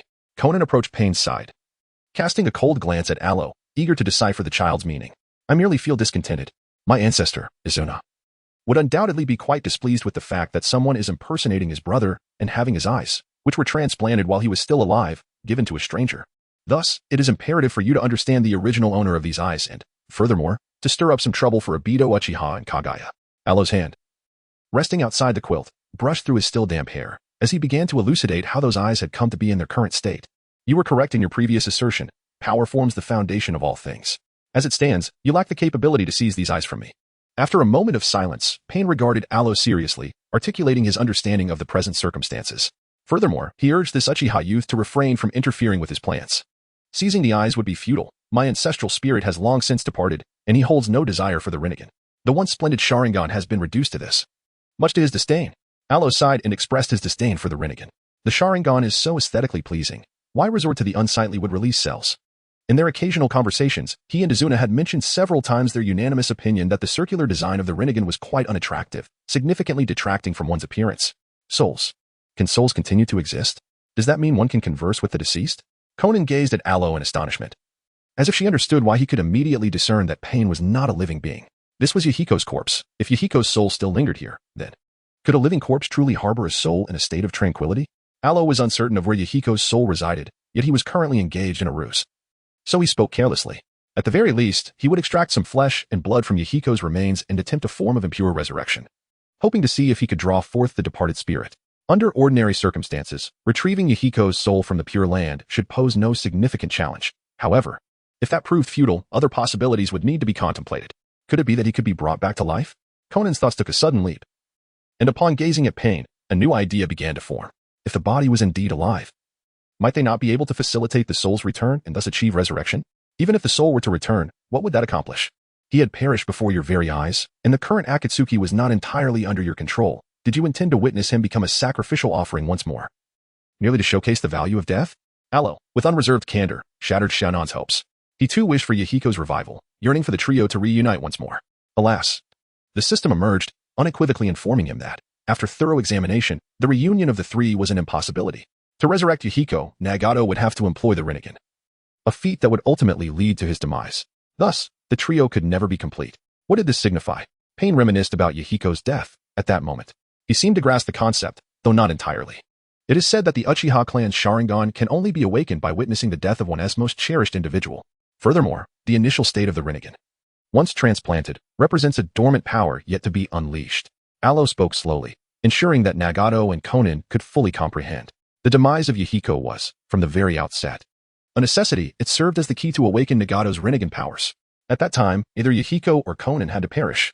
In Chapter 91, the purchase of the Soul Protection Shield and a conversation with Nagato about suffering unfolds. Pain's fingers clenched tightly, and though a muffled sound escaped his lips, he restrained himself. It was they who, in their quest to awaken their eyes, deliberately orchestrated Yahiko's death. That false Uchiha Abido, that absolute. Thus, ideals and goals, when one is outmatched in strength, become mere pawns in another's game. What you see, what you hear, and the decisions made are all dictated by their movements. An existence without a specific form that has endured for a millennium. Whether it is you or I. Aloe chuckled self-deprecatingly, recognizing that he was merely a pawn in the grand scheme of things. A millennium of intangible existence, coupled with these two pieces of information, might just allow Nagato to retain a semblance of sanity. However, what achievements might arise? New achievement unlocked. Nagato Conan. We miss you. Yahiko. Reward, 2,000 points. New achievement unlocked. Conan, the corrupted angel. Reward, 3,000 points. New achievement unlocked. Nagato, the prophetic child of darkness. Reward, 3,000 points. Aloe curled up beneath the covers, appearing rather listless, yet his mind was preoccupied with the meaning behind the three achievements related to the system. The first achievement was somewhat comprehensible. They desired to bring Yahiko back, hence the intention to resurrect him. The second, concerning Conan's descent into darkness, was not surprising. However, dear system, could you elucidate whether Nagato, the child of prophecy who has succumbed to darkness, is also considered a child of prophecy? The child of prophecy is Naruto. Yet Nagato has long been recognized by Jiraiya as a child of prophecy. Thus, the reward for this darkened child's prophecy comes with meager points. The system, ever consider it? Prompted Aloe to glance at the reward points, providing clarity on their significance. Indeed, the points are scant, merely equivalent to one Senjitobarama. Aloe inwardly scoffed, treating Senjitobarama as a mere unit of measurement. Indeed, sealing a soul that would not manifest in the early stages holds little value. However, this does not imply that Senjitobarama is devoid of merit. The potential for development and utilization largely rests on the host's capabilities. The system diligently sought to affirm Senjitobarama's significance. It is not that he is weak. Rather, the seal itself lacks substantial meaning. I shall contemplate diligently on how to maximize his utility, prompted by the system's reminder. Aloe recognized the necessity to allocate time to thoroughly investigate the methods of employing Senjitobarama. However, the current priority lies elsewhere, specifically the acquisition of a desired item. Moreover, after the purchase, he would still retain 2,000 points as a reserve. The host must expend 50,000 points to procure the Soul Protection Shield. which requires charging before use. The type of energy is unrestricted. The host's current points, 2,000. Having purchased the Soul Protection Shield, its defensive capabilities are not particularly formidable. It merely allows him to absorb a portion of the damage proportional to the energy he expends. This damage assessment is determined by the system's calculations, whether it be chakra, spiritual energy, or sage techniques. In essence, it categorizes energy types associated with the attack, solely relying on the system's damage computations. This implies that I must invest money to gain an advantage, yet I am quite eager about it. Aloe resolved that once he departed from the rain-hidden village, he would channel some spiritual energy to test his abilities. However, at this moment, it was certainly not feasible. The two individuals before him, shrouded in silence, possessed the potential to descend into darkness once more, leaving him utterly perplexed regarding their intentions. Uchiha Lo, what do you plan to do? After a prolonged period of contemplation, Nagato, embodying the essence of pain, approached and stood before Aloe. They may all be mere pawns in this grand game, yet what of it? Do those who deem themselves as the players truly escape the fate of being pawns? Moreover, the young man capable of conversing with them now likely harbored intentions of treating them as pieces in his own scheme. For the time being, his focus remained solely on self-improvement and, like your previous objective, instilling suffering upon this world. Of course, the recipients of the anguish I have chosen shall be none other than Konoha. Aloe raised his head and locked eyes with pain. He had spoken extensively and acquired the points he sought. Thus, it was time to engage in a conversation with the leader of the Akatsuki regarding their collaboration to inflict suffering upon the world. You seek vengeance, Conan interjected, wary that pain might be swayed by this young man. The Leaf Village had issued orders compelling Itachi Uchiha to annihilate the Uchiha clan. Hence this young man's intent to impose suffering upon the Leaf differed from their ultimate objective. Is there truly a distinction? The very source of anguish inflicted upon the Rain Village stemmed from the higher-ups of the Leaf, in their relentless pursuit of power. They had cast many into a vortex of suffering from which escape became impossible. Aloe's lips curled slightly, yet a wave of sorrow prevented him from smiling. Conflicts among the ninja villages were commonplace. However, the higher-ups in Konoha, particularly that fellow Danzo, had orchestrated far too many disasters and suffering. You are correct, Konoha. It is said that Konoha was the first ninja village, a haven where ninjas could lead secure lives. Yet, countless tragedies have stemmed from Konoha itself. Pain, the embodiment of the Akatsuki, closed his eyes, recalling the individual who once imparted the ideals of peace to them. Yet, Konoha has brought forth an abundance of turmoil. He was one of the legendary three ninjas, a disciple of the third Hokage and a mentor to the fourth Hokage. His identity foretold that should they cross paths again, they would inevitably be adversaries. For the very reasons that Senju Hashirama and Uchiha Madara established the village were cast aside the moment the village was founded. He declared that for the sake of the village, one must forsake everything. Thus, to ensure a better existence for the villagers, a wealth of resources was required. And the ninja world was limited in its offerings. Consequently, the leaders of the various villages commenced wars over these precious resources. Aloe rested his chin on one hand, tilting his head as he engaged in a thorough analysis of the fundamental aspects of war with Nagato. Much like the current Akatsuki, their aspirations to instigate change are inevitably intertwined with the necessity of financial gain. The village operates on a similar principle. Only with ample resources can they cultivate ninjas. And once these ninjas are trained, they can continue to acquire the resources they require. These resources may encompass money, manpower, or various ninja tools and secret techniques. Chapter 92, Nagato and Conan. Transforming the world into a reflection of Yahiko's ideals. Uchiha Itachi, your refusal to join the Akatsuki is truly a squandered opportunity. After pain departed, Conan approached and settled beside the bed, gently pulling back the covers. She gazed at the child, who was curled up under the blanket with wide, pitiful eyes, and, with rare tenderness, smiled softly as she tucked the blanket around him once more. You are all rogue ninjas, but I am not. Aloe gently nudged his head, settling comfortably beneath the covers, and spoke to Xiao Nan, conveying a significant piece of information. The young master led a life of ease. He was not a ninja, and thus could not become a rogue ninja, nor could he possibly join the Akatsuki organization. You are clearly capable of ninjutsu. Why do you not wish to become a ninja? Xiao Nan realized that she could now effortlessly grasp the essence of the child's words. Previously, she had mentioned to Jiaodu that being a ninja was not financially rewarding, and that merchants earned far more than ninjas. Perhaps he truly did not aspire to be a ninja? Mastering ninjutsu and growing stronger were merely means of safeguarding oneself and those dear to him. These pursuits were independent of the title of a ninja. While it is a common belief among many that ninjas are exceptionally powerful, Xiao Nan, you are aware that as long as the payment is sufficient, the ninja village will knowingly send many of their ninjas to their demise. Aloe's gaze was somewhat languid as he reclined in his bed, engaging in a conversation with Xiao Nan about topics that were neither overly tense nor particularly cheerful. Ninjas, after all, posed no significant issue. They constituted the dominant force in this world. However, that did not imply he was destined to tread solely upon that path. He had expended considerable effort to attain his freedom precisely to eschew the narrative, to avoid becoming a being labeled from the outset. You are an Uchiha.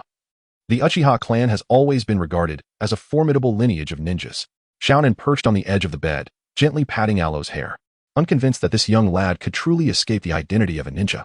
For as soon as he stepped outside and proclaimed himself an Uchiha, the immediate reaction from all would be to recognize him as a ninja. Before the Uchiha name became public, I was simply young Master Aloe, the wealthiest heir of the land of rice.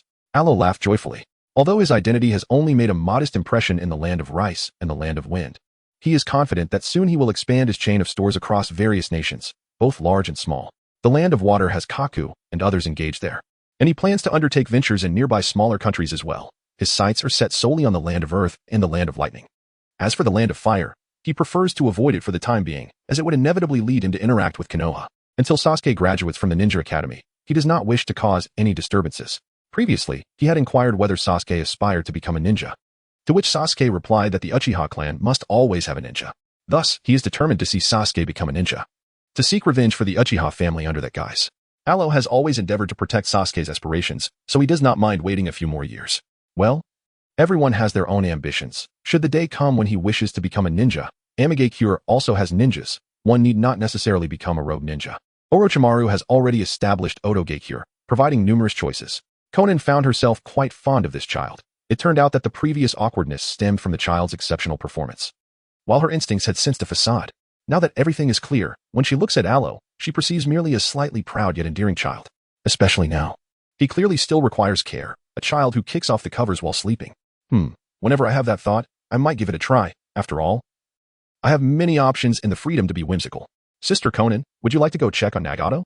After all that I just told him, do you think he might hide away and cry? Yahiko cannot comfort him. You are his only companion. Aloe wished to take a brief respite. Yet the increasingly tender gaze of Xiaonan rendered him uneasy, even beneath the covers. He hastily sought a pretext to coax her away. He reassured himself that she would not weep. Although Xiaonan professed this, she swiftly rose, opened the door, and departed. Crying, indeed, could be a possibility. She was, after all, a gentle elder sister. Aloe tugged at the blanket, rolled over twice, murmured softly, and then closed his eyes, succumbing to slumber. In his sleep, Aloe's spirit departed, chasing after Konan and arriving at the hidden chamber where Nagato awaited. As Konan entered the secret room, she beheld Nagato, his head bowed in tears, and approached to embrace him. Nagato, we can do this. We will avenge Yahiko. We can awaken this tormented world, bringing forth sunshine and warmth. Tears streamed down Konan's cheeks as she held Nagato close. Once, they had believed Yahiko's death to be the scheme of Hanzo the Salamander, prompting Nagato to seek revenge after awakening his powers. Yet, Hanzo was merely a pawn in the hands of certain conspirators, all orchestrated to compel Nagato to awaken the power of the Rinnegan, thus serving the hidden agendas of those individuals. Yahiko will return. I promise, once we transform this world. Once the future blossoms into beauty, we shall bring him back. He must not witness the darkness that precedes dawn. Nagato, resting his head upon Konan's shoulder, grappled with his thoughts before reaching a resolution. They yearned for Yahiko's return, but this world, rife with despair and suffering, would not be a place he would cherish. They resolved to first cleanse it of its afflictions, and only when it became a better place would they invite Yahiko back to live in happiness.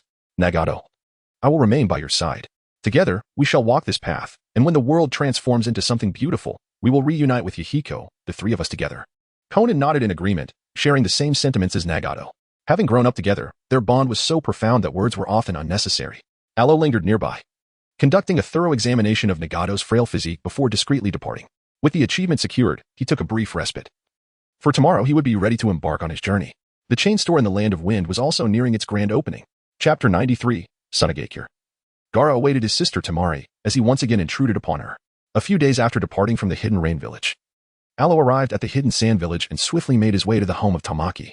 Upon knocking, Kankuro opened the door with a hint of impatience, his expression somewhat awkward upon seeing Aloe. Aloe had long since grown accustomed to Kankuro's disdainful gaze and waved at him before rushing inside to seek out Tamaki. Aloe. Dear brother, you've come here alone again? Haven to you? Last time you said you were leaving, and when I went to your shop to find you, the staff had no idea you had disappeared. Tamaki, busy in the kitchen, emerged with a spatula in hand at the sound of Aloe's voice.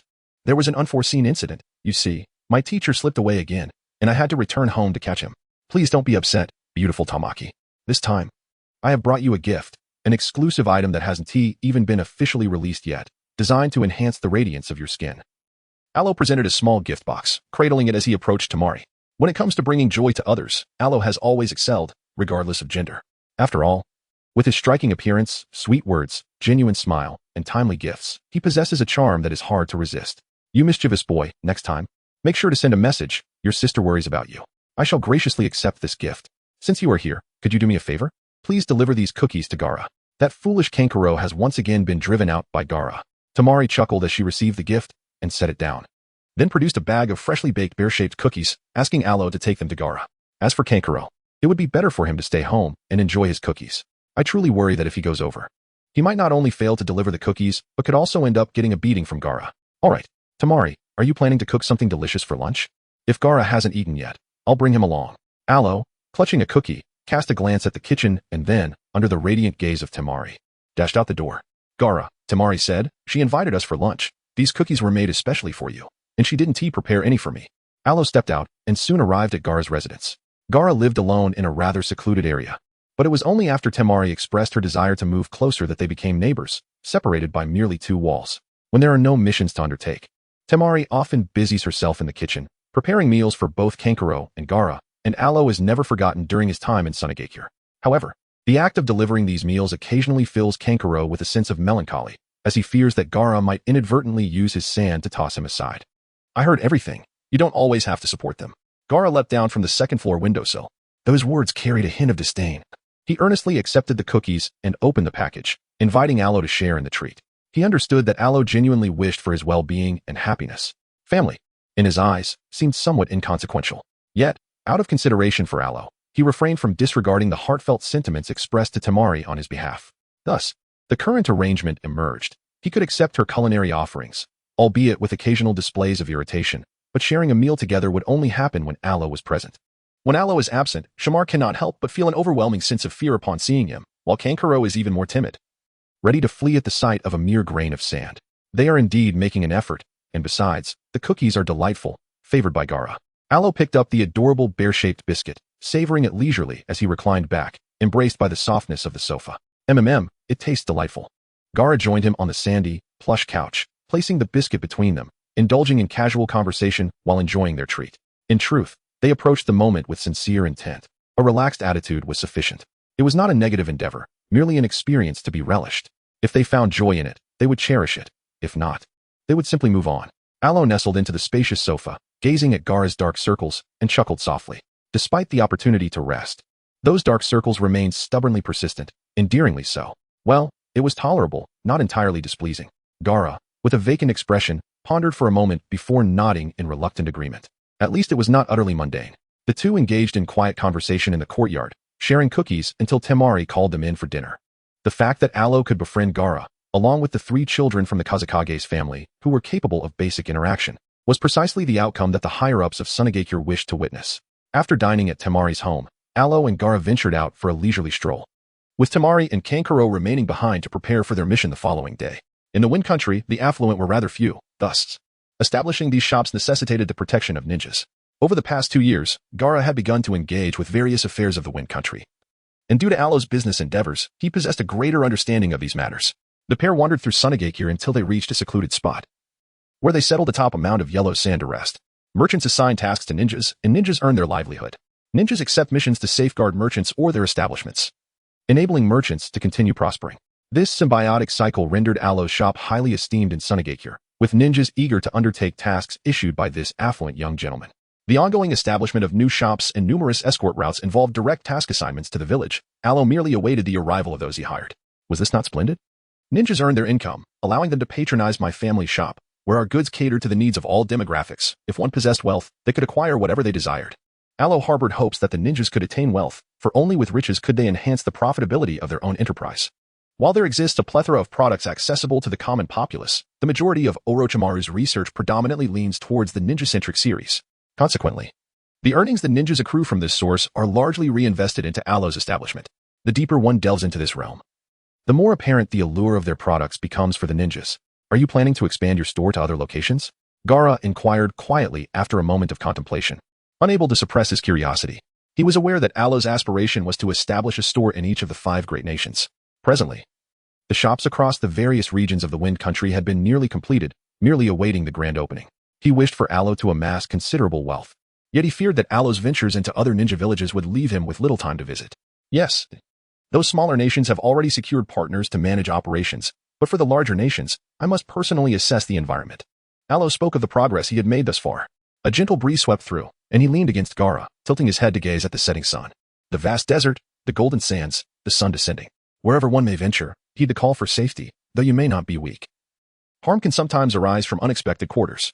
He could not stifle his friend's aspirations, so Gaara could only share with Alo the various ninja techniques he had once studied. Perhaps his knowledge was limited, yet his sole desire was to ensure that Alo was well-informed, well-prepared, and could return home safely. Gaara, do you wish to become the Wind Shadow? As the sun dipped below the horizon, Gaara suddenly posed a question. Do I still aspire to become the village leader? The next Kazekage is destined to be mine. But, with a smile, Gaara rose to his feet, gazing at Sunagakure before locking eyes with Alo. Though he could not articulate his thoughts, he was certain that Alo would comprehend his meaning. The Kazekage, who had orchestrated assassination attempts against him since his childhood, still lived. Thus, he needed to bide his time for a few more years. When the moment presented itself, he would repay the years of relentless attacks in kind. Chapter 94, Journey to Awagakure, Karatsuchi. Gaara remarked, Sister Temari, when I open a shop elsewhere, I shall ensure that gifts are sent your way. Alo waved goodbye to Gaara and his companions. He had spent several days in Sunagakure, during which he, alongside Gaara and his siblings, as well as their leading ninja, Maki, visited numerous shops established across the Land of Wind, overseeing their opening and stockpiling goods. Initially, Gaara was not obligated to undertake missions, as no one could compel him to do what he did not wish. However, with Temari and Kankuro having accepted a mission, he accompanied them for a stroll, enjoying time with Alo while gathering information about the Land of Wind.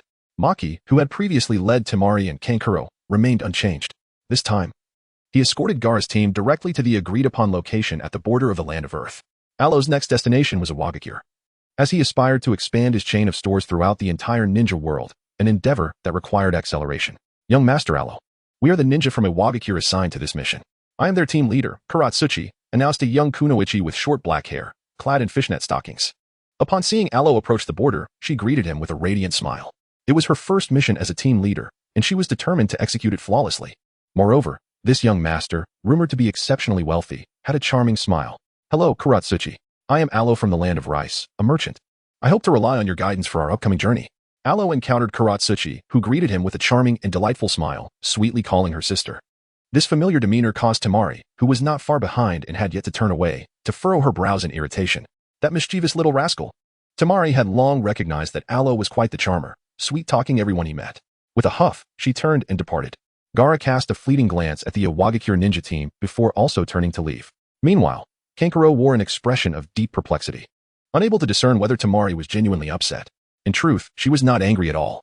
After walking a considerable distance, Temari expressed her joy, remarking that Alo's identity as her younger brother and his sweet, endearing nature would serve him well in Awagakure, so there was no need for concern.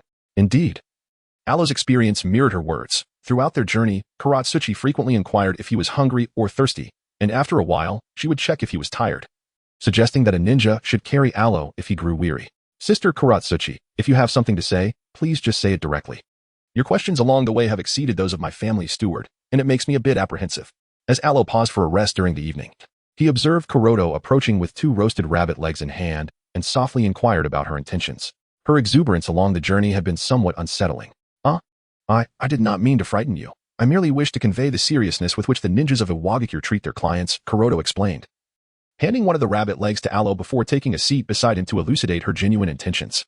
She harbored no ill will. Rather, over the past 2 years, they had all received intelligence regarding Sunagakure. Beyond the monetary rewards offered by this young master, the significance of certain goods was far more crucial. The everyday items, cosmetics, skincare products, and health supplements typically held little allure for the ninjas. However, among the various ninja villages, there existed a network of spies. It was the secret items capable of enhancing a ninja's abilities and assisting in training that all ninja villages coveted. Thus, upon learning of Alo's escort mission to explore, that Sasuke swiftly arranged for his granddaughter, Kuroto, to lead the endeavor, providing a warm reception and escort for the young merchant. The primary objective was to persuade him to establish a shop in Awagakure, thereby obtaining a share of those non-saleable items. Although there were suggestions of coercion or hostage-taking, such proposals were ultimately dismissed by the Tsuchikage. If they could truly secure him, would Sunagakure willingly release him? Clearly, there existed some concealed force offering protection. Rather than expend effort in creating an uncertain adversary, it would be more prudent to simply purchase what they desired from the outset. They need not covet exclusive possession. As long as they had access to what others possessed, that would suffice. I believe the ninjas of Awagakure are truly commendable. Kuroto-san is not only beautiful, but also gentle and kind-hearted, a truly wonderful elder sister. Alo nodded vigorously, signifying the sincerity of his words. Well, it's all right. The flattered Kuroda felt a slight blush creeping onto his cheeks. He had heard that this young master, in the hidden sand village, could charm everyone, young and old alike, with nothing but his eloquence. Yet, despite knowing that he might bestow such compliments upon anyone, hearing it still brought an undeniable joy to his heart. Perhaps it would be best to take him home to meet grandfather. After all, they might find common ground, as both were quite endearing. The journey to the hidden rock village was remarkably tranquil, devoid of any obstacles, not even a bandit in sight. Upon entering the village, Aloe marveled at the diverse rock structures, gaining further insight into the architectural styles of various ninja villages. Konoha was lush with trees, Sunagakure was a whirlwind of sand, and Iwagakure was characterized by its stone edifices. He had also visited Kirigakure before, delivering goods to Kakao, and had spent a few days there amidst the enveloping mist. Perhaps only Kumogakure in the land of lightning stood as an exception. After all, thunder and clouds could not define an architectural style, and thus the name could not encapsulate its essence. "Grandfather, this is my little brother Aloe. Isn't he adorable?" Kuroda exclaimed as he spotted his grandfather dressed in casual attire along the village path. He rushed over to greet him, eagerly pulling him closer and gesturing towards Aloe for an introduction. "Hello, esteemed elder. I am Aloe, a merchant." Aloe gazed at the imposing figure of Noki, who had been thrust before him. After a moment of mutual scrutiny, Aloe was the first to break the silence with a greeting. This third Tsuchikage appeared to be quite an intriguing elder. Perhaps, during their shared moments of leisure, he would not be inclined to pilfer his provisions. "Ah, Aloe," he began. "Though my dear Kuratsuchi is a few years your senior, she possesses a remarkable beauty, does she not?" Noki scrutinized Aloe for a time, and after forming some conjectures, he suddenly narrowed his eyes and offered a smile, seemingly eager to propose a means of fostering camaraderie. "Indeed, Kuratsuchi is quite lovely, rivaling the charm of the young ladies in my household. However, her skin leaves something to be desired. One must understand that the rigors of a ninja's life can be harsh on the complexion. Nonetheless, proper care is essential, and I have heard that Kuratsuchi enjoys." Aloe leaned closer to Inoki, whispering in his ear about the rumor that Kuratsuchi might have developed feelings for someone. He subtly indicated that his own household was not devoid of young ladies. Therefore, to prevent his granddaughter from ending up with nothing in the future, it would be best for the elder not to dwell on impossible aspirations. As for his own daughters, they were actually from the Orochimaru clan, and such matters need not be overly clarified. After all, they were all gentle older sisters from his time in the Sound Village. Chapter 95, Iwagakure, what others have. They must have too. That brat, what's wrong with Kuratsuchi's complexion? The skincare products she uses are secretly brought back from Sunagakure. Humph. Inoki paused for a moment, then shot an irritated glare in response. There was nothing lacking in his granddaughter, be it in appearance or talent. She was the finest. However, in a moment of carelessness, he had let slip an unwise remark. It was never good to reveal that he had some merchants bring skincare and health products from Sunagakure. Could it be that they were purchasing from his family? Aloe raised his hand, gently prodding the shoulder of the elderly Ohayaki. "This old fellow. Have you already begun to speak openly about the items you procured from Sunagakure?" Ohayaki shook his head, refusing to admit it, insisting that he had said nothing at all. However, this young man truly lacked subtlety. Had he simply mentioned his intention to open a shop here, it would have spared them both any discomfort. "Isn't that so?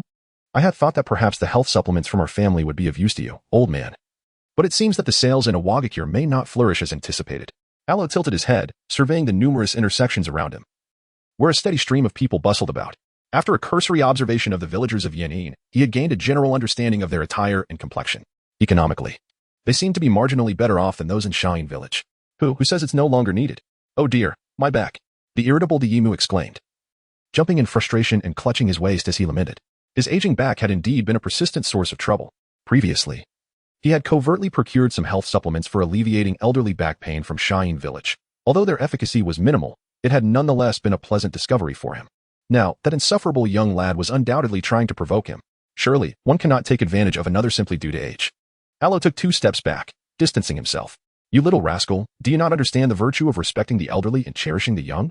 I am of considerable age." Daimyo groaned as he supported his waist, and despite knowing he was merely jesting, Kuratsuchi rushed over to assist him, with his granddaughter by his side. Daimyo glanced at Aloe, his gaze wandering, lost in thought. "As you mentioned, respecting the elderly and cherishing the young. I am still quite young myself." Aloe glared back rudely. Between the old and the young, who fears whom? Black Earth released her grip, glanced around, and ultimately decided to first register the task at hand. As for the elderly and the youth, it mattered little. After all, a confrontation was unlikely. Even if a conflict did arise, her grandfather, at such an advanced age, would not resort to violence against a mere child. Black Earth has been driven away by your provocations. Aloe gestured towards the direction of the intersection, reminding Ohayaki that his granddaughter had wandered off. Clearly, she no longer wished to engage with him. "Hey, you little rascal. Where do you intend to open your shop?" After a few grumbles, Ohayaki ceased to tease the child and shifted his demeanor to discuss more serious matters. Naturally, a location with high foot traffic along the street would be ideal. Does the Earth Shadow have any good suggestions? Aloe gazed at the elderly gentleman before him. His expression one of bewilderment. Surely, he couldn't think that Aloe was genuinely unaware of his identity? If he intended to open a shop in Iwagakure, it was improbable that he would overlook such crucial information. You know you're still arguing with me? Diama felt utterly perplexed by the child's intentions. Everyone was aware that he was the Tsuchikage. Surely, his demeanor ought to reflect some acknowledgement of that fact? As Akatsuchi had mentioned, her grandfather was the Tsuchikage. And during their journey, she had recounted many tales about her venerable grandfather. Observing Diamu's eager curiosity, Aloe chose to withhold further information, leaving him hanging. Wait a moment. You little rascal, Diamu exclaimed, hastily pursuing Aloe as he strode away, peppering him with questions about what Akatsuchi had divulged. The elder and the youth made their way to a bustling street, choosing a quaint eatery where they indulged in delightful cuisine, engaging in conversation until they were satiated. During their meal, they exchanged substantial ideas regarding Aloe's plans to establish a shop and the management of certain non-saleable items. When it came time to settle the bill, Diamu insisted. As an elder, he could not allow a child to treat him, therefore, he graciously paid for the meal. Moreover, he extended an invitation for Aloe to dine at his home, praising the culinary skills of his granddaughter. However, Aloe was not inclined to forge a close relationship with the Tsuchikage's family, wary of what the elder might presume, as plans would require further discussion. Aloe temporarily resided at an inn in Iwagakure. That evening, upon returning home, Diama wore an unusually grave expression. He summoned several clan heads and elite J-nin from Iwagakure for a clandestine meeting. Grandfather, regarding Orochimaru, it seems Aloe has no intention of concealing the matter. He has casually mentioned it a few times along the way, though he refrained from uttering the name directly. Akatsuchi stood nearby, providing a detailed report on the topics she had discussed with Aloe during their journey. The information regarding Aloe's mentor and the development of various items was rather clear. The child was astute. As long as he refrained from naming Orochimaru, Konoha would not seek confrontation. Nevertheless, the current Konoha was merely surviving on its past reputation. Wangtu, seated in his chair, produced a document containing information sourced from Master Aloe of the Land of Rice. Speculations about Aloe's lineage ranged from being the child of the Land of Rice's ruler to being Orochimaru's offspring, with others suggesting he was a child spirited away from Konoha by Orochimaru. However, none of these theories were substantiated by concrete evidence. What was evident was that this child represented Orochimaru and engaged solely in business matters without entangling himself in other affairs, which had become semi-public knowledge. The grievances between Orochimaru and Konoha were of no concern to them. What they desired were the auxiliary potions developed by Orochimaru, ensuring that Sunigakure did not monopolize them. The pricing aspect required further negotiation, as Aloe's initial offer was rather steep. Price was not the issue. Business matters necessitated gradual discussions. Negotiating with a child. One must not underestimate him. His ability to represent Orochimaru in business matters indicated his exceptional qualities. The high-level meeting in Iwagakure continued, as Aloe's spirit hovered nearby, listening to their deliberations on pricing, which turned out to be slightly higher than he had anticipated. Satisfied, he decided to increase his original price a fraction. After all, in the pursuit of profit, one should always aim for a little more. The construction of the Sound Ninja Village was underway, leading to significant recent expenditures. Aloe realized that without earning a little extra, he might struggle to meet Orochimaru's demands. Chapter 96, Flying Thunder God, isn't it merely a means of travel? Tsuchikage, you disrespect your elders by bullying a child. After a few days, Aloe finally settled on the prices for the items currently for sale. The ninjas of Iwagakure, at the behest of Inoki, engaged in a protracted negotiation with him. Throughout the discussions, aside from the unworkable tactics of threats and coercion, every other method was employed, including having Karatsuchi take him out for leisure, hoping to extract information. However, he was merely an 11-year-old child, thus no significant losses ensued. The impudent lad. There is still profit to be made at this price. If only he had lowered it sooner, I would not have to be preoccupied with it daily. At my age, one would think it would be easier. Inoki chuckled, thoroughly pleased with the pricing. For him, a slight increase or decrease held little significance. Yet he relished in witnessing the boy's exasperation and helplessness. Moreover, in business, it is essential for others to make a profit as well. If they were to earn nothing, they would certainly cease their efforts. However, if the other party earns a little less, then he stands to gain a bit more. Experience speaks truth. Do not take advantage of me, old man. I shall take a couple of days to prepare for the opening, and I will personally bring the first batch of goods. Subsequently, I will have your ninjas retrieve and escort the rest from the Land of Rice. Aloe waved his hand languidly, unwilling to engage with the grinning old man.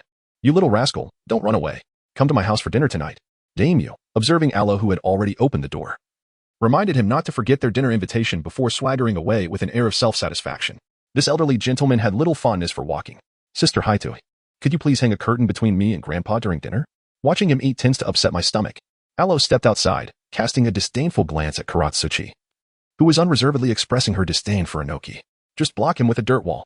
Kuratsuchi chuckled in agreement. While she felt a sense of distaste for Aloe's meeting with her grandfather, she was nonetheless quite satisfied that they could still enjoy each other's company. Her grandfather, being of advanced age and holding the esteemed title of Tsuchikage, had not had anyone to play with for many years.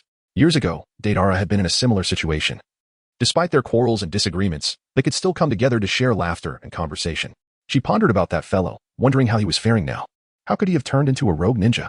Initially, he had been kept outside the village due to the dangerous nature of his explosive clay research, but one day, she had been taken aback to learn that he had become a renegade. At that moment, Deidara was still residing in the hidden rain village, engrossed in studying the latest variations of his clay. The collaboration had been successful, and the shop's renovations had swiftly progressed with the involvement of the ninjas. 3 days later, at the entrance of a Wagakure, Aloe was being seen off by Kuratsuchi. Yet, less than an hour later, he returned unexpectedly, appearing suddenly at the gates of a Wagakure. A girl with flowing red hair in tow. Aloe, how could you be so inconsiderate? Is it too much to ask for a proper embrace? Kankuro huffed, glaring at Aloe as she was set down. What had been promised as a fun outing had turned into an embarrassing situation, with Aloe merely gripping her shoulder. No way. Aloe turned his head, displaying a touch of tsundere charm. Although Shafeng was still a young girl, it did not hinder him from refusing to engage in close contact with the woman. He was discovered by Orochimaru earlier than in the original storyline. And due to his physical constitution and prior injuries, Orochimaru frequently arranged various tests and psychological guidance for him. Consequently, Shafeng held a deep respect for Orochimaru, and her personality was markedly more vivacious than depicted in the original narrative. However, her infatuation tendencies would occasionally manifest, much to the detriment of Junmaru. Of course, there were additional reasons behind this. At that time, Orochimaru had brought Junmaru along when he found Shafeng. It was Junmaru who dealt with the rogue ninjas from the grass village that were tormenting Shafeng, which led her to perceive Junmaru as someone extraordinary. Aloe, you must not like me anymore since you left home. You must have found another older sister out there. Feeling the gazes of the surrounding ninjas upon her, Shafeng adjusted her glasses, instantly bowing her head in a display of grievance, tugging at Aloe's sleeve to accuse him of being excessively unfair. Well, Sister Kuratsuchi is very nice. You should be able to meet her soon. Aloe nodded, gazing affectionately at Haito, who hurriedly arrived upon receiving the news, his smile endearing. You certainly returned in record time.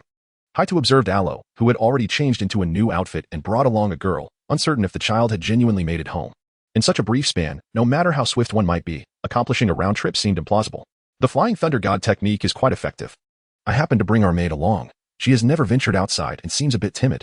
Aloe pointed to Xianglin, who was hiding behind him. And within a few sentences, her identity and character were clearly established. I am not. Though there was a commotion, Xianglin was acutely aware that when she was brought out to play, she needed to exercise caution. But to become a mere maid, was she destined to become the second Duoyu? Flying Raijin? Haida's gaze flitted back and forth between Aloe and the maid. Could such matters be casually spoken of? The technique of Flying Raijin could evoke certain memories among the ninjas of a Wagakure. It was said to be created by the second Hokage and further popularized by the fourth Hokage, a technique remarkably useful for traveling, requiring only a location to function. Were it not for this assurance, I would not dare to assert that we could officially commence operations tomorrow. Aloe appeared utterly oblivious, one hand guiding Xianglin forward while he took a moment to discuss the nature of this Flying Thunder God with Haito. You study this merely to hasten your journey? Haida's eyes twitched slightly. She could no longer ascertain if this Flying Thunder God was the same as the one from over a decade ago. Nevertheless, she pondered this for only a brief moment, when Tsuchikage received the news and hurried over.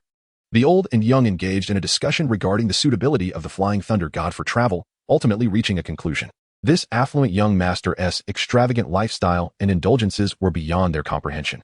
Furthermore, they harbored doubts about the man standing behind the young master and how he had raised him. How could such a prodigious ninja, instead of pursuing his craft, choose to become a merchant solely focused on profit? Chapter 97. Homeward bound, Orochimaru and the laboratory young master, let us depart. I no longer wish to linger in a Wagakure. You promised to take me to explore other regions of the land of Earth. Within 3 short days of entering a Wagakure, Xianglin clung to Aloe, eager to leave. Brother Aloe, please take her out to play first, and simultaneously assess potential locations for the shop. As for the construction, I shall take care of finding someone to assist you. Haida had grown weary of this situation. The primary transaction had been completed, and she wished to no longer be perceived as a rival by the red-haired girl. Although Aloe claimed to harbor no particular feelings for her, his indulgent demeanor revealed more than he intended. Sister Haito, I must trouble you further. Aloe did not deliberately deny anything. Under Xianglin's urging, he packed his belongings that very day, accompanied by a group of ninjas from the rock-hidden village, embarking on a journey through the land of Earth. A month later, after traversing the region and finalizing the locations and operations of various shops, they returned. Finally, it is over. As they arrived back at the underground base in the Sound Ninja Village, Xianglin let out a couple of exclamations before darting away. This past month, playing the role of a spoiled and infatuated girl towards Aloe had truly exhausted her. Xianglin, having spent a month in solitude with young Master Aloe, wasn't she brimming with happiness? Dewey approached her, asking about her adventures. If there are more such occasions, you can take them on yourself. Though he is handsome, the pressure is simply overwhelming. An existence like his is best admired from afar. Getting too close makes me feel as insignificant as refuse. Xianglin leaned against Dewey, pouring out her grievances. She did have a penchant for handsome men, but it must not be young Master Aloe. His formidable presence, capable of shattering her confidence at any moment, coupled with his meticulous observations, if he noticed her in low spirits, he would always offer gentle and considerate comfort. Everyone is the same, and besides, the worthless items we cannot utilize. Young Master Aloe transforms into substantial wealth to support his family. Observing Xianglin's dejection, Dewey sought a reason to console her. Xianglin, I believe we are merely a tad closer to being worthless when compared to young Master Aloe, but in most circumstances, we are quite exceptional. Xianglin listened, slightly dazed, and once Dewey finished, she felt compelled to voice her dissent. Just like those discarded training supplements, once Aloe took them out, they became highly sought-after commodities in the various ninja villages. You're right. As long as we don't compare ourselves to young Master Aloe, we are indeed formidable. Shall we head to the training ground and show those braggarts from the Kido clan who's boss? Noticing that Xianglin had grasped the idea, Dewey raised an eyebrow and winked, reminding her that it was time to assert their presence. Hee. With her fists clenched, Xianglin revealed a sinister smile. After enduring a month of frustration, it was time to find someone to help her regain her confidence.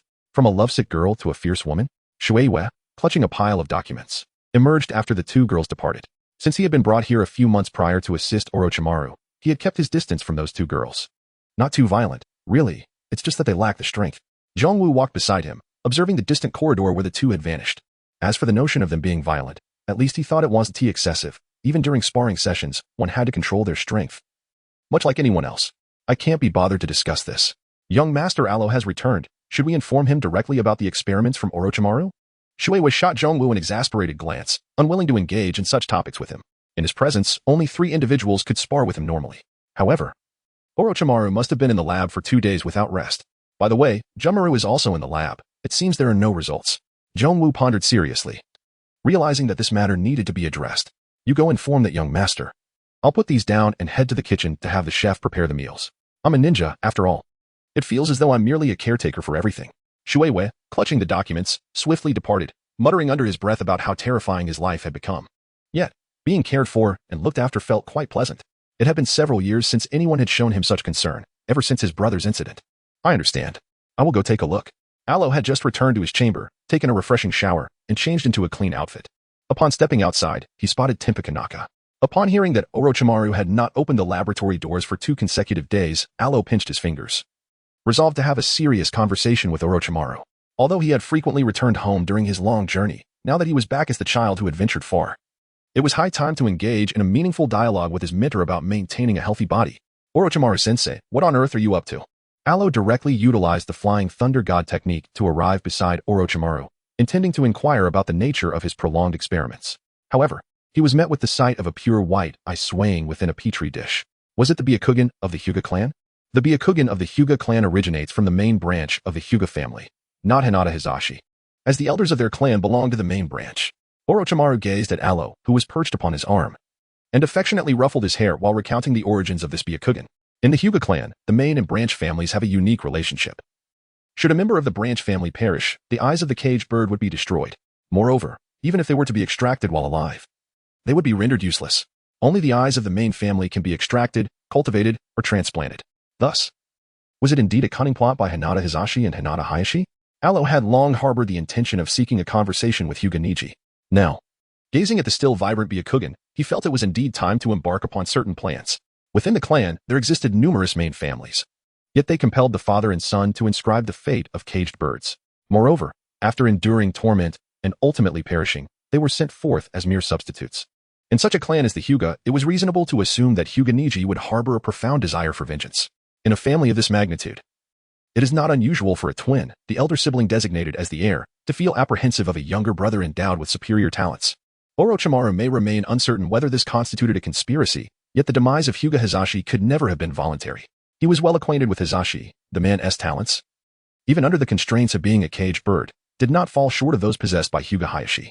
Subsequently, both individuals married and bore children. and the prowess of their offspring further illuminated the question of who among the brothers truly excelled. As for my brother and me, such a fate shall not befall us. Alo let out a soft hum, disregarding the clearly amused Orochimaru, and approached to awaken the slumbering Kimimaro. Per Kimimaro, his esteemed Orochimaru had administered a potion that would induce sleep for 2 or 3 days, all in the name of uninterrupted experimentation. Admittedly, the potion also bore the benefit of enhancing physical prowess, yet it could not alter the fact that it had rendered Kimimaro unconscious. Chapter 98. Kimimaro. Worrying for Orochimaru's future. The caged birds of the Hyuga clan are not easily liberated. If you harbor certain thoughts, it would be wise to keep them subtle. Orochimaru picked up a petri dish containing the Byakugan, observing it for a moment before turning to remind Alo that the Hyuga clan is fundamentally different from their Uchiha counterparts. I understand, which is why I intend to seek out Niji Hyuga for a conversation. His animosity remains somewhat nebulous and unclear to me. Alo's plans and objectives are scarcely veiled from Orochimaru. As they spoke, he had already lifted Kimimaro, employing healing techniques to catalyze the consumption of the potion. Your connection with the Hyuga clan. Could it be that your fetal poisoning is linked to them? Orochimaru scrutinized Alo intently, having spent the past few days wrestling with this very question amidst his research. Although they both belonged to prominent clans in Konoha, the Uchiha and Hyuga, there were no ancient grievances, were there? Orochimaru-sensei, you ought to be well aware of whether I have been poisoned. I am merely frail, with a weak constitution and stunted development. Certain medical ninjas in Konoha could not ascertain the cause, which led them to conjecture that my extreme weakness was due to poisoning. This speculation inexplicably morphed into an accepted fact. As I am a twin with Sasuke, how could a mother be poisoned yet only one fetus absorb the toxins? Alo blinked in disbelief, feeling a profound disdain as he realized that Orochimaru truly harbored such suspicions. He reiterated the so-called poisoning incident with great emphasis. There was no poison, nor was there any foul play involved. Furthermore, when Orochimaru had brought his body back, a comprehensive examination had been conducted here. The myriad of test results and records lay neatly stored in that cabinet over there. You are hardly a normal person. Orochimaru spoke without meeting Alo's gaze, his eyes darting about to conceal any hint of amusement. He was acutely aware of Alo's frail constitution, yet frailty always warrants some justification, and indeed, the rumors circulating in Konoha had grown increasingly absurd. Recently, there were whispers suggesting that he had poisoned the wife of the Uchiha clan leader over a decade ago, all to subsequently gain control over the Uchiha family. Prior to my soul cultivation, I truly did not meet the standards of an average person. My physical condition at birth was so poor that some speculated whether I would survive to see another day. When Alo recounted the frailty he experienced at birth, a state in which he seemed perpetually on the brink of death, his tone carried a hint of resignation. Fortunately, the system managed those early years. Had he been thrust into his body immediately at birth, the anguish of initial growth might have compelled him to embark on some unorthodox training prematurely. In the face of survival and personal suffering, concepts of kindness and justice become irrelevant. The sole focus becomes the imperative of living, and living comfortably. Thus, it is not entirely inaccurate that the elders, upon his birth, remarked that this ailing child would pose a challenge for the Uchiha clan system if at that moment Itachi Uchiha had not expressed his stance, and my father in this world had concurred with the elders' opinions. How would you protect me? What emergency measures would you employ? Spatial relocation? Alo suddenly recalled this matter and decided to inquire with the system about the protective measures in place for him in the event that he had not yet arrived. The calculation revealed that Itachi Uchiha would step forward. When the host questioned the handling of a situation without protection, the system would then pull the host into an invincible state of apparent death, a benefit of the new world, allowing the system's response to leave Alo momentarily stunned. It seemed he had always forgotten to ask. System, the point in time when I graduate from the Ninja Academy is indeed the proper phase for my integration. Is it not? Upon witnessing the system's response, Alo realized that the emergency measure activated when his body was in peril was to pull him into this new world, allowing him to survive through the invincible feigned death. It turned out that it was merely a precautionary strategy, under normal circumstances. The moment the host entered the world coincided with the onset of the narrative. The system's reply was prompt. I understand. Previously, Alo had always assumed the identity of a character within the narrative.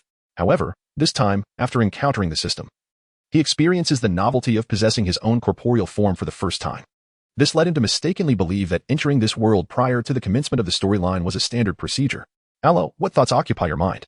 Orochimaru draws closer, locking eyes with Alo in an intimate exchange. It appears that Alo has become ensnared in the recollections of his childhood. The memories of that wretched body, confined in solitude within a small courtyard, must undoubtedly evoke a sense of sorrow.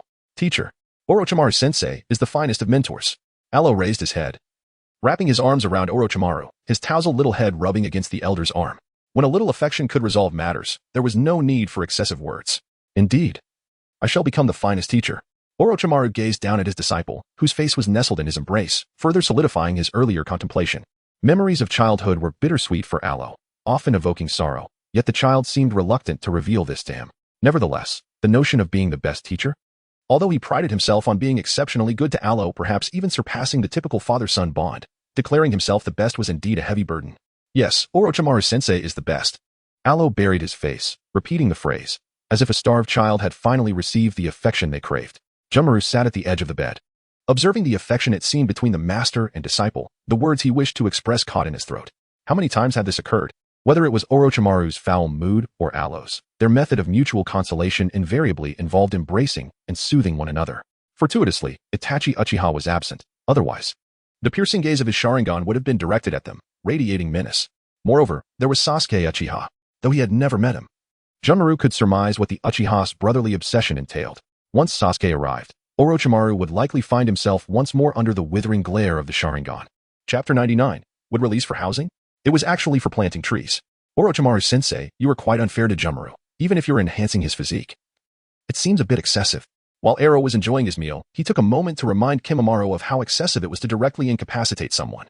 Indeed, Lord Orochimaru had not mentioned anything about falling into a deep slumber. Finally, Kimimaro had the chance to voice his grievances, lifting his head from his plate to recount how Lord Orochimaru had deceived him.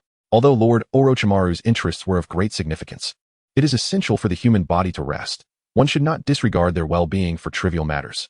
As for the Hidden Cloud Village, it would be prudent to refrain from visiting for now, as they have numerous research projects that might captivate one's attention, leaving little room for other pursuits. Orochimaru disregarded the two young boys' accusations, setting down his chopsticks after finishing his meal, and spoke of the situation in the Hidden Cloud Village while sipping his tea. It is admirable that his disciples are passionate about science and research, but Ero has many pressing tasks at hand that necessitate his attention elsewhere. There are still a few months remaining until Sasuke graduates from the Ninja Academy. During this time, Ero must stabilize his existing ventures and seek out Niji Hyuga and Konoha.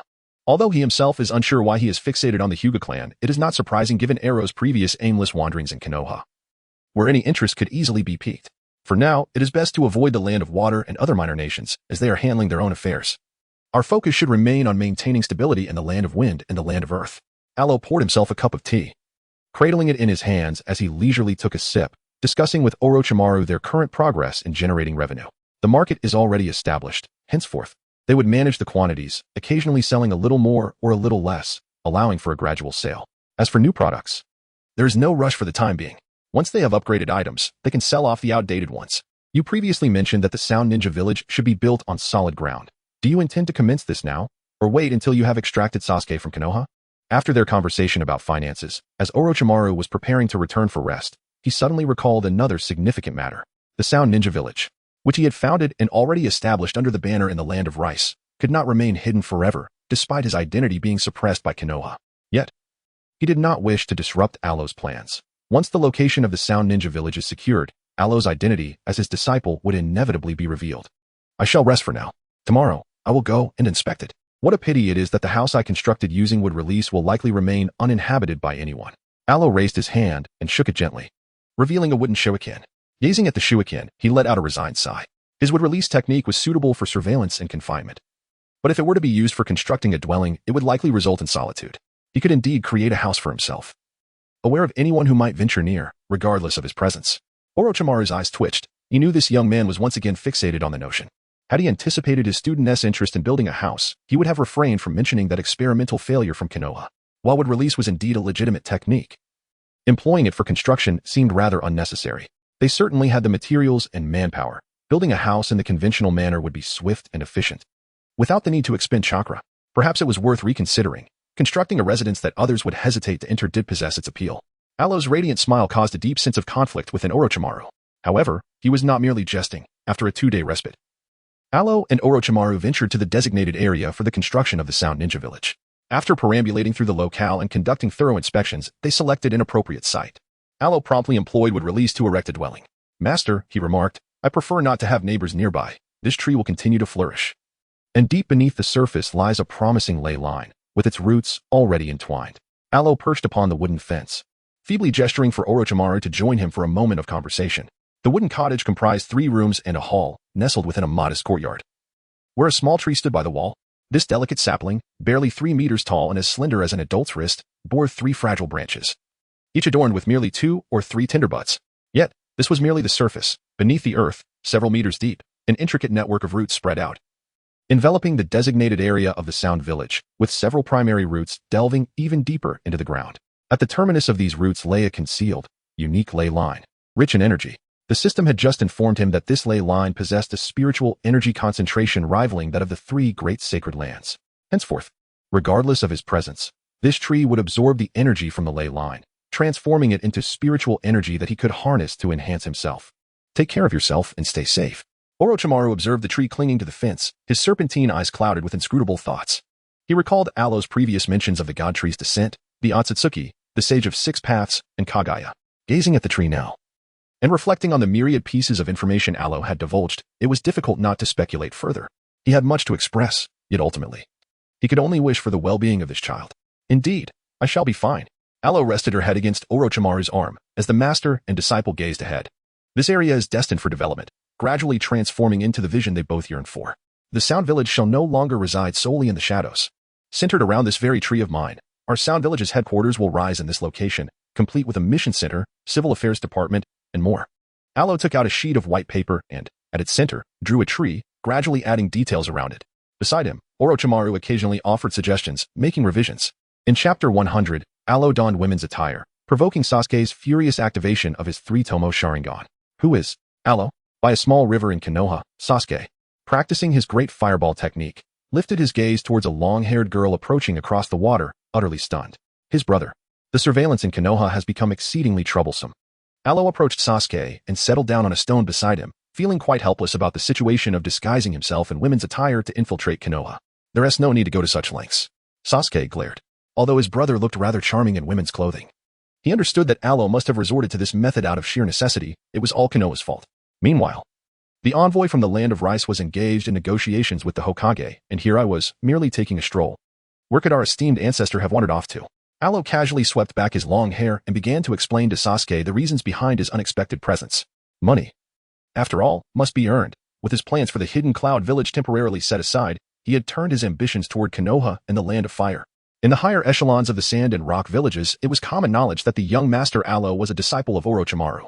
However, in Konoha, this fact remained unknown, especially since he had employed a transformation technique, converting his chakra into spiritual energy, which allowed him to assume the guise of a seemingly ordinary girl who had never trained. With such a visage, it was indeed a testament to the Uchiha clan's hereditary beauty, equally captivating regardless of gender. He seemed to have wandered off towards Hokage Rock, likely taking out his frustrations on the statue of Hashirama Senju. Sasuke turned away from Aloe, expressing his own melancholy regarding their ancient ancestor. Such a grand figure. A lost soul, no longer human. It was puzzling how a spirit of such advanced age could engage in such childish antics. What significance lay in kicking a statue? He had been so preoccupied lately that he had almost forgotten about Hashirama and Tobirama Senju. Once he settled in, he intended to seek them out for a conversation, as both possessed an abundance of knowledge that he was eager to extract and utilize effectively. Aloe leaned against Sasuke's arm, sharing his plans. He aimed to minimize contact and avoid putting himself in peril. Sasuke had always been aware of his brother's extraordinary powers, yet he could not help but feel a sense of concern. The incident where Zuno lost control and destroyed the Hokage Rock lingered in his mind. He had later inquired about it with their ancestor and gleaned some understanding of what transpired at that time. Although those two restless spirits posed no threat to Aloe, he could surmise that this was merely due to the fact that the souls of Hashirama and Tobirama had recently returned and had not yet encountered any means of cultivation. Should they discover a way to cultivate even in death, they would become formidable adversaries for Aloe. Moreover, Aloe had exhausted himself to the point of temporary unconsciousness while sealing those two souls. Sasuke was aware of all these matters, yet he felt powerless. Too feeble to offer assistance, thus he refrained from voicing his worries. Rest assured, Sasuke, I will be fine. By the way, the higher-ups in Konoha have inferred that I am a disciple of Orochimaru, but they have chosen to feign ignorance regarding this matter. They also speculate that I might be an experimental subject derived from the fusion of cells extracted from Uchiha Roku. Aloe, having received information from the other side, suddenly broached the topic of Konoha's current speculations with Sasuke. In essence, in order to accommodate the sale of ninja auxiliary medicines that have already begun to circulate in the land of wind, the land of earth, the land of water, and several other smaller nations, Konoha has chosen to compromise. Whether or not it pertains to Orochimaru's disciples or has any connection to the abducted Uchiha Itachi is of no concern to Konoha. What they seek is to finalize this particular transaction. Nevertheless, the clandestine methods employed behind the scenes are likely to be numerous. For instance, the ninjas already dispatched to the land of rice are in search of the Sound Village, tracing Orochimaru's whereabouts. They have yet to consider that you might be Sasuke's fingers clenched tightly as he listened. A surge of resentment bubbling within him at Konoha's upper echelon, speculating that Alo had become a subject of Orochimaru's experiments. It was indeed the higher-ups of Konoha who had taken Alo away and entrusted him to Orochimaru. The man Orochimaru was in the past. He himself admitted it during their last encounter. Had Alo not possessed such extraordinary abilities, he would most likely have become a vessel for Orochimaru's soul, or worse, a disassembled subject for experimentation. The leaders of Konoha must have believed that from the very beginning. Shimura Danzo, Sarutobi Hiruzen, brother. Alo was startled by the fluctuations of Sasuke's chakra, turning to embrace him. Although he sensed that Sasuke's physical condition was sufficient with the activation of the three-tomo Sharingan, he had not anticipated that Sasuke's eyes would evolve so swiftly. Alo, you must avoid danger. You cannot take risks knowing the peril that lies ahead, Sasuke murmured. His hands trembling as he held Alo close, his closed eyes resting against Alo's shoulder. He would grow stronger. He would confront and eliminate all those who had harmed them. He would seek vengeance, safeguard Alo, and ensure that they would never again have to worry about the threats posed by those individuals. Yes, nothing will happen. You must take care of yourself as well, brother. For the time being, do not let Konoha discover your changes. After activating the three-tomo Sharingan, you may evolve to the Mangeki at any moment. Once they become aware of your eyes advancing to that stage, one cannot predict the lengths they might go to. Alo gently patted Sasuke's back, urging him to remain composed, although they had obscured the truth with an illusion. The fluctuations of chakra might still leave traces that could be discovered, which would be problematic. The situation in Konoha required patience. They needed to wait until Sasuke became sufficiently powerful to uphold the Uchiha name before he could boldly shatter Konoha. This was the outcome Sasuke yearned for, and he was determined to achieve this goal. Sasuke, you have indeed been training here, haven't you? I heard someone mention they saw someone who closely resembles Alo. Sasuke, what are you doing? Naruto exclaimed as he dashed out from the village, eager to discuss the news he had just heard. Upon reaching the riverbank, he noticed the remnants of Sasuke's fire-style practice and, upon searching with his gaze, discovered Sasuke embracing a long-haired girl. Chapter 101, Naruto takes a beating. Alo truly is beautiful, be quiet. Sasuke lifted his gaze. The three-tomo Sharingan he had just activated now vanished, his dark eyes glaring at Naruto, urging him to hush. Why are you shouting? Who is she? There were rumors circulating in the village just now. Don't you want to hear about them? Naruto, undeterred by Sasuke's outburst, stepped closer and insisted on knowing whether Sasuke was interested.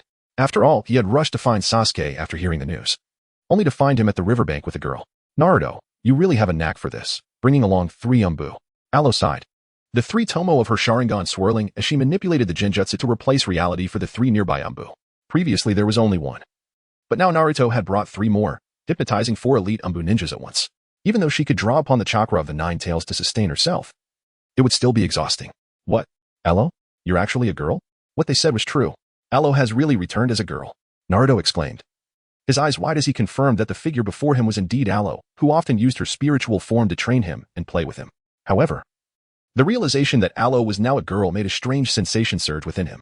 Some things that were once perfectly ordinary became awkwardly embarrassing once Alo's identity shifted to that of a female, causing his face to flush and his heart to race.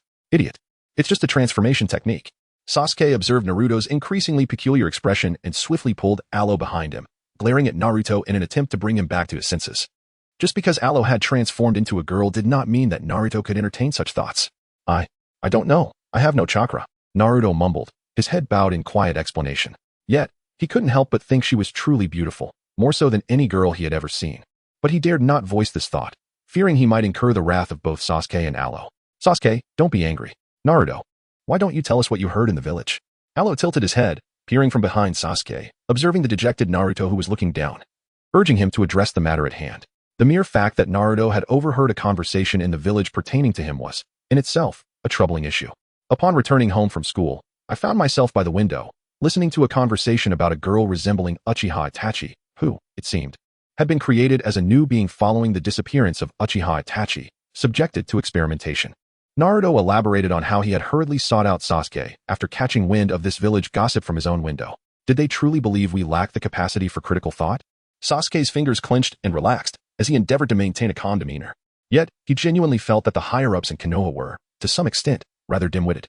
They had meticulously cleaned his family's home, leaving no trace of wealth behind, not even a single ninja tool or scroll for jutsu practice. They had plundered the Uchiha clan, only to later provide him with a stipend, claiming the village was supporting him.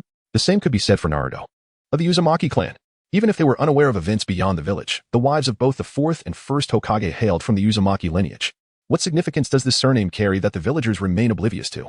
With hair the same hue as the 4th's, the surname of the 4th's wife and the birth of the Nine Tails incident. Surely, anyone with a modicum of sense would recognize the implications.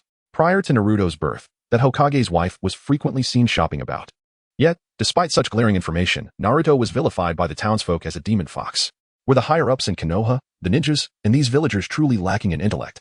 Or did they presume that both they and Naruto were devoid of reason?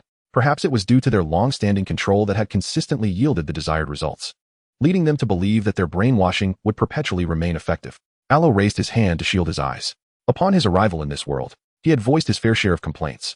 However, he was soon silenced by the system's remark. The system stated that certain flaws in the setting, while automatically rectified by the world, were nonetheless apparent to outsiders. Thus, he remained an outsider, unbound by the original constraints, while Sasuke and Naruto were inadvertently led astray by him. Yet, more ninjas approached. I had shown them the confrontation between the two of you.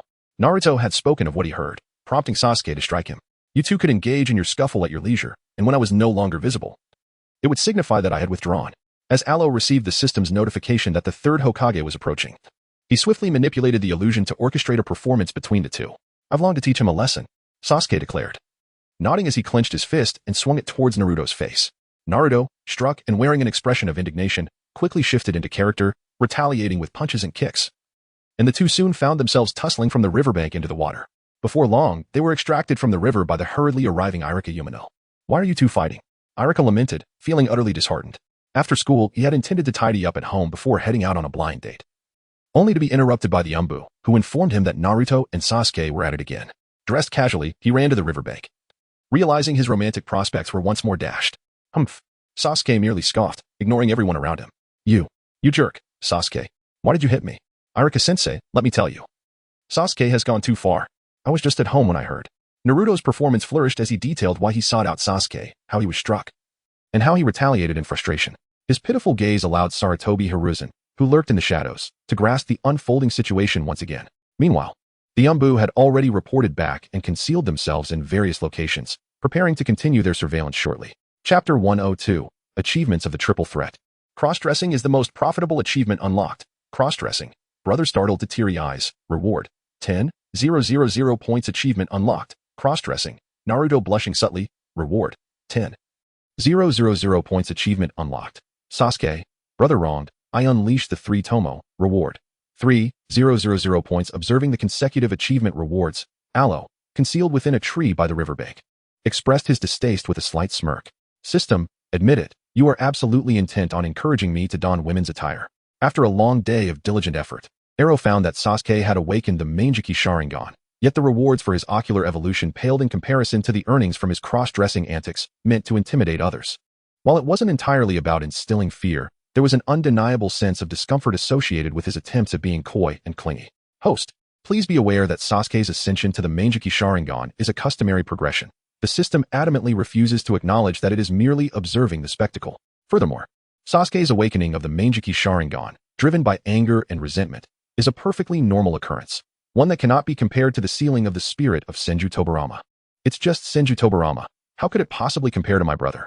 Aloe felt a surge of displeasure at the mere mention of Senju Tobirama, that detestable figure whose legacy had birthed the likes of Sarutobi Hiruzen and Shimura Danzo. The second Hokage, Senju Tobirama, was indeed a formidable water-style ninja and a master innovator of forbidden jutsu. Even though it was clear that Aloe's remarks were tinged with personal sentiment, the system nonetheless provided a prompt. Senju Tobirama was certainly not weak. Although his renown paled in comparison to that of Senju Hashirama and Uchiha Madara, there will be a time to settle scores with him. For now, let me see what can be acquired with my 25,000 points. Within Aloe's mind, he incessantly lamented to the system, yet he remained observant of his surroundings.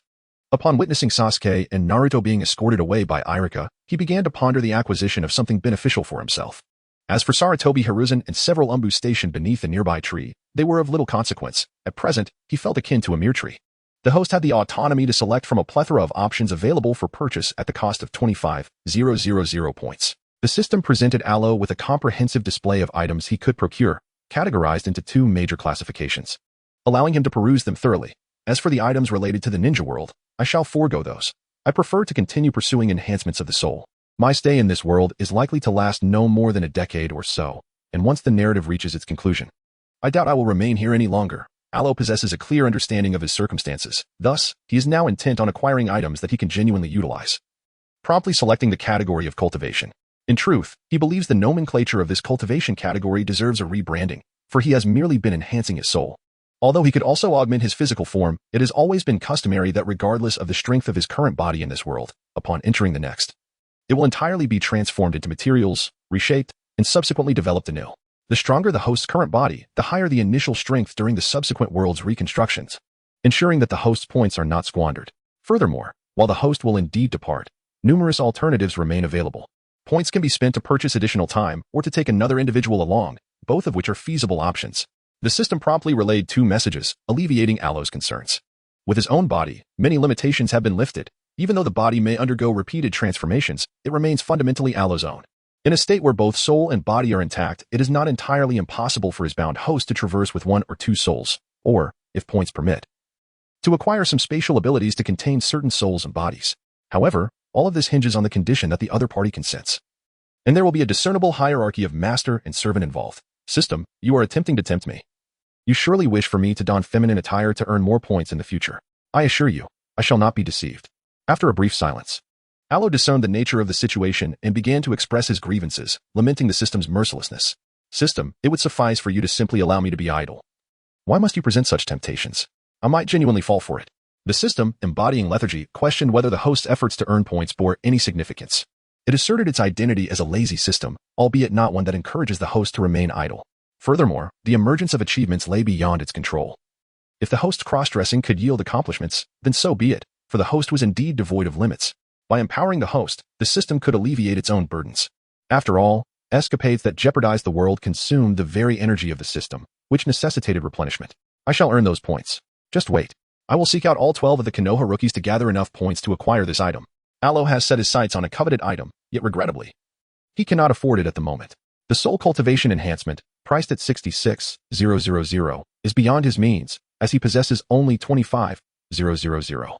After a thorough search, Alo discovered that the available items were predominantly various techniques and equipment, which he currently does not desire. Thus, he turned his attention to the realm of soul cultivation and stumbled upon this particular item. The system thoughtfully tagged it as pending purchase, ensuring it remains at the forefront whenever Alo accesses the purchasing options. However, he still requires over 40,000 points, a sum he doubts he can amass in the near future. It's quite amusing that Sarutobi's imagination runs wild.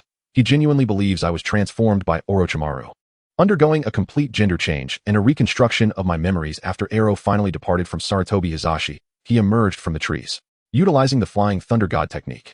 He returned directly to the inn where he was staying, retracting his spiritual clone and continuing to rest in the warmth of his bedding. At present, he donned the guise of a young lady, yet he simultaneously retained the identity of the esteemed Ero from the land of rice.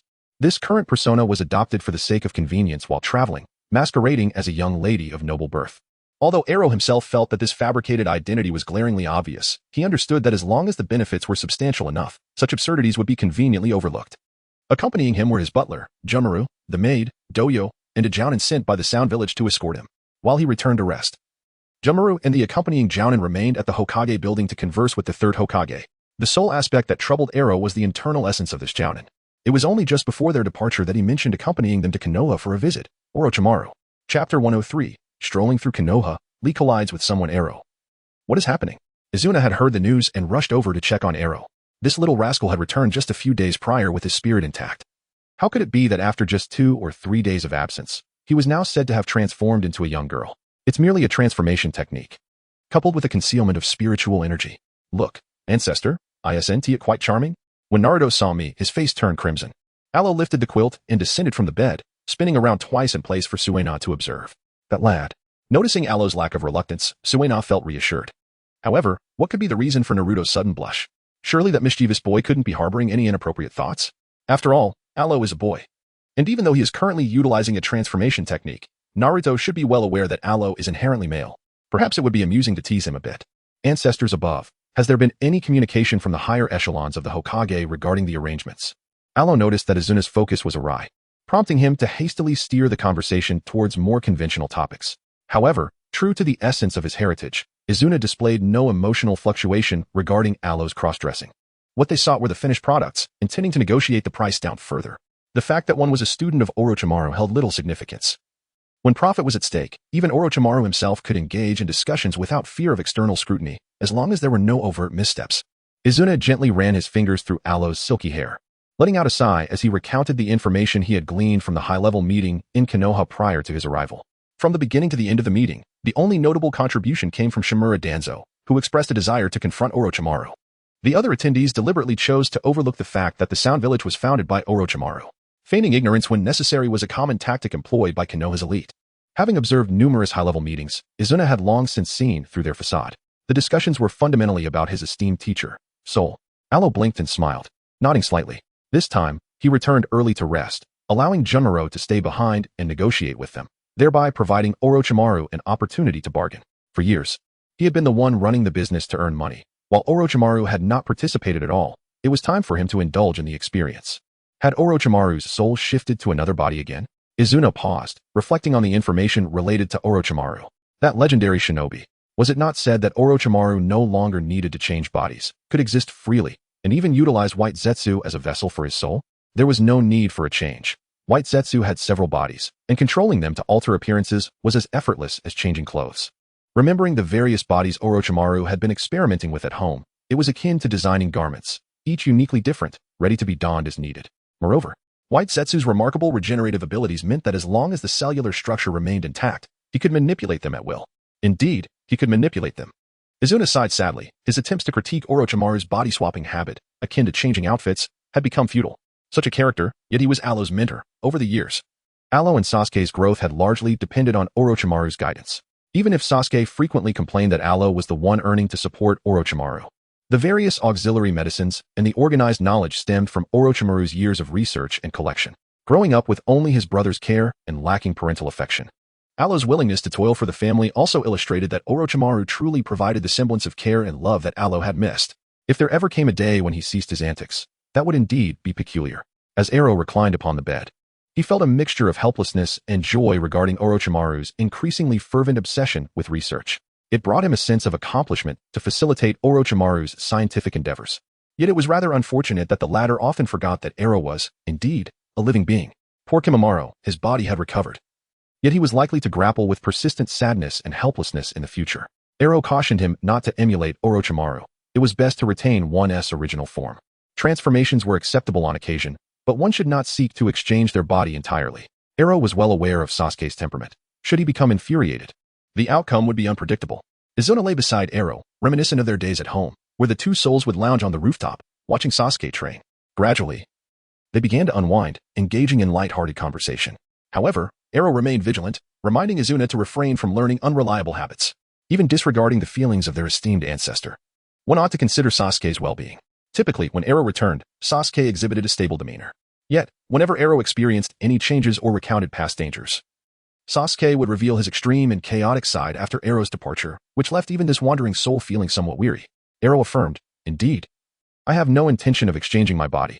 I hold great affection for my own form." Aloe responded with a sound, closing his eyes to continue resting. He was well aware of the emotional fluctuations that frequently arose in Sasuke due to him, for they were brothers, after all. The host received a notification from the system. Sasuke had sustained an injury during a practical training session at school. Upon being taken to the hospital, he learned about the poison that had afflicted you in the womb and how you had single-handedly absorbed the toxins to safeguard him. The following morning, Aloe was leisurely strolling through the streets of Konoha when he received a prompt from the system. Sasuke was injured in a practical training session? Which scoundrel was behind this? Was it merely to send him to the Konoha hospital, where, through casual conversations among doctors and nurses, certain conjectures concocted by the Konoha elite would inadvertently reach Sasuke's ears? These ancient high-ranking officials of Konoha truly could not seem to rest for even a single day. The system added, with emphasis, that Sasuke indeed believed it. The system, rarely inclined to express such sentiments, felt compelled to comment, "I shall visit him at the hospital." Aloe surveyed his surroundings and the people within, calculating his direction before his gaze brightened at the sight of a flower shop diagonally ahead. With a buoyant step, he dashed forward, prompting a startled exclamation from Duoyu, who was unable to contain herself. "Be careful." Although Duoyu could not comprehend the reason behind her alarm, all she could do was watch as their typically agile young master was sent tumbling several meters by a green figure. In that fleeting moment of collision, the green figure, realizing the impending danger, swiftly leaped to the ground, deftly catching the girl he had inadvertently struck. "Host, Rock Lee will significantly increase his training load due to your mischief." The system remarked wryly as Aloe feigned being knocked down in pain, commenting on the repercussions of such an encounter. "Though my aim is Niji Hyuga, it is merely a coincidence that he charged forward just as I needed to rest my body." Aloe was supported by Xiao Li, preventing a direct fall to the ground. However, his arm trembled unnaturally, temporarily twisted from the collision. When Duoyu rushed over, visibly anxious, he carefully cradled Alo while checking for injuries. Alo, while feigning distress, engaged in casual banter with the system. Acting was no great feat. He was merely portraying a frail girl. Lee, you are too impulsive. We must first escort this young lady to the hospital. Madokai had just completed his payment at the store when he emerged to find several of his students surrounding two seemingly delicate young ladies. The injured one had been struck by Shaoli. The others were of little consequence. The priority was to get the girl to the hospital, as she appeared to be an ordinary person, unlike their ninjas. Chapter 104. Sasuke. I was truly a scoundrel before birth. The elbow injury was not a significant issue. Hyuga Niji, with his Byakugan activated, scrutinized the girl's arm and reached a conclusion. We must take her to the hospital. One cannot compare an ordinary person's constitution to ours as ninjas. Madokai intervened, halting Niji's inclination to act, and gestured for Ten to assist by lifting the injured girl, promptly making their way to the hospital.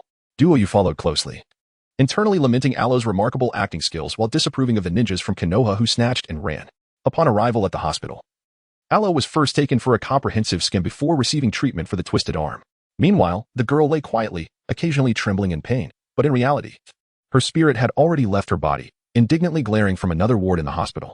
It was truly not poison, nor was anyone attempting to harm her. It was merely a case of malnutrition and a frail constitution. Alo once again emphasized to Sasuke that he was truly not poisoned, and the notion of absorbing toxins in the womb was nothing more than a rumor perpetuated by certain individuals in Konoha, which had been mistakenly accepted as truth over time. The concept of twins competing for nutrients during the fetal stage. In a semi-ethereal state, Sasuke's soul extended, and his spectral hand gently ruffled Alo's unruly hair. He understood that the claims of poisoning were unfounded. However, the reality of nutritional deficiency during the fetal period, coupled with the difficulties faced at birth, which resulted in Alo arriving several hours later than he should have, these were indeed true. The thought that his younger brother endured such suffering merely due to his frail constitution filled him with sorrow, and he couldn't help but blame himself for being excessively demanding even before birth. Sasuke. Alo was certain that he could no longer explain this matter. The instinct to vie for nutrients from the womb is a fundamental aspect of survival. How could one blame Sasuke for this? Alo, I shall grow stronger, and I will soon be capable of protecting you, brother. Sasuke held Alo in his arms, and after a moment of silence, he only reined in his wandering spirit when a doctor arrived to conduct an examination. Alo stood by, observing as the ninjas from Hinata and Yamamoto entered the infirmary to assess Sasuke's condition. After determining that there were no apparent issues, they departed. Following their exit, Alo waved at Sasuke before stepping out himself. He accompanied them to a conference room, where he beheld Shimura Danzo, who was left with only one arm and half of his face still swathed in bandages. The medical ninjas provided a comprehensive report on Sasuke's chakra levels, ocular nerves, and various psychological aspects. Useless, worthless rubbish. Danzo slammed his remaining hand on the table in frustration. He had suffered grave injuries, rendering his arm inoperative, and even the prospect of transplanting the first Hokage cells was futile. With only one eye remaining, he could only set his sights on Sasuke. However, Sasuke's ocular prowess had stagnated, not even reaching the level of the three Tomo. Even if he forcibly implanted one in his own eye socket, it would serve no purpose. Danzo, I have warned you, the last remaining Uchiha must not be touched. Sarutobi Hiruzen entered after others had left, his voice laced with anger. What do you mean must not be touched? Are you afraid of that disobedient Uchiha Itachi? Danzo's ire flared as he regarded Hiruzen, unreservedly ready to engage in a serious discussion. The annihilation of the Uchiha clan was not solely his doing. Why should the vengeful spirits of the Uchiha seek retribution solely against him, rather than Sarutobi Hiruzen? Both had committed numerous acts, yet Hiruzen merely basked in his reputation while Danzo bore the brunt of the blame. After their demise, it would be Danzo who faced the wrath of those restless spirits. Since discovering that the souls of the deceased could indeed meet again, Danzo had come to regret cleaning up Hiruzen's mess. Itachi may be a rogue ninja, but the last of the Uchiha, you cannot touch. The Uchiha are a part of Konoha. They serve as a deterrent to other villages. Hiruzen glared, ensuring no one else was present, and reiterated, this is all for Konoha. For Konoha? Danzo retorted, a mix of anger and fear coursing through him. Look at the state of your Sarutobi clan. I need not elaborate further. And what of me? Danzo was both enraged and terrified. He had previously paid little heed to the future of his clan's descendants, never anticipating calamity would strike. Now, his clan was obliterated. Every member gone, and he himself was in a half-disabled state. Even his soul had been marked by the spirits of the Uchiha, who could come for him at any moment. Often, he would wake to find the vengeful specters of the Uchiha mocking him in his dreams. Danzo, your mental state is deteriorating. Perhaps it is best for you to take a break. Our priority is to not fall behind. Yet you are fixated on what has been lost. Hiruzen did not believe in the notion of encountering the dead again. But he was equally disinclined to hear Danzo broach such topics once more. His focus was on progress, ensuring that Konoha would not falter against other ninja villages. At least during his tenure as Hokage, Konoha's ninjas would have access to the same resources as others, even if those resources originated from his disobedient rogue disciple. Do not even think about it. I will absolutely not be confined again. Absolutely not. Danzo exclaimed, his frustration causing him to jump up and signal for root ninjas to provide him with protection. After finally escaping, he was not about to be sent back to recover. Impossible. Utterly impossible. Danzo, you must relinquish your stubbornness. Hiruzen observed as the root ninjas arrived, his expression shifting instantly to one of profound sorrow.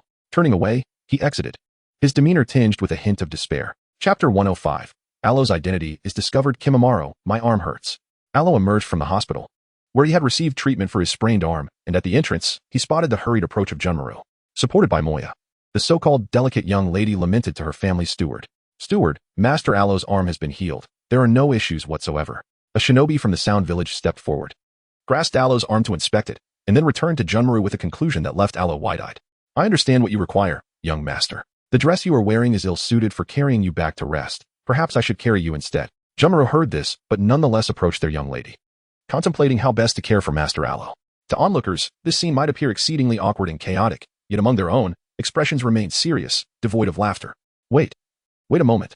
Team Kai burst forth from the hospital, with Tian, embodying her feminine essence, hastening to Aloe's side. Their training for the day had concluded, and the afternoon session was suspended, as they felt a sense of responsibility for the young lady injured by Lee. Although she was perplexed as to why they still followed her despite her injury being treated, they regarded it as their duty, as per their teacher's instructions. Hello, is there something you need? Aloe tilted his head and glanced over, noticing the conflicted expression in Tian's eyes, likely due to yet another task assigned to them.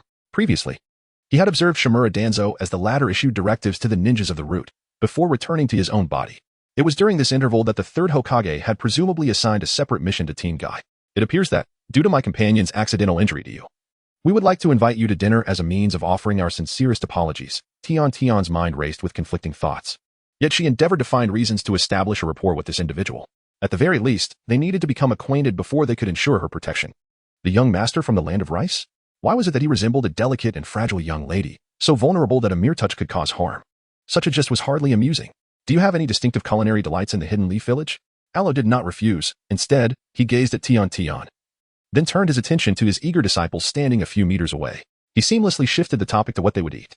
His initial intention was to find an opportunity to connect with Hinata Niji, and now that the chance presented itself, it was quite fortuitous.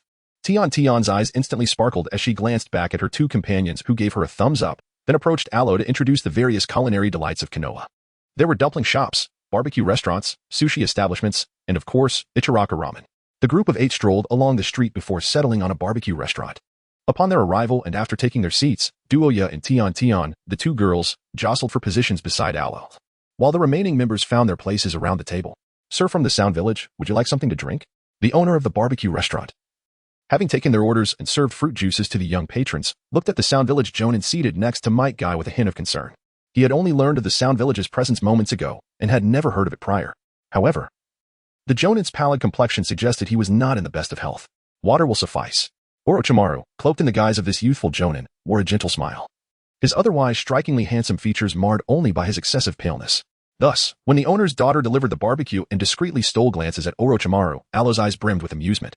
After all, it was hardly surprising that Orochimaru had a penchant for beauty.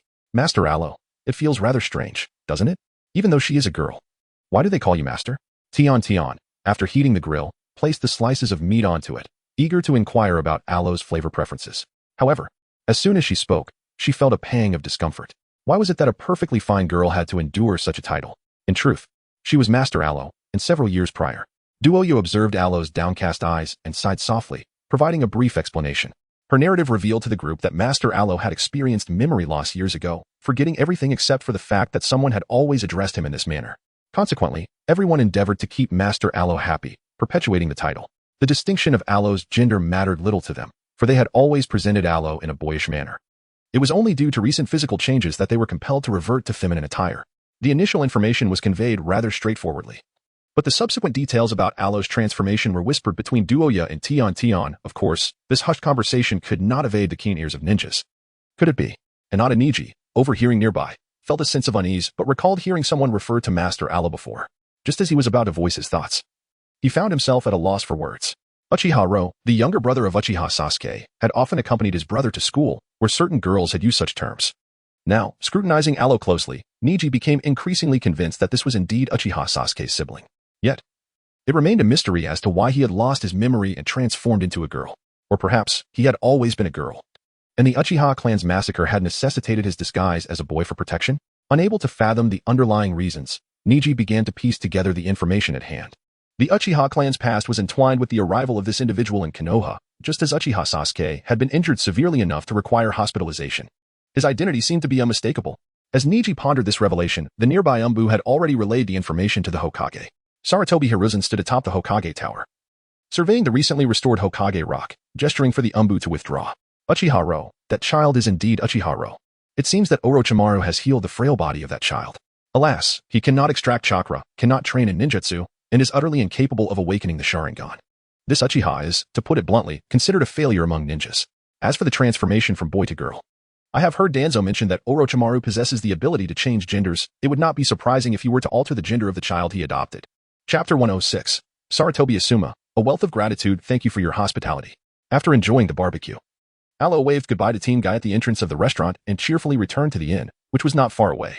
Once back in the inn, Aloe stood by the window, gazing out at the bustling street below. The throng consisted of both ninjas and ordinary villagers. The living conditions of Konoha's citizens were the most comfortable and lively among the several ninja villages Aloe had visited. However, this place was also the site where the Uchiha clan was destroyed, shattering Sasuke's way of life. Aloe, here is a detailed price list. Do you need any adjustments? Junmaru entered after knocking on the door, presenting Aloe with a stack of price lists. These prices are comparable to those in Sunagakure, Konoha. Konoha does not offer such luxury. Using the pricing scheme from the Land of Water, Konoha must be quite affluent. They would surely disdain anything inexpensive. Aloe perused the price list and exclaimed, this price is unacceptable. Among the 5 great ninja villages, Konoha stands as the mightiest, thus its costs are undoubtedly the highest. I understand now, Junmaru remarked as he collected the price list from Aloe, affirming his comprehension of the necessary actions. With Konoha's wealth, it deserves nothing less than the most expensive offerings. By the way, relay a message to Kagaya and Suigetsu. The ninjas from Konoha must not return empty-handed. Let them witness the prowess of the Sound Ninja Village. When the time comes, I shall return and collaborate with them to stage a grand performance. Observing the Konoha ninja hastily retreating across the rooftop, Aloe assigned Junmaru additional tasks. The ninjas dispatched to the Land of Rice comprised 4 groups, a newly graduated team, an upper ninja squad, an Umbu unit, and a root team. The standard ninja team posed no concerns, yet the Umbu and root units need not return. Among the trio of elite upper ninjas, one particularly piqued Aloe's interest, Asuma Sarutobi. Previously tasked with guarding the daimyo of the Land of Fire, he has now returned to Konoha, likely to reacquaint himself with the village in preparation for leading the next generation of Inoshikacho. However, since Sarutobi Hizashi dared to send him out, Aloe resolved to accept this challenge and welcome him early. Shortly, he intended to seek Naruto to obtain some chakra from Kurama. That foolish fox, after refining its spiritual energy, has become increasingly generous with its chakra. One day, in a moment of whimsy, it decided to share a portion, allowing Naruto to deliver some to Sasuke or even to himself. On several occasions, it prompted Naruto to inquire with Kurama if he desired some. Although the Ninetales chakra can be replenished after consumption, its newfound lavishness has left others feeling a tad disconcerted, as if a wealthy benefactor were frivolously distributing their riches. Are you returning? The Sound Ninja disguised as an upper ninja approached Aloe within 10 minutes of Junmaru's departure. Konoha's initiative to locate the Sound Ninja village and potentially issue offensive orders was anticipated, prompting extensive preparations. However, the original plan did not account for Aloe's return.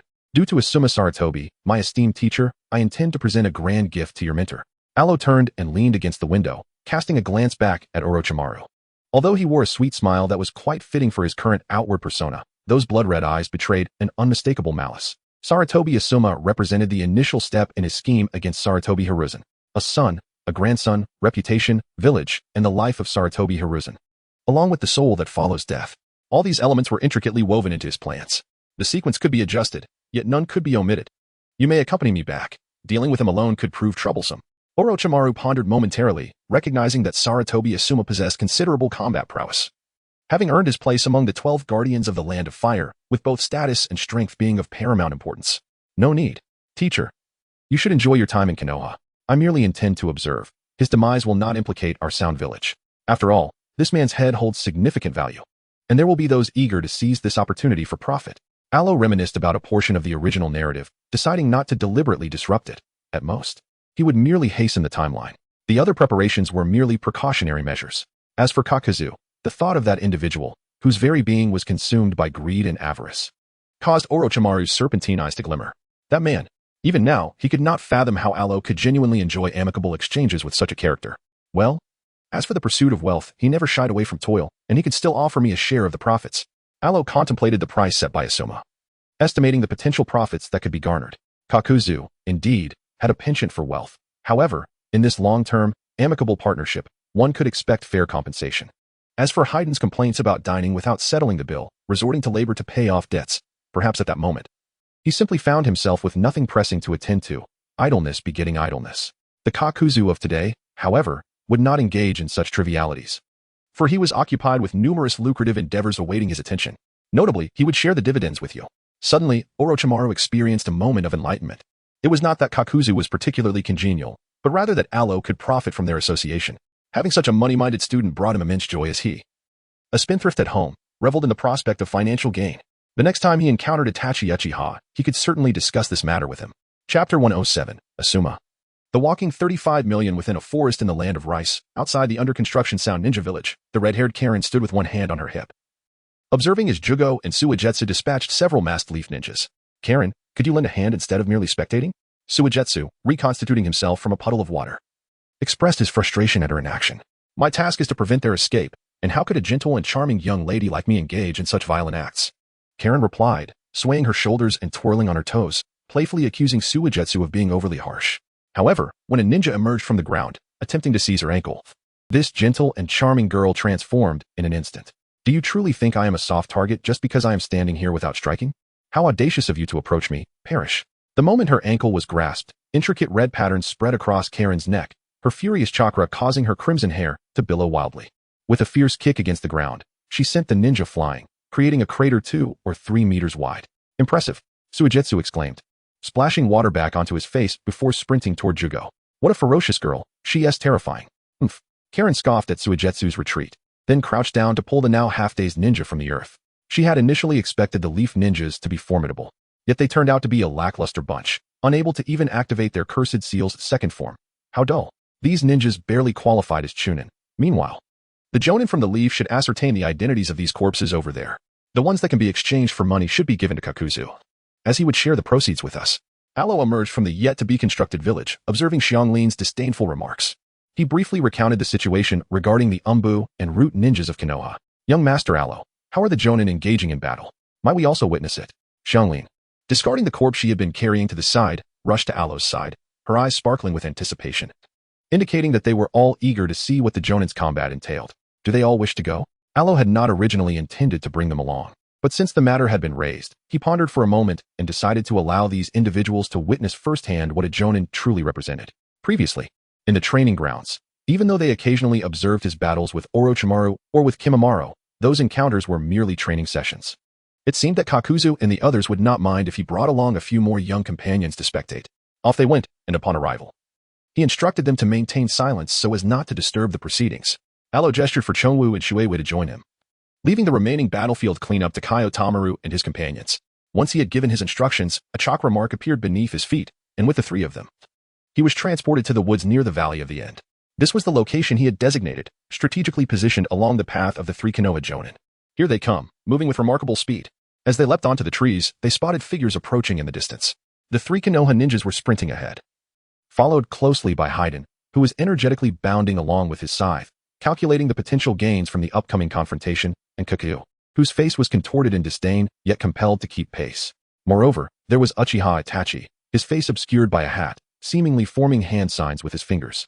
The appearance of these 4 members of the Akatsuki organization prompted Asuma and his allies to alter their course, emphasizing the urgency of returning to Konoha. The battlefield would remain here. Alo cautioned the 3 to exercise caution. Then he stepped forward, placing himself directly before the legendary Sannin of Konoha. Step aside.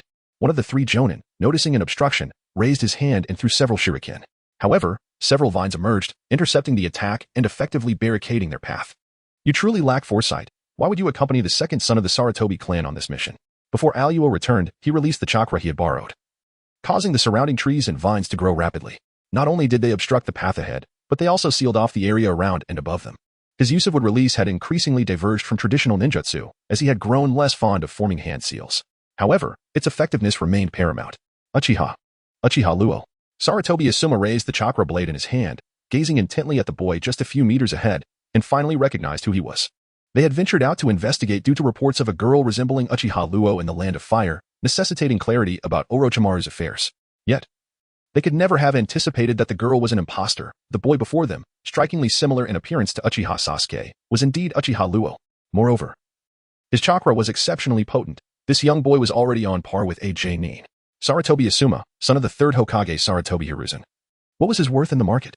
Alo chuckled softly, his gaze sweeping across the three Konoha Jonin, ultimately settling on Asuma Sarutobi. The black market price stood at 35 million ryo, capturing him alive would suffice.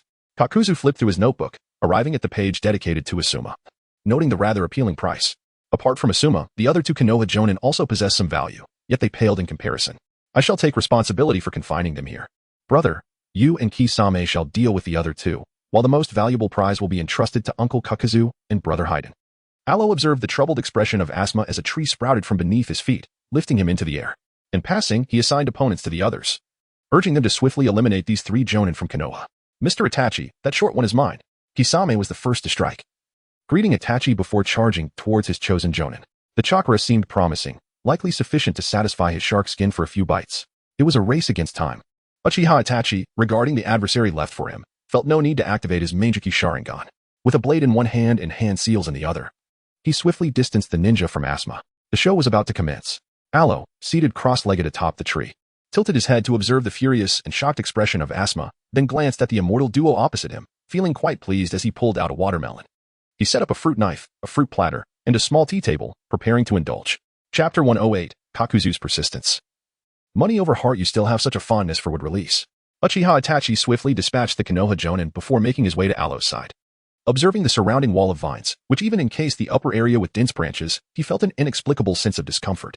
The sight of wood release inevitably evoked memories of the first Hokage, Senju Hashirama, and Itachi found himself recalling the tumultuous history between Hashirama and Uchiha Madara.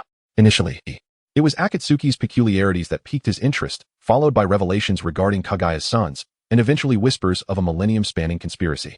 He believed he had attained a level of composure. Yet, why would release? Even if the intention was to ensnare these Konoha ninjas, earth release or water release could suffice. This territory already belonged to Konoha. Within its bounds, wood release was indeed the most suitable choice, as the surrounding trees could lend their energy to empower him. Brother, did you just use Tsukuyami again? Alo gazed at the lifeless body hanging from the nearby branch, then turned his attention to the eyes of Uchiha Itachi, firmly convinced that he had once again succumbed to his instincts. However, when it came to swift resolution and the acquisition of intelligence, Tsukuyami was indeed the most suitable. Konoha had assigned them a covert mission. Upon discovering Orochimaru's base, they were to devise a means to infiltrate and seize experimental data. If they were unable to retrieve the information, they were to obliterate the laboratory. In the event that neither objective could be achieved, sacrificing AJ Nin in the Sound Village would provide Konoha with a pretext to act against it. Uchiha Itachi sat down, consuming the melon that Alo had handed him, while recounting the intelligence he had just received. This time, Konoha had implemented an unusually aggressive strategy. The one condemned to death was the individual ensnared in the water prison by Kisame, subjected to the relentless gnawing of sharks. The J-Nin who had just perished at Itachi's hands was principally tasked with cooperating with Asuma and, if necessary, leaving another behind. The notions of teammates and companions were mere constructs of children fresh from school. Those who had once served in the Umbu understood that missions took precedence above all. Sarutobi Hiruzen's arrangements were predicated on the certainty that the shinobi village established by Orochimaru lacked formidable adversaries. Alo deduced the reason, and the system emerged to confirm it once more. In his recollection of Sarutobi's daybreak, Orochimaru remained that same rogue ninja who fled from Konoha, forced to lurk in the shadows and collaborate with Shimura Danzo. Nevertheless, much of the information was indeed factual. In their Sound Village, there were only a handful of elite shinobi, most of whom were merely vessels used interchangeably by Orochimaru. Presently, their village was still in the construction phase, lacking a hierarchical distribution among the ninja, and the population was undeniably sparse. Should a conflict arise between the two villages, the Sound Village would struggle to defend itself. The scarcity of formidable warriors in the Sound Village was an undeniable truth. Sunagakure and Iwagakure were inclined to maintain a stable partnership, believing there was no necessity for conflict, especially considering Orochimaru's elusive nature. Rather than attempting to eliminate him, they preferred a transactional approach to mutual benefit. On the other hand, Konoha still sought to claim Orochimaru as their own, feeling aggrieved that they had to pay a hefty price for the valuable resources acquired from their own rogue ninja. Suddenly, Izuna appeared beside Alo, seamlessly inserting himself into the ongoing discussion about the current shortcomings of the Sound Village. At that moment, his spirit manifested. allowing Uchiha Itachi to perceive his non-corporeal state even while activating his Sharingan. Ancestor, what brings you here, away from Konoha? Alro raised his head, gazing at the suddenly appearing Izuna, uncertain of the reason for his unexpected presence. Judging by his tone and expression, it seemed that there was no issue on Sasuke's end. Perhaps he had come to check on Alro, having previously visited to see his great-granddaughter. Yet that clone of his could eat and drink, but was nowhere to be found. Izuna's hand rested atop Alro's head, gently ruffling his hair, which was quite similar to his own, and his feelings of concern began to ease. However, upon noticing the tree beneath his feet, along with the surrounding foliage and vines, a pang of discomfort struck him once more. This troublesome boy. Imploring would release again, could he not choose something else? Ancestor, do be gentle, my elder brother is still watching. Allo's head swayed slightly, urging Izuna to temper his demeanor. The state of the departed souls often bore palpable resentment. Do not remind me, lest I contemplate sending your elder brother to meet mine. Izuna huffed in annoyance, her fingers transitioning from ethereal to corporeal, tousling Allo's hair into disarray. Her feelings towards Uchiha Itachi were rather intricate. Your brother's whereabouts are unknown. Even if you were to send my elder brother, they would remain unacquainted. Allo lowered his gaze to the battle below and casually remarked on the matter of being unable to locate the spirit of Uchiha Madara. The skirmish continued unabated, with the clash on Kisame's front drawing to a close, leaving only the immortal duo and Asuma Sarutobi in contention. From the outset, Asuma had no intention of fighting in such an environment. He had fixated on Allo as his target, attempting several times to find an opening to ascend the trees. Yet each effort was thwarted by Kakuzu. Is that Kakuzu? Is he concerned that this individual might ascend and inflict harm upon you? Izuna observed Allo's attention, captivated by the fray below, prompting him to steal a few glances as well. He soon realized that Kakuzu seemed rather protective of Allo. Nearly every maneuver in the battle was executed to shield Allo from disturbance. The bounty on Asuma's head was a staggering 35 million ryo for intelligence and encirclement. I would only demand 10 million ryo. However, should he come up here and meet his demise at my hands, it would be counted as my kill. Allo spoke languidly, elaborating on the reasons, but Izuna still seemed somewhat perplexed, prompting a more detailed explanation. This is about money. How could Kakuzu possibly allow wealth to slip away? He continued, those who commit the act reap the rewards. This was a prearranged agreement. Thus, Kakuzu would rather endure heartbreak than allow any funds to escape, especially since he has not yet reached the point of despair. The power of money. Izuna remained silent for a considerable duration, observing as Kakuzu's heart shattered, ultimately leading to Haiden acquiring Asuma Sarutobi's blood. With a resigned sigh, he grasped the extent of Kakuzu's obsession with wealth. Previously, Allo had shared insights regarding each member of the Akatsuki, detailing their hobbies and abilities. Consequently, witnessing Haiden's scythe stained with Asuma's blood signaled that this conflict was nearing its conclusion. The heart that had fractured could now be replaced with Asuma's, which was always intended to be swapped. Kakuzu had not lost anything in the exchange. Allo gazed upon the completed formation crafted by Haiden, a smile gracing his lips as he nodded in approval. He extended the remaining piece of melon from his plate to Itachi Uchiha, rising to await the culmination of their endeavor. The heart was to be utilized by Kakuzu, while the head would serve as currency. Hence, let Asuma's corporeal form return to Konoha to deliver a message to Sarutobi Hiruzen. Chapter 109. Asuma Sarutobi is deceased. Asuma Sarutobi, come and slay me. Haiden stood within the confines of the ritual, his laughter echoing with madness. He had succeeded. The life of this Konoha Jonin was a sacrifice offered to the Dark God. Uchiha Lo, are you aware of the consequences your current actions will impose upon the Uchiha clan? Asuma clutched the wound on his abdomen, fully aware that escape was no longer an option. At this moment, he could not confront Haiden. Instead, his gaze shifted upward to the boy perched atop the tree. In his final moments, he yearned to comprehend the true nature of this youth. The Uchiha will seek vengeance for the Uchiha clan. Your father, Sarutobi Hiruzen, has amassed an insurmountable debt, one that he, in his old age, cannot repay. Thus, every member of the Sarutobi clan, including your mischievous little nephew, shall meet a woeful demise. Slowly repaying the debt, Allo perched upon a branch, which extended and guided him to a position diagonally in front of Sarutobi Asuma, right beside Haiden. Do not speak such slander. The annihilation of the Uchiha clan was orchestrated by Itachi Uchiha. It has nothing to do with my father. Sarutobi Asuma bellowed, anger coursing through him. He had contemplated numerous possibilities, yet he had never anticipated that this could be an act of vengeance from the Uchiha. At the time of their clan's extermination, he had been safeguarding the daimyo, and he had not delved deeply into the matter. However, he was resolute in his belief that his father could never commit such an atrocity as the complete destruction of the Uchiha clan. It was simply inconceivable. When you encounter them again, you may inquire further. Haiden, for now, endure a little longer, to alleviate your suffering upon recovery. I shall take it upon myself to handle this. Allo did not descend merely to engage in conversation with Asuma. After casting a fleeting glance his way, he turned his attention, grinning mischievously, towards Fadewan's neck. With a slight shake of the bones sword in his grasp, enveloped in a layer of spiritual energy, he He swiftly raised his hand and made a decisive cut across Fade Wan's throat. The blade glided through, leaving a trace of crimson upon its edge.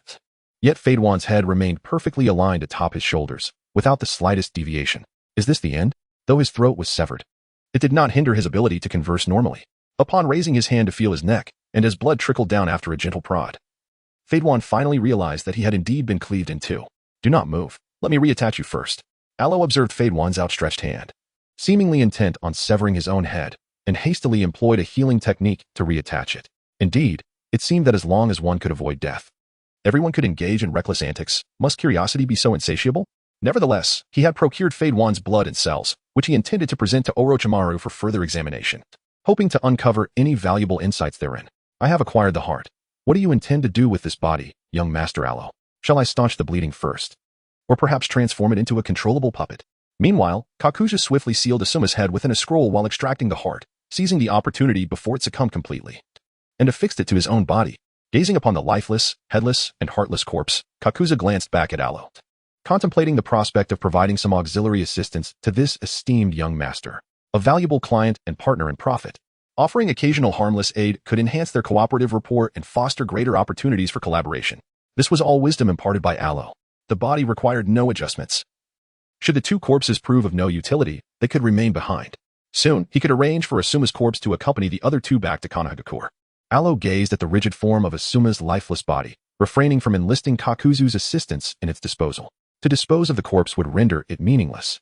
Especially since the spirit still lingered, it was imperative to prevent its escape. In that case, let us take our leave, he declared. Haiden, what are you doing? Kakuzu, having confirmed his lack of necessity, began to tidy up the scrolls with the intention of departing. However, upon witnessing Haiden raise his scythe, he instantly sensed impending trouble. It appeared Haiden was hesitating, contemplating whether to sever his own head once more for the sake of experience. Aloe pointed at the scythe that Fade Wan had draped over his shoulder, remarking that if it were to be severed again, he would leave it to Kakuzu to handle, as he had no time to entertain this immortal individual. I'm leaving. From now on, taking your head will incur a fee. Kakuzu glared at Fade Wan, approached him, and yanked him away by the collar.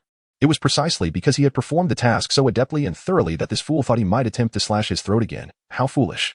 Mr. Itachi. We should also be departing soon, Hoshigaki Kisame suggested, raising his head to glance at Uchiha Itachi, who was still perched on the tree, leisurely enjoying his melon. He wanted to urge him to hasten, but when he spoke, his tone turned into one of negotiation. Indeed, it is time to leave, Itachi replied, slowly finishing the melon in his hand. He leapt down from the tree and approached Aloe. He encountered the spirit of what was rumored to be his ancestor.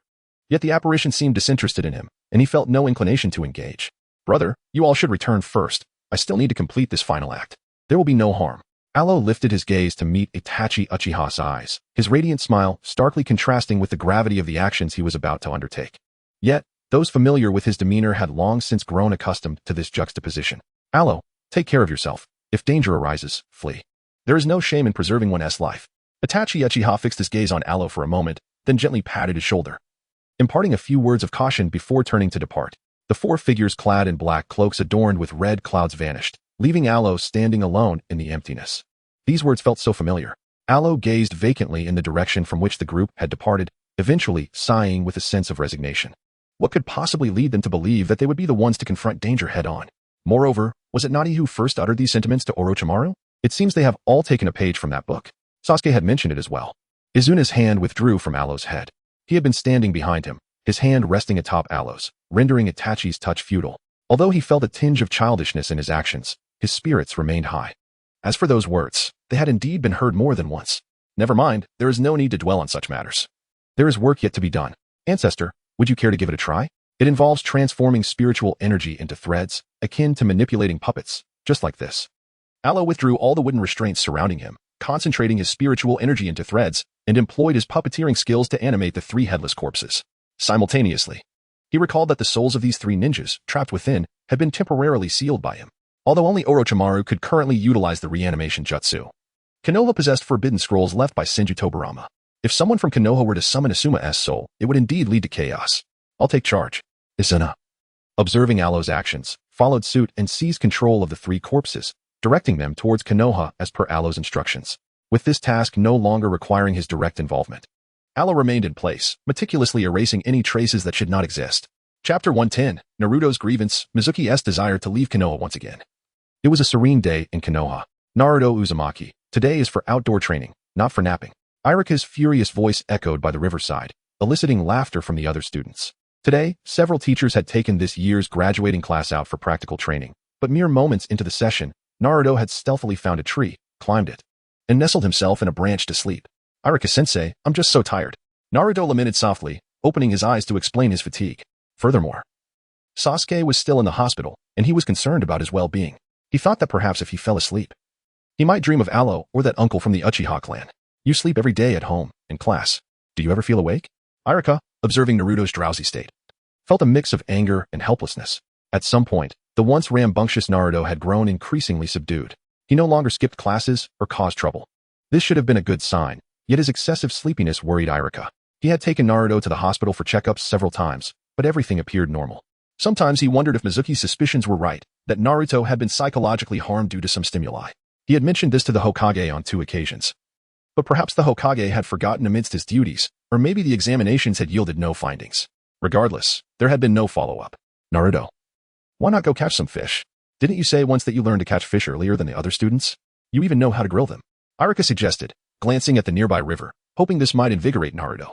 However, instead of brightening up, Naruto's eyes widened in distress. Then, as if recalling a painful memory, he turned and began to quietly weep while clutching a branch. "Irika, did you scold him?" Mizuki, drawn by the commotion, leaped onto the tree. Glancing between the sorrowful Naruto and the perplexed Irika, uncertain of what had transpired, "I merely suggested he could go fishing in the water and later enjoy grilled fish." Irika scratched his head awkwardly, still unable to comprehend why Naruto was crying so pitifully. It seemed as if Naruto hadn't mentioned fishing in a long while.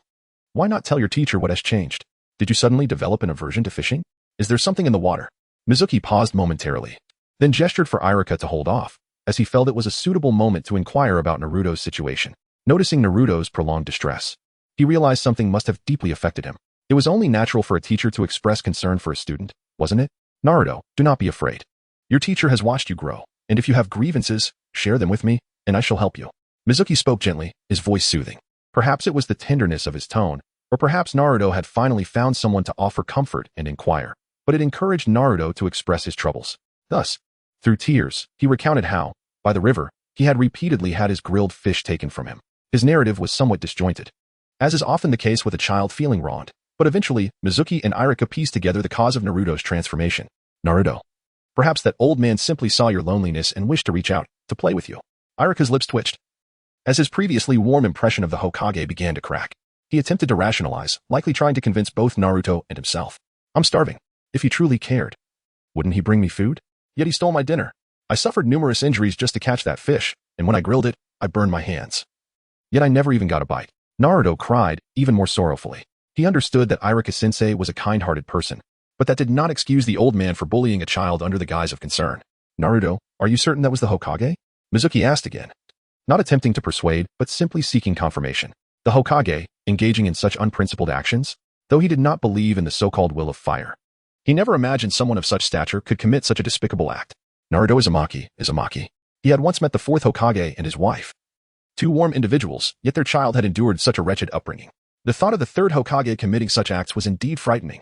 Perhaps it was time for him to contemplate an escape route. He had heard that the Sound Village, founded by Orochimaru, provided a good life for its villagers. He wondered if a chunin like himself could be favored there. If he sought an opportunity to research and brought a gift, his chances of acceptance might increase. "I am absolutely certain. He sends me my living expenses every month." Naruto wiped his tears, confidently asserting that it was indeed the 3rd Hokage who had stolen his fish.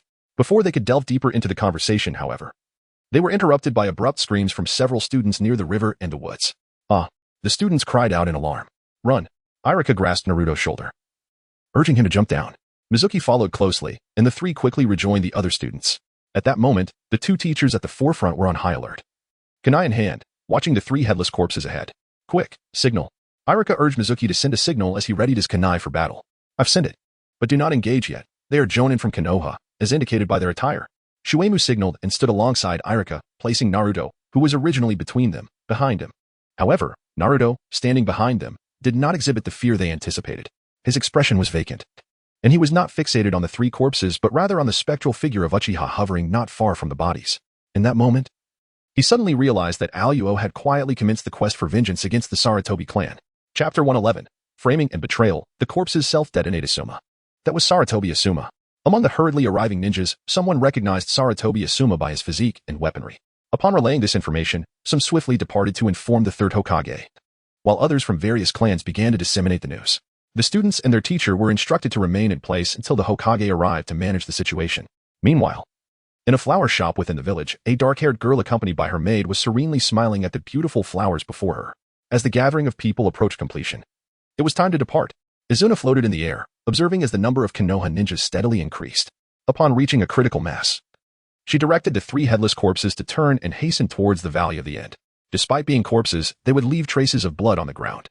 Even if she could control their movements, a portion of the ninjas pursued, leaving a few to examine the traces and, upon the arrival of Sarutobi Azashi, quickly conducted a bloodline comparison, confirming that it indeed was Sarutobi Asuma. Chase.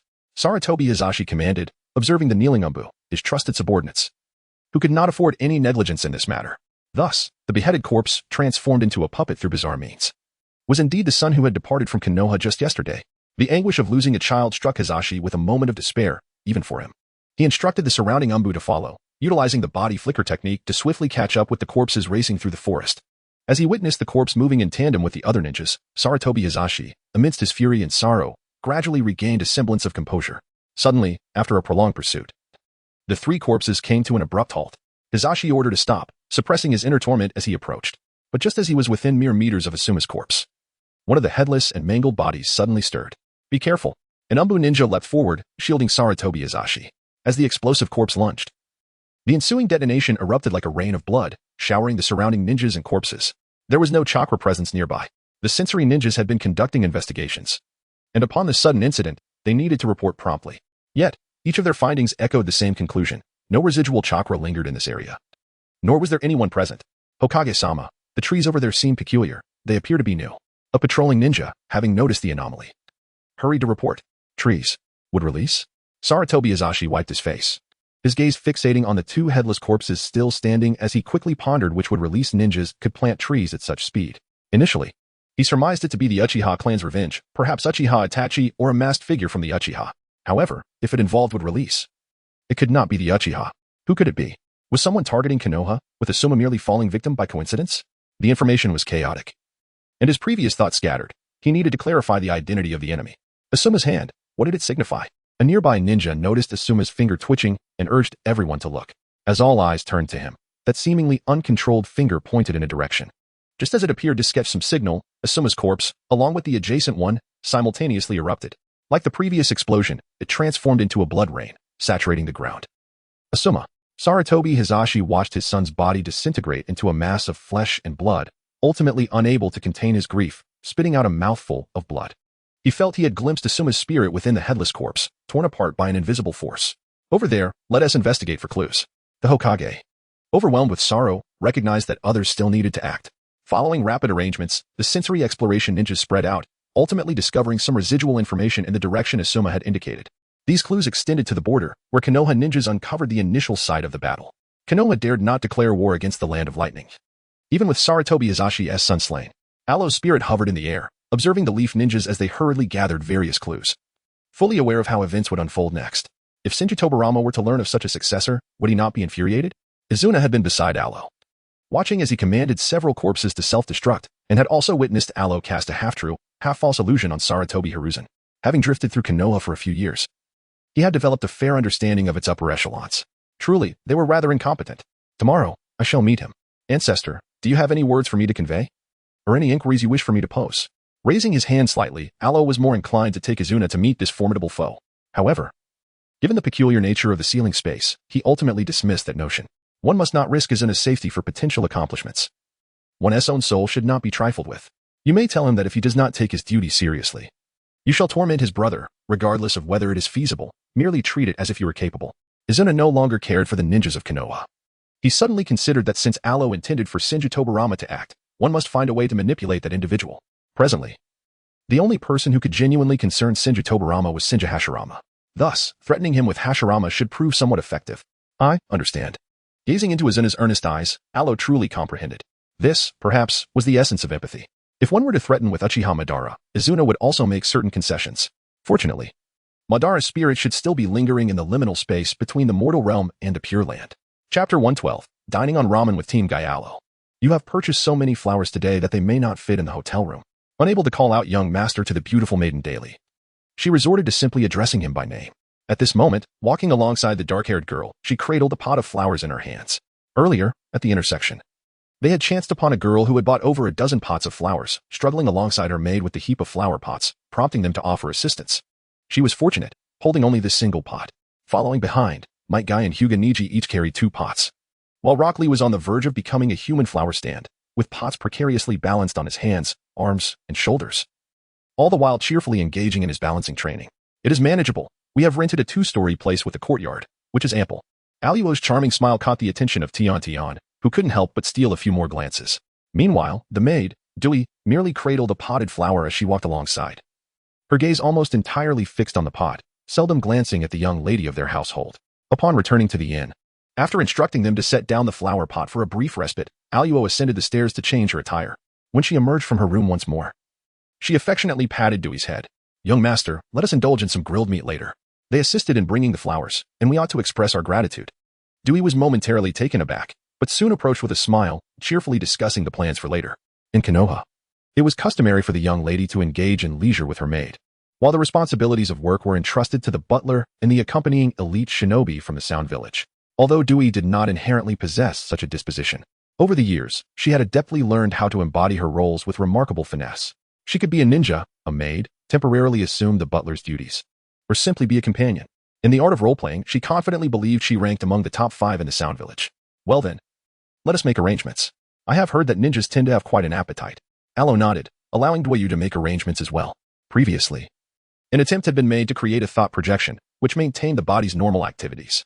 However, the thought projection he fashioned was rather exhausting, and in terms of personality, it differed somewhat from his own. Nonetheless, it was accomplished without necessitating the system's temporary management. Aloe, have you ever tried yao ramen? Its flavor is exquisite, and you should consider giving it a try. Daily, I can hear Aloe conversing with the maid downstairs, which inspired her to devise another delightful yet affordable option, ensuring that Aloe would not overspend. Is that acceptable? Aloe hesitated to descend the stairs, uncertain, and inquired once more.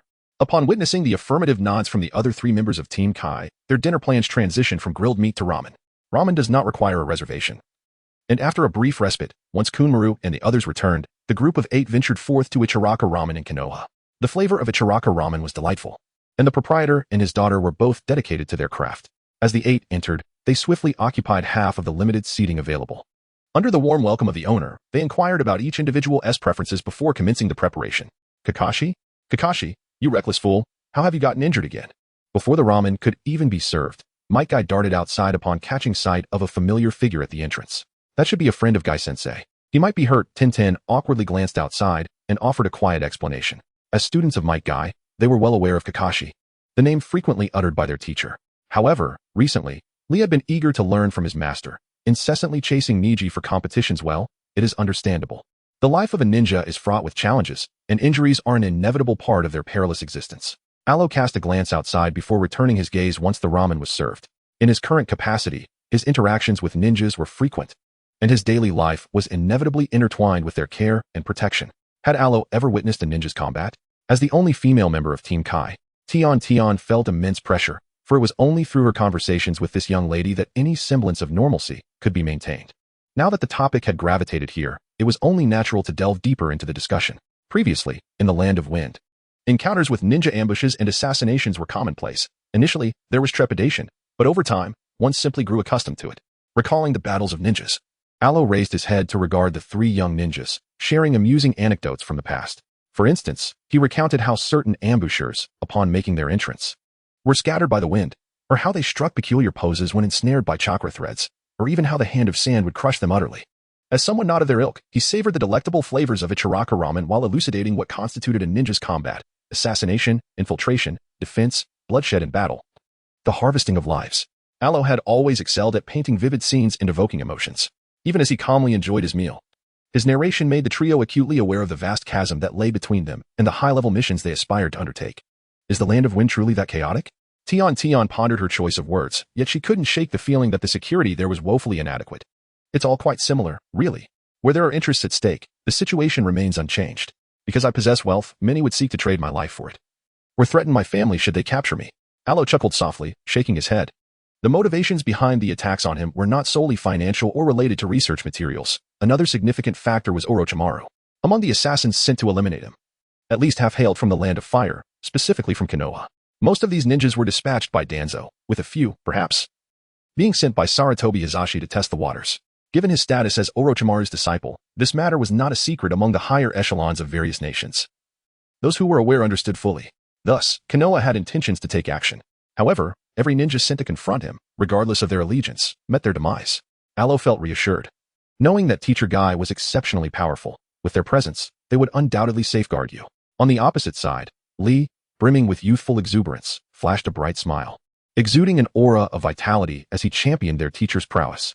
My guy is incredibly strong. Alo nodded earnestly. Who could deny his strength? After all, he was capable of delivering a kick that could incapacitate even the formidable Six Paths Chapter 113. Kakuzu, a worthy head, plucked. Just moments ago, a hapless individual was dispatched to the hospital. My guy carried Kakashi there and swiftly returned. Though this task seemed rather casual, it was nonetheless assigned by the Hokage, and excessive absence was not permissible. I trust that unfortunate fellow is not seriously harmed? Alo casually inquired, only to notice a peculiar expression in Might Guy's eyes. Although Kakashi had passed by earlier in a somewhat injured and bloodied state, it did not reach the severity of being gravely wounded. His injuries were not critical, rather. It was evident that he had experienced a streak of misfortune in recent years. The frequency of his visits to the hospital post-mission had become alarmingly comparable to his trips home. Might Guy lowered his gaze to his bowl of noodles, reflecting carefully, and confirmed once more that Kakashi was indeed quite unfortunate. Due to the incessant hospital visits, it had been quite some time since he had last competed with Kakashi. If his fortunes had taken a sudden downturn, it was likely due to some less than favorable influence, Alo casually remarked. Yet suddenly he recalled that Kakashi's misfortune seemed to stem from his own actions. Thus, one should refrain from carelessly affixing the Sharingan to oneself. Indeed, it would be prudent to encourage him to visit a temple for some prayers. Might Guy found this reasoning sound and intended to remind Kakashi upon his return. It is said that the fire temple in the Land of Fire is quite renowned. After satisfying his hunger, Alo suddenly remembered that the guardian of the Land of Fire, Jirbi, was also one of the 12 guardians of the Land of Fire. Having obtained Asuma's head, Kakuzu would likely not conveniently seek another target to harvest. Host, it is not only Kakuzu and Haiden who are heading to the fire temple, but also Itachi Uchiha and Kisame. The chance of Jirbi surviving is 0. The system emerged, asserting its presence to inform the host that there was no need for doubt. Kakuzu's pursuit of Asuma's head inevitably led him to consider Jirbi's as well. The location of the underground exchange was conveniently situated for them to pass by the fire temple. Hence, with sufficient manpower, Kakuzu would undoubtedly seize the valuable and killable target. So, does that mean there are no achievement rewards? Alo harbored no particular thoughts regarding the fate of the world. At present, he sought to inquire of the system about the accomplishments he had achieved by ensuring Asuma's untimely demise. Surely, he had maximized Asuma's worth to some extent. A modicum of recognition for his efforts would not go amiss. However, the system offered him nothing new, merely displaying a plethora of previous achievements he had already attained. Alas, these were all past accolades, devoid of any fresh accomplishments. Very well, he mused. It appears that Asuma's value is rather insignificant. Alo's heart sighed in resignation. He had hoped that this series of endeavors would yield greater rewards.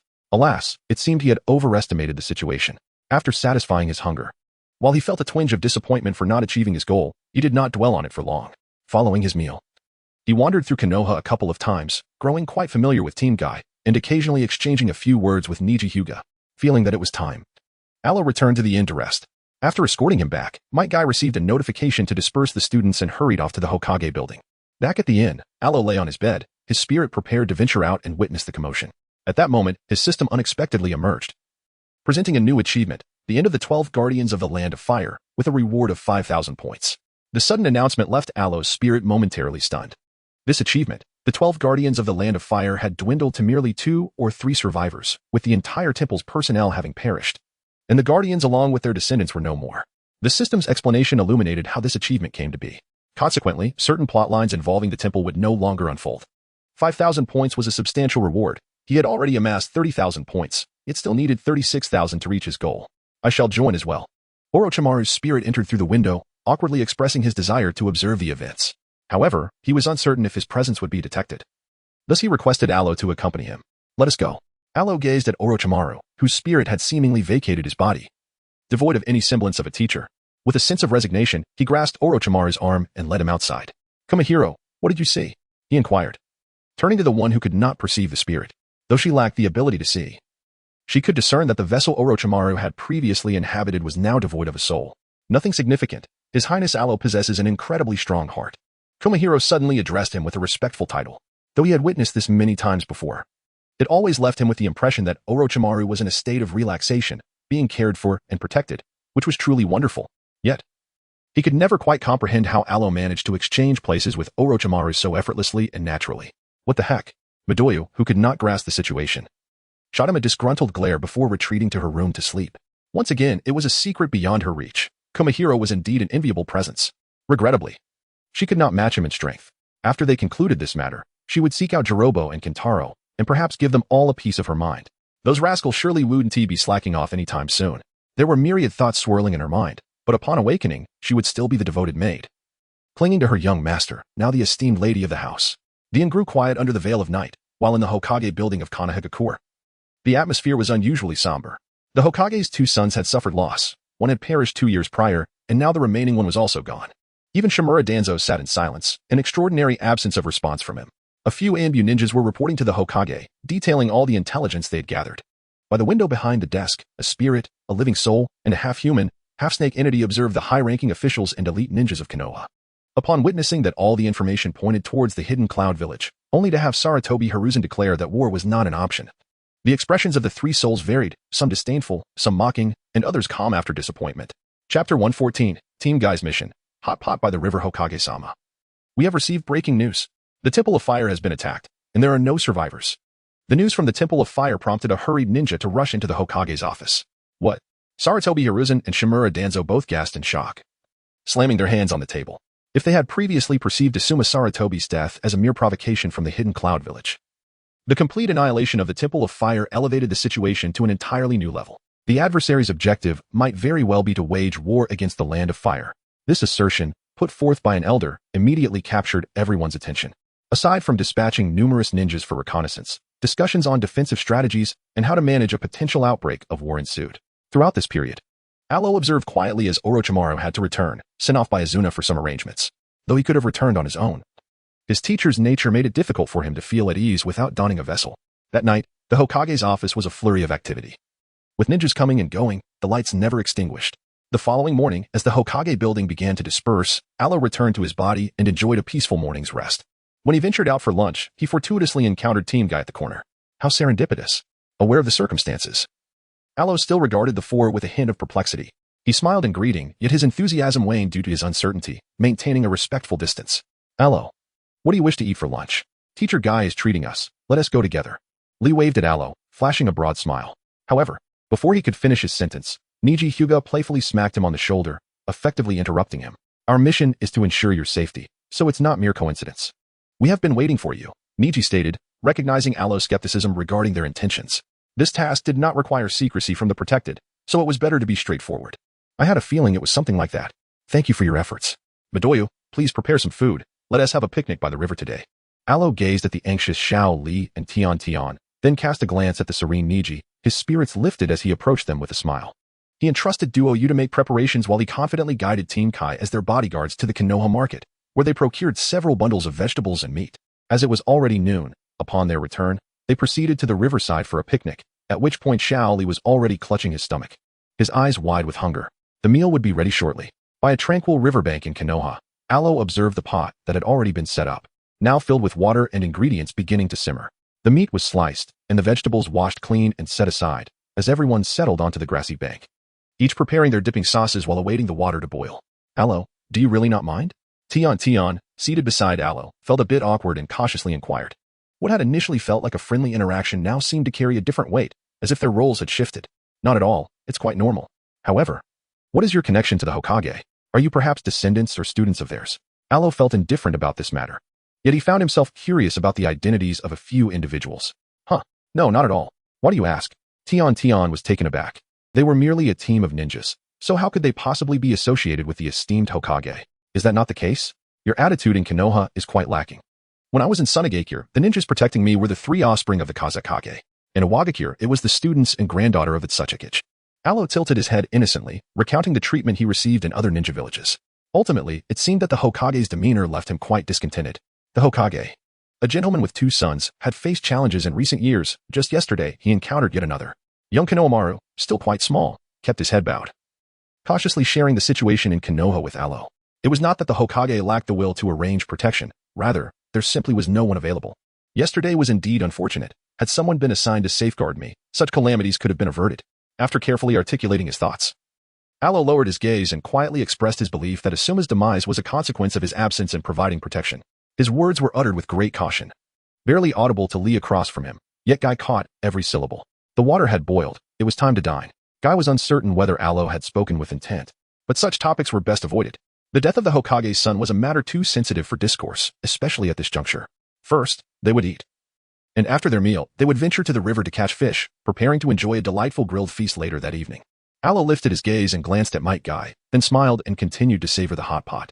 Dining by the riverside, once satiated, someone would tidy up. After finishing his meal, Alo took the fishing rod that Duayu had also brought and settled quietly by the riverside under a tree, ready to fish. Yesterday, you mentioned wanting to visit the Temple of Fire? In the afternoon, after confirming that no other ninjas were around with a casual glance, Might Guy and Hyuga Neji leapt onto the trees, positioning themselves beside Alo. Feel free to speak your mind. I am aware that the Temple of Fire is no more. It perished yesterday evening. It was razed, and lives were lost. Alo's gaze was fixed upon the surface of the water, deliberately avoiding any scrutiny of Might Guy's expression. Her tone casual as if engaged in mere idle conversation. How do you know? Neji Hyuga's fingers tightened, his head tilting as he scrutinized Alo closely. Upon closer inspection, he became increasingly convinced that this young lady bore a striking resemblance to Uchiha Sasuke. Were she a male, with a cropped hairstyle, the similarity would be nearly uncanny. Neji Hyuga, have you been oblivious to my true identity all along? I mentioned before our meal that wherever I go, I require a ninja team with sufficient status and strength to accompany me. Whatever transpires in this world, should I wish to know, I can acquire the swiftest and most accurate intelligence. Alo tilted his head to gaze at Hyuga Neji, their eyes locking in a close encounter. He spoke no untruths. Even his curiosity about the whereabouts of the Sage of Six-Path Soul was detectable by the system. However, precise location tracking required the expenditure of points, a cost he was reluctant to bear. Moreover, there seemed little need for such vigilance. Should any peril arise, the system would graciously provide a timely warning at no charge. Chapter 115. Might Guy's imaginings, still just children? Do you truly know everything? Neji queried, his eyes growing slightly misty as he beheld the enchanting girl before him, his heartbeat quickening uncontrollably. In that moment, he disregarded the presence of his teacher nearby. An unbidden yearning surged within him. If she possessed such knowledge, could she also uncover the secrets of his own family? The anguish surrounding his father's death, the suffocating control he endured as a caged bird, and the sorrow that followed his mother, she must know, including. Alo raised his hand, his fingers resting on Hyuga Neji's ninja forehead protector. You. What do you understand? Hyuga Neji's expression shifted repeatedly, ultimately settling into a visage filled with despair. A caged bird, trapped within its confines. As for me, I merely possess a slightly deeper understanding. Alo turned around with a smile, casting his fishing rod, and a fish was hooked, aware that it was merely bait. Should this large fish be tempted to bite? Neji, you are still but a child. Might Guy observed his student, unable to suppress his concern as he noticed the girl's teasing causing Neji's expression to sour. However, since this young lady was their designated protector, he refrained from voicing any objections, opting instead to encourage Neji to regain his composure. Teacher Guy, At that moment, Hinata Neji suddenly acknowledged the presence of his teacher nearby and the teammates busily tidying up under the tree. Given the circumstances, how could he explain himself? Although you are already ninjas, matters of romance should perhaps wait a few more years. Might Guy awkwardly gazed skyward. Uttering such words made him hesitant to meet the eyes of Neji and the young lady. Yet, these two truly seemed ill-suited for one another. The young lady's peculiar status as a merchant complicated matters further. Should they become involved, it would likely necessitate Neji's adoption into her family, which was a dilemma given his own background. Therefore, he felt compelled to intervene at the outset to avert this impending tragedy. Alo cast a glance at Might Guy, then turned back to Neji, shaking his head to indicate that there was no need for further explanation. Although he had indeed employed a modicum of illusionary techniques earlier, he had not anticipated that Might Guy could fabricate such a narrative. I understand. Neji Hyuga looked back at Alo, his gaze peculiar for a few seconds before he leaned against the tree trunk, shutting his eyes. At that moment, he had come to a complete realization. This young lady was none other than Uchiha Alo. Furthermore, it was not that she lacked chakra or illusionary prowess. Rather, the illusions were so potent that they went undetected. The illusionary arts of the Uchiha clan are truly formidable. Yet, how credible could his earlier statements be? Immersed in his own contemplative realm, Neji leaned against the tree, resting in tranquility through the afternoon. Meanwhile, Alo had managed to catch 2 to 3 dozen fish of varying sizes during the same span of time. Under the tree, Moya quietly assisted Alo, cleaning fish, baiting hooks, and continuing to prepare the catch. Initially, Might Guy observed from the sidelines, but but upon noticing Niji's sorrowful demeanor, he grew increasingly convinced that he was the villain who had shattered the young man's romantic aspirations.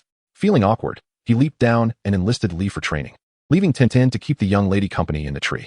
As evening approached, Alo instructed Moya to simmer a pot of fish stew by the riverside and set up a grill. The freshly caught fish were prepared. Aside from those stewing in the pot, the remainder was destined for roasting. The aroma was delightful.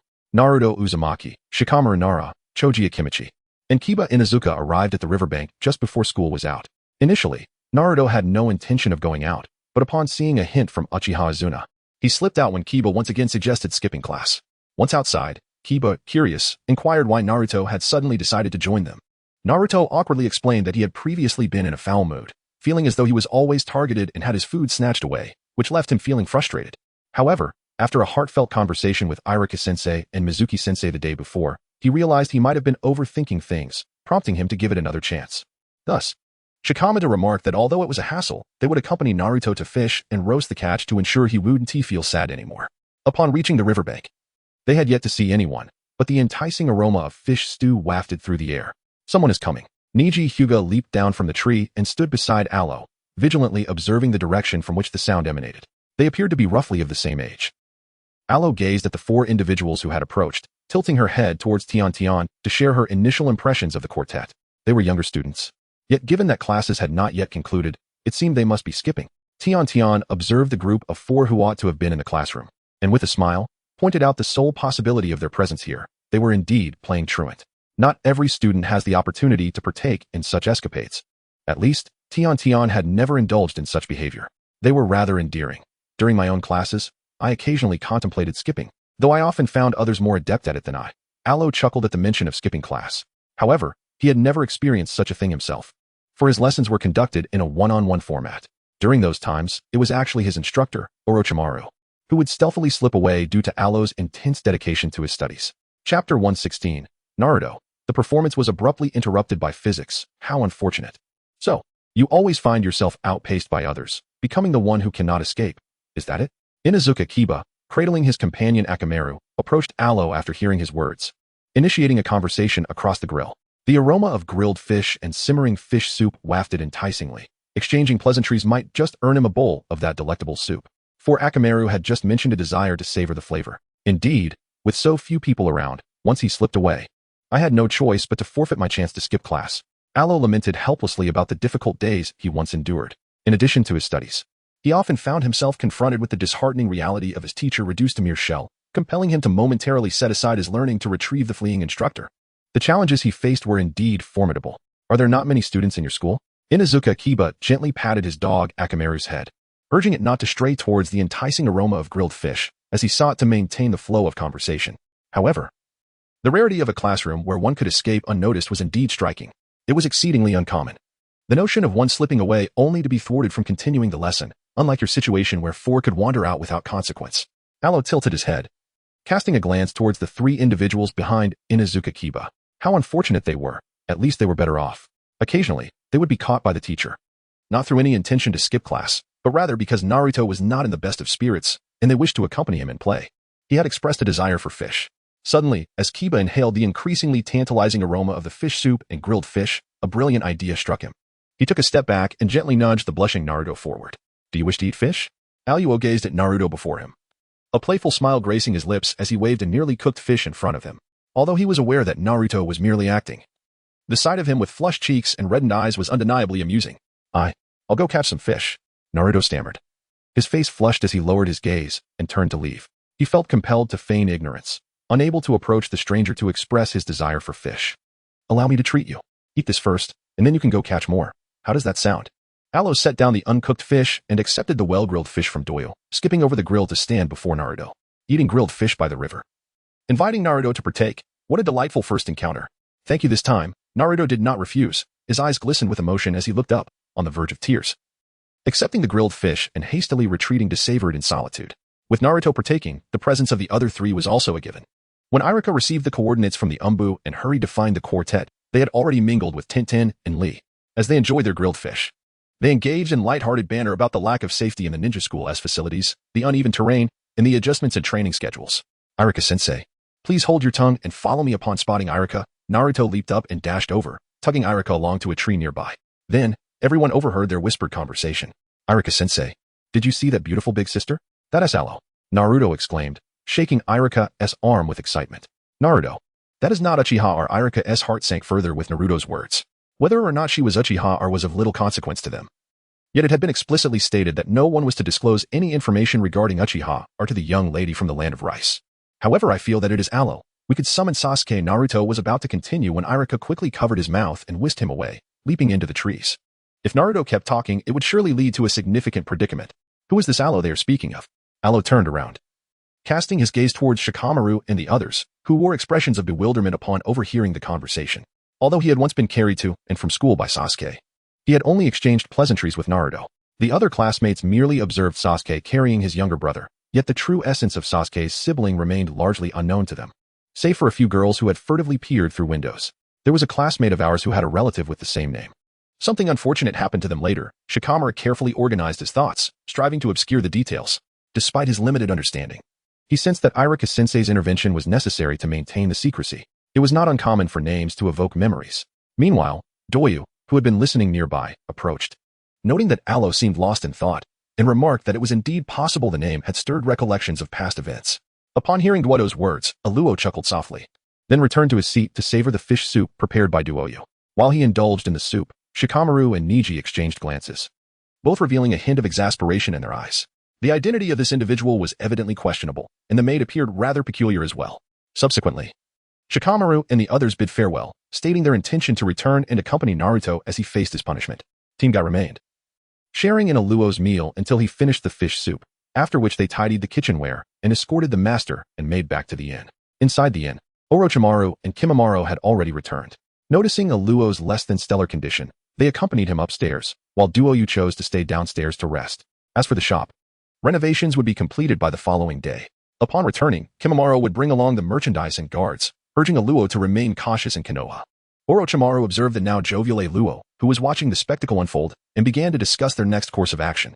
To earn profits from the store, it was imperative to continue playing this charade diligently. Moreover, he had already lingered in Konoha for several days. Upon his return, he would not come back again. The responsibility would shift to another individual to accompany Kimimaro in delivering the goods to Konoha and managing the business. Rest assured, teacher, safety in Konoha is certainly not a concern for me. Alo is in high spirits today, having already signaled Hinata Niji, heralding forthcoming changes. However, Naruto has become increasingly boisterous, perpetually in a state of wanting to perform at any moment. It is uncertain whether this is his true nature or a consequence of the influence of Kurama. In Chapter 117, Research Simulation Square, Senju Tobirama is coerced into labor by the mischievous Uchiha youth. Upon seeing Alo appear before him, Senju Tobirama's initial reaction is to unleash a tirade of curses, attempting to form seals for an attack. Yet, as he raises his hand to weave the seals, he suddenly realizes he is merely a specter. Senju Tobirama, I have not come here to witness your display of combat prowess.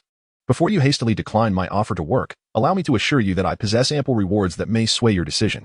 Alo gazed at the furious Senju Tobirama, whose eyes were wide with indignation, and smiled as he waved his hand, transforming the original wooden pillar prison into an expansive research plaza. This space was meticulously crafted to replicate reality, with all the equipment and experimental materials found in Orochimaru's domain duplicated here. To establish this fully replicable and record-keeping research plaza, Alo invested a considerable sum. Originally, he had accumulated 30,000 points, but now only 18,000 remained. 12,000 points, when calculated, equated to the cost of sealing 4 Senju Tobiramas. He purchased everything except for the sage body, while the rest, akin to Senju Hashiramas would release, cost merely 1,000 points. Of course, while he could utilize this wood release, the amount of chakra required still needed to be sourced by himself, which explained its affordability. Nonetheless, it was a worthwhile investment. And Alo truly felt a pang of regret when acquiring this research plaza. In addition to these modifications, Alo also dedicated a section of a vacant wall to display a pricing list for various exchange projects. Developing a high-intensity combat, medical sealing, ninjutsu would cost 1 point, while the creation of medicinal equipment and other items would be evaluated based on Alo's assessment, ranging from 1 to 5 points. These only occupied a small portion of the record space, with the majority taken up by a list of point exchanges. 1 point would allow Senju Tobirama and Senju Hashirama to converse for an hour, 5 points could upgrade Hashirama's sealing space, and 10 points would enable him to enjoy a breath of fresh air outside. Accumulating 100 points would grant the option to choose a soul and learn the methods of soul cultivation. To motivate Senju Tobirama, Alo summoned the Susanoo through the explosive spiritual power of Izuna and showcased the fragmented recordings of the Hokage rock to him. How can I study ninjutsu without chakra? After watching the video clips on the large screen, Shinji Tobarama fell into a thoughtful silence for quite some time before reaching a decision. He desired to acquire the methods of soul cultivation but understood that such a goal could not be rushed. Moreover, he was uncertain whether the little rascal would truly honor his promise upon accumulating the required points. However, being imprisoned with nothing to do, if he could engage in some research to benefit his elder brother, it would indeed be a positive endeavor. Yet, how was he to conduct such research? Was he merely to ponder it in his mind? Simulating in his head without practical experimentation was unlikely to yield results. Here, he could utilize chakra. It had taken Alo considerable effort to create this scenario, so he urged him not to waste his energy on futile endeavors. Alo gazed at Shinji Tobarama as an unexpected wooden barrier materialized around him, intercepting the sudden assault. Shaking his head at the bewildered Shinji Tobarama, Alo refrained from striking him and instead continued his interrupted discourse. Indeed, it is functional. Uchiha brat, what exactly do you intend to accomplish? Where is my brother at present? Having witnessed his attack thwarted by the wooden jutsu, Shinji Tobarama ceased any further attempts, regardless of whether this technique was genuine or not. He had now ascertained his capability to employ ninjutsu. He is asleep. I wish to glimpse him. First, you must devise something of utility, preferably accompanied by meticulous documentation. The materials here are all manifestations of spiritual energy and must be taken out for others to fabricate and develop based on your findings. The experimental materials over there are also real-time simulations, and any new research projects initiated externally will be synchronized with our current endeavors. Alo approached the shelf where the documents were stored, grasped a recently surfaced file, glanced at it briefly, and then handed it over to Shinji Tobarama. He was unperturbed by the thought of Tobarama slacking off, for he still held Shinji Hashirama in his possession. Moreover, the spirit of competition was not solely a trait of the Uchiha clan. The Shinji family possessed it in equal measure, both being spirits. The power demonstrated by Izuna was sufficient to instill a sense of reluctance in Tobarama, compelling him to strive harder. Who exactly are you? Shinji Tobarama inquired as he perused the documents, flipping through others before selecting a few for meticulous examination, ultimately arriving at a rather perplexing conclusion. This Uchiha youth may, in fact, not be an Uchiha at all. The studies on souls, the evolving records, date back over a decade. I am Uchiha Alo, a name you may not recognize. But my ancestor should be quite familiar to you. You encountered him that day at Hokage Rock. After acknowledging the truth of Aro's lineage to Izuna, he had no intention of altering this belief. Regardless of the specifics, the absence of evidence left little room for doubt. The notion that Uchiha Izuna had descendants? Tobarama Shinji's expression contorted for a moment before he endeavored to maintain his composure. Since the establishment of the ninja village, he had never heard of any nephews or nieces belonging to Madara Uchiha, so how could Izuna's lineage emerge now? Yet, upon observing Aro's appearance, the resemblance to Uchiha Izuna was striking. The very thought of being captured by the descendant of a long-time rival, especially one he had vanquished in their youth, after a span of 60 to 70 years, was profoundly humiliating. This predicament felt far more stifling than his previous ceiling. Is there still a need for doubt given my visage? In Alo's eyes, the three-tomo Sharingan gradually twirled, casting a gaze that was both smiling and enigmatic towards Shinji Tobarama. I am currently engaged in a study, so please do not depart just yet. It will not take long. I wish to converse with my brother for a while. Shinji Tobarama, feeling rather displeased, resolved to divert his attention by producing something tangible, curious to see if this young man could indeed fulfill his promises. Well, you may proceed with your tasks. I shall remain here, awaiting your return. Should you require assistance, do not hesitate to ask. I often lend a hand to my teacher when time permits. Behind Alo appeared a reclining chair, upon which he settled comfortably, observing Shinji Tobarama, allowing him to proceed with his endeavors. However, he was not averse to offering assistance, provided it would yield valuable research outcomes, regardless of the field. He held great anticipation for this scientific genius, Shinji Tobarama, and the satisfactory results he might produce. As for the spiritual training decision, if he could indeed accumulate 100 points, he would simply have them cultivate within the sealed space, as long as he prevented their escape. These two would merely continue to serve him after their training. Given that this individual had once slain Izuna, there would never be a day when he could depart. At most, it would merely be a matter of the quality of treatment he received during their labor. Chapter 118, Tobarama's Reluctant Labor, summoned by Niji. What is this? Alo observed as Shinji Tobarama gathered various materials. After numerous attempts, he presented a scroll before Alo. Although curious, Alo refrained from examining it himself and instead encouraged Tobarama to provide an introduction. This cultivated habit was essential. It fostered a sense of accountability for presenting findings or forbidden techniques. The ninjutsu sealing scroll could encapsulate 1 to 3 ninjutsu, activated with a mere control of chakra. However, one must be mindful of the ninjutsu's range and direction. Shinji Tobarama unfurled the scroll, clearly indicating its 3 sealing positions for Alo's careful observation. This item, I recall, bears similarities to something else. Alo extended his hand to receive the scroll, glancing at it briefly, and seemed to comprehend its contents. You're not intending to default on your payment? are you? Upon hearing this, Senju Tobarama felt a surge of indignation, his eyes reddening slightly. After all his arduous research, this insolent brat dared to voice objections. While there were indeed similarities, your approach has a unique specialization, warranting 1 point. Shall it be recorded in the ledger? Or do you wish to meet Senju Hashirama? Alo handed the scroll to Senju Tobarama, granting him a single point. This item could not be taken outside. For all materials in this realm were mere simulations. To create and utilize anything, one would still require materials from the real world. Let me see my brother, Tobarama thought, unfazed by the solitary point granted by Alo. After all, given the passage of so many years and the lack of understanding regarding the advancements in external research, some overlapping projects were quite normal. His singular desire was to reunite with his brother. A video call lasting 1 hour would cost 1 point, leaving him with none. Stop glaring at me. No matter how intensely you stare, you cannot manifest the Sharingan. I shall take my leave. You may converse freely during this hour, and I shall not be a hindrance. Alo rose from his seat, leaving the recliner behind, and initiated a video call, departing from the sealed space. Upon his exit, the screen that had previously displayed Izuna's Susanoo flickered to life, revealing his brother, Senju Hashirama, on the other side. Brother, Senju Tobarama exclaimed, observing the wooden cage on the screen, which mirrored his own surroundings perfectly. Tobarama, you seem to be faring quite well, Hashirama remarked, sitting cross-legged on the wooden floor. Lifting his gaze upon hearing his brother's voice, a screen appeared outside the cage, but after just a fleeting glance, sorrow washed over him. Both were ensnared. His enclosure was merely a wooden cage, while Tobarama enjoyed various instruments in a comfortable recliner. Indeed, that brat must be seething on behalf of Madara. Brother. I've just made some adjustments here. It was previously identical to your side. That little imp Tobarama observed the look of injustice on his brother's face. Wanting to confront him, questioning, who are you showing your grievance to?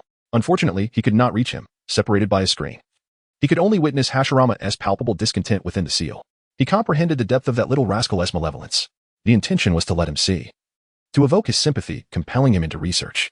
Only through successful discoveries would he earn points, and once accumulated sufficiently, he could offer his brother a more favorable living environment. Brother, wait for me. I will strive to provide you with a more comfortable setting as soon as possible despite knowing that the little imp was being excessively unreasonable. And that following this path would only align with the other's intentions, Tobarama found himself yielding, gazing at his brother's pained expression. After an hour of conversation between the two siblings, the communication was severed, and Tobarama began to delve into the unfinished research projects, contemplating how he might earn more points. Throughout this, Alo observed with contentment, sharing with Izuna, who nestled beside him, the extent of Tobarama's current diligence. After discussing Tobarama's situation, Alo noticed Izuna shrinking into the blankets, obediently closing his eyes to sleep.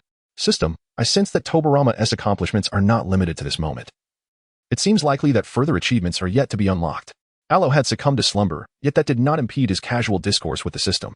Just moments ago, when Senju Tobarama had elucidated the scroll and handed it over to him, a new achievement was unlocked. Achievement unlocked. Senju Tobarama, even Hokage must work. Reward, 6,000 points. An accomplishment indeed, yielding 6,000 points. Moreover, this achievement elicited a chuckle from Alo. Was it not amusing that, having once held the title of Hokage, he now found himself compelled to work for others? Perhaps it was a unique circumstance. After all, in the current scenario, aside from the third Hokage, the other three had met their demise in office. The third remains alive, and perhaps in time, he could still carve out some notable achievements in his role as Hokage. Yet, for now, such thoughts were best left aside. He ought to indulge in a restful sleep. However, Alo was roused merely half an hour later. Not by the vigilant Izuna at his side, but by the summons of Hyuga Niji. What a youth driven by a thirst for vengeance. What troubles have arisen? Izuna, witnessing Alo's spirit depart from his corporeal form, reached out to grasp his arm, inquiring about the situation. Had he barely fallen asleep only to slip away again? Was he perhaps influenced by that rogue Orochimaru, yearning to sneak out for a brief escapade? Ancestor, I entrust my body to your care for the time being, tonight. I shall seek out a youth burdened by the vengeance of his parents' demise, one who may well contemplate the annihilation of his clan. Alo winked at Quan Nai, letting out a vague sigh of sentiment before slipping away. Of course, he would never directly inform Hyuga Niji about avenging the Hyuga clan. His sole intention was to teach Niji how to break free from the confines of his cage, nothing more. As for the unpredictable nature of the caged bird, and whether the Hyuga clan would wish to eliminate Niji, that was beyond his control. At most, if trouble arose, he would procure a tailed beast to assist Niji. Recently, the three tails had not attracted much attention, and coincidentally, there was a boy in the Sound Ninja village who could command it. He planned to find time to collaborate with Orochimaru-sensei to develop a seal, one that would ensure Niji's survival. That would suffice. Chapter 119. Niji, a borrowed memory perspective are you? Uchiha Alo? Hyuga Niji had not managed to sleep that night. The more he pondered, the more he sensed something amiss. He repeatedly murmured Uchiha Alo's name, attempting to decipher the meaning behind his message. Suddenly, he felt a disorientation wash over him, and he found himself in a space shrouded in mist. The only glimmer of light surrounded him within a radius of 2 or 3 meters, and before him stood a young boy, Uchiha Alo, in his masculine form. "Well? You called me here in the dead of night. What is it that you wish to convey?" With his hands tucked into his pockets, Aro gazed at the bewildered Hyuga Niji, urging him to speak without delay. The dawn was approaching, and if they remained awake all night, venturing out the next morning would be impossible. Though staying awake was not a grave concern, their ancestor had been particularly vigilant lately, and neglecting proper rest might lead to a complaint to Sasuke. "What did you mean during the day? You are aware of my parents' situation and how to unravel this." Hyuga Niji raised his finger and gently tapped it against Aro's forehead. In that moment, he realized that there was no forehead protector, nor the usual cloth he wore to conceal the mark of the caged bird, and his finger made direct contact with the skin. The sudden sensation caused Niji's finger to clench slowly, awakening certain memories once more. The torment inflicted by Hyuga Hisashi, the caged bird, as his father writhed in agony on the ground. That feeling of despair intertwined with hatred surged back with every recollection. "I have been frail since childhood. Yet I possess the ability to leave my body, allowing me to witness much." Alo gestured towards his current self, a state that was evidently not that of a living being, making it easy for Hyuga Niji to discern the veracity of his words. This was the altered space conjured by Alo's spiritual energy when he first appeared before Niji. If all went well in the future and the three tails were captured, this space would serve as their confinement. For the time being, it would function as a venue for occasional conversations between him and Niji, or as a training ground where Niji could practice undetected, although the training involved merely the entry of consciousness. Certain combat techniques requiring development and conceptualization necessitated prior understanding before they could be attempted. "What do you see?" Niji was uncertain, but upon closer inspection, he realized that Alo truly bore no traces of chakra, which lent credence to his statements. Moreover, Niji was not concerned with Alo's condition. His sole desire was to comprehend why his family had to endure such immense suffering. "Wait a moment, let me organize my thoughts, and then I shall show you." Alo, reluctant to recount his tale, expended several points to have the system organize the necessary fragments. Before Hinata Niji, he awakened the three-tomo Sharingan. The Sharingan is indeed advantageous. Henceforth, any difficult-to-explain matters could simply be attributed to its powers. In a mere exchange of glances, Niji was transported back to his childhood, his heart heavy as he beheld the visage of his younger self, cradled by his parents, laughing and playing joyfully. Tears cascaded down Niji's cheeks as he recalled the happiness of his early years. In a series of fleeting images, he found himself on the day of Hinata Hyuga's birthday, observing the young version of himself holding hands with his father while stepping out of their home, his forehead unmarked by the caged bird seal. His heart tightened with each step. This day was etched in his memory. He knew that all transformations stemmed from this moment. As he watched his younger self summoned to compete against the esteemed Hinata, he yearned to call out a warning, but no sound escaped his lips. Everything unfolded as he remembered, his displayed prowess eliciting frowns from Hisashi Hyuga and wary glances from the surrounding elders. This time, the gaze shifted away from him and followed his younger self as he ventured out to console Hinata. The present Niji's sight trailed the elders and the clan leader into a room he had never seen before. There, he witnessed Hayashi's stern expression as he announced his intent to mark his son with the caged bird seal that very day. He saw his father kneeling, pleading for a few more days to prepare. Alas, his father's supplications were met only with the elders' scornful gazes and the clan leader's incantation, subjecting his father to unbearable torment. The subsequent fragments faded, presumably as Alo returned home, leaving Niji unaware of what transpired next. Soon after, he saw a ninja from the hidden cloud village abducting Hinata, with Hayashi pursuing and ultimately rescuing her. The following sequences became muddled: meetings among the elders, discussions in the third Hokage's office, and a scene of his father, long tormented, kneeling and forced to pen a letter. As his vision drew closer, he observed his father's anguished handwriting. The letter's content starkly contrasted with the reality of events. Now, he comprehended his father's motive for writing the letter. Only by leaving this document for Hayashi would his father provide him a chance at survival. His father foresaw the potential for hatred, and Hayashi was undoubtedly aware as well. Thus, his father implored them not to harm him or his mother, asserting that as long as this letter existed, he would become the finest weapon to protect the family and Hinata. Only by becoming such a guardian would he be permitted to live. This was his father's ultimate endeavor. The memory fragments dissolved once more, each lasting only an hour or two. Although Niji yearned to uncover what followed, he understood that at that time, Uchiha Alo was merely 3 years old, and witnessing such events was likely the limit. Next, he anticipated his father being offered as compensation by the Hyuga clan and Konoha, followed by the aftermath of his demise. These events did not unfold before him. The next image returned to the Hyuga clan's compound, where a corpse lay on the floor, while Hayashi and several elders scrutinized some notes with cold detachment. Gazing at the elders' smooth foreheads, Niji felt a poignant irony in the caged bird seal upon his own brow. This time, his sight did not linger on the corpse. He wished to glance, but found himself unable to control his gaze. until he overheard the conversation between Hayashi and the elders. A void suddenly enveloped his heart. The body on the ground belonged to his father, whose lingering resentment led to his untimely death, officially labeled as a result of illness, his mother as well. Chapter 120, The Change in Konoha's Attitude. Might Guy Brings Money. Niji Hyuga knelt on the ground, letting out a pained scream. His father, his mother, his family, Hayashi, the elders of the Hyuga clan, and Konoha. They were responsible for his family's ruin. His parents had done nothing wrong. It was solely due to his father's considerable talent that, amidst so many clan families, he was marked with the caged bird seal as a branch member. Later, as his own talent significantly surpassed Hinata's, they hastily branded him, well before the appropriate time. They coerced his father to his death, fearing he might glean information from his mother, leading to her murder as well. Hayashi, the elders of the Hyuga clan, the main family, Hinata and Hanabi did not need the caged bird seal. Initially, he believed that the main family consisted solely of the clan leader and the future heir, but after visiting the land of water and witnessing the implanted Byakugan, along with recalling memories from his youth, he confirmed that the Hyuga clan indeed had numerous members among the main family. Alo crouched before Hyuga Niji, gently patting the young man's dark, flowing hair. This gesture was not one of consolation. Rather, it was a reminder that if he continued down this path, his spirit might shatter before he could achieve anything. He did not wish for his efforts to culminate in a premature end before they had even begun. Uchiha, what is it that you desire? I seek vengeance, and I am willing to offer everything I possess in exchange. I wish to ensure that Hinata Hisashi, the head of the Hyuga clan, and all the high-ranking officials of Konoha meet their demise in the most wretched manner. Gradually, Hyuga Niji's consciousness settled, as he absorbed the comforting aura emanating from above. He lifted his gaze to the youth before him, who was, in fact, a year younger. He understood that Uchiha had no reason to assist him without ulterior motives. Yet, he did not mind being used. Being of value meant he could potentially seize the chance to avenge his parents. I can provide you with guidance and opportunities for growth, and even capture a tailed beast for your use. However, once vengeance is accomplished, how can I assure you of your loyalty? Or can you truly guarantee that your heart will not waver in the midst of revenge, swayed by the apologies and goodwill of certain individuals? For instance, if that Lady Hinata, whom you hold dear, were to stand in your way, insisting that you must eliminate Hisashi before her, how would you respond? Alo's greatest concern regarding Hyuga Niji lies in the fact that, although he harbors a deep-seated resentment towards Hyuga Hayashi and the entire Hyuga clan, he genuinely cares for Hyuga Hinata. He seeks a solemn assurance from Niji, urging him to contemplate the gravity of the situation. The brutal slaughter of my father, the murder of my mother, the enslavement of the branch family, reduced to mere pawns and scapegoats, and the cruel torment inflicted upon those who dare to defy, such as the nature of the Hyuga main family. It would only be natural for them to meet a grim fate.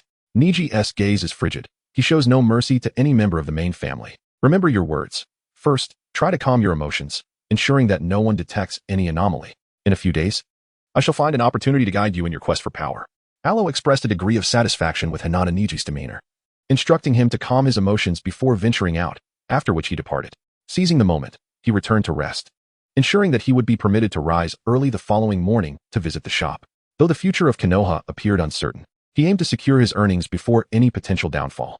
The list of participants in the plan for Konoha's destruction now included an additional member. Are you not concerned that he might divulge your information?